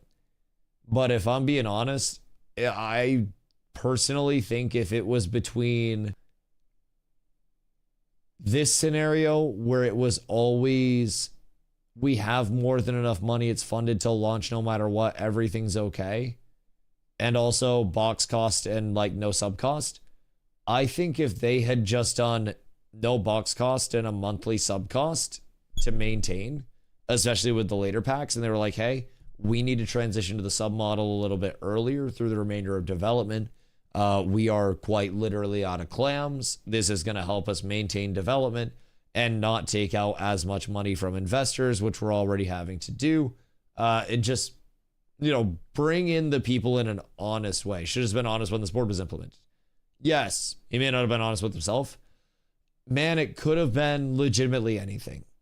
I don't know what happened behind closed doors. I don't know what went on as a whole. I don't know anything, if I'm being completely honest. Would have happily paid a $25 sub fee for him to stay in control and move on. I mean, it would have been $15 a month, So I'm willing to give the benefit of the doubt before this smoke and mirrors. I don't care what further info comes out. Don't trust the Steven dude. I mean, yeah, I think it's fair. I think it's also important to hold everybody accountable for every step of the way, right? At best case scenario, this is mismanagement of the company and just shit, something went wrong with funding, and as a result, the entire thing blew up. That was probably more or less relatively avoidable. And worst case scenario is something, obviously more nefarious. But even in the best case scenario, it's still something that doesn't really have a good guy and a bad guy in the scenario. I think even if control were to be reclaimed, right? Even if Steven were to get everything back under his command, or to get everything under his control, I still don't think that there's necessarily a good guy here, right? I just don't see how they accidentally gained a greedy corporate overlord to answer to because they sold too much of their shares away. Stupidity best. No, I agree. I don't know if, and this has also been brought up, like, maybe he had people that he thought were going to be with him in the long term that he could trust, and then eventually like buy back shares from and get a more majority stake. And they saw an opportunity, and the PE saw an opportunity in the hypothetical, of course, where, like, you know, he had liquidated some to the PE or whoever it is that lowered his share, and he diluted his shares. And the other, you know, the other people that were in with him, maybe he trusted them to be in more of a long term, and those directors to, or that board to stay in with him. And then they got an offer from the PE that they just immediately bent over for, and they sold to the PE, and then PE took majority and then cooked it. So if people had any inkling, they wouldn't have paid for those shares. I mean, what if it was the PE coming in and then getting the shares from Steven directly because he needs the money to float it? Because it's been a very popular theory that we're running out of money, and he was diluting his shares and his position to, like, to actually keep the dev afloat. Wasn't there a recent dev stream ended with him going, "Don't worry, we're not broke," and then laughed awkwardly? No, I mean, keep going. I got stuck. I asked him at the end of this stream, at the end of this interview, exclamation interview, if we were broke or not, and he told me that we weren't broke, and I was very happy about it. But who knows, man?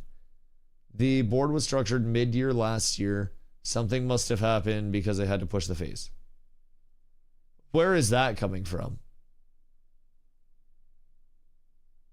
Like, where's that side coming in?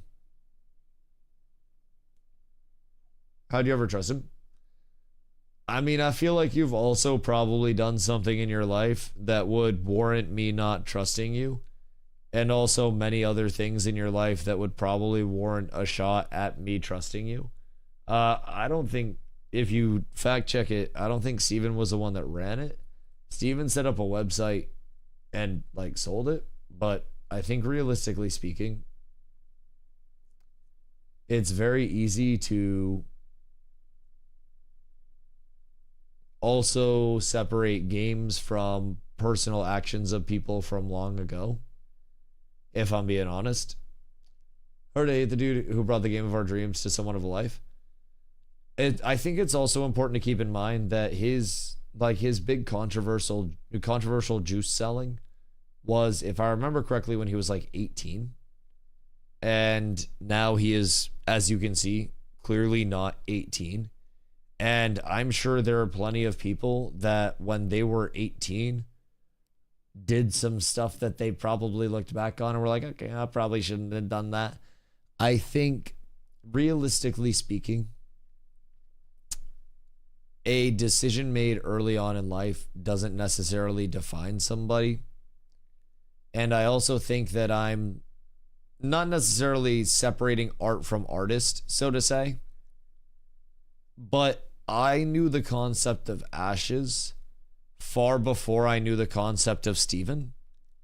And I was introduced to the concept of Steven once I knew more about the concept of Ashes. But for me, Ashes was what got me excited about Ashes, not Steven getting me excited about Ashes. And I have no more reason to distrust Steven than I do the corporate entities at Blizzard or any other development studio that I don't know, right? I don't know Steven. I don't know, Chris from Notorious Studios making Elderguard, which is a really fun game. I don't know anybody. I don't have a reason to trust or distrust developers. I just try to find a product that I really enjoy, and I try to give my thoughts on it. You don't know him yet, trust him blindly? Brother, I'm playing a video game. I'm not like giving him a gun and asking him to not shoot me. I think it's perfectly reasonable to play a video game. Do you not play any video games? Because, like, you don't trust me, but you're here for the convo. You don't know anybody that develops the games you play, and you trust them enough to play it. So, I don't know, man. I played Ashes for the product. I did not play Ashes specifically for the Steven. And I also personally built my own community independent of stuff. You're a self-made representative of this community of his game. I am a content creator that educates people on products that are going out and invites people to, if they'd like to, participate in a community that provides them stuff. That's very simply put. Don't K like you're a little sad bitch. Don't be mean. Don't throw a little temper tantrum because your logic doesn't actually make sense.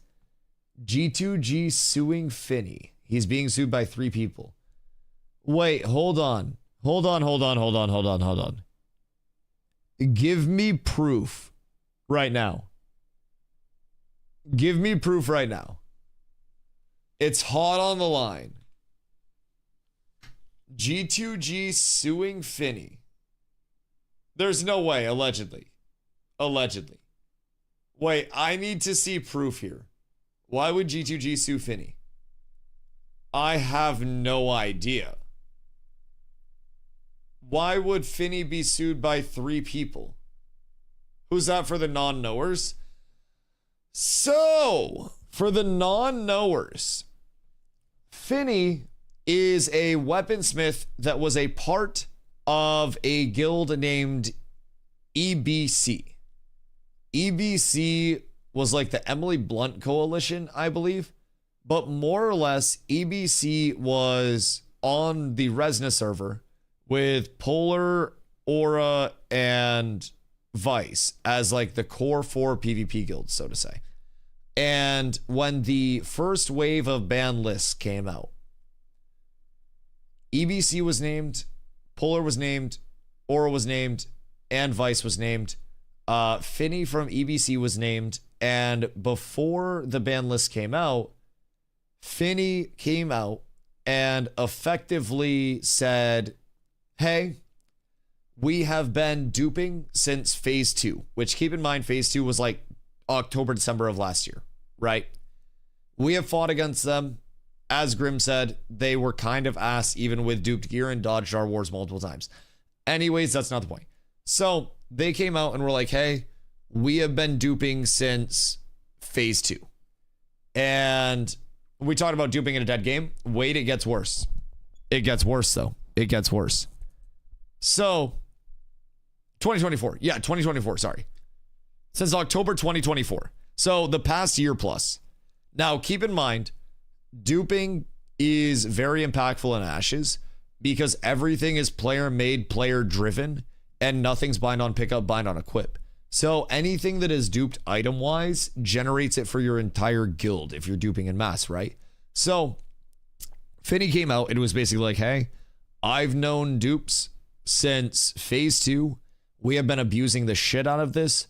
I have sold to many people over the course of the RMTing. He had made over allegedly 70,000 USD, and this phase alone over 10,000 USD, and was doing pretty well. That's more than I make on stream. Like that's fucking clams. So basically, what you're looking at there, Finney is the one who effectively released the Finney files. The Finney files were a list, not necessarily a list of buyers, but he implicated many people as a, you bought from me, I'm taking you down with me. And when it was known that he was going to be banned and that it was all coming, crashing down, he literally burned multiple people with him, right? So we're waiting on validation that this is actually happening. But the lore of Finney is that since phase 2, he has always been one of the most known and most active crafters and traders, like on the servers. And there were always different things that were hiding the duping a little bit. Previously on Ashes, gatherables spawned in as statics. So basically, if I cut down a legendary tree in one area, 4 hours later, that tree would spawn in that same area as legendary again. That was fixed this phase. But before this, it was very easy for people to say, oh, I'm not duping. I'm just farming statics, right?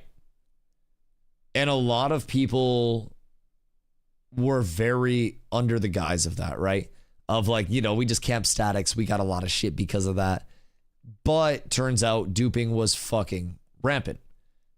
So not only do we have all of these issues with potentially the board stepping in at some mysterious point in time, you know, everything else associated with this, but Intrepid's developers were also trying to build an economy and build the backbone of a game on a completely duped economy. Like a completely duped economy. And it was fucking broken from the ground up, man. And I think it made it relatively impossible for them to ever actively build anything. Econ was cooked day one. Yep. Absolutely. As soon as dupes came in that were known, as soon as everything was available, bro, oh God, it was bad. And the fact that it's been every single phase, the fact that it's been every single phase all along the way is cooked. Makes you trying to be legit look dumb as fuck. Nah, I don't necessarily think it's that point of it. Excuse me.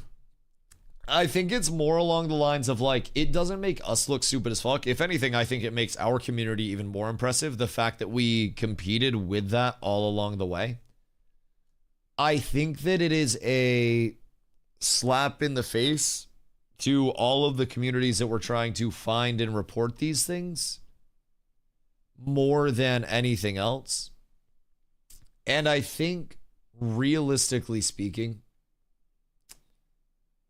I think it's discouraging for the players, at least me, to know that the economy was being balanced around a lot of duplicated items, around a lot of, I guess, just like bullshit generated into the game. And it almost made you feel like none of the progress they made in the past year was even worth it, right? Is what I'm hearing, literally what happened in New World's beginning. Brother, as someone that was there from New World's start to pretty much New World's end, yep. There were a lot of similarities between Ashes and New World. And I came over here from New World and immediately noticed a lot of similarities. And I'm gonna be honest, I was very hopeful that it was early enough in the, you know, the total cycle, so to say, where it could be caught this time and it would be fixed before the big hype, right? And Ashes had a lot of eyes on it, but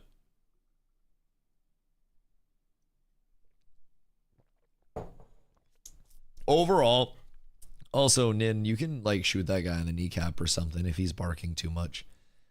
Brother, if you're gonna make demands about what we yap about, you gotta gift a lot of subs to have. Listen, as you know, we have majority shareholders, the 3 up at the top of chat. And unless you were in those majority shareholders, You don't get say in what we actively talk about.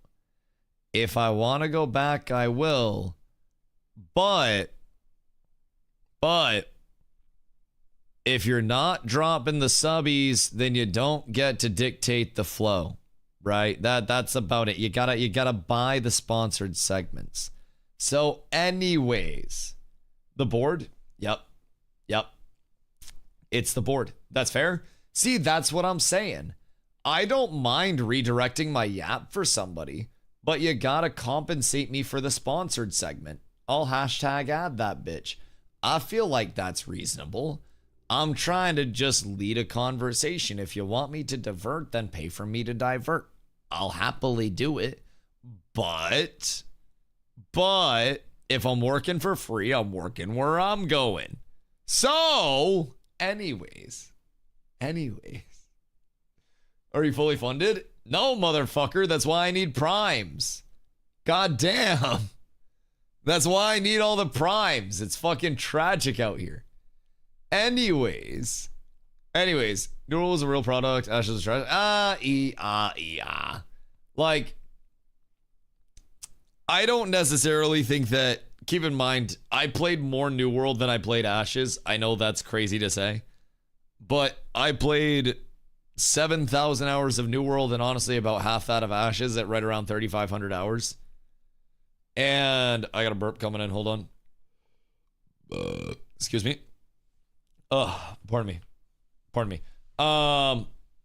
New World had a lot of issues the entirety of the time. And New World was also plagued by a very slow content cadence early on. A lot of directional shifts early on.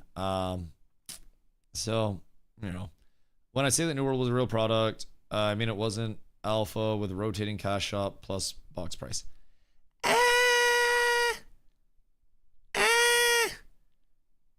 New World's monetization was functionally more advantageous and necessary than Ashes.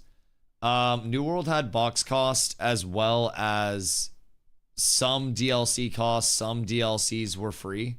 And then in the New World shop, there was active pay for convenience with trade skill boosters as well as weapon XP boosters, which were definitely pay for convenience that you were losing out if you didn't have it. And along the way, like the monetization of it was also quite similar. Beto, like, sure, but I don't really think either one was really warranting the state of it. Being stuck in alpha after a decade screams fake product. I mean, so this is my question, though. Do you think New World, when it launched, was further progressed than Ashes right now when it's dying? Because I would argue that if Ashes just said, fuck it, this is the final product, we're launching it today, this would be roughly equivalent to how bad New World was when it launched. I think, realistically speaking, New World when it launched should have been an alpha, and everything would have been fine for New World if the alpha was the New World launch, and if Nighthaven was even like a portion of the development that New World had on launch, right? Even just from a consistent directionality standpoint, Ashes feels way more nefarious to me. I think Ashes, for me, and I'm someone that, I'm a very, like, you know, golden retriever type person, right? So I can honestly see things through rose-colored glasses sometimes. But I think the largest thing with Ashes was that it had a lower chance of success and much more lofty, ambitious goals than New World did. Like, New World had more tools at its disposal. It had a development team that was, you know, fully there, fully ready to take it on, and had a lot of experience. And it was through Amazon Game Studios to, you know, which to very success had put out other titles. Ashes wanted to be a whole lot of everything, right? And couldn't really live up to it. Also never really had the means to even say they wanted to be that in the first place, because there was so much, you know. Business combat systems alone had New World leagues ahead of launch. Yes, depending on who you ask. I think the New World combat system for action combat enjoyers were, you know, it was a phenomenal holding point, right? I loved the New World combat system. I liked it a lot, but there were also a lot of people that liked the tab target base, personally. Check out Dofus Tactical. Hank, you love Dofus, don't you? Stinky, thank you for the hydrate. If someone says AOC has more content than New World, they def biased as fuck. On launch? Can you tell me all of the content that was available in New World on launch? Random question. I would like you to name 5 systems that New World had on launch. Not a lot. Yeah, it didn't have a questing experience that would take you to max level. The leveling experience was slow as fuck, and you very frequently had to mob grind like crazy. There was no outpost rush. Like, you had absolute bare bones. You had wars. You had chest runs. You had a watermark system that was absolutely fucking terrible. You had dungeons.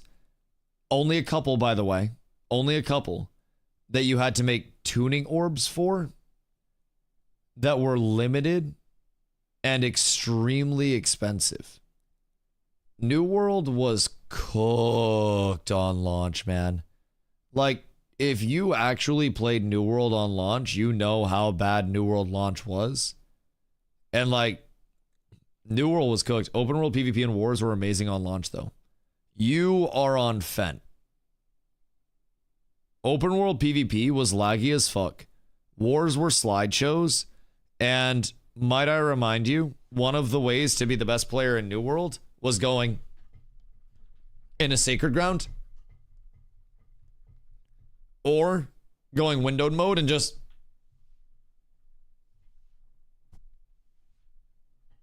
dragging your client around. That's about it. Literally just had to do that. I played well over 1,000 wars. And let me tell you, wars were rarely ever fucking smooth. The defense spawned on the points during wars. Yeah, everything was fucked. Oh, also, don't forget that the gates could literally just be exploited through, and the entire war would end, and an entire settlement would change hands because somebody would exploit through the gate and then just start capping, and a bunch of people would just backdoor through the gate before the points were even capped. Everything was fucked. Like, literally everything was fucked. So, New World devs did salvage the survival game into an MMO? Yeah, absolutely. Absolutely. People are definitely misremembering launch wars. They were a shit show. Yes. Yeah, it was really bad. It's really bad. I think anybody that remembers New World Wars on launch in like in a good way. Oh, goodness gracious. People could use the ice and fall and just drag the game around by the title. Yeah, the windowed mode was fucking crazy. The windowed mode was actually fucking crazy, brother. It was wild. Yo, why brother mad in chat? Dog, I don't know why angry. Don't be so angry. It's okay. You don't need to be hurt. Somebody loves you somewhere, I'm sure. Auction house was down for weeks. What time? Like, what time was the auction house down for weeks? I don't know. All things considered, Ashes had a shitload of problems all along the way. You couldn't swim. And, okay, hear me out. I have grievances about this. You couldn't swim, right? And then they spent however long adding swimming, right? Only for none of the bodies of water on the map to really get reworked, to actually make swimming meaningful. So even after they added swimming, you swam in the first 3 seconds of the new player intro, and then you didn't swim anywhere else on the map. There was nothing associated with swimming whatsoever. I was walking on the bottom of the lake. See, me too. I feel like that's accurate. Trading post was down for a couple of weeks, and then people figured out how to dupe stuff. Haha, yeah, it was beautiful. It was an absolutely glorious time. I don't remember bug where you put anything you put on the AH was instant bot for any amount. We got to roll back. What the fuck? I don't even remember that one. Goddamn. New rule being the bar to make ash does not look that bad as funny. It is. I will say. The modern world of MMO dev is a wild one. Because if we look at it realistically, I mean, shit, the question on screen right now that's in the interview. I'm asking Steven about MMOs that were promising that didn't even see the light of day in the first place. And as much as ashes may, to some, seem like scams, seem like anything, right? The fact that we at least had a product that was playable, good, bad, and different, from absolute fucking nothingness along the way, regardless of people's thoughts on, the value of everything, I feel like the playable product alone surprised a lot of people. A lot of people. Biz gathering, biz crafting, working town stations and marketplaces. That part's false. Chess runs, wars, OPR for the first week. Dungeons were terrible. Thorpe, open world, faction flag, chess runs were epic. Chess runs weren't even established for a little while. Also, biz crafting didn't really exist either. If you were making Zoidbent and calling it bis, then sure. But like I was 3-shotting people in Zoidbent because Zoidbent wasn't really that good. With the resilient bug, normal faction gear was just better than Voidbent. So like crafting wasn't bis. Gathering was very satisfying. Working town stations and marketplace. No, player market didn't work a lot of time. Chess runs weren't established until people actually had routes made, which was a very long time down the road. Wars were an absolute unfunctioning shit show. Dungeons weren't actually run at all. Like, it was cooked. I will say the open world, like the initial influence races were always cool with like the big Zergs. But as soon as it turned into population is dwindling, we're just going to pay some dude a lot of gold to 3 a.m. rat it for us. I think that changed it a lot, right? So send my research, your React submissions. Oh, wait, hold on. I like research. I'm on my way, brother. Hold on, what do we have? All right. To React submissions, you said? React submissions. Oh, wait, you got a whole ass. Oh, lordy. Oh, shit. I got to sit up for this. You got a whole ass post, huh? Here's that the move to Steam was decided in November with the board already involved. By then, walking it back, that means the board was pushing Steam before the public decision. Yaya filed the lien in August, so they were around before that. It would face 2 to 3 issues around that time frame. The dates line up for things to be around this time. Public UCC filings show that Intrepid Studios granted multiple secured interests over time, all covering substantially the same collateral, including intellectual property and software. The earliest filing dates to May 2024 and establishes a blanket lien over all assets. That lien was later assigned from an individual creditor, Robert Dawson, to TFE Games Holdings, Jesus Christ, LLC in January 2026 via amendment without any change to collateral scope or priority. This makes TFE the senior secured creditor by a wide margin. 2 later UCC filings in August 2025, Yaya, and January 2026, Karen, man, fuck Karen. January 2026, Karen, were also recorded. While these filings also claim board rights over IP and software, they are junior by operation of UCC priority rules and do not override the earlier lien. Importantly, these filings do not indicate fraud or illegality. Multiple overlapping UCC liens are permitted, and priority is determined strictly by filing order and collateral description, not by equity ownership, board membership, or investor role. The assignment of the senior lien to an LLC through corporate restructuring counsel strongly suggests that the creditor engaged in active risk management once distress became apparent on January 6th. Structurally, if Intrepid Studios is to be restructured or liquidated, the senior lien holder, TFE, would control the outcome regarding IP and core assets. The later filings appear to be defensive moves to preserve creditor standing and negotiation leverage rather than attempts to gain control. Okay.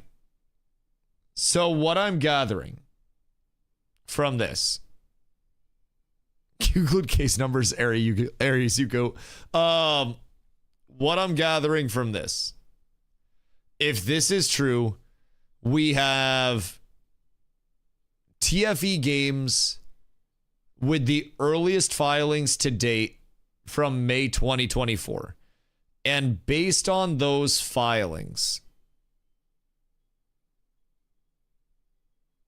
they are the senior creditor, senior secured creditor, which gives them, in terms of UCC stuff, priority over anything, anybody else, any other creditors. Yaya and Karen are also UCC lien holders, but they are juniors in terms of the priority on the liens. And as a result,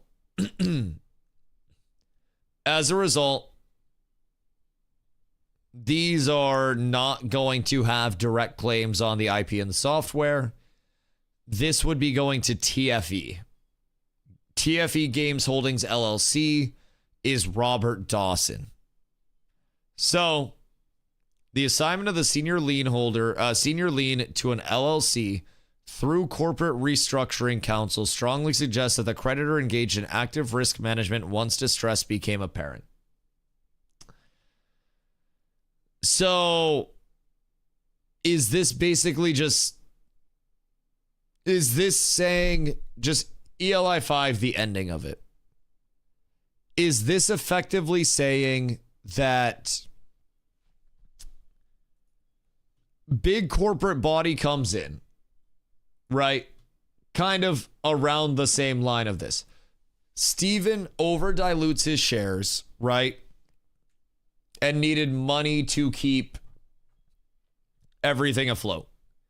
Over dilutes his personal shares. And people bought in off of that, right? And once they had bought in, they had an option that they could effectively use to gain equity within Intrepid. And over time, as entities bought in more, those entities executed their right to buy into the equity portion of it. And as Intrepid had to take on more debt, they identified that Steven wouldn't be able to pay that off, therefore taking on more debt, and they basically shorted Steven. Like, long story short, it seems like they shorted Intrepid Studios and effectively gained equity along the way. And then just took it over and then shut. But okay, so my question is, random question. What would they gain from this? Tax write-offs? Like, surely they didn't gain money. Like, what? For what reason, just to close it down? No, that's okay. You can yell. Tax write-offs? But, like, what would they have had to gain from it, right? I mean, I guess maybe if everything goes well, then they just have their, like, they just have their passive income rolling in. And then worst case scenario, they just kill off the company and then write it off as a loss and then sell off any assets. The company is worth money. Like, what? You buy debt to use as a tax write-off. Right.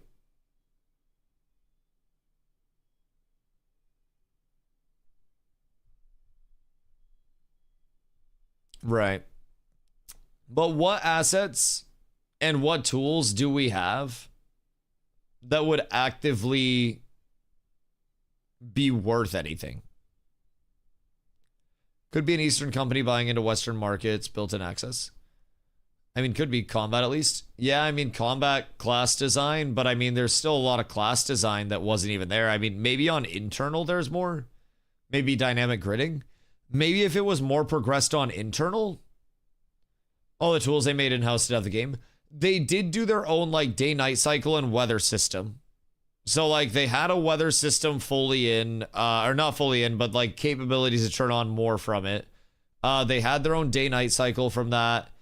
They had dynamic gridding in the server meshing technology, class design, maybe archetype design. The Intrepid Net might have some value. The Intrepid Net may have some value, right? But I feel like that would also be a very very niche use case. Planendorf military grade flashbangs. Oh man, poor Donger. Poor Donger, dude. What a wild fucking world. My question is, when did this happen? What specifically? When did all of the news come out?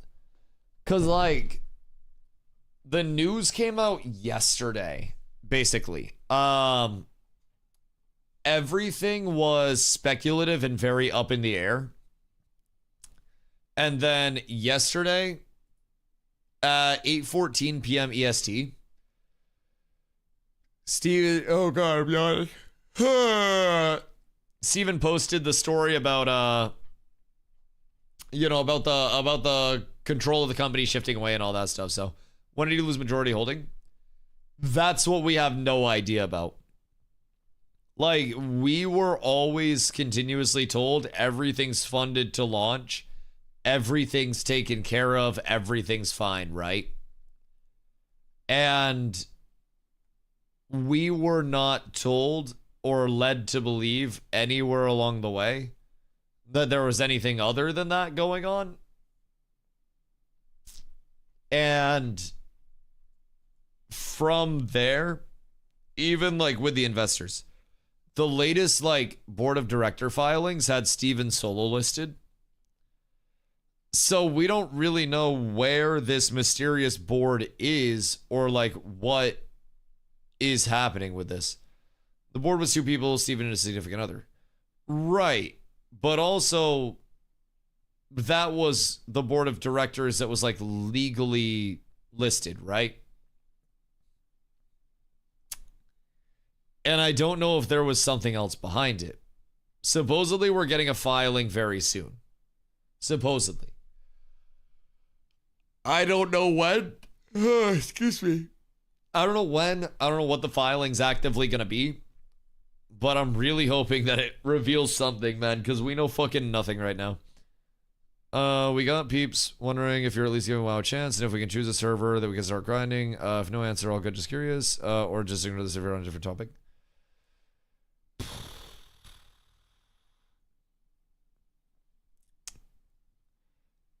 Like, I should probably give something a good chance, but also I really want to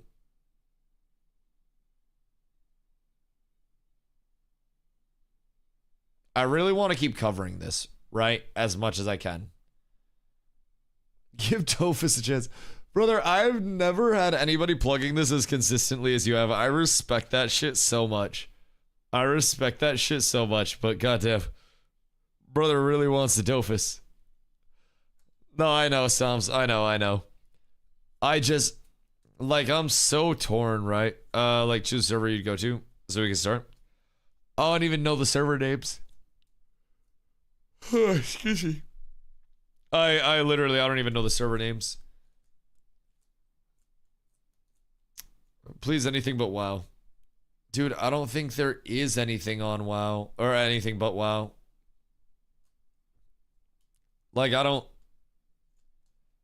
don't think there's a ton at all, if I'm being honest. It's WoW, it's Guild Wars 2.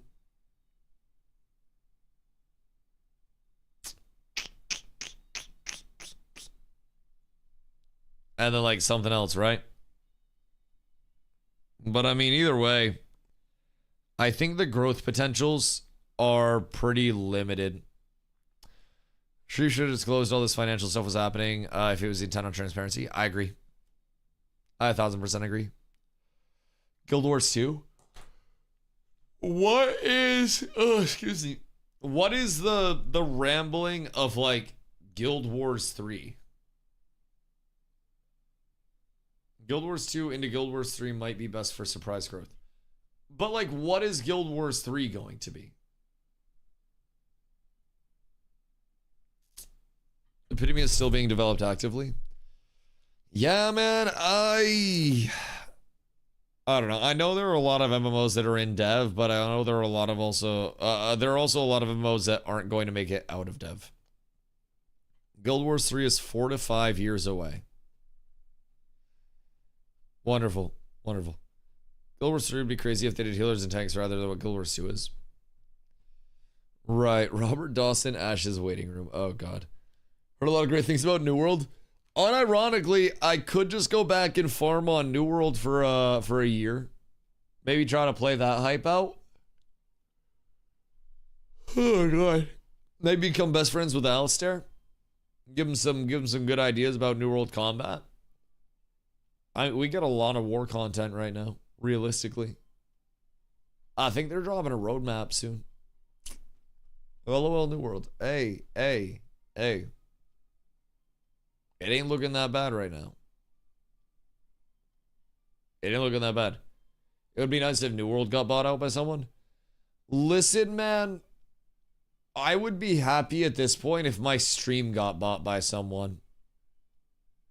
I'ma throw that shit out there. Went from New World to Guild Wars 2 has been pretty fucking rad. What's the long-term replayability and community building in Guild Wars 2, though? Give you 50 for it.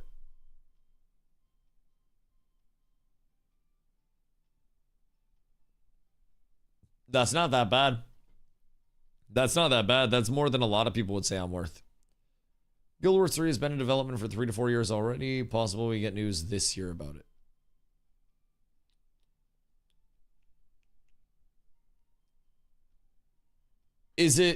Have we heard anything whatsoever about like progression or anything? The question is, can Dusty play this for 10 hours a day, 7 days a week? See, that is definitely the question. That is definitely the question. I stream every single day, and I play a lot. I play a lot. So, like, what would potentially provide me the replayability? You know? Guy who made Rust offered Amazon 10 million USD. It was 25. It's fucking expensive. Guild Wars 3 doesn't have an official release date, but it is in development with projections suggesting a potential release between 2026 and 2028 based on investor reports. The game is expected to be a major shift for the franchise, likely utilizing UE5 as suggested by ArenaNet job listings.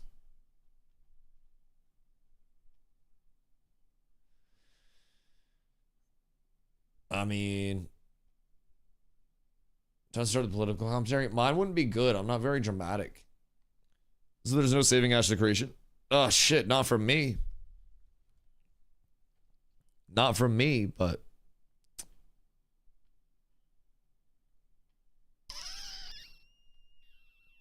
Rust Dude's also offering 25 mil for AOC. That was a fake screenshot. Don't take the bait. Don't take the bait. Wow, you'd have to play multiple versions with the hours you put in unless you do tons of carries or alts. What about a shitload of PvP sweat as well, though? Like, what about just 10 hours of PvP a day?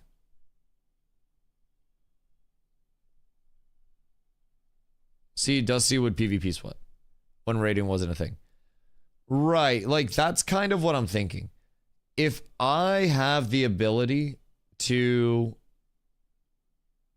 either sweat in PvP or say, chat, let's get a group together to run, you know, Battlegrounds or whatever it is.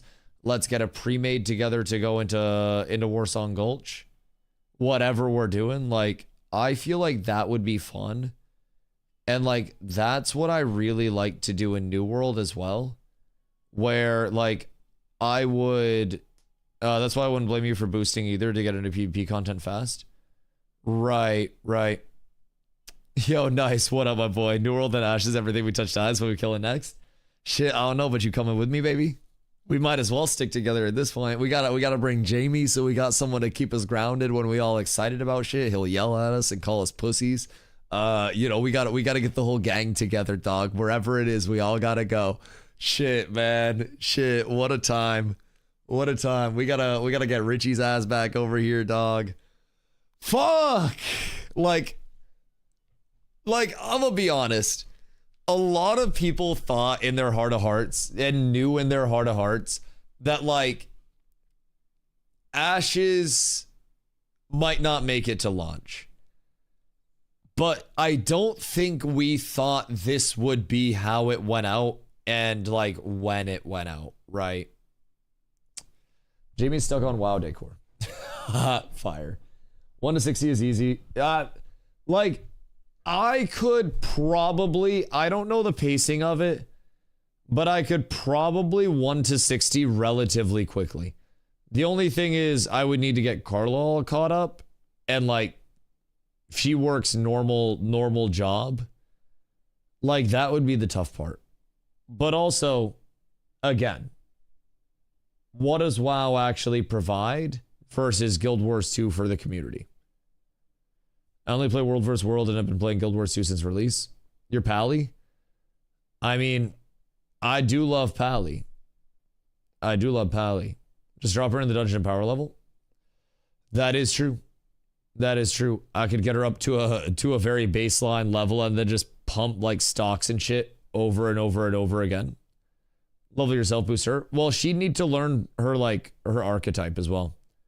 I have a shaman alt that can be committed, or her class, I should say. So, I mean, they killed the power level in TBC. Wait, did they? Wait, what did they cook about TBC power leveling? Even stocks carries and shit? Oh, fuck. Gone? Wait. What are we looking at? You can't stocks boost. What the fuck? Wait, what's the power leveling in TBC now? She's got 58 to 70 to learn her class. Needed by the 58 boost. I mean, shit. Well, if mobs are gray to one person, it saps the XP. And like, what about mob tagging? Is mob tagging cooked too? Because if mob tagging's cooked too, that's cooked. You still do endgame boosting? Oh, okay. So I would basically just get her up to 58. 58 boost is like $60. What the fuck? 60 fucking dollars?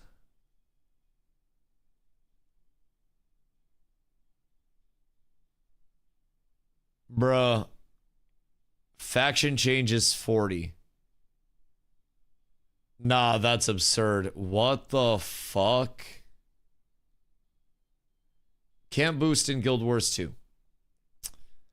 Bro, that's actually absurd. $60 to play the expansion for the third time. Yeah, that's actually fucking wild. Well, I wasn't worth me with that shit. Right. $60 to miss the whole point of the game. See, I agree. The leveling is, I think, an important part of any MMO. Or you can just level. I mean, I don't necessarily think leveling is hard at all. If I'm being completely honest. I don't think leveling is tough. Could dungeon boost Carlo before manning the dungeons? Well, we'd have to have someone in the instance as well, so that'd be cooked, but Zygor makes it super easy now too. Wait, what's Zygor? Fill me in.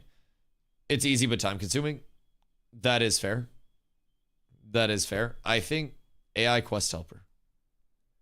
Oh, is that like a new add-on that came out basically? It's a guide add-on? Oh, interesting. Interesting. So it's fast as shit, follow autopilot. You have to pay for it. Bruh. There's no fucking way. There's no fucking way. What do you get for free in World of Warcraft now, man? Like, why does every MMO just include so many different fucking paywalls? You don't have to pay, just have someone give you the files. Fair. Fair. Your map in Questy. Bro, that's so cooked. That's so cooked. All right, anyone want to send me files if I need that? Because I know you'll pay. I mean, will I though? Or will I just level a character and then just yap with chat the entire time? Like, I'd probably, if I did, just yap with chat. But Guild Wars 2 sounding better and better as the night goes on. Bro, honestly, like, kind of, if I'm being completely honest. Like, Guild Wars 2 is a very casual one from what I'm hearing. But also, like, what is the Guild Wars 2 PvP scene look like? Guild Wars 2 is way easy to level up. Looks like poop. Guild Wars 2? Like, is it... Do I have arenas? What would I have in Guild Wars 2? If I gave it an honest shot. As a melee player. I just have had a hard time getting into it. Would it be easier if you had a community to play around? Dodging Circle Simulator. What's that? Melee? Because, yeah, I mean, it's kind of like that all the time. I've heard Guild Wars 2 PvP is very fast TTK. Very fast TTK. And that shit can be kind of cooked for melee. There's Ranked Arena and the big semi-open world versus world. Okay. PvP of Guild Wars 2 is not that fun compared to Ashes. Right. Guild Wars 2 PvP is mostly buff-based. Just like getting buffs up and then auto-attacking shit down, or what? Isn't PvP in Guild Wars 2 behind a paywall? Is it? In Guild Wars 2, you can get max level 80 in a day. You can also get a boost with expansion. Champion system, which is rather convenient and necessity, needs some time to level. What's the champion system? I need to know AOC or New World. What do you mean? Because, like, at this point, neither. Problem with Guild Wars 2 is those mini DLC story things. Apparently, those quest lines give important contacts for follow-up expansions. Oh, are those the quests that you have to pay for that people are saying? Bruh. So there's like... The end game is fashion. So, like, regardless of where we go, it seems like people are paying regardless. I see why Steven failed. I see why we ran out of money. Bro, like, that's fucking wild. And how many subscribers does WoW have at this point in time? Do we know how many classic subs there are? Or, like, how many classic players there are? Except WoW, you can still grind it. Right. WoW, you can grind it out. 9 mil subs right now. I mean, shit, that's a dream. More classic than retail.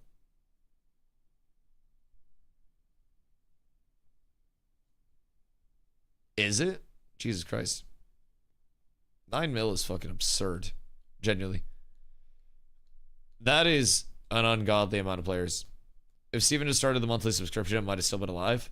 See, that's what I'm saying. If we got heads up of like, hey, everything's underwater, everything's all cooked, we are out of money, we need to start a monthly sub, I think that was going to be, you know, a different route maybe, but who knows. Clax's popularity is researching with TBC, which seems more popular than the last time TBC came. Boy, oh boy, I hope. I hope. We're also still so far out from what BlizzCon would be and any potential announcement of Classic Plus. But haven't people been talking about Classic Plus for like 3 years now? I think right now retail has a lull because pre-patch where TBC is getting a ton of attention.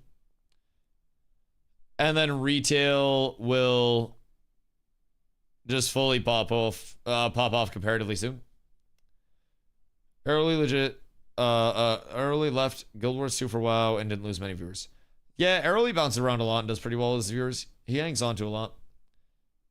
It's probably a good sign. Blizz is spending 3 to 4 plus years on Classic Plus. Yeah, Classic Plus is a guarantee at this point, but it's not getting announced till September, and then not coming out probably 3 to 12 months after that. What's Classic Plus? From what I've gathered, it's basically World of Warcraft, but the second time around with modernizations, but in the World of Warcraft world. Like, it's basically WoW if they could do it all again. But it's also been like the ashes of creation of World of Warcraft, if I'm being honest. AOC had 32k playing. That's about 400k a month if we're all paying $15 a month. They were burning 800k a week on expenses. DOA.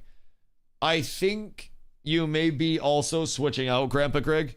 Keep in mind, WoW may have 9 million subscriptions, but that does not mean that the peak concurrent player base is 9 million. Probably much less than that. Total active users and the numbers associated with that are far different than average concurrent or peak concurrent. So if I peak at 500 viewers, then, you know, my average may be much lower than that, right? So in terms of that, keep in mind too that it's very likely many more. I don't think it's anywhere near like a milli or anything, but if you have a peak of 30k, you probably would have had, I'd say over 100k, 100 to 125k subs, 100 to 150, depending on it, if it's the same thing. Calamity, thank you for the 5, dude. I appreciate you. Look at my Discord ping. Wait, are there more pings? In where? Because I don't get pings on Discord. Bro, I can't see shit over here. Let's TBC. Oh, I worry. I worry, bro. What if I go WoW and then the stream dies? Like, what if I go WoW and the stream dies? DM'd you, the TBC servers are full and locked. What do you mean the TBC servers are full and locked? What if you go to Guild Wars 2 and the stream dies? Right, that's what I'm saying. So, like, what if I just sit here and keep yapping about Ashes forever? If you don't do anything, the stream dies guaranteed. Fair. Unless I sit here in this directory and yap forever and never stop yapping, and then everybody just keeps showing up and we talk about the screenshot forever. Your personality keeps going. I never thought AOC would make it after buying Alpha a few years ago. Still listening to you while playing other games.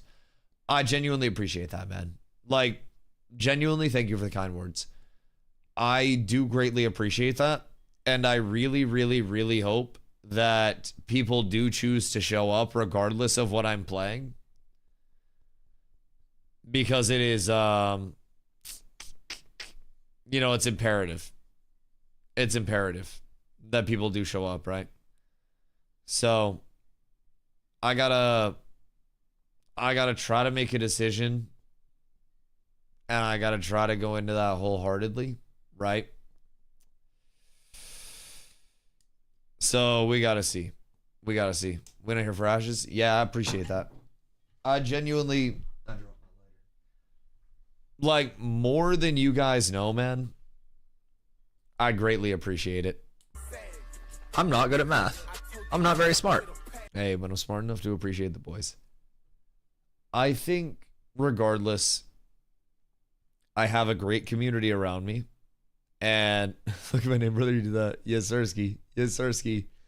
Like, I got a great calm around me, man. And I am definitely excited to take on the next steps with you guys. But it's scary, bro. Like, I'm be real, it's scary. And I know, like, I live such a blessed life because of streaming in the first place. This isn't like an empathy thing at all, right?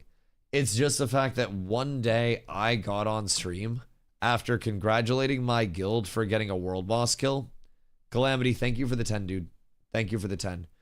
Like, I congratulated my guild on getting a world boss kill. And I got on to farm up some shit for item level 29 gear. And we found out that everything happened like instantaneously. So I'm playing WoW if you go the route, but I'll still be here all the same. I appreciate that. I mean, I hope that WoW can provide something for our comm. Like, I really hope that wherever we go provides something for the comm. I at this point, like, I'm not really being drawn in a lot of, like, in many different ways, right? WoW on TikTok has insane motion. Yo, Zine, hear me out. Hear me out. You come on the team, work with Nin to get clips pushed on YouTube and TikTok. Would be funny if whatever game you played, you just gaslight us into thinking it's Ashes of Creation. This is the next Ashes. Yo, Cannon, my goat. I appreciate you. I appreciate you. Thank you. Thank you. I don't know if you have my Discord or anything, but it's just DustyWhy. If you want to hit me with a friend request there, man, I'll catch it after stream. I greatly appreciate that, dude. It's a weird time. So we're trying to gauge stuff, right? Because it's not like, I'm not just trying to think about this from a standpoint of like me and my decision making. I'm trying to think about this from a standpoint of like bringing the whole comm to a certain area, right? And what Ash has provided, everything negative that it had, right? It provided the community building extremely well. And my largest fear outside of anything like stream, right, is that the community is suffering because of this. And I think that's what gets me the most on it. So it's tough. It's tough. I'm trying to figure out exactly what the next steps are. I'm trying to figure out exactly where to go. So we'll see. We'll see. I'm going to fill up my water, boys. I'll be right back. 1 second. Cannon, I appreciate you, brother. Thank you. Chad, W. Cannon.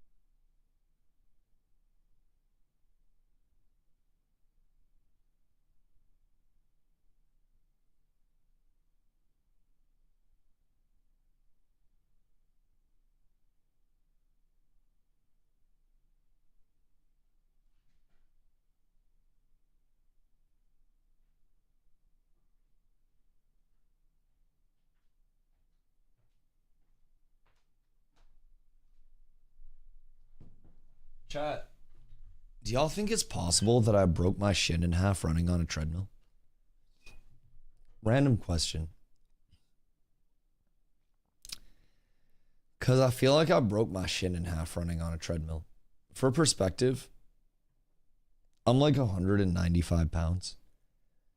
I don't know what the human shin can take, but like, shin splint. Bro, this shit hurts.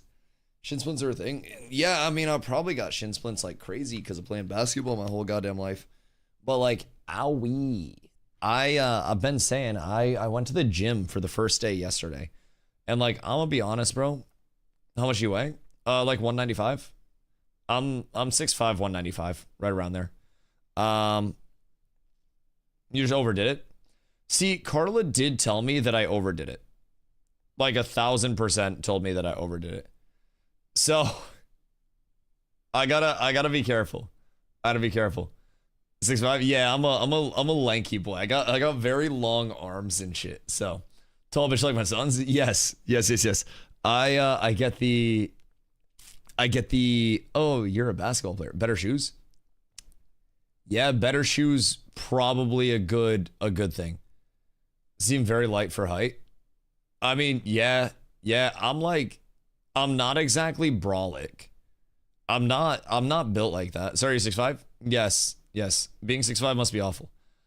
Being 6'5" is the worst because everybody that's normal height looks at me and they're like, you must be really good at basketball. And I was good enough to play at like a local main college or two, but I'm not tall enough or good enough to be a shoo-in of like, wow, you must be in the NBA, right?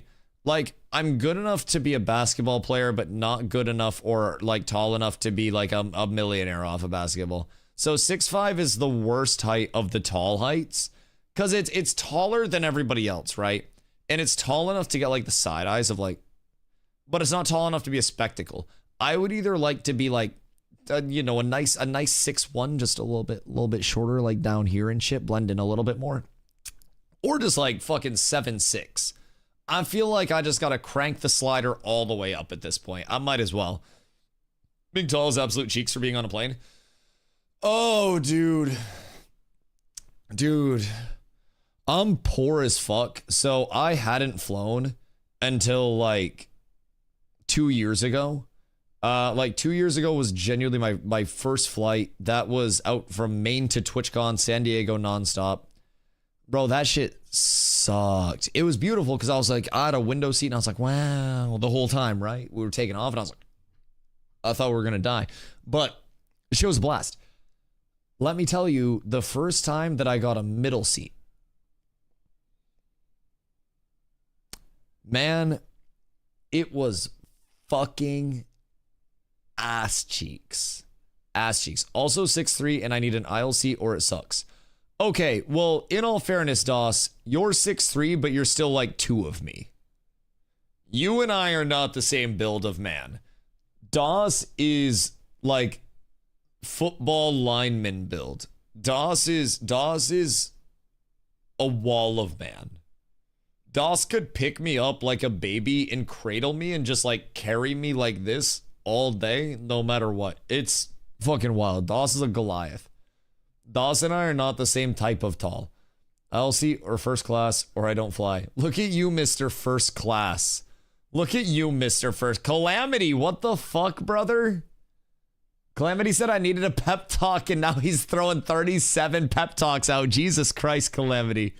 Thank you, brother. Thank you. You guys are going so wild that I have to fucking, I have to disable the noties. Thank you guys for all the follows today. Thank you guys for the gifties. Calamity.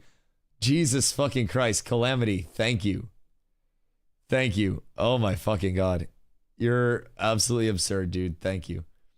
For that promotional talk. Listen, I'm getting there, dude. I'm nervous. I'm nervous. You know what I mean? Like, I think that it's uncertain. And I think that's the scariest part of it all, right? I think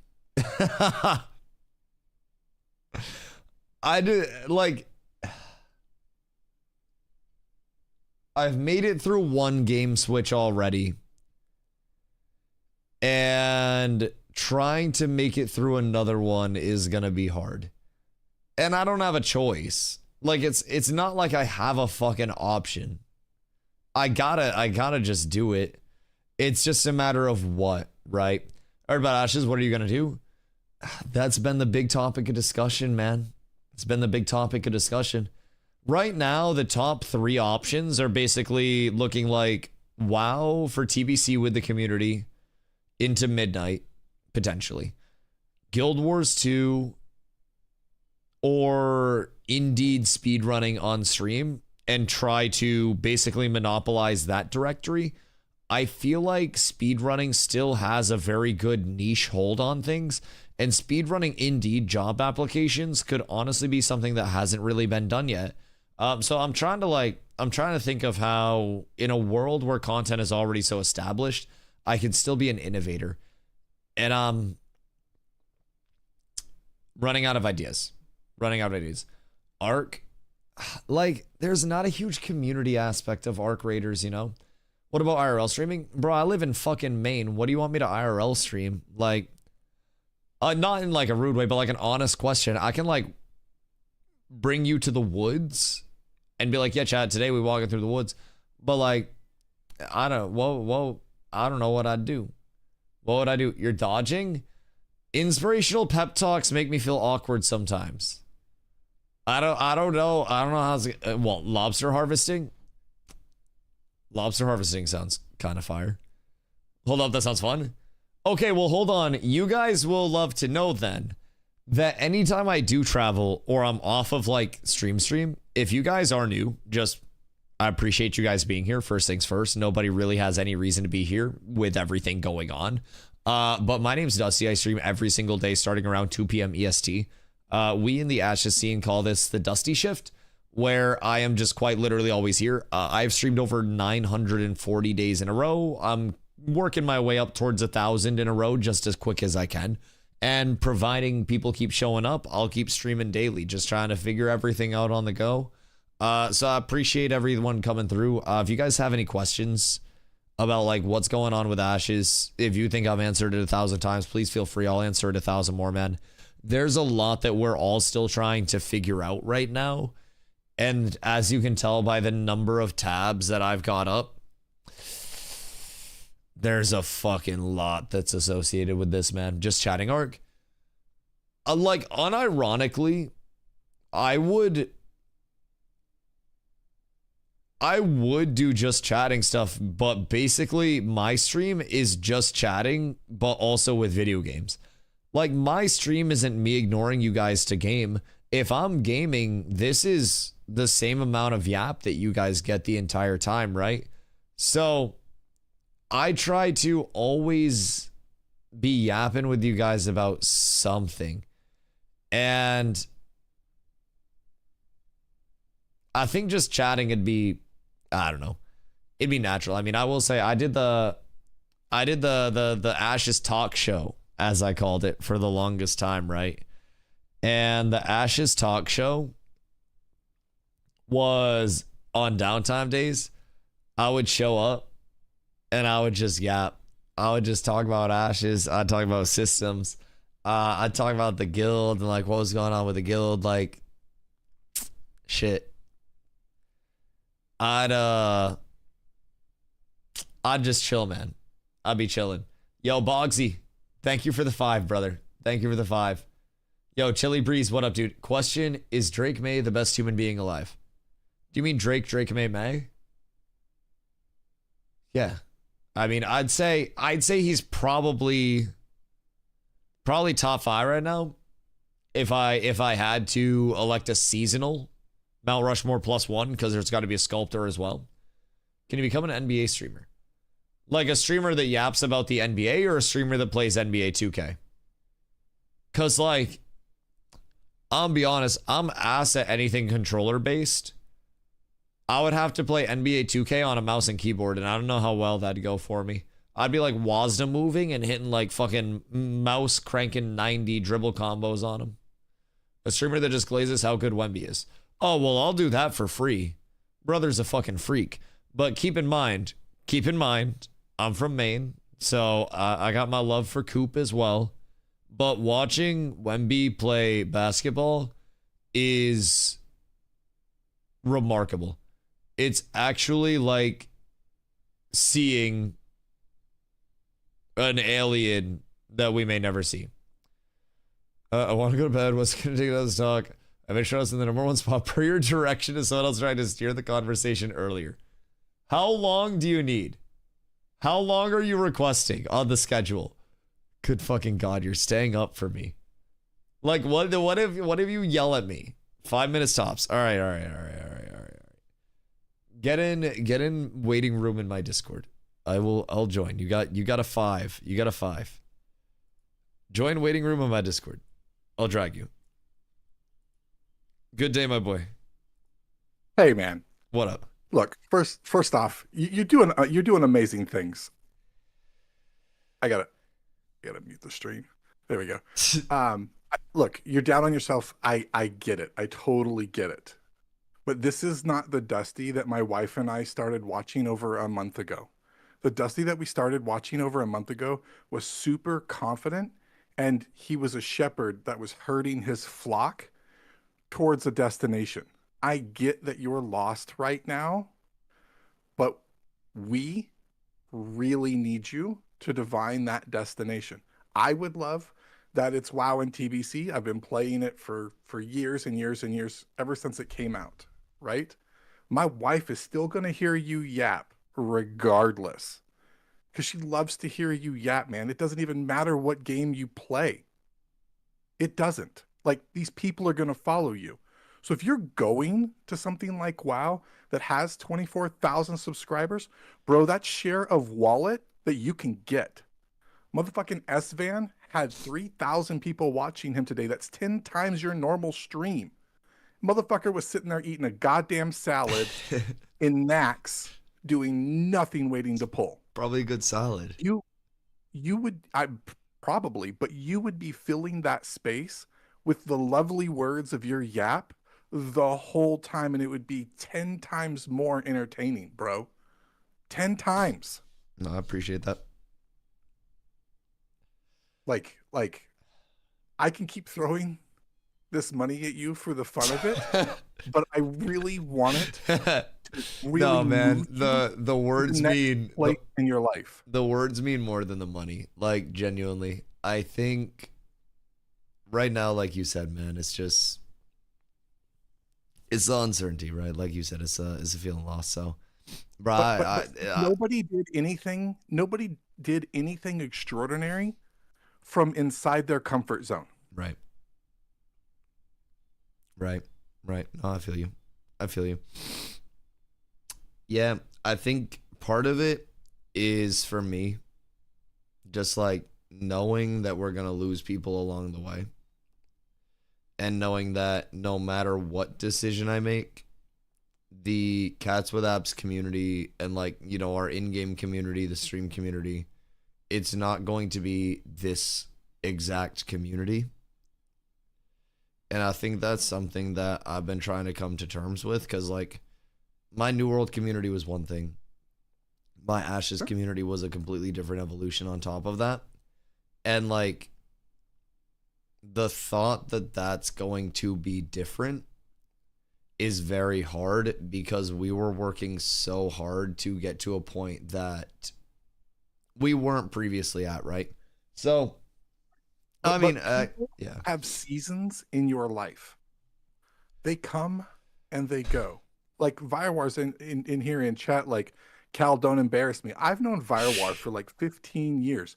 Nadisty of Addiction. Mm-hmm. I played EverQuest with that motherfucker when he was in middle school and I was in the Marine Corps. Like, that's just a sketchy relationship all on its own. But yet we're here in Ashes playing together. We have seasons. There's like 8 years I didn't play with Addiction because it wasn't the season of time to play with them. But they're always there. They're always interested. If Viowar posted like, oh, I need help, or Nads or Gromp or fucking Shadow, like, I'm gonna hit them up because they're friends and they have a season, man. Right. Like, your season is changing right now, but it doesn't have to be a harsh winter. Right. You could be a blossoming spring somewhere else. I get that. I appreciate that, dog. I appreciate You that. just have to tell us the seed that you want to plant, man. So, like, somebody's in here like ready to go on Night Slayer for TBC. Shit, me too. I'll pull a fucking all-nighter. I just gotta lock in on.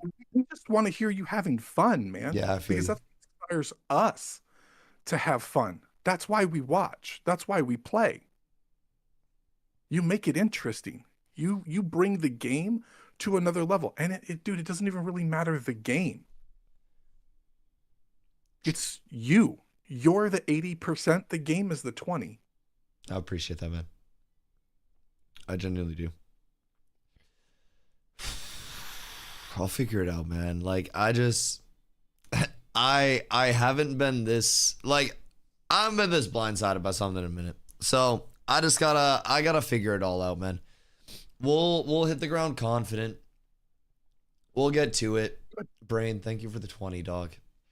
We'll hit the ground running. I feel like at this point, like everybody's been saying, it's not the end of the world if we do something for some time and it doesn't hit, and then we rotate over and pick people back up. But yep, seasons could be short, seasons could be long, right? Like, can teach a whole hell of a lot of people some content along the way. Exactly. You can improve their play with the way that you do your yap, because it's not condescending. It's not shitting on people, right? Even though, like, we might go into PvP and you shit on people and you've got some confidence around that, right? Teaching them how to do that for themselves is not right. And I think you do that very well, man. That's like, if you've picked up my wife as a viewer, you're doing something right. Thank you, man. I appreciate that. I think no matter where we go, there's something that we can do community based. Like, just like you said, when you said PvP, I immediately thought of, well, if I'm doing arenas and other people are doing arenas and I'm getting good at arenas, why wouldn't I VOD review other people's arenas for them and let them know what they could do better type shit? So, you know, it's... You can do 2s, you can do 5s, yeah, you can do RPGs. There's a lot, man. There's a lot that I can figure out. Like, there's a lot of content that can be made anywhere. And I think the community's got me. That's the aspiration that we're looking for, right? Content can be made anywhere. Yeah, we'll figure it out. You're intellectual property here, not the game. Right. I appreciate that. I appreciate that. Just got to find where it all belongs, man. Just got to find where it all belongs. And I think we will. Minutes. So I won't take up too much longer. No, I appreciate you, brother. I appreciate you. Genuinely. Thank you for the words, man. I would love to be your friend on and off the stream if you're interested. If you're doing those Indeed runs, I can help with that. Brother, I appreciate you. I appreciate you. Thank you, man. Thank you. Listen, we'll be in touch. I'll be yapping. Like, I'm always here anyways, man. You guys always know where to find me, dog. I appreciate you. Sure. Thank you, man. I'll talk to you later. Yep. Oh, fuck. Yo, Zero, thank you for the prime. Bogsy, thank you for the 3 months, dog. Thank you. The 3 months in advance. Goddamn. So, look for group job application rate. Yeah, you guys trying to VOD review job applications? We might be fucked. We might be cooked. Honored cast with apps. Exclamation guild, dog. I don't know what the structure of it's gonna be, but exclamation guild and get in there while we reform. Cause I think at the end of the day, that's step one. Discord.gg/cats with abs. Hop in there. We're gonna see some substantial reformation of stuff, very likely.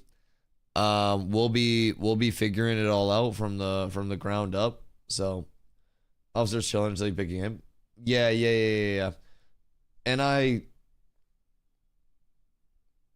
also think while we just dip our toes, we can probably just be pretty chill about converting stuff over. But yeah, man, like I appreciate everybody chilling. I'm trying to figure out what we can actually do. Cause realistically, from a, like, you guys know me. I am a community builder through and through. And if I can help my community with something, if I can interact with my community in some way, if I can be learning or I can be sharing, then I'll be entertained. I'll be happy, right?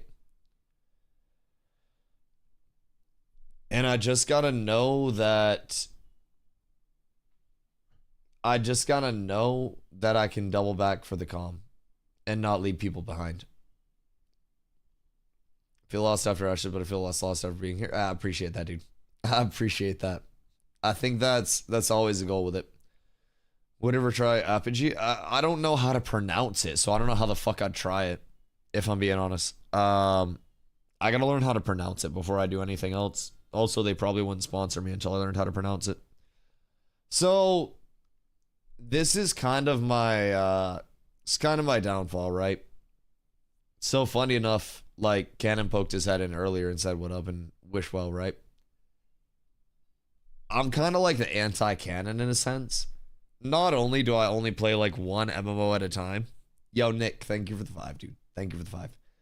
Not only do I only play one MMO at a time, like very heavily, but apparently everything I touch also fucking dies. But I don't really follow a lot of other MMOs development as closely as, like Canon does. And like a lot of the MMO journeymen, as I call them, that will go MMO to MMO and document the journey and the progress, and like your peons and your cannons and those guys, right? Your Force Gamings, all of those people that are in that route, right? So it's kind of my downfall that I don't stay like very up to date on stuff, but WoW can't die, so you're safe. WoW won't die, but will the stream die? I don't think so, but Haas, what up, my boy? I hope you're doing well. I hope you're doing pretty car drives through pretty areas. Dude, I'm going through it. Holy shit, I'm going through it. Like, I'm on like an up-down swing of like sometimes happy, sometimes I get sad. Most of the sad is sentimental about the community stuff, right? More than anything else. Oh, goddamn. I can't even say the C word now. Most of the sad is from the community stuff, right? And I think the uncertainty of like what's coming, right? And I think that's the big like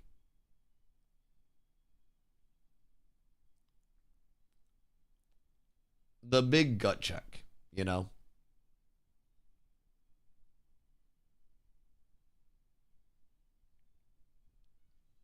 But we get through it. Oh, goddamn. Goddamn. Fuck your life. What up, Chris? How are you, my boy? Oh, fuck me, dog. Anyways.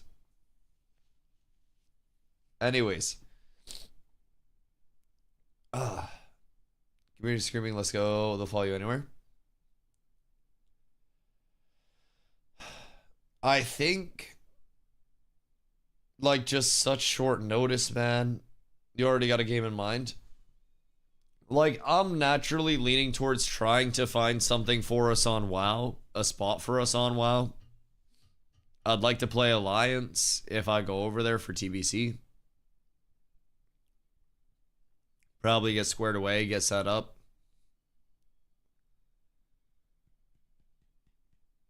PvP or normal? This might be a dumb question.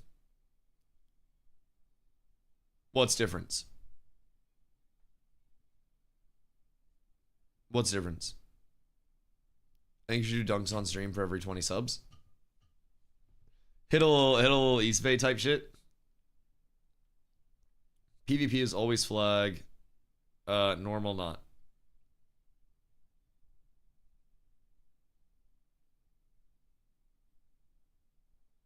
Alliance can attack Horde and Horde vice versa anytime. Would that result? Normal is never flagged, like not even an option. Wait.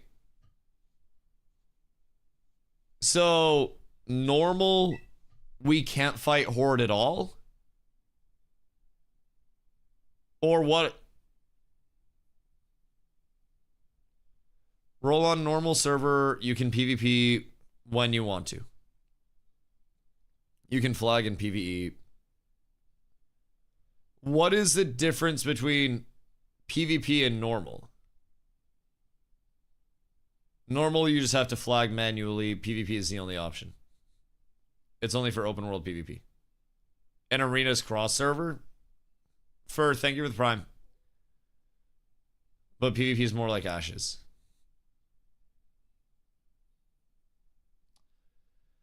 I mean, realistically speaking, how much are we going to be spending time in the open world anyways? Nobody world PvPs in WoW. Right. So, I mean, realistically, 95% of PvP on even PvP servers is in Battlegrounds and Arenas. So I feel like since we're going to have a lot of probably new players, it might just be wise for us to go on a normal server, and then maybe if we get bored there, move to PvP. Because we can always we can do city raids. We could do city raids, yes. PvP and WoW is lobby game. Right. I zoned out. Are you playing Albion online? Oh no, this was just a placeholder screen, sorry. Sorry, hold on. Here we go. TBC is flying. See, that's also fair. Yeah, so I mean, realistically, what's the benefit to me going a PvP server versus a normal server? It seems like I'll still get PvP pretty much anywhere, and we can always, if we wanted to, just do city raids. Only benefit is content. You get ganked a lot. That doesn't sound very fun. It doesn't sound very fun at all. Normal server only active on prime times, and then Omega dead. Right, but I mean, we're also going to be doing Battlegrounds and Arenas, right? Rule TBC because I need a community of heal need bodies. I'm always down to PvP. Yeah, I mean, brother, anybody that wants to roll with us is more than welcome to come along with us. Genuinely. PvP server, you'll get camped as a streamer. Right. And like, we could theoretically find PvP in the open world still, even on a normal server, right? If we went to a PvP area. PvP server is shit for new players, rogues camp all the major missions, and new people don't know what those are. Oh. Yeah, that sounds toxic. That sounds kind of cooked, if I'm being completely honest. It's cringe. It sounds a little cringe. Camping low levels for PvP. Bro, why were people playing Ashes when they could have just done that the entire time? What do you mean? You could, but not likely. Honestly, but arenas are best for PvP anyways. Right. Well, plays nothing like Ashes. Oh, no, I know. It's just a joke about how Ashes PvPers always just wanted to gank, like, low levels. The only reason that WoW is on the top of my list subsequent to Ashes is because I have more hours in WoW than I do in Ashes. Or New World, honestly. It's just a matter of WoW was primarily during my childhood, and then I went back for Classic and TBC the first time, and then a little bit of SOD and Hardcore. And like, WoW was a scary place for me. I don't know, you played WoW? Yeah, so I streamed WoW a good bit. And WoW is, I believe, let me out. WoW is my fourth most streamed game. So, I mean, I've streamed 1,200 hours of WoW. And for perspective, that was when I averaged 9 viewers. So this is part of my like dragging my feet to go back to WoW, because I'm like, man, I don't want to go back to those days. I don't want to go back to it. So like that's most of my like, oh fuck, right? This was before my channel grew at all with, you know, with New World, with Ashes, with anything, right? And I'm still a small streamer. Like this is my all-time graph for everything. And with this New World launch, with this Ashes launch, like I was doing the best that the channel's ever done. It was an amazing time for the channel. Every stream was peaking at multiple hundreds of viewers. And, you know, before that, you can tell it just I haven't been a massive streamer. For a very long time, like this is all completely new. So I'm grateful for this and trying to figure this all out and trying to figure out how we can possibly keep this shit going. Cause man, it's tough. How big was your community then? Literally not large at all, man. I streamed WoW before New World. So when I was streaming WoW on this timeline, it was, let's see, that was my V Rising. February 2024 a little bit. Did some time there. And this time as well. So like October 2022. So like 2022-ish. Intermittently throughout my early New World days and stuff. So I mean, like, I know how to play WoW. It's not like I would be going in completely new. And like, I love TBC. Like, I've been over dramatic slightly because I'm like, oh no, I'm gonna have to completely learn something. But I will say, like, TBC is my comfort phase of WoW. The last time I played TBC, this is what I did in Kara, and then the phase lasted too long, so I never did anything else. But I just don't PvP in WoW. So WoW PvP would be an entirely untouched realm for me, and would be something that I simply haven't done before. And like, that's where my nerves come in. That's where my nerves come in. But I mean, there's a lot of opportunity to figure it out. Do WoW PvP, I'll carry. I have a lot of people that really like WoW. It's a fine log. Don't judge the log. I quit, so a lot of these got worse. I stopped like 3 weeks before the end of the phase. This was the rank 2 Nightbane parse, so this was nice. But it fell off to 6 before the end of the phase, and then after that, everything else was bad. Do you only play MMOs? I have played a lot of different genres on stream, but I very much enjoy playing MMOs the most on stream at this point. Also, I set it to a poll on PvP server versus normal server. I feel like a normal server would just give us everything that we would want. System message on Shoal, meow. Wait, what? Was system message said meow? Wait, excuse me? Hold the fuck up. Hold the fuck up. Someone with GM powers. Who said meow, though? I'm coming over. For a second. But yeah, I mean, I streamed a lot of Fortnite. I like shooters a lot. I like ARPGs a lot. I mean, I streamed a decent amount of Dota back in the early days of stream.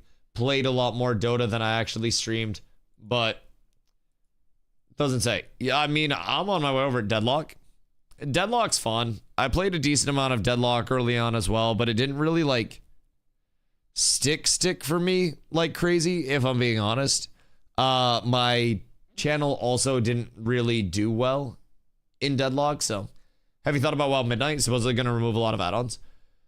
So what we're thinking, Oreo, is probably TBC into retail by the time it drops, because retail is going to be Bogsy. Thank you for the follow. Retail is going to be a lot of large changes, and I feel like TBC will allow me to figure out like what I want to do and where I want to get set up. But I mean, retail prep could also be good. But I believe this is the last hour of Ashes. You think? Are they bringing the servers down? TBC is nothing like retail. No, I know they're entirely different, but I just meant more so to like get my footing right, and like get situated back on WoW in general. So I'm not gonna use the OG and get it banned. Wait, what would you get it banned for? In what world would you get it banned for? For what? Right now, a lot of people are prepping for midnight by getting geared. Right. PvP server, please. We'll probably put out a Discord thing. A little poll there. If you're jumping into retail while I'll be playing, I play a Ret and Prop Pally and I'm down to do stuff. Make sure you're in the guild Discord, !guild. I don't know if it'll immediately be a jump into retail until midnight hits, and then I may play like the catch-up train on midnight a little bit. Unless midnight really, really, really like pulls me, but let's go Don't Starve Together. Oh, Don't Starve Together is so good. There's plenty of retail content if you're leveling and catching up on the current expansion. Retail boring as fuck, is just Mythic Plus, PvP sucks. See, that's one thing that I'm curious about. Like, what would the end game for me in retail WoW be? Housing or M+? Retail is S. Yeah, and I mean, I've heard that Midnight's supposed to change up a lot of what's available, right? Or is supposed to change up a lot of the feel for it. Mythic rating or arenas. And arenas are kind of mid, right? Mass reporting is bad in WoW and it's controlled by a bot. Word. So I'd probably get cooked. Okay, cool. Does Discord links expire for anyone else? Oh, Nin! Boys, also, if you have boosts on Discord, the server needs some. Are BGs in WoW good? You can do pre-mades with them. So, like, very simply put, Oreo, part of what I look forward to is getting a group of 10 people and queuing pre-mades in Warsong Gulch and shit, or Wrathy Basin, or whatever it is, and then just running pre-mades and then vibing. Where is... Hold on. Who is it? Is it Mumbo Jumbo? Is this the one that's giving out shit? Wait. Hold on. I'm all about pre-made BGs, I'll heal all day. I will flag carry all day, and while I'm flag carrying, I will also be hunting the enemy flag carrier. 1000%. Told everyone to jump in 10 seconds. Huh. Hold on. Hold on. It's Mumbo Jumbo?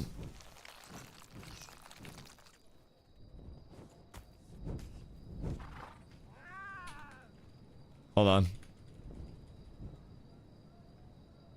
I still can't say come. Which GM is this? Because this is 1000% a dev. Just fucking around doing something. That was Keladar's flail.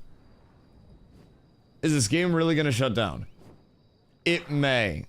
It may. Does he play Druid?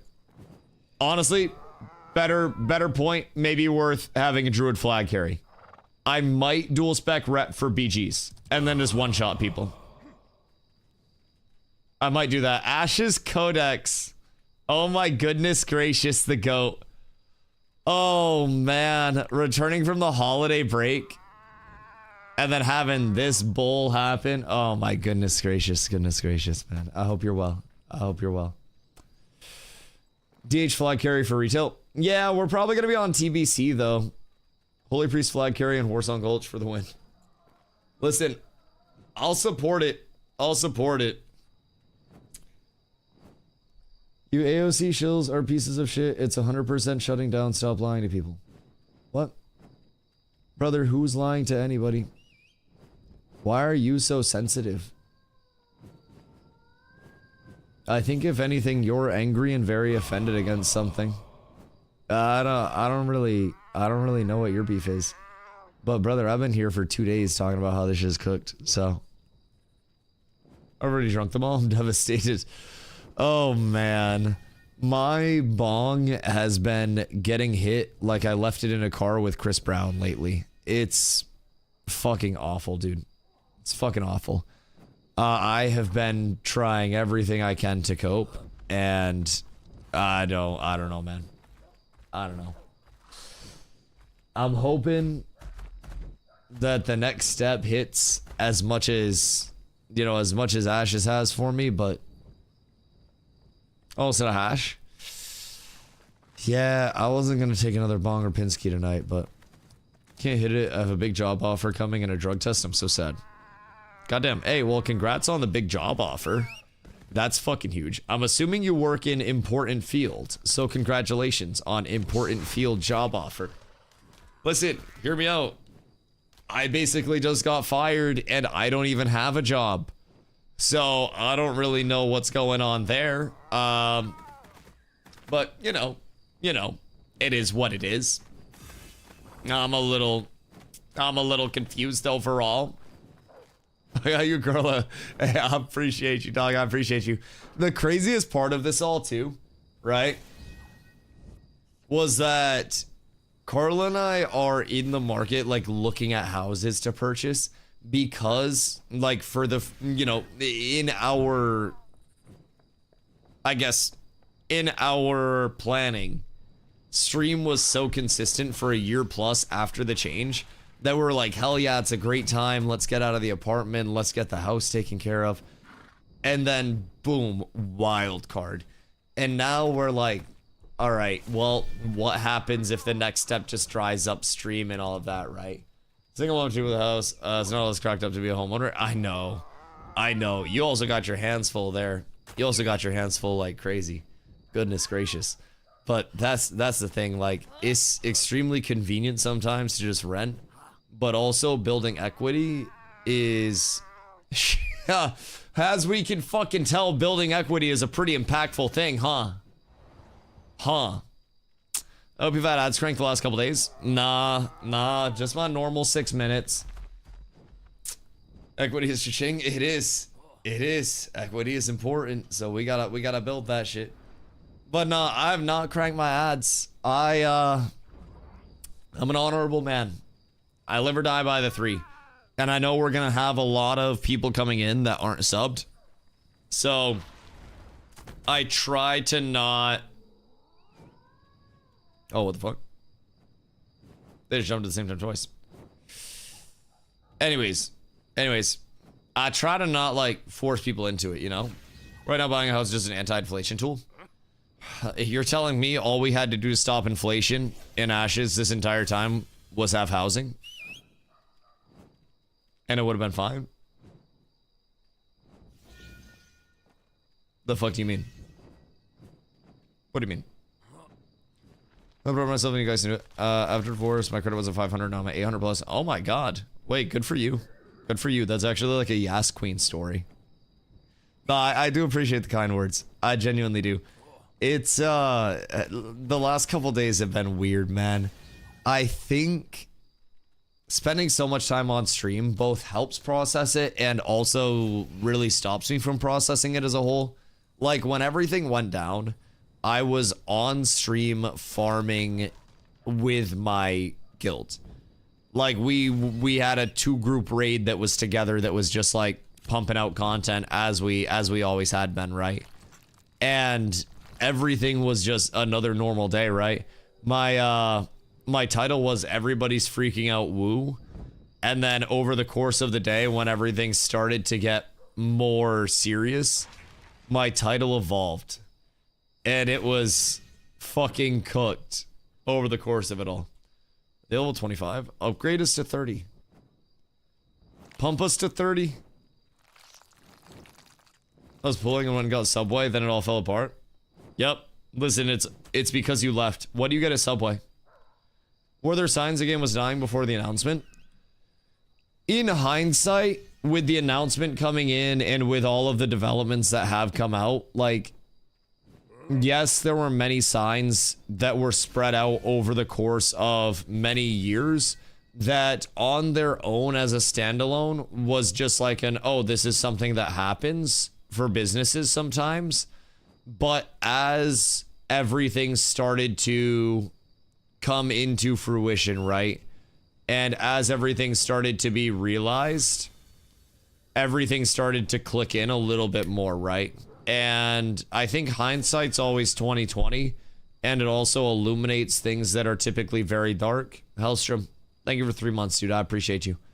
So looking back on it, were all of these things known in bits? Yes. Like, was it public that these liens existed with these outside people coming in? Yes.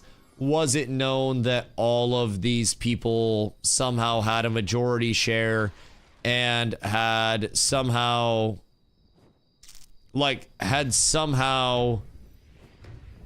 outvoted Steven and had started to resume control, right?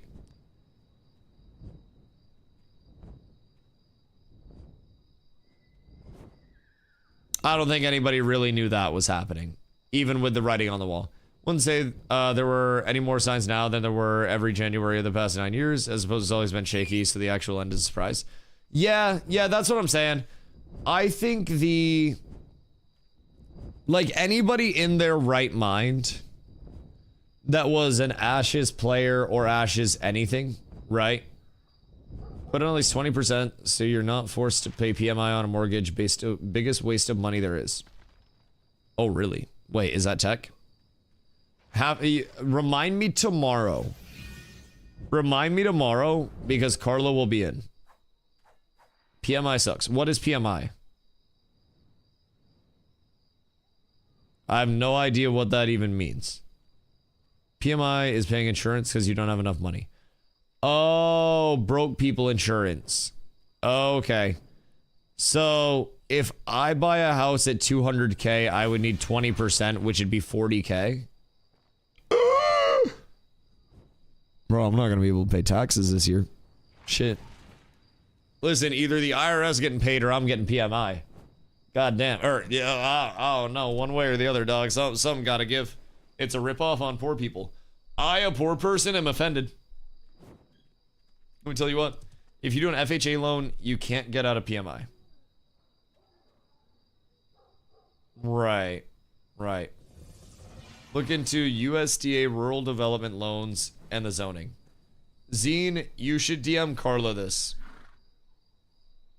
You should DM Carla. You had tips on here? No tax on tips. So I have a few different earnings, basically. Like, exclamation donate is tipped income. That goes through like the tipping service, basically.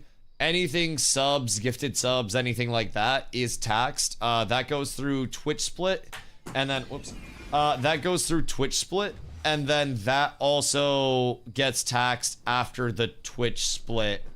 So yeah, exclamation donate is like the number one way in terms of like making sure that money doesn't go Twitch's way or anything like that. I'm not good at math. I'm not very smart. Well, listen, that's why I just have easy commands. That's why I have easy commands. USDA would be good where you live, likely. Yeah, that's true. I mean, I am in Maine, so I mean, I don't know what the USDA is, but I'm assuming I gotta grow cows or some shit because the beef. So we'll figure that one out. Good columns from now on. We exclamation donate instead of subs. Shit, man. I mean, listen, however people choose to support the stream, whether that is showing up and spending time, whether that is, you know, supporting monetarily, whatever it is genuinely incredibly appreciated. So it would take you 60 plus years paying PMI to equate to saving 40K for a down payment. PMI sucks, but it's not the hurdle people make it out to be. So PMI is going to be like, what, $1,000 a year type shit? I mean, that's still a lot. That's like an ounce of weed a month type shit. How much is that? Like, what does it actually work out to? Because it sounds sketch. I'll be part of your mortgage payment regardless. Yeah, I mean, y'all should basically be co-signing on this shit. Take 132 a month for 30 years. God damn. When you reach 20% equity, you can file to get rid of PMI. Typically costs between 0.2% and 2% of the original loan amount annually. Usually paid in monthly installments. Oh God. Wait, That's awful. USDA loan means no down payment, but you gotta live in a rural area. That's like all of Maine, dog. That's like all of Maine. Which server? What, this? This is Shoal. It gets smaller as you pay in. Man, I don't even think... I appreciate you, dog. Excuse me. I don't even think I should be looking into this at this point. I think I'm too broke. I'm sending Carla the map. Literally all of Maine is USDA eligible. Jesus. Jesus Christ. Yo, Rogue. Thank you for the 20, dude. I appreciate you. I appreciate you. Thank you, thank you, thank you. It's a lot of giant chickens on the screen. Yes, yes. Which city? Jova. People don't know how to fly. They just keep jumping. Oh yeah, this flyer's bugged. This is a glitched one. But you can hit your action swoop when you go down. So you have a little bit of a dive. Enjoy it 3 hours. Wait, did they announce that servers were going down or anything? What happened?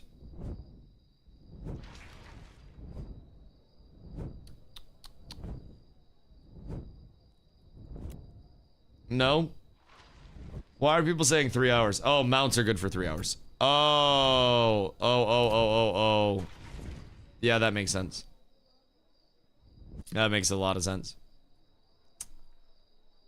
I asked them multiple times. Word. I wonder if they'll tell us who it is. At this point. Where'd they go?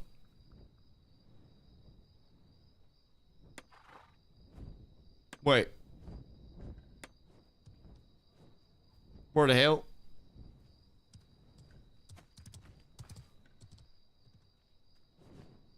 Am I tripping? Where'd they go?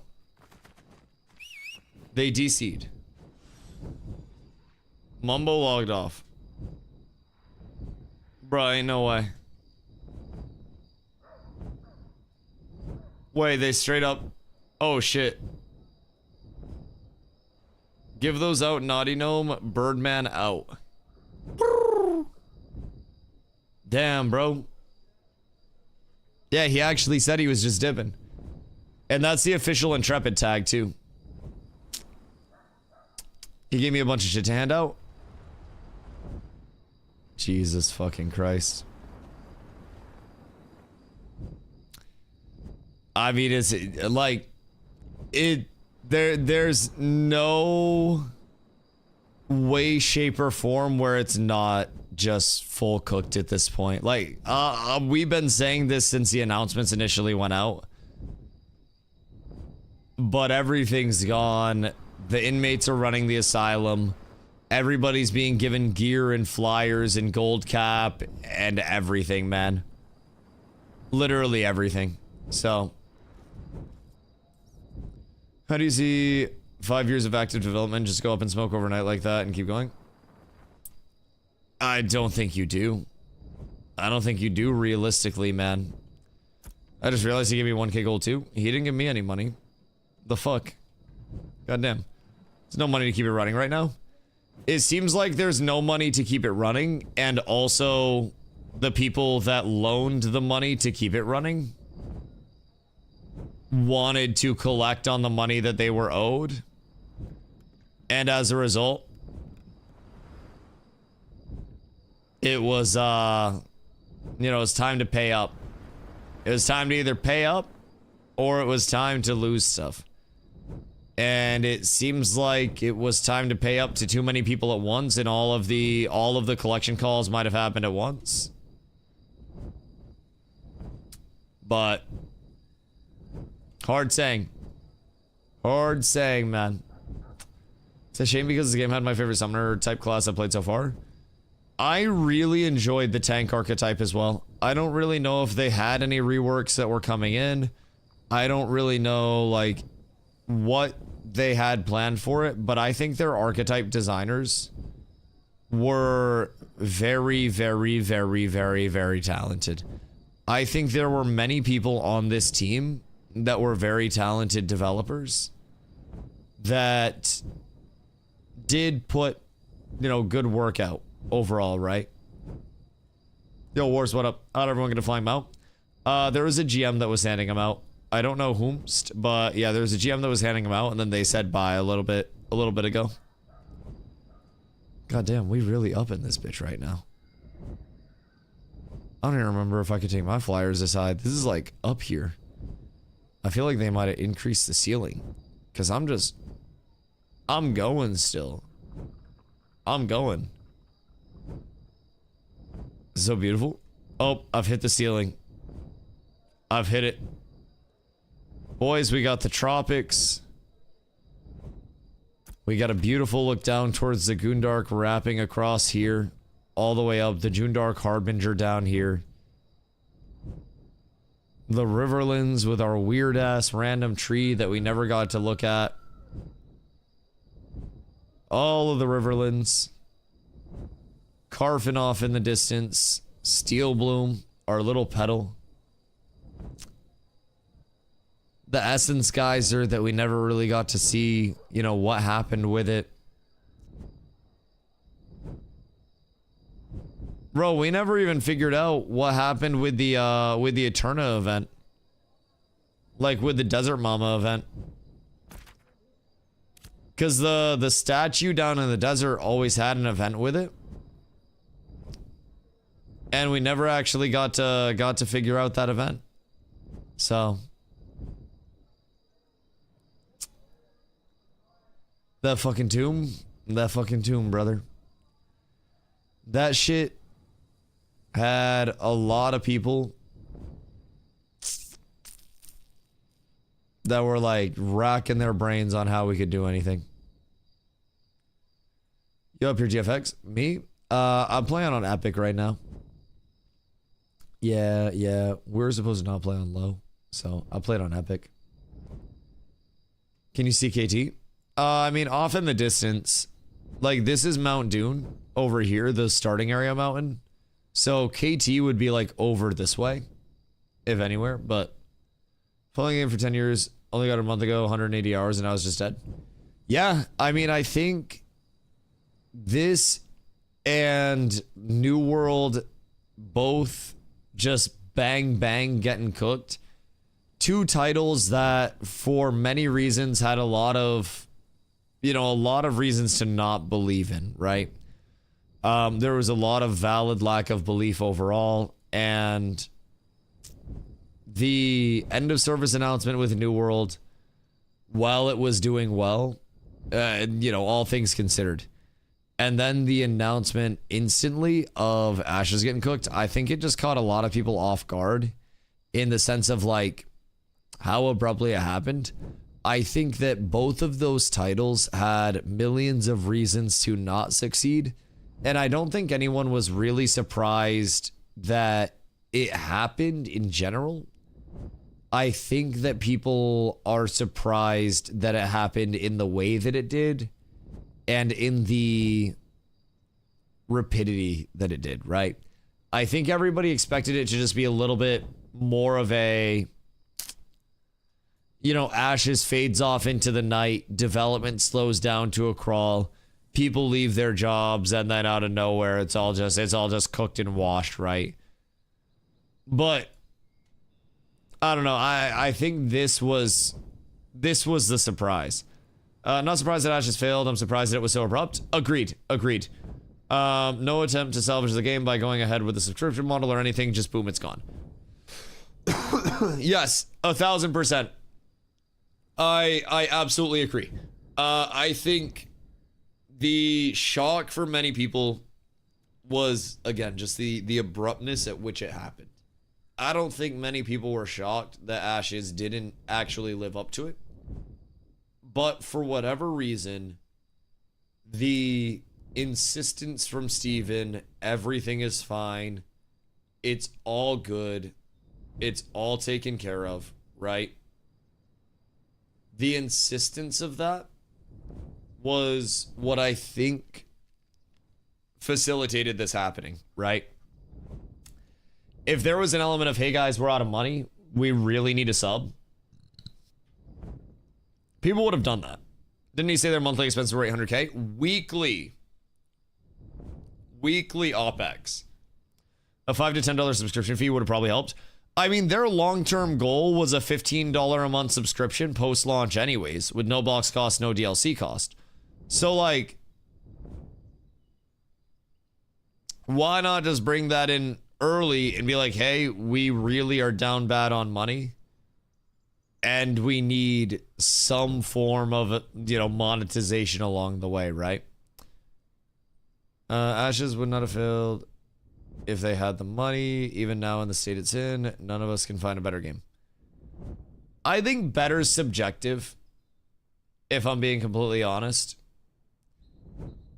I think they were definitely losing a shitload of clams, and the urgency of the money and running out of money and running out of time was rough, right? Even a $20 a month of that player count is only 300k. That's if you're looking at peak, though. That's if you're looking at peak concurrent. Peak concurrent and total active users are far from the same thing. So peak concurrency is the number of users online at one time. Your total active users are your total subs, right? WoW has 9 million subs right now, and their peak active users are way lower. Like their peak concurrent, way lower than 9 mil. So 3.2 mil OpEx would require 213,333 active subscriptions of $15 a month. And that's on a monthly. Mr. Mad, thank you for the 30, dude. Thank you for the 30. I appreciate you so much. Thank you, genuinely. I appreciate the support the game's given me, man. I appreciate the support the game's given me. It's unreal the amount of love I've received from the com. So, subs that only play $10 a month. Exactly. I mean, I don't necessarily think that it would have been the route to stop the bleeding.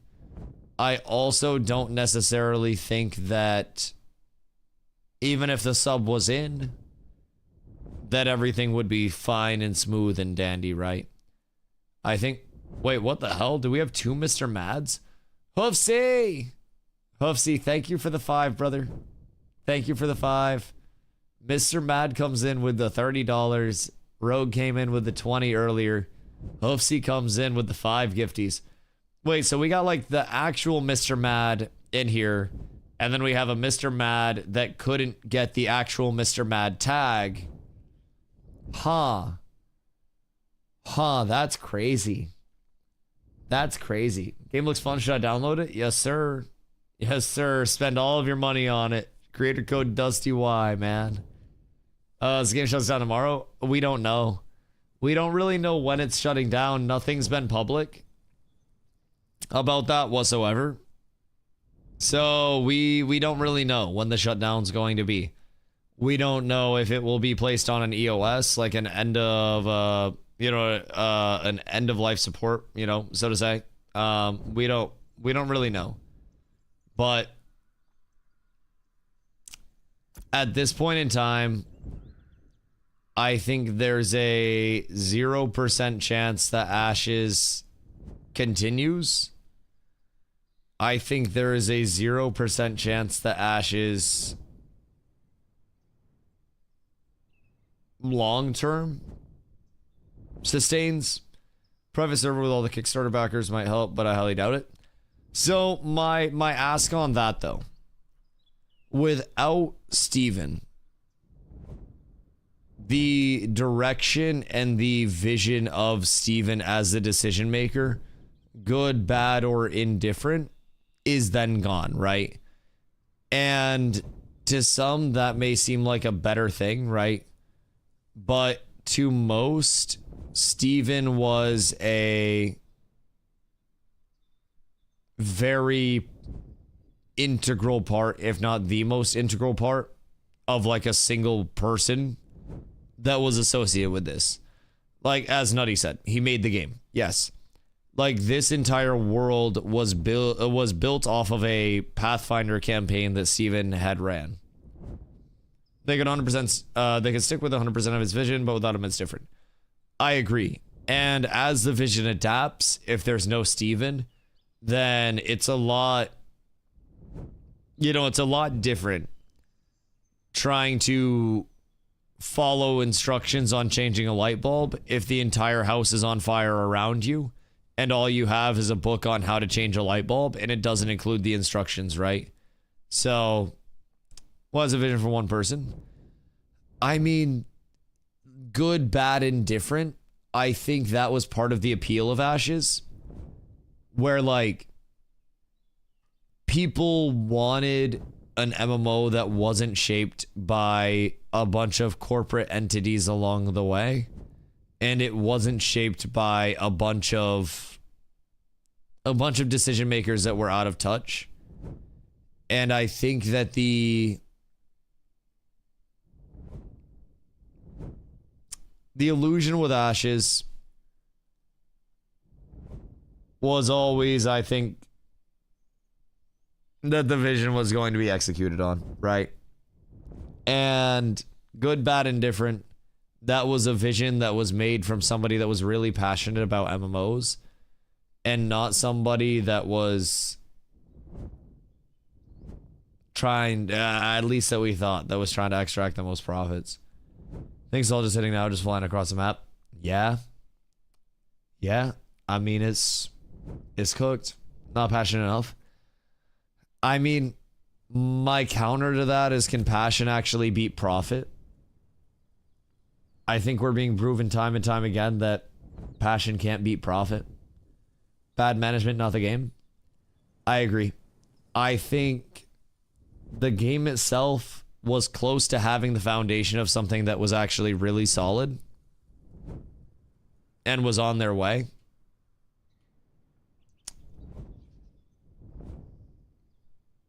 But I think the business side of it, it's probably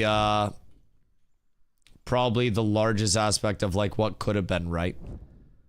Everything game aside, I think the management side of Ashes is something that will probably be looked at from an analytical standpoint for many YouTube videos to come in the future.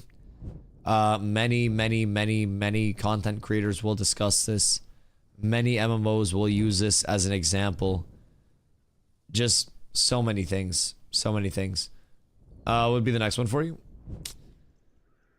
Possibly WoW. Like it's looking like a back to WoW angle for a little bit and just kind of evaluate from there and see what's up.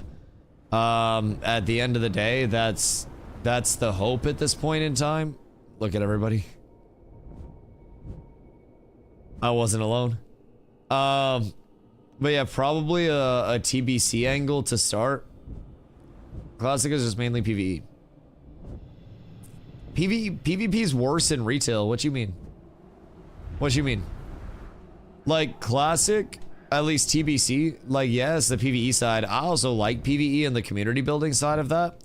But keep in mind, we got like arenas, we got battlegrounds and shit. We can run pre-mades and stuff. So like we have a lot of community content that we can run, right? Just played the Xbox and it's not as bad as people are saying. Yeah. I mean, I don't think it's terrible by any means. But I also think TBC is a little bit of like a comfort thing for me. A little bit of a comfort, just comfort patch. But I don't know, it's something I gotta figure out 100%. Problem is, no visionary that forms a company will set a business leader at the head and let the business leader call the shots. That visionary won't ever want to give up control. Correct. And I think finding a business leader and a visionary simultaneously is very hard. Very hard. My first time over here was getting portaled up to the top of this by Steven. And he chased me around as the Ancient One, which is like, basically it's one of the Harbinger bosses. Funny enough, it had a lot of the move table that the Desert Harbinger has. I was there when that happened. Yep. It's my first phase here. I had the Snorse. The Snorse was slow as shit. And I got teleported up here.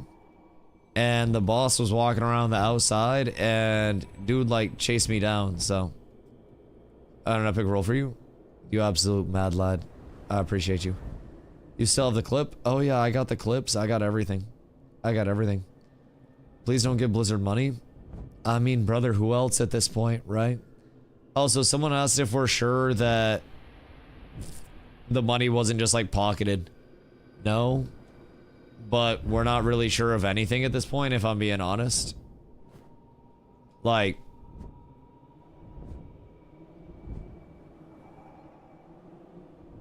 we're not sure of anything. And I think anybody that tries to tell you that they are sure of anything would be lying to you. Because we simply don't know, man. Try Guild Wars 2 off stream. I mean, I'm not gonna play anything off stream. Like, I can definitely promise that. The thing about, like, playing games off stream for me, I don't really... Nice. I don't really have any desire to play anything off stream, because, like... You got an Ashes tattoo? No, I don't have an Ashes tattoo. No, I don't have any tattoos. But I don't really play anything off stream. Because I don't really have any reason to. What up, Ron? I don't have any reason to. I don't have to maintain average view. Excuse me. I don't have to maintain average viewers for anything. I don't have to, like... I don't have to do anything like that, right? Not gonna lie, I might give you shit, but you're very good at entertaining. I appreciate it, dude. I appreciate that, genuinely. Like, I know there are a lot of people that never believed in Ashes that came into the stream regularly. And, you know, it wasn't necessarily because they ever thought that Ashes would launch and be successful. But it was, you know, them valuing the conversation and the discussion that came throughout.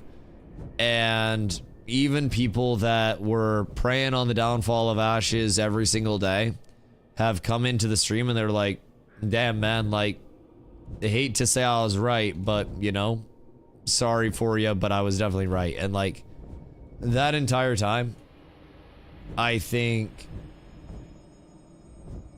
it's been important to foster that level of discussion from both sides of the coin. And I'm grateful that there were always people there, right? Become a to AOC. If he sticks over, it'll just have bad shop. It would have a really bad shop. Yeah. And I also think, like, man, when I was just going through the list of pay to wins, with Jesus Christ, the list of MMOs with chat and the number of pay to wins that were actually there, and how basically every fucking game is just pay to win at this point. Like, man, let me tell you what, it's discouraging. Even to the point of, like, you know, WoW TBC pre-patch is coming in, and people are like, man, gotta pay $60 for a character boost.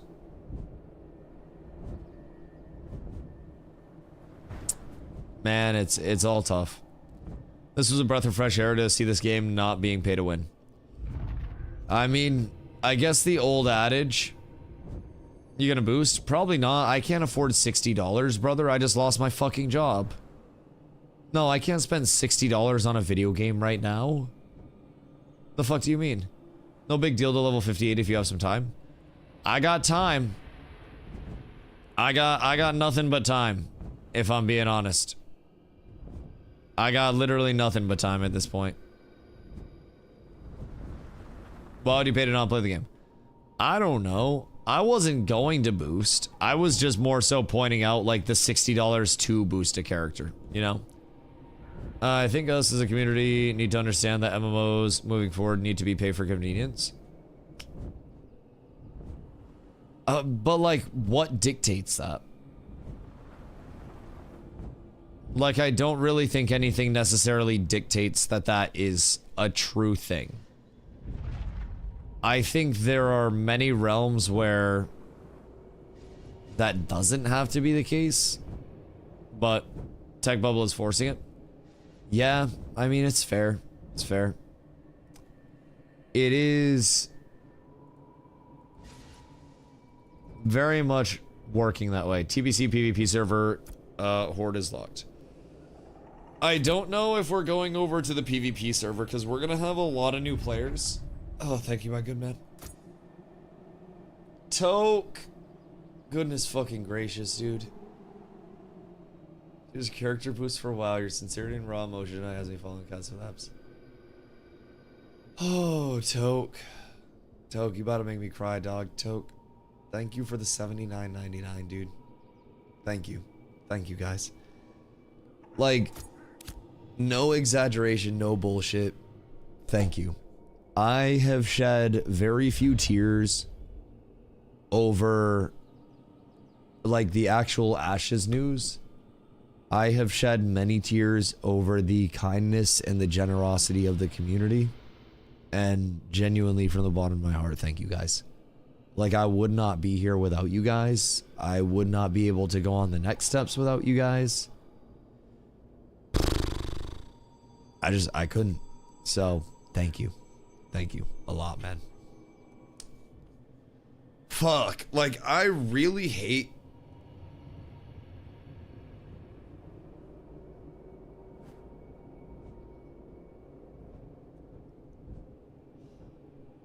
I hate that it's happening this way.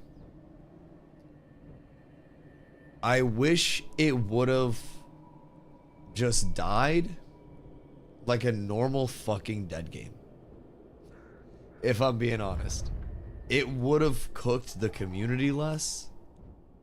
It would have given us time to make a plan to get out. I got out of New World months before anything was launched. Like,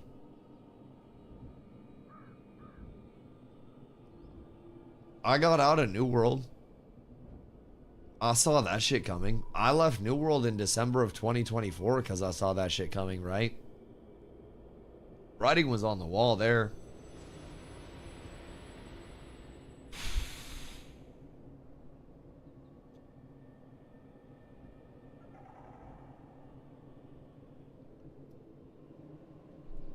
But like, bro, it was business as usual, man. The doomers were dooming. The copers were coping. I was farming.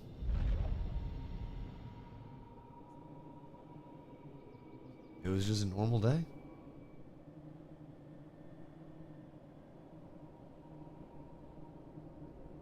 Oh, God. Even the doomers didn't expect this. Nope. Even, bro, like... Oh, sorry, guys. The LinkedIn posts were like when everything stood still for people. I think the LinkedIn post was the equivalent of like the knock on the door and the dude standing in the suits, right? With like a bouquet of flowers. Like, that was a moment where everybody was just like, oh, fuck. Right? I think that was a big thing. I'm not gonna lie, I hate to be rude, but the 450 beta test price was how I knew it was gonna be a bust. Wait, 450 beta test price? Who told you that? That shit, it was $50. But early on. Like, I know the prices for access early on, but that was also like, you got like stacked up with those. Like, some of those included lifetime subs and shit. Granted. It doesn't mean much now. But when people test, you can make better, so why charge? Because honestly, games need money. And keep in mind, I don't know, like, I don't necessarily know what you've been keeping up with or not, but the game wasn't a... Miss Locks, thank you. Jesus Christ, you guys. Thank you. Bro, I just stopped crying. Miss Locks, thank you for the 100. Oh my fucking God, you guys. Oh my God. Thank you guys so much. Genuinely, thank you. But yeah, no, basically, so, Kiefer, what's seemingly happened with Ashes wasn't more of a, you know, the game sucks, the game's all bad. It was seemingly a severe lack of funding based on what we've gathered so far, where the studio had to go to outside investors that eventually owned a majority share of the studio and then started making or trying to make changes that led to this huge fallout. So, like, that and the CEO / board was one guy. I think you may have only seen a few things. There's been a lot more that's come out since then. Hoofsy, my fucking goodness gracious. Oh my god. Hoofsy, thank you guys. Thank you, thank you, thank you, thank you, thank you. Bro, Hoofsy with the 50 gifties, Miss Locks with the 100, Tokissimo with the 79.99. I appreciate that so much. I appreciate that. True decided we won't get to play it. Yeah, I mean, I'm sad that it will never be like realized and seen as what it could have been. But honestly, I think for me, the thing that I'm more sad about, right? It ain't even get a chance to try. Like, it got cut short. And I think that's the shitty part. Oh, shit. One of the dust from the team here. Oh, bro, I'm not even gonna be able to get through your fucking message. Fuck. I hope you're well. I hope you're well. Always been a lurker, but your daily dedication to the game was seriously amazing. Oh, fuck.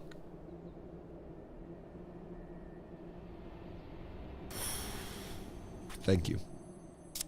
You're an awesome streamer, and I appreciate your level-headed approach and everything.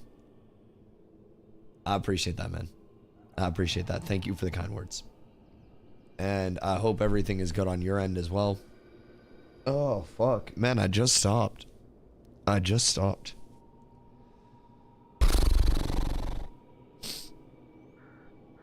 Anyways. I appreciate you. I appreciate everything you and the team did to try to make this all happen, man. It took a lot. Took a lot. And I think there was a lot of good that was on display here. And I think there was a lot that was outside of the control of so many people that just really wanted a good MMO to exist. And I really hate that. Mr. Mad, thank you for the gift, dude. I appreciate you. Oh, shit. But yeah, I think there were a lot of people that worked very hard in their respective roles. I think there were a lot of people that worked very hard. And I think there were a lot of people that are passionate about video games, are passionate about MMOs, and really just wanted to see something, man, something come to life. And I mean, shit, at the end of the day, it was alive. Might have had a little life to it, and it might have been a controversial life along the way, but like, it was alive. It was playable. It existed. We celebrated a lot of updates that were good. Gave you shit about a lot of updates that weren't good. Oh, man. It had a chance.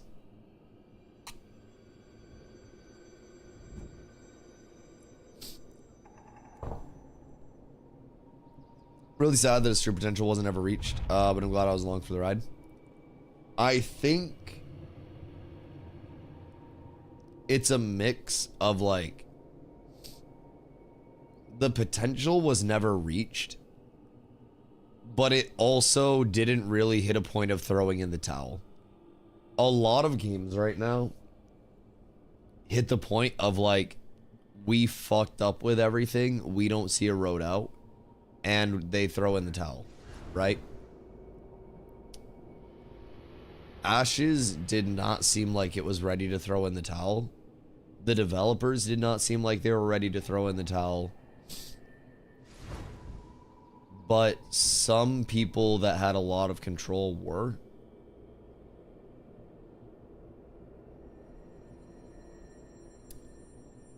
And I think that a lot of the potential was never realized, and the game never got to realize failure either. I don't think the game has failed, or the developers have failed. I think Intrepid Studios has failed. I think that this game, for all of its issues, provided a very good core of an open world PvX sandbox that wanted to build to be more. And I know there were a lot of people that were very open to feedback. I know there were a lot of systems that were going to be shaped by feedback. And I know that the life was here. But AOC dead for sure. I mean, I don't know of a developer that's still on the team. I'm gonna be honest. I don't know of a single dev that is still employed. So, I got big news for you about New World. Is it Alistair's MNDA? Because funny enough, that was the talk of the town before the news of Ashes getting all kaput. So the Alistair stuff was something to talk about. Come to see what's going on with this game. If everybody knows it will die, why can I still buy it on Steam? Everything happened really abruptly, and honestly, nobody's entirely certain. Like, everybody knows it will die, but nobody's entirely certain what the stipulations of that death are going to be, and if it's going to be a loud death, a quiet death, a quick death, a slow death. Steam is currently investigating a lot of refunds, obviously, that people have put in through the Steam launch. So their investigation could bring in refunds for people, may not bring in refunds for people, but I'm sure we'll see something on the Steam side because Steam is the publisher for the game now. So I'm sure we'll see something on the Steam side relatively soon as a response. And something tells me by tomorrow stream time, we're probably gonna see an update. But Street saying all the game devs got the boot. Yeah. Yeah, of course, Skills. Of course. If you have any questions, let me know. It was also heavily advertised on Steam. Yep. I mean, they dropped a cinematic trailer. Like, that's just the confusing part, man. But I mean, I guess that's just the conflict of business shit, right? What sucks the most is that Steven is a name on those liens. Bro's doing a crazy move to go against him like this.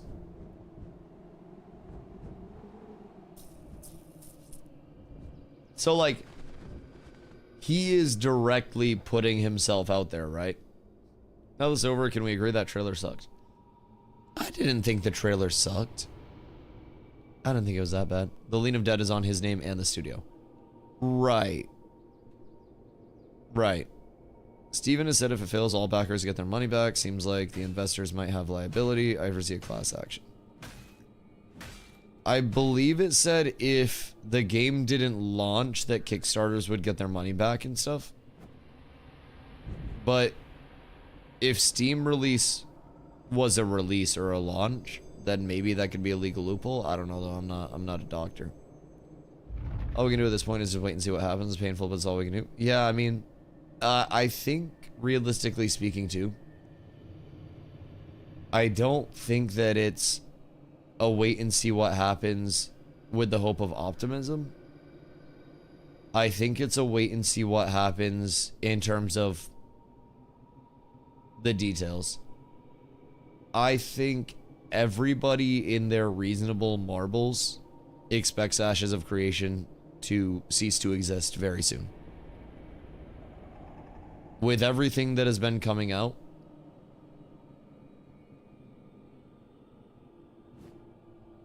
I don't think there's much that's supporting it. I've heard the company doesn't even have the money to pay out their last paychecks, so I highly doubt they'll refund people. I have heard from sources that they are not getting paid for their prior 2 weeks of work and this final paycheck. So they will not be paid forward, like going forward at all. They will not be paid, allegedly, their 401k match from the company either. Which is what I have been told so far. So keep in mind, a 401k match is not necessarily something that should be withheld at any point on top of all of the other like payment. It's fucked. Is that not illegal in America? That's what I'm being told. Everything is allegedly. Yes, everything is allegedly at this point. And if this is true, and people haven't been paid for completed work, if people have not been compensated, and if people allegedly are not seeing their 401k match, and everything in their benefits paid out to them, then that's very, very, very bad. So the investor's basically taking all the available funds and paying down their liens first, and then what's left would go to payroll. It's crazy, but those are the first people to the trough. And I think that's like how it would work in this scenario too, right? Because the investors get prioritization to all accounts and everything, right? So what I'm gathering is that if this is the scenario, the investors are going in and cracking open the piggy bank and taking all of the money that they can, and then they're just leaving the broken piggy bank there empty.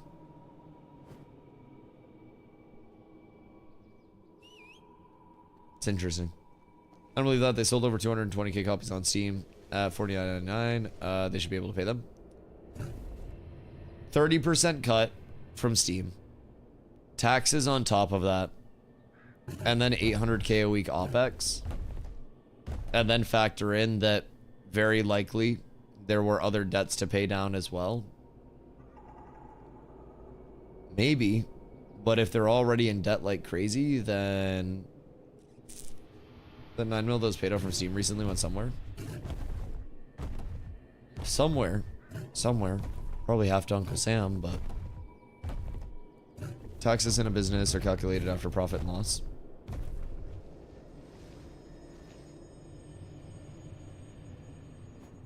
So it's effectively tax saving. Didn't they say they don't have money to pay them, or just that they aren't paying them? I don't know the stipulations of it. I have been told that they're just not receiving compensation. So that's most of the investment came during the COVID injection into gaming. Salaries were negotiated then, and now we live in a much different world where games are bombing and getting canceled left and right.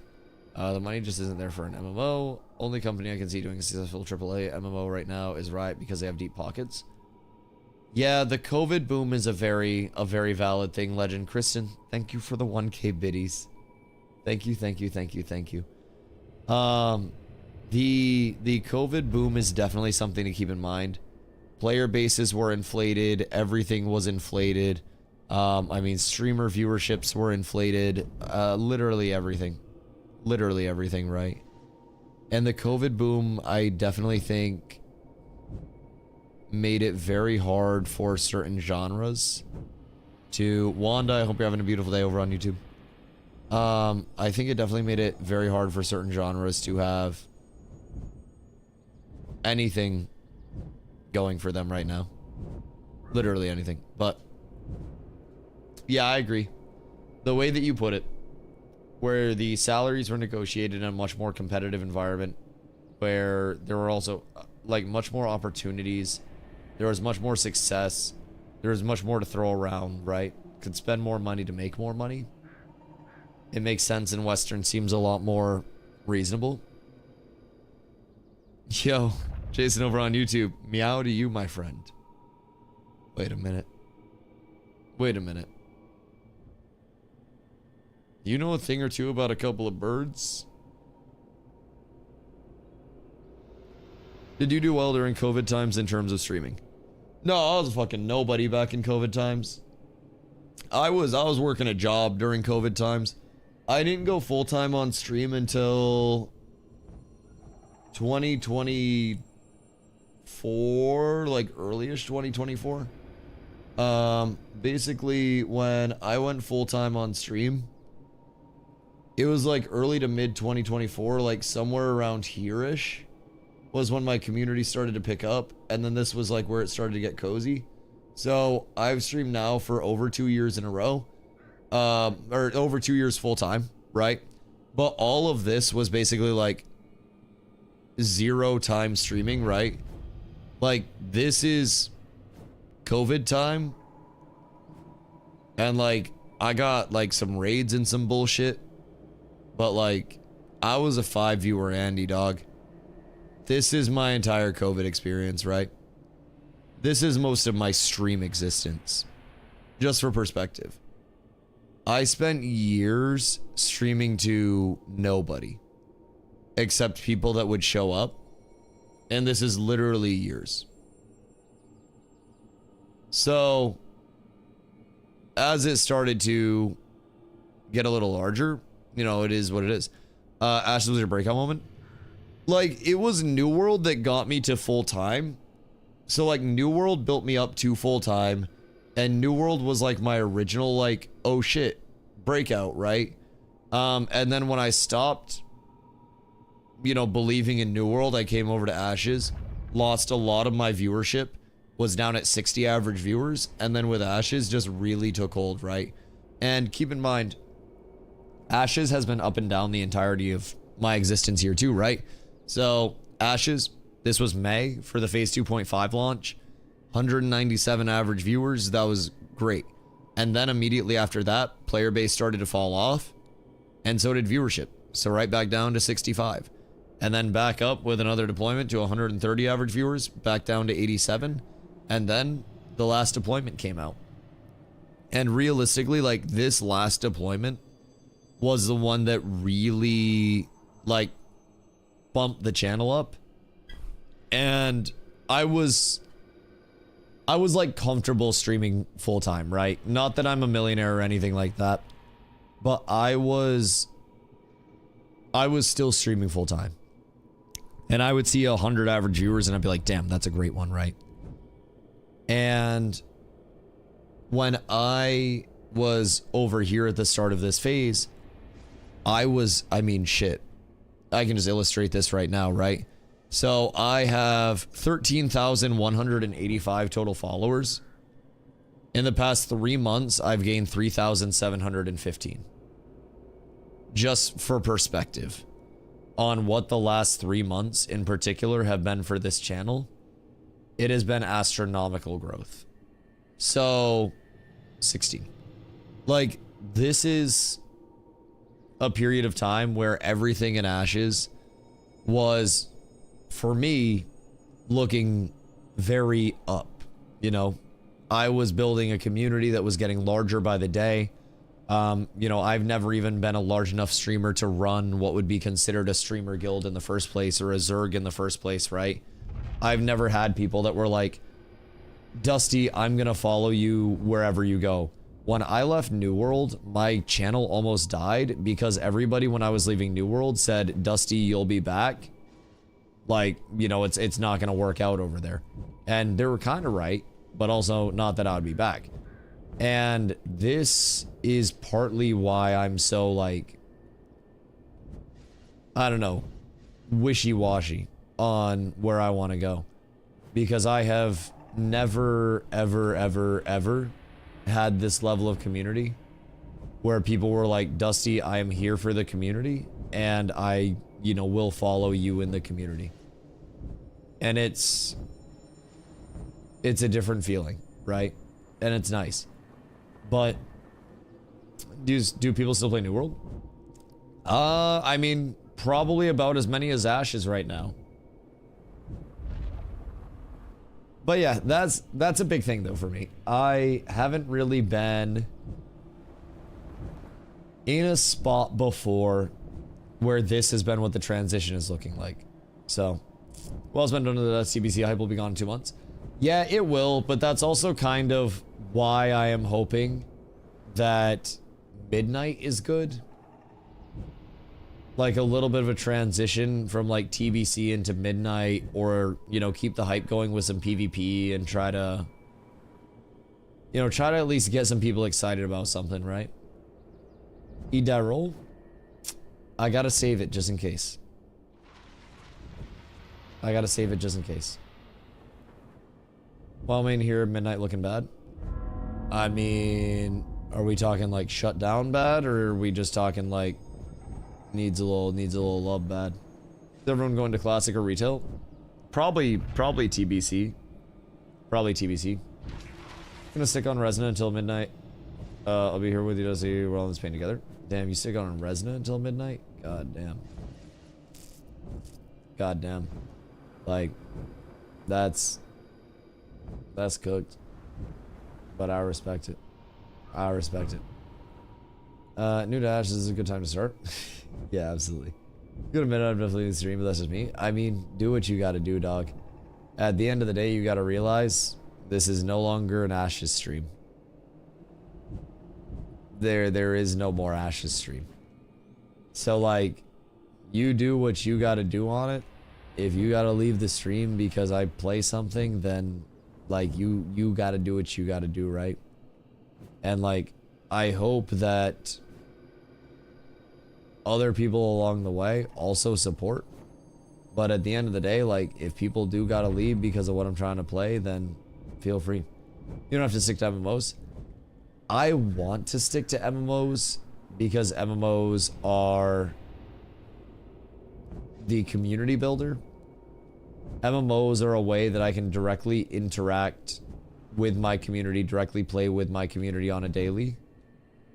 And I very much enjoy the MMOs, right? And I think that element of being able to actually build something and work towards something is nice. What's your best memory of Ashes? God, I mean, honestly, I would say my number one at this point that I really take pride in is that we, this phase, fought a 1 versus 4 guild versus guild war. And a lot of our players at that point were very, very, very, very, very new, right? Still.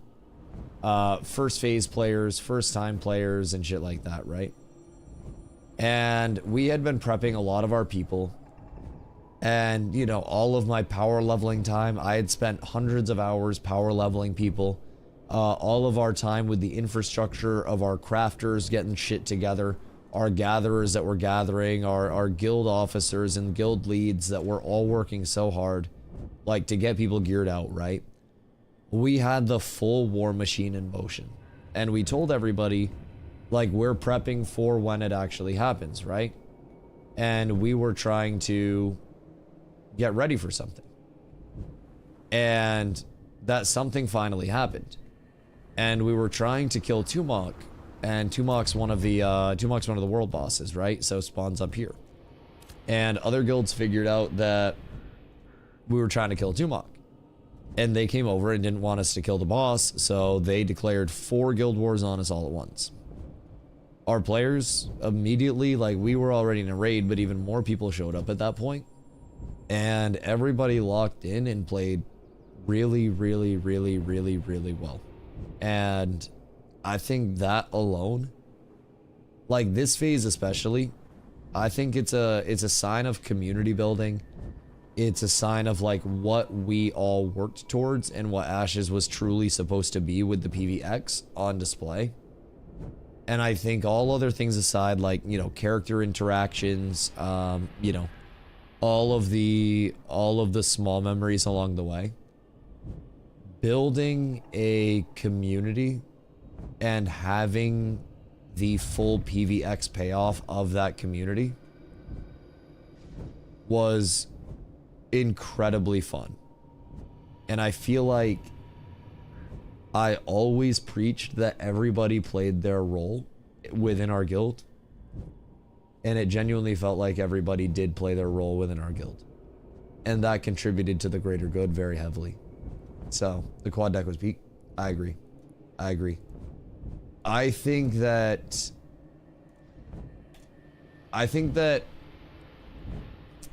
the community side of Ashes was always the strongest point of me, right?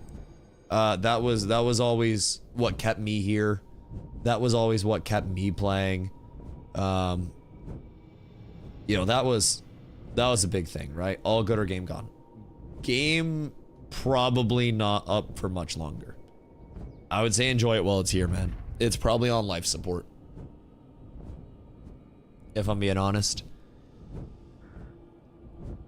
It was the most player-driven in-game community. Yes, we had the #1 community, in my opinion, in this entire game.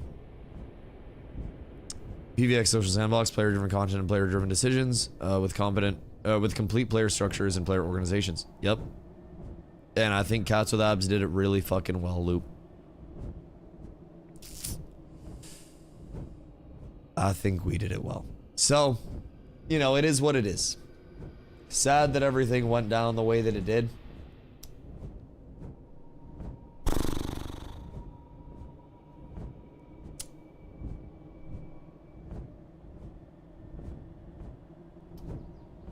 God damn it.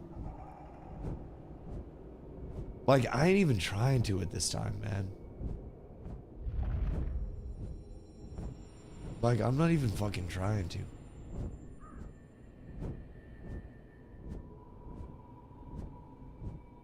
God damn.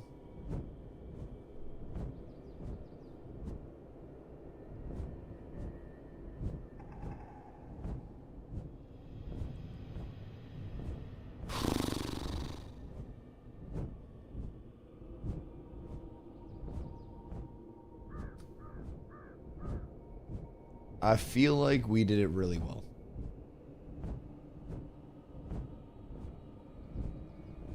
We gave a lot of players a home over here.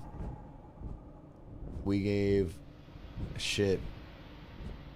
Like, the community's the only reason I had a home over here, man.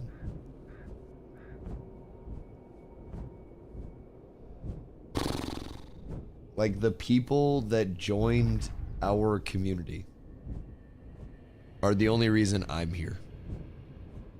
Are the only reason why any of this is here.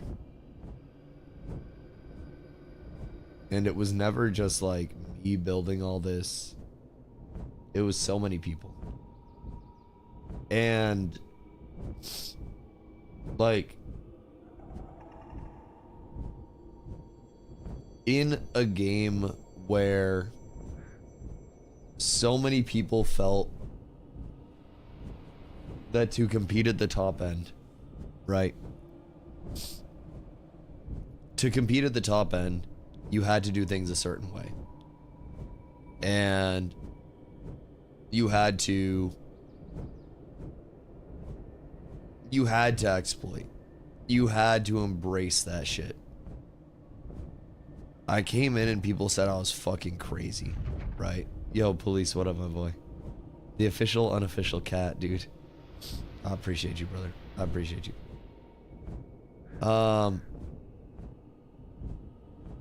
Anyways.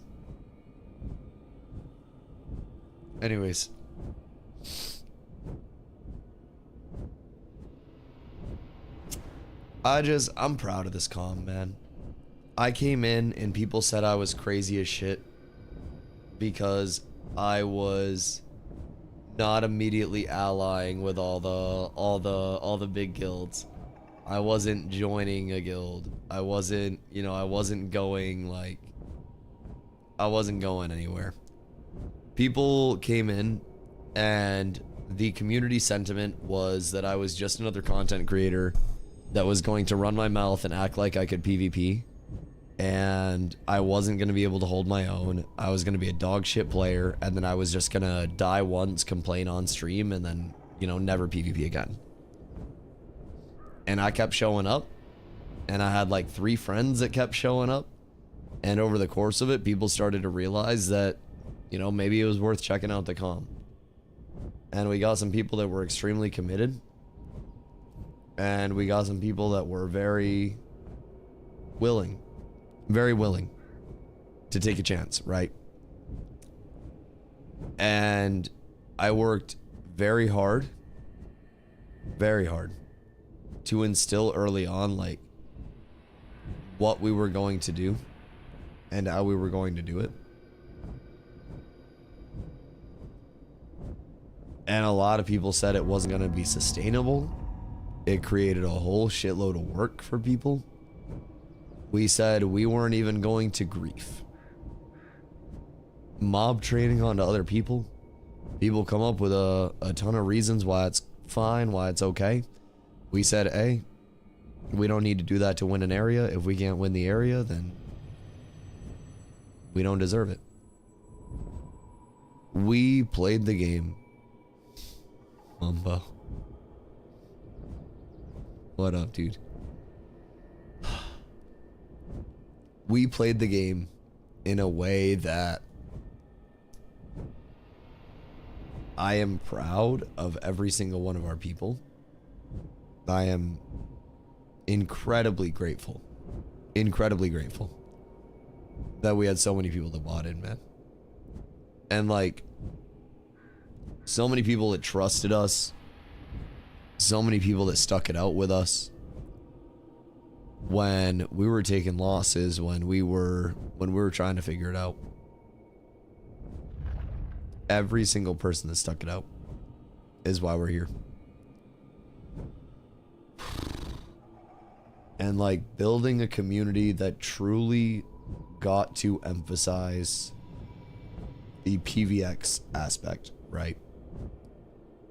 Not everybody has to PvP. Not everybody has to be the sweat. Hey, yo, GG's baked. Not everybody has to be the degen. But you can play a role and you can be a part of something larger. Man, they did that really well here. I only played a role. Oh, man. Oh, it really fucking sucks. It really fucking sucks. Like,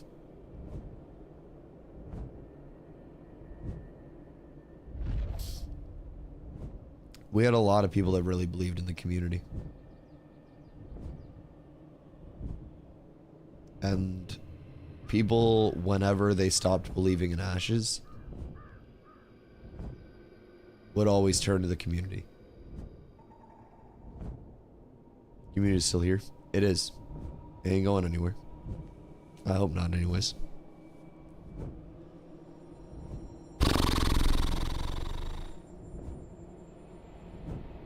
I always said we're building not 3 to 5 months out, but 3 to 5 years out, right?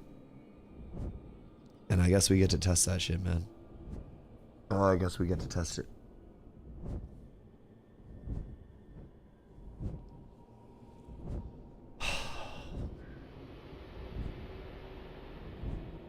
The end zombie was right, we die quietly. Yeah, I mean, hey, just keep comms clear and die quietly. It's unfortunate, man. It's unfortunate, to say the very least. But it is what it is. It is what it is. Dilly, thank you for the 22 months, brother. Much love, much love. I think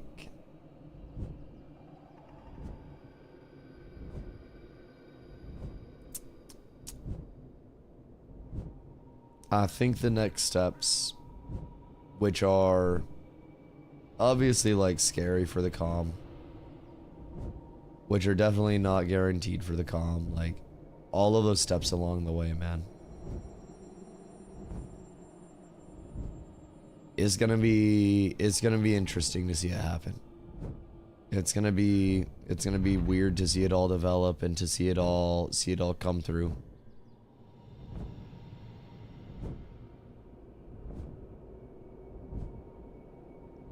But I mean, we're gonna have to see it, man. We're gonna have to see it. This is confirmed they're shutting down the server. They haven't come out with any confirmation or anything, right? But we have had confirmation that many of the developers, if not most, have been let go from the team. Like just, it doesn't look good. Like it's not hard confirmed, but it's effectively hard confirmed, right? So I think the largest thing is that a lot of people understood that Ashes had a lot of issues and understood that Ashes had a lot of problems with it, right? But again, I don't really think anybody expected it to happen like this frequently. Or like, I would say this abruptly, not frequently. Sorry, I'm tired. Like, I don't think we expected it to happen this abruptly. I don't think that we expected it to come like to a screeching halt like this. And I mean, there are 1,000 different ways that shit can die, but I think the unexpected route is always obviously the most jarring, right? Anything new get announced? Nah, nothing as of right now. We probably won't hear anything until a little bit later today. Probably won't hear much, but I'll update it, man. I'll update it.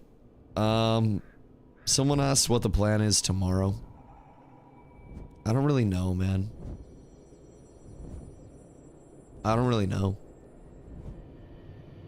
I want to keep covering this so I can get info out as soon as humanly possible. I need... Take that well-deserved day off? Nah, no days off. No days off. The streak must continue. 948 in a row now, 949 in a row tomorrow, my friend. The streak continues. I feel as though, even though I might get made fun of for crying sometimes and being a pussy, even though I'm a little bit too sentimental about shit, being here to update people and being able to cover all of this for people, right, I think is appropriate. I think there is likely to be no dev stream. There is likely to be very little follow-up announcement. And there is likely to be very little short-term solving of anything. Right?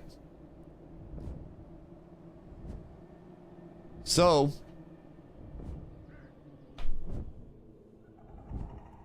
we'll see, man. We'll see. Woke up very hungover yesterday to all this unfolding. Oh, God. Oh, God. Yeah, that would be even worse. That'd be even worse. Oh, yo, Vierga, I appreciate you, dog. I appreciate you. Much love. Everyone handles grief differently. You spent a lot of time on this. It was like a breakout game. Yeah. Yeah, it really was. It really was. Like, this was... Like, Carla and I would talk about this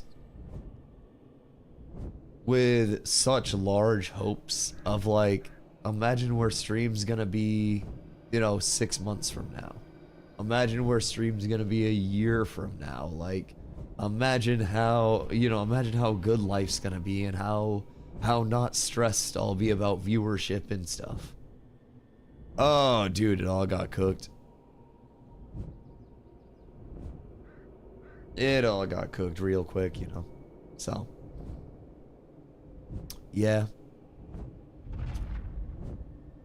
Feels a lot like a death of a person I knew well.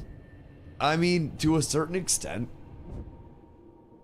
like, it is the death of your relationships with certain people, and that's what I'm more sad about than anything else.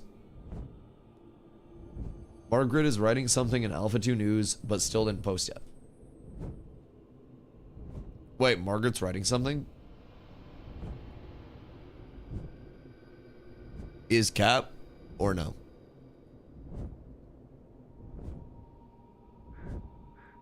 I don't see any typing. I don't see any typing. I'll keep an eye on it, but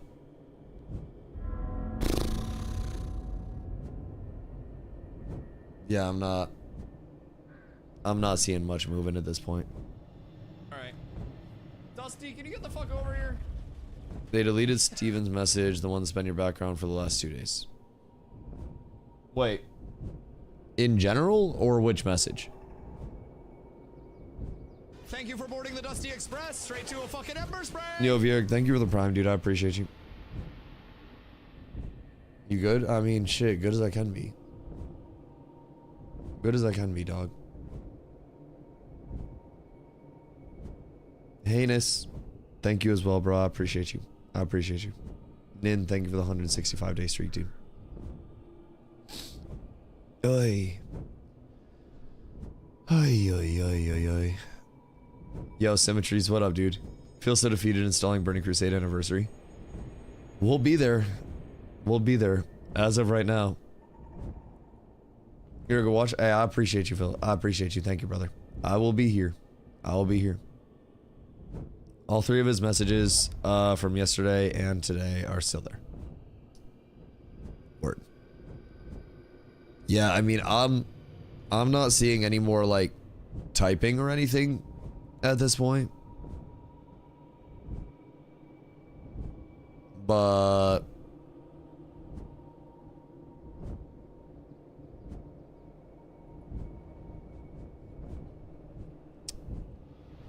we'll see.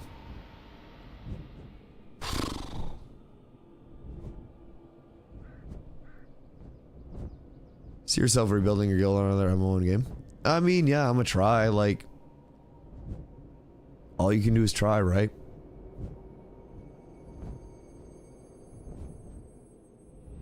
I think that's literally it. All we can do is try to find a passionate place to keep this going, right? I have a very hard time streaming things I'm not passionate about, and I will very quickly lose interest. And I'm really hoping that I can find something that I really, really, really enjoy, man.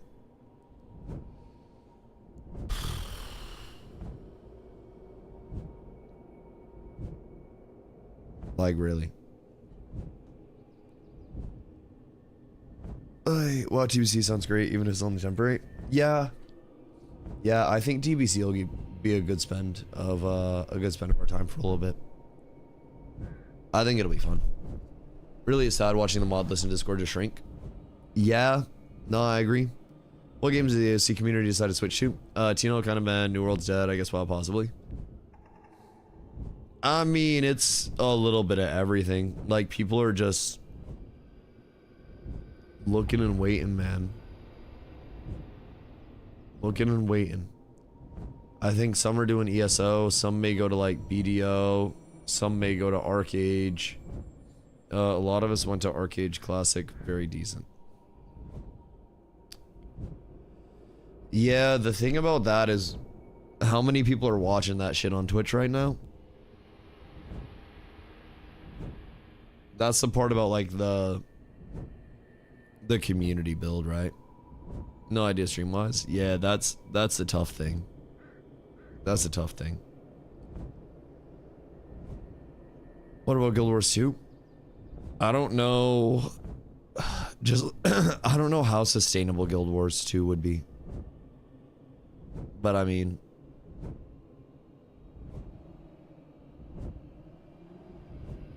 could be interesting. I feel like anything is possible, but Guild loves you. Yeah, man. I wouldn't be here without him. I wouldn't be here without him. If Guild Wars 3 gets announced this year, it'd be nice to have a head start. Guild Wars 2 would be probably different than 3, right, though? Guild Wars 2 literally has 300 viewers total right now. I mean, in all fairness, what does Ashes have?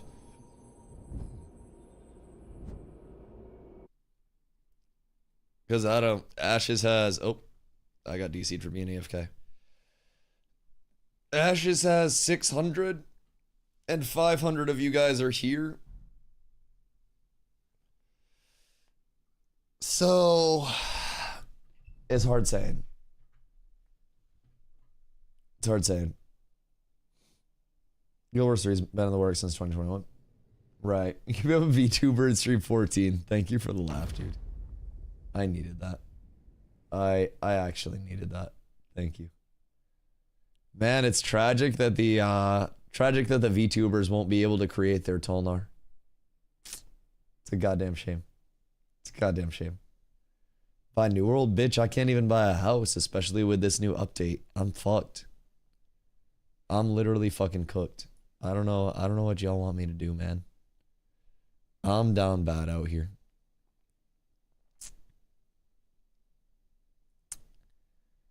Ay, ay, ay. Yo, Clardy. Oh, fuck. Bad things are happening. This isn't good. Save me.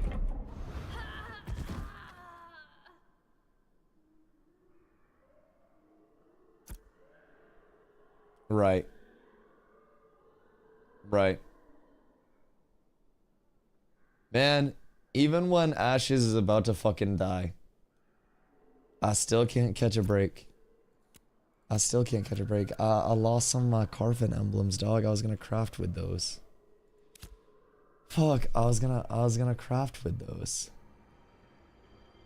Now how am I gonna get my fucking Blood Runner gear?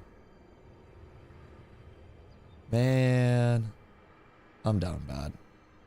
I'm down bad.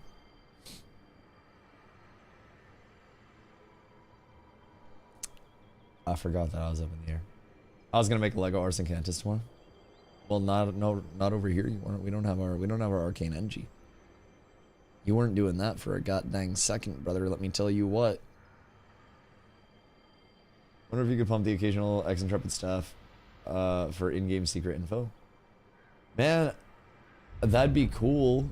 That'd be cool. I mean, I bet at this point people would be willing to leak. I watch you for Ash's content. Personally, your peak background sound. I appreciate that, dude. I genuinely do.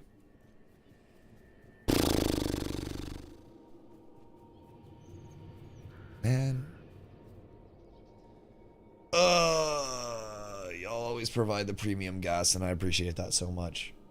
Thank you, guys. I genuinely thank you, guys. When is NDA up? When can you share all the secret future deets you knew?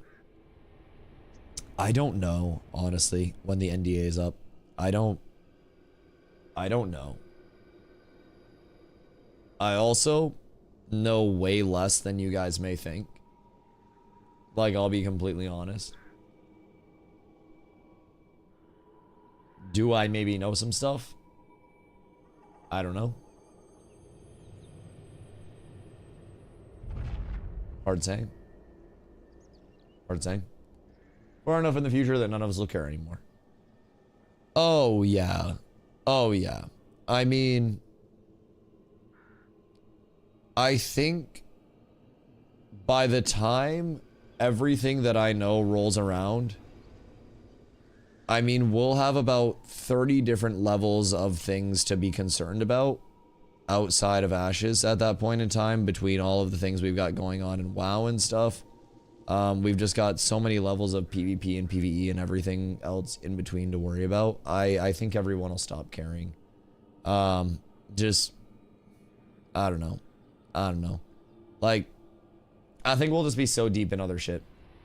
And then, like, secondarily to that, I'm gonna probably try to not get too caught up on it overall, and try to, once we hit the ground running with TBC, like, mostly hit the ground running with TBC. But, like, other than that, I don't, there's not much that anybody really does anything about, or knows anything about, or anything that I know of. Maybe people know more than me, but I really don't know shit, and I'm not gonna concern myself with trying to figure out shit this late.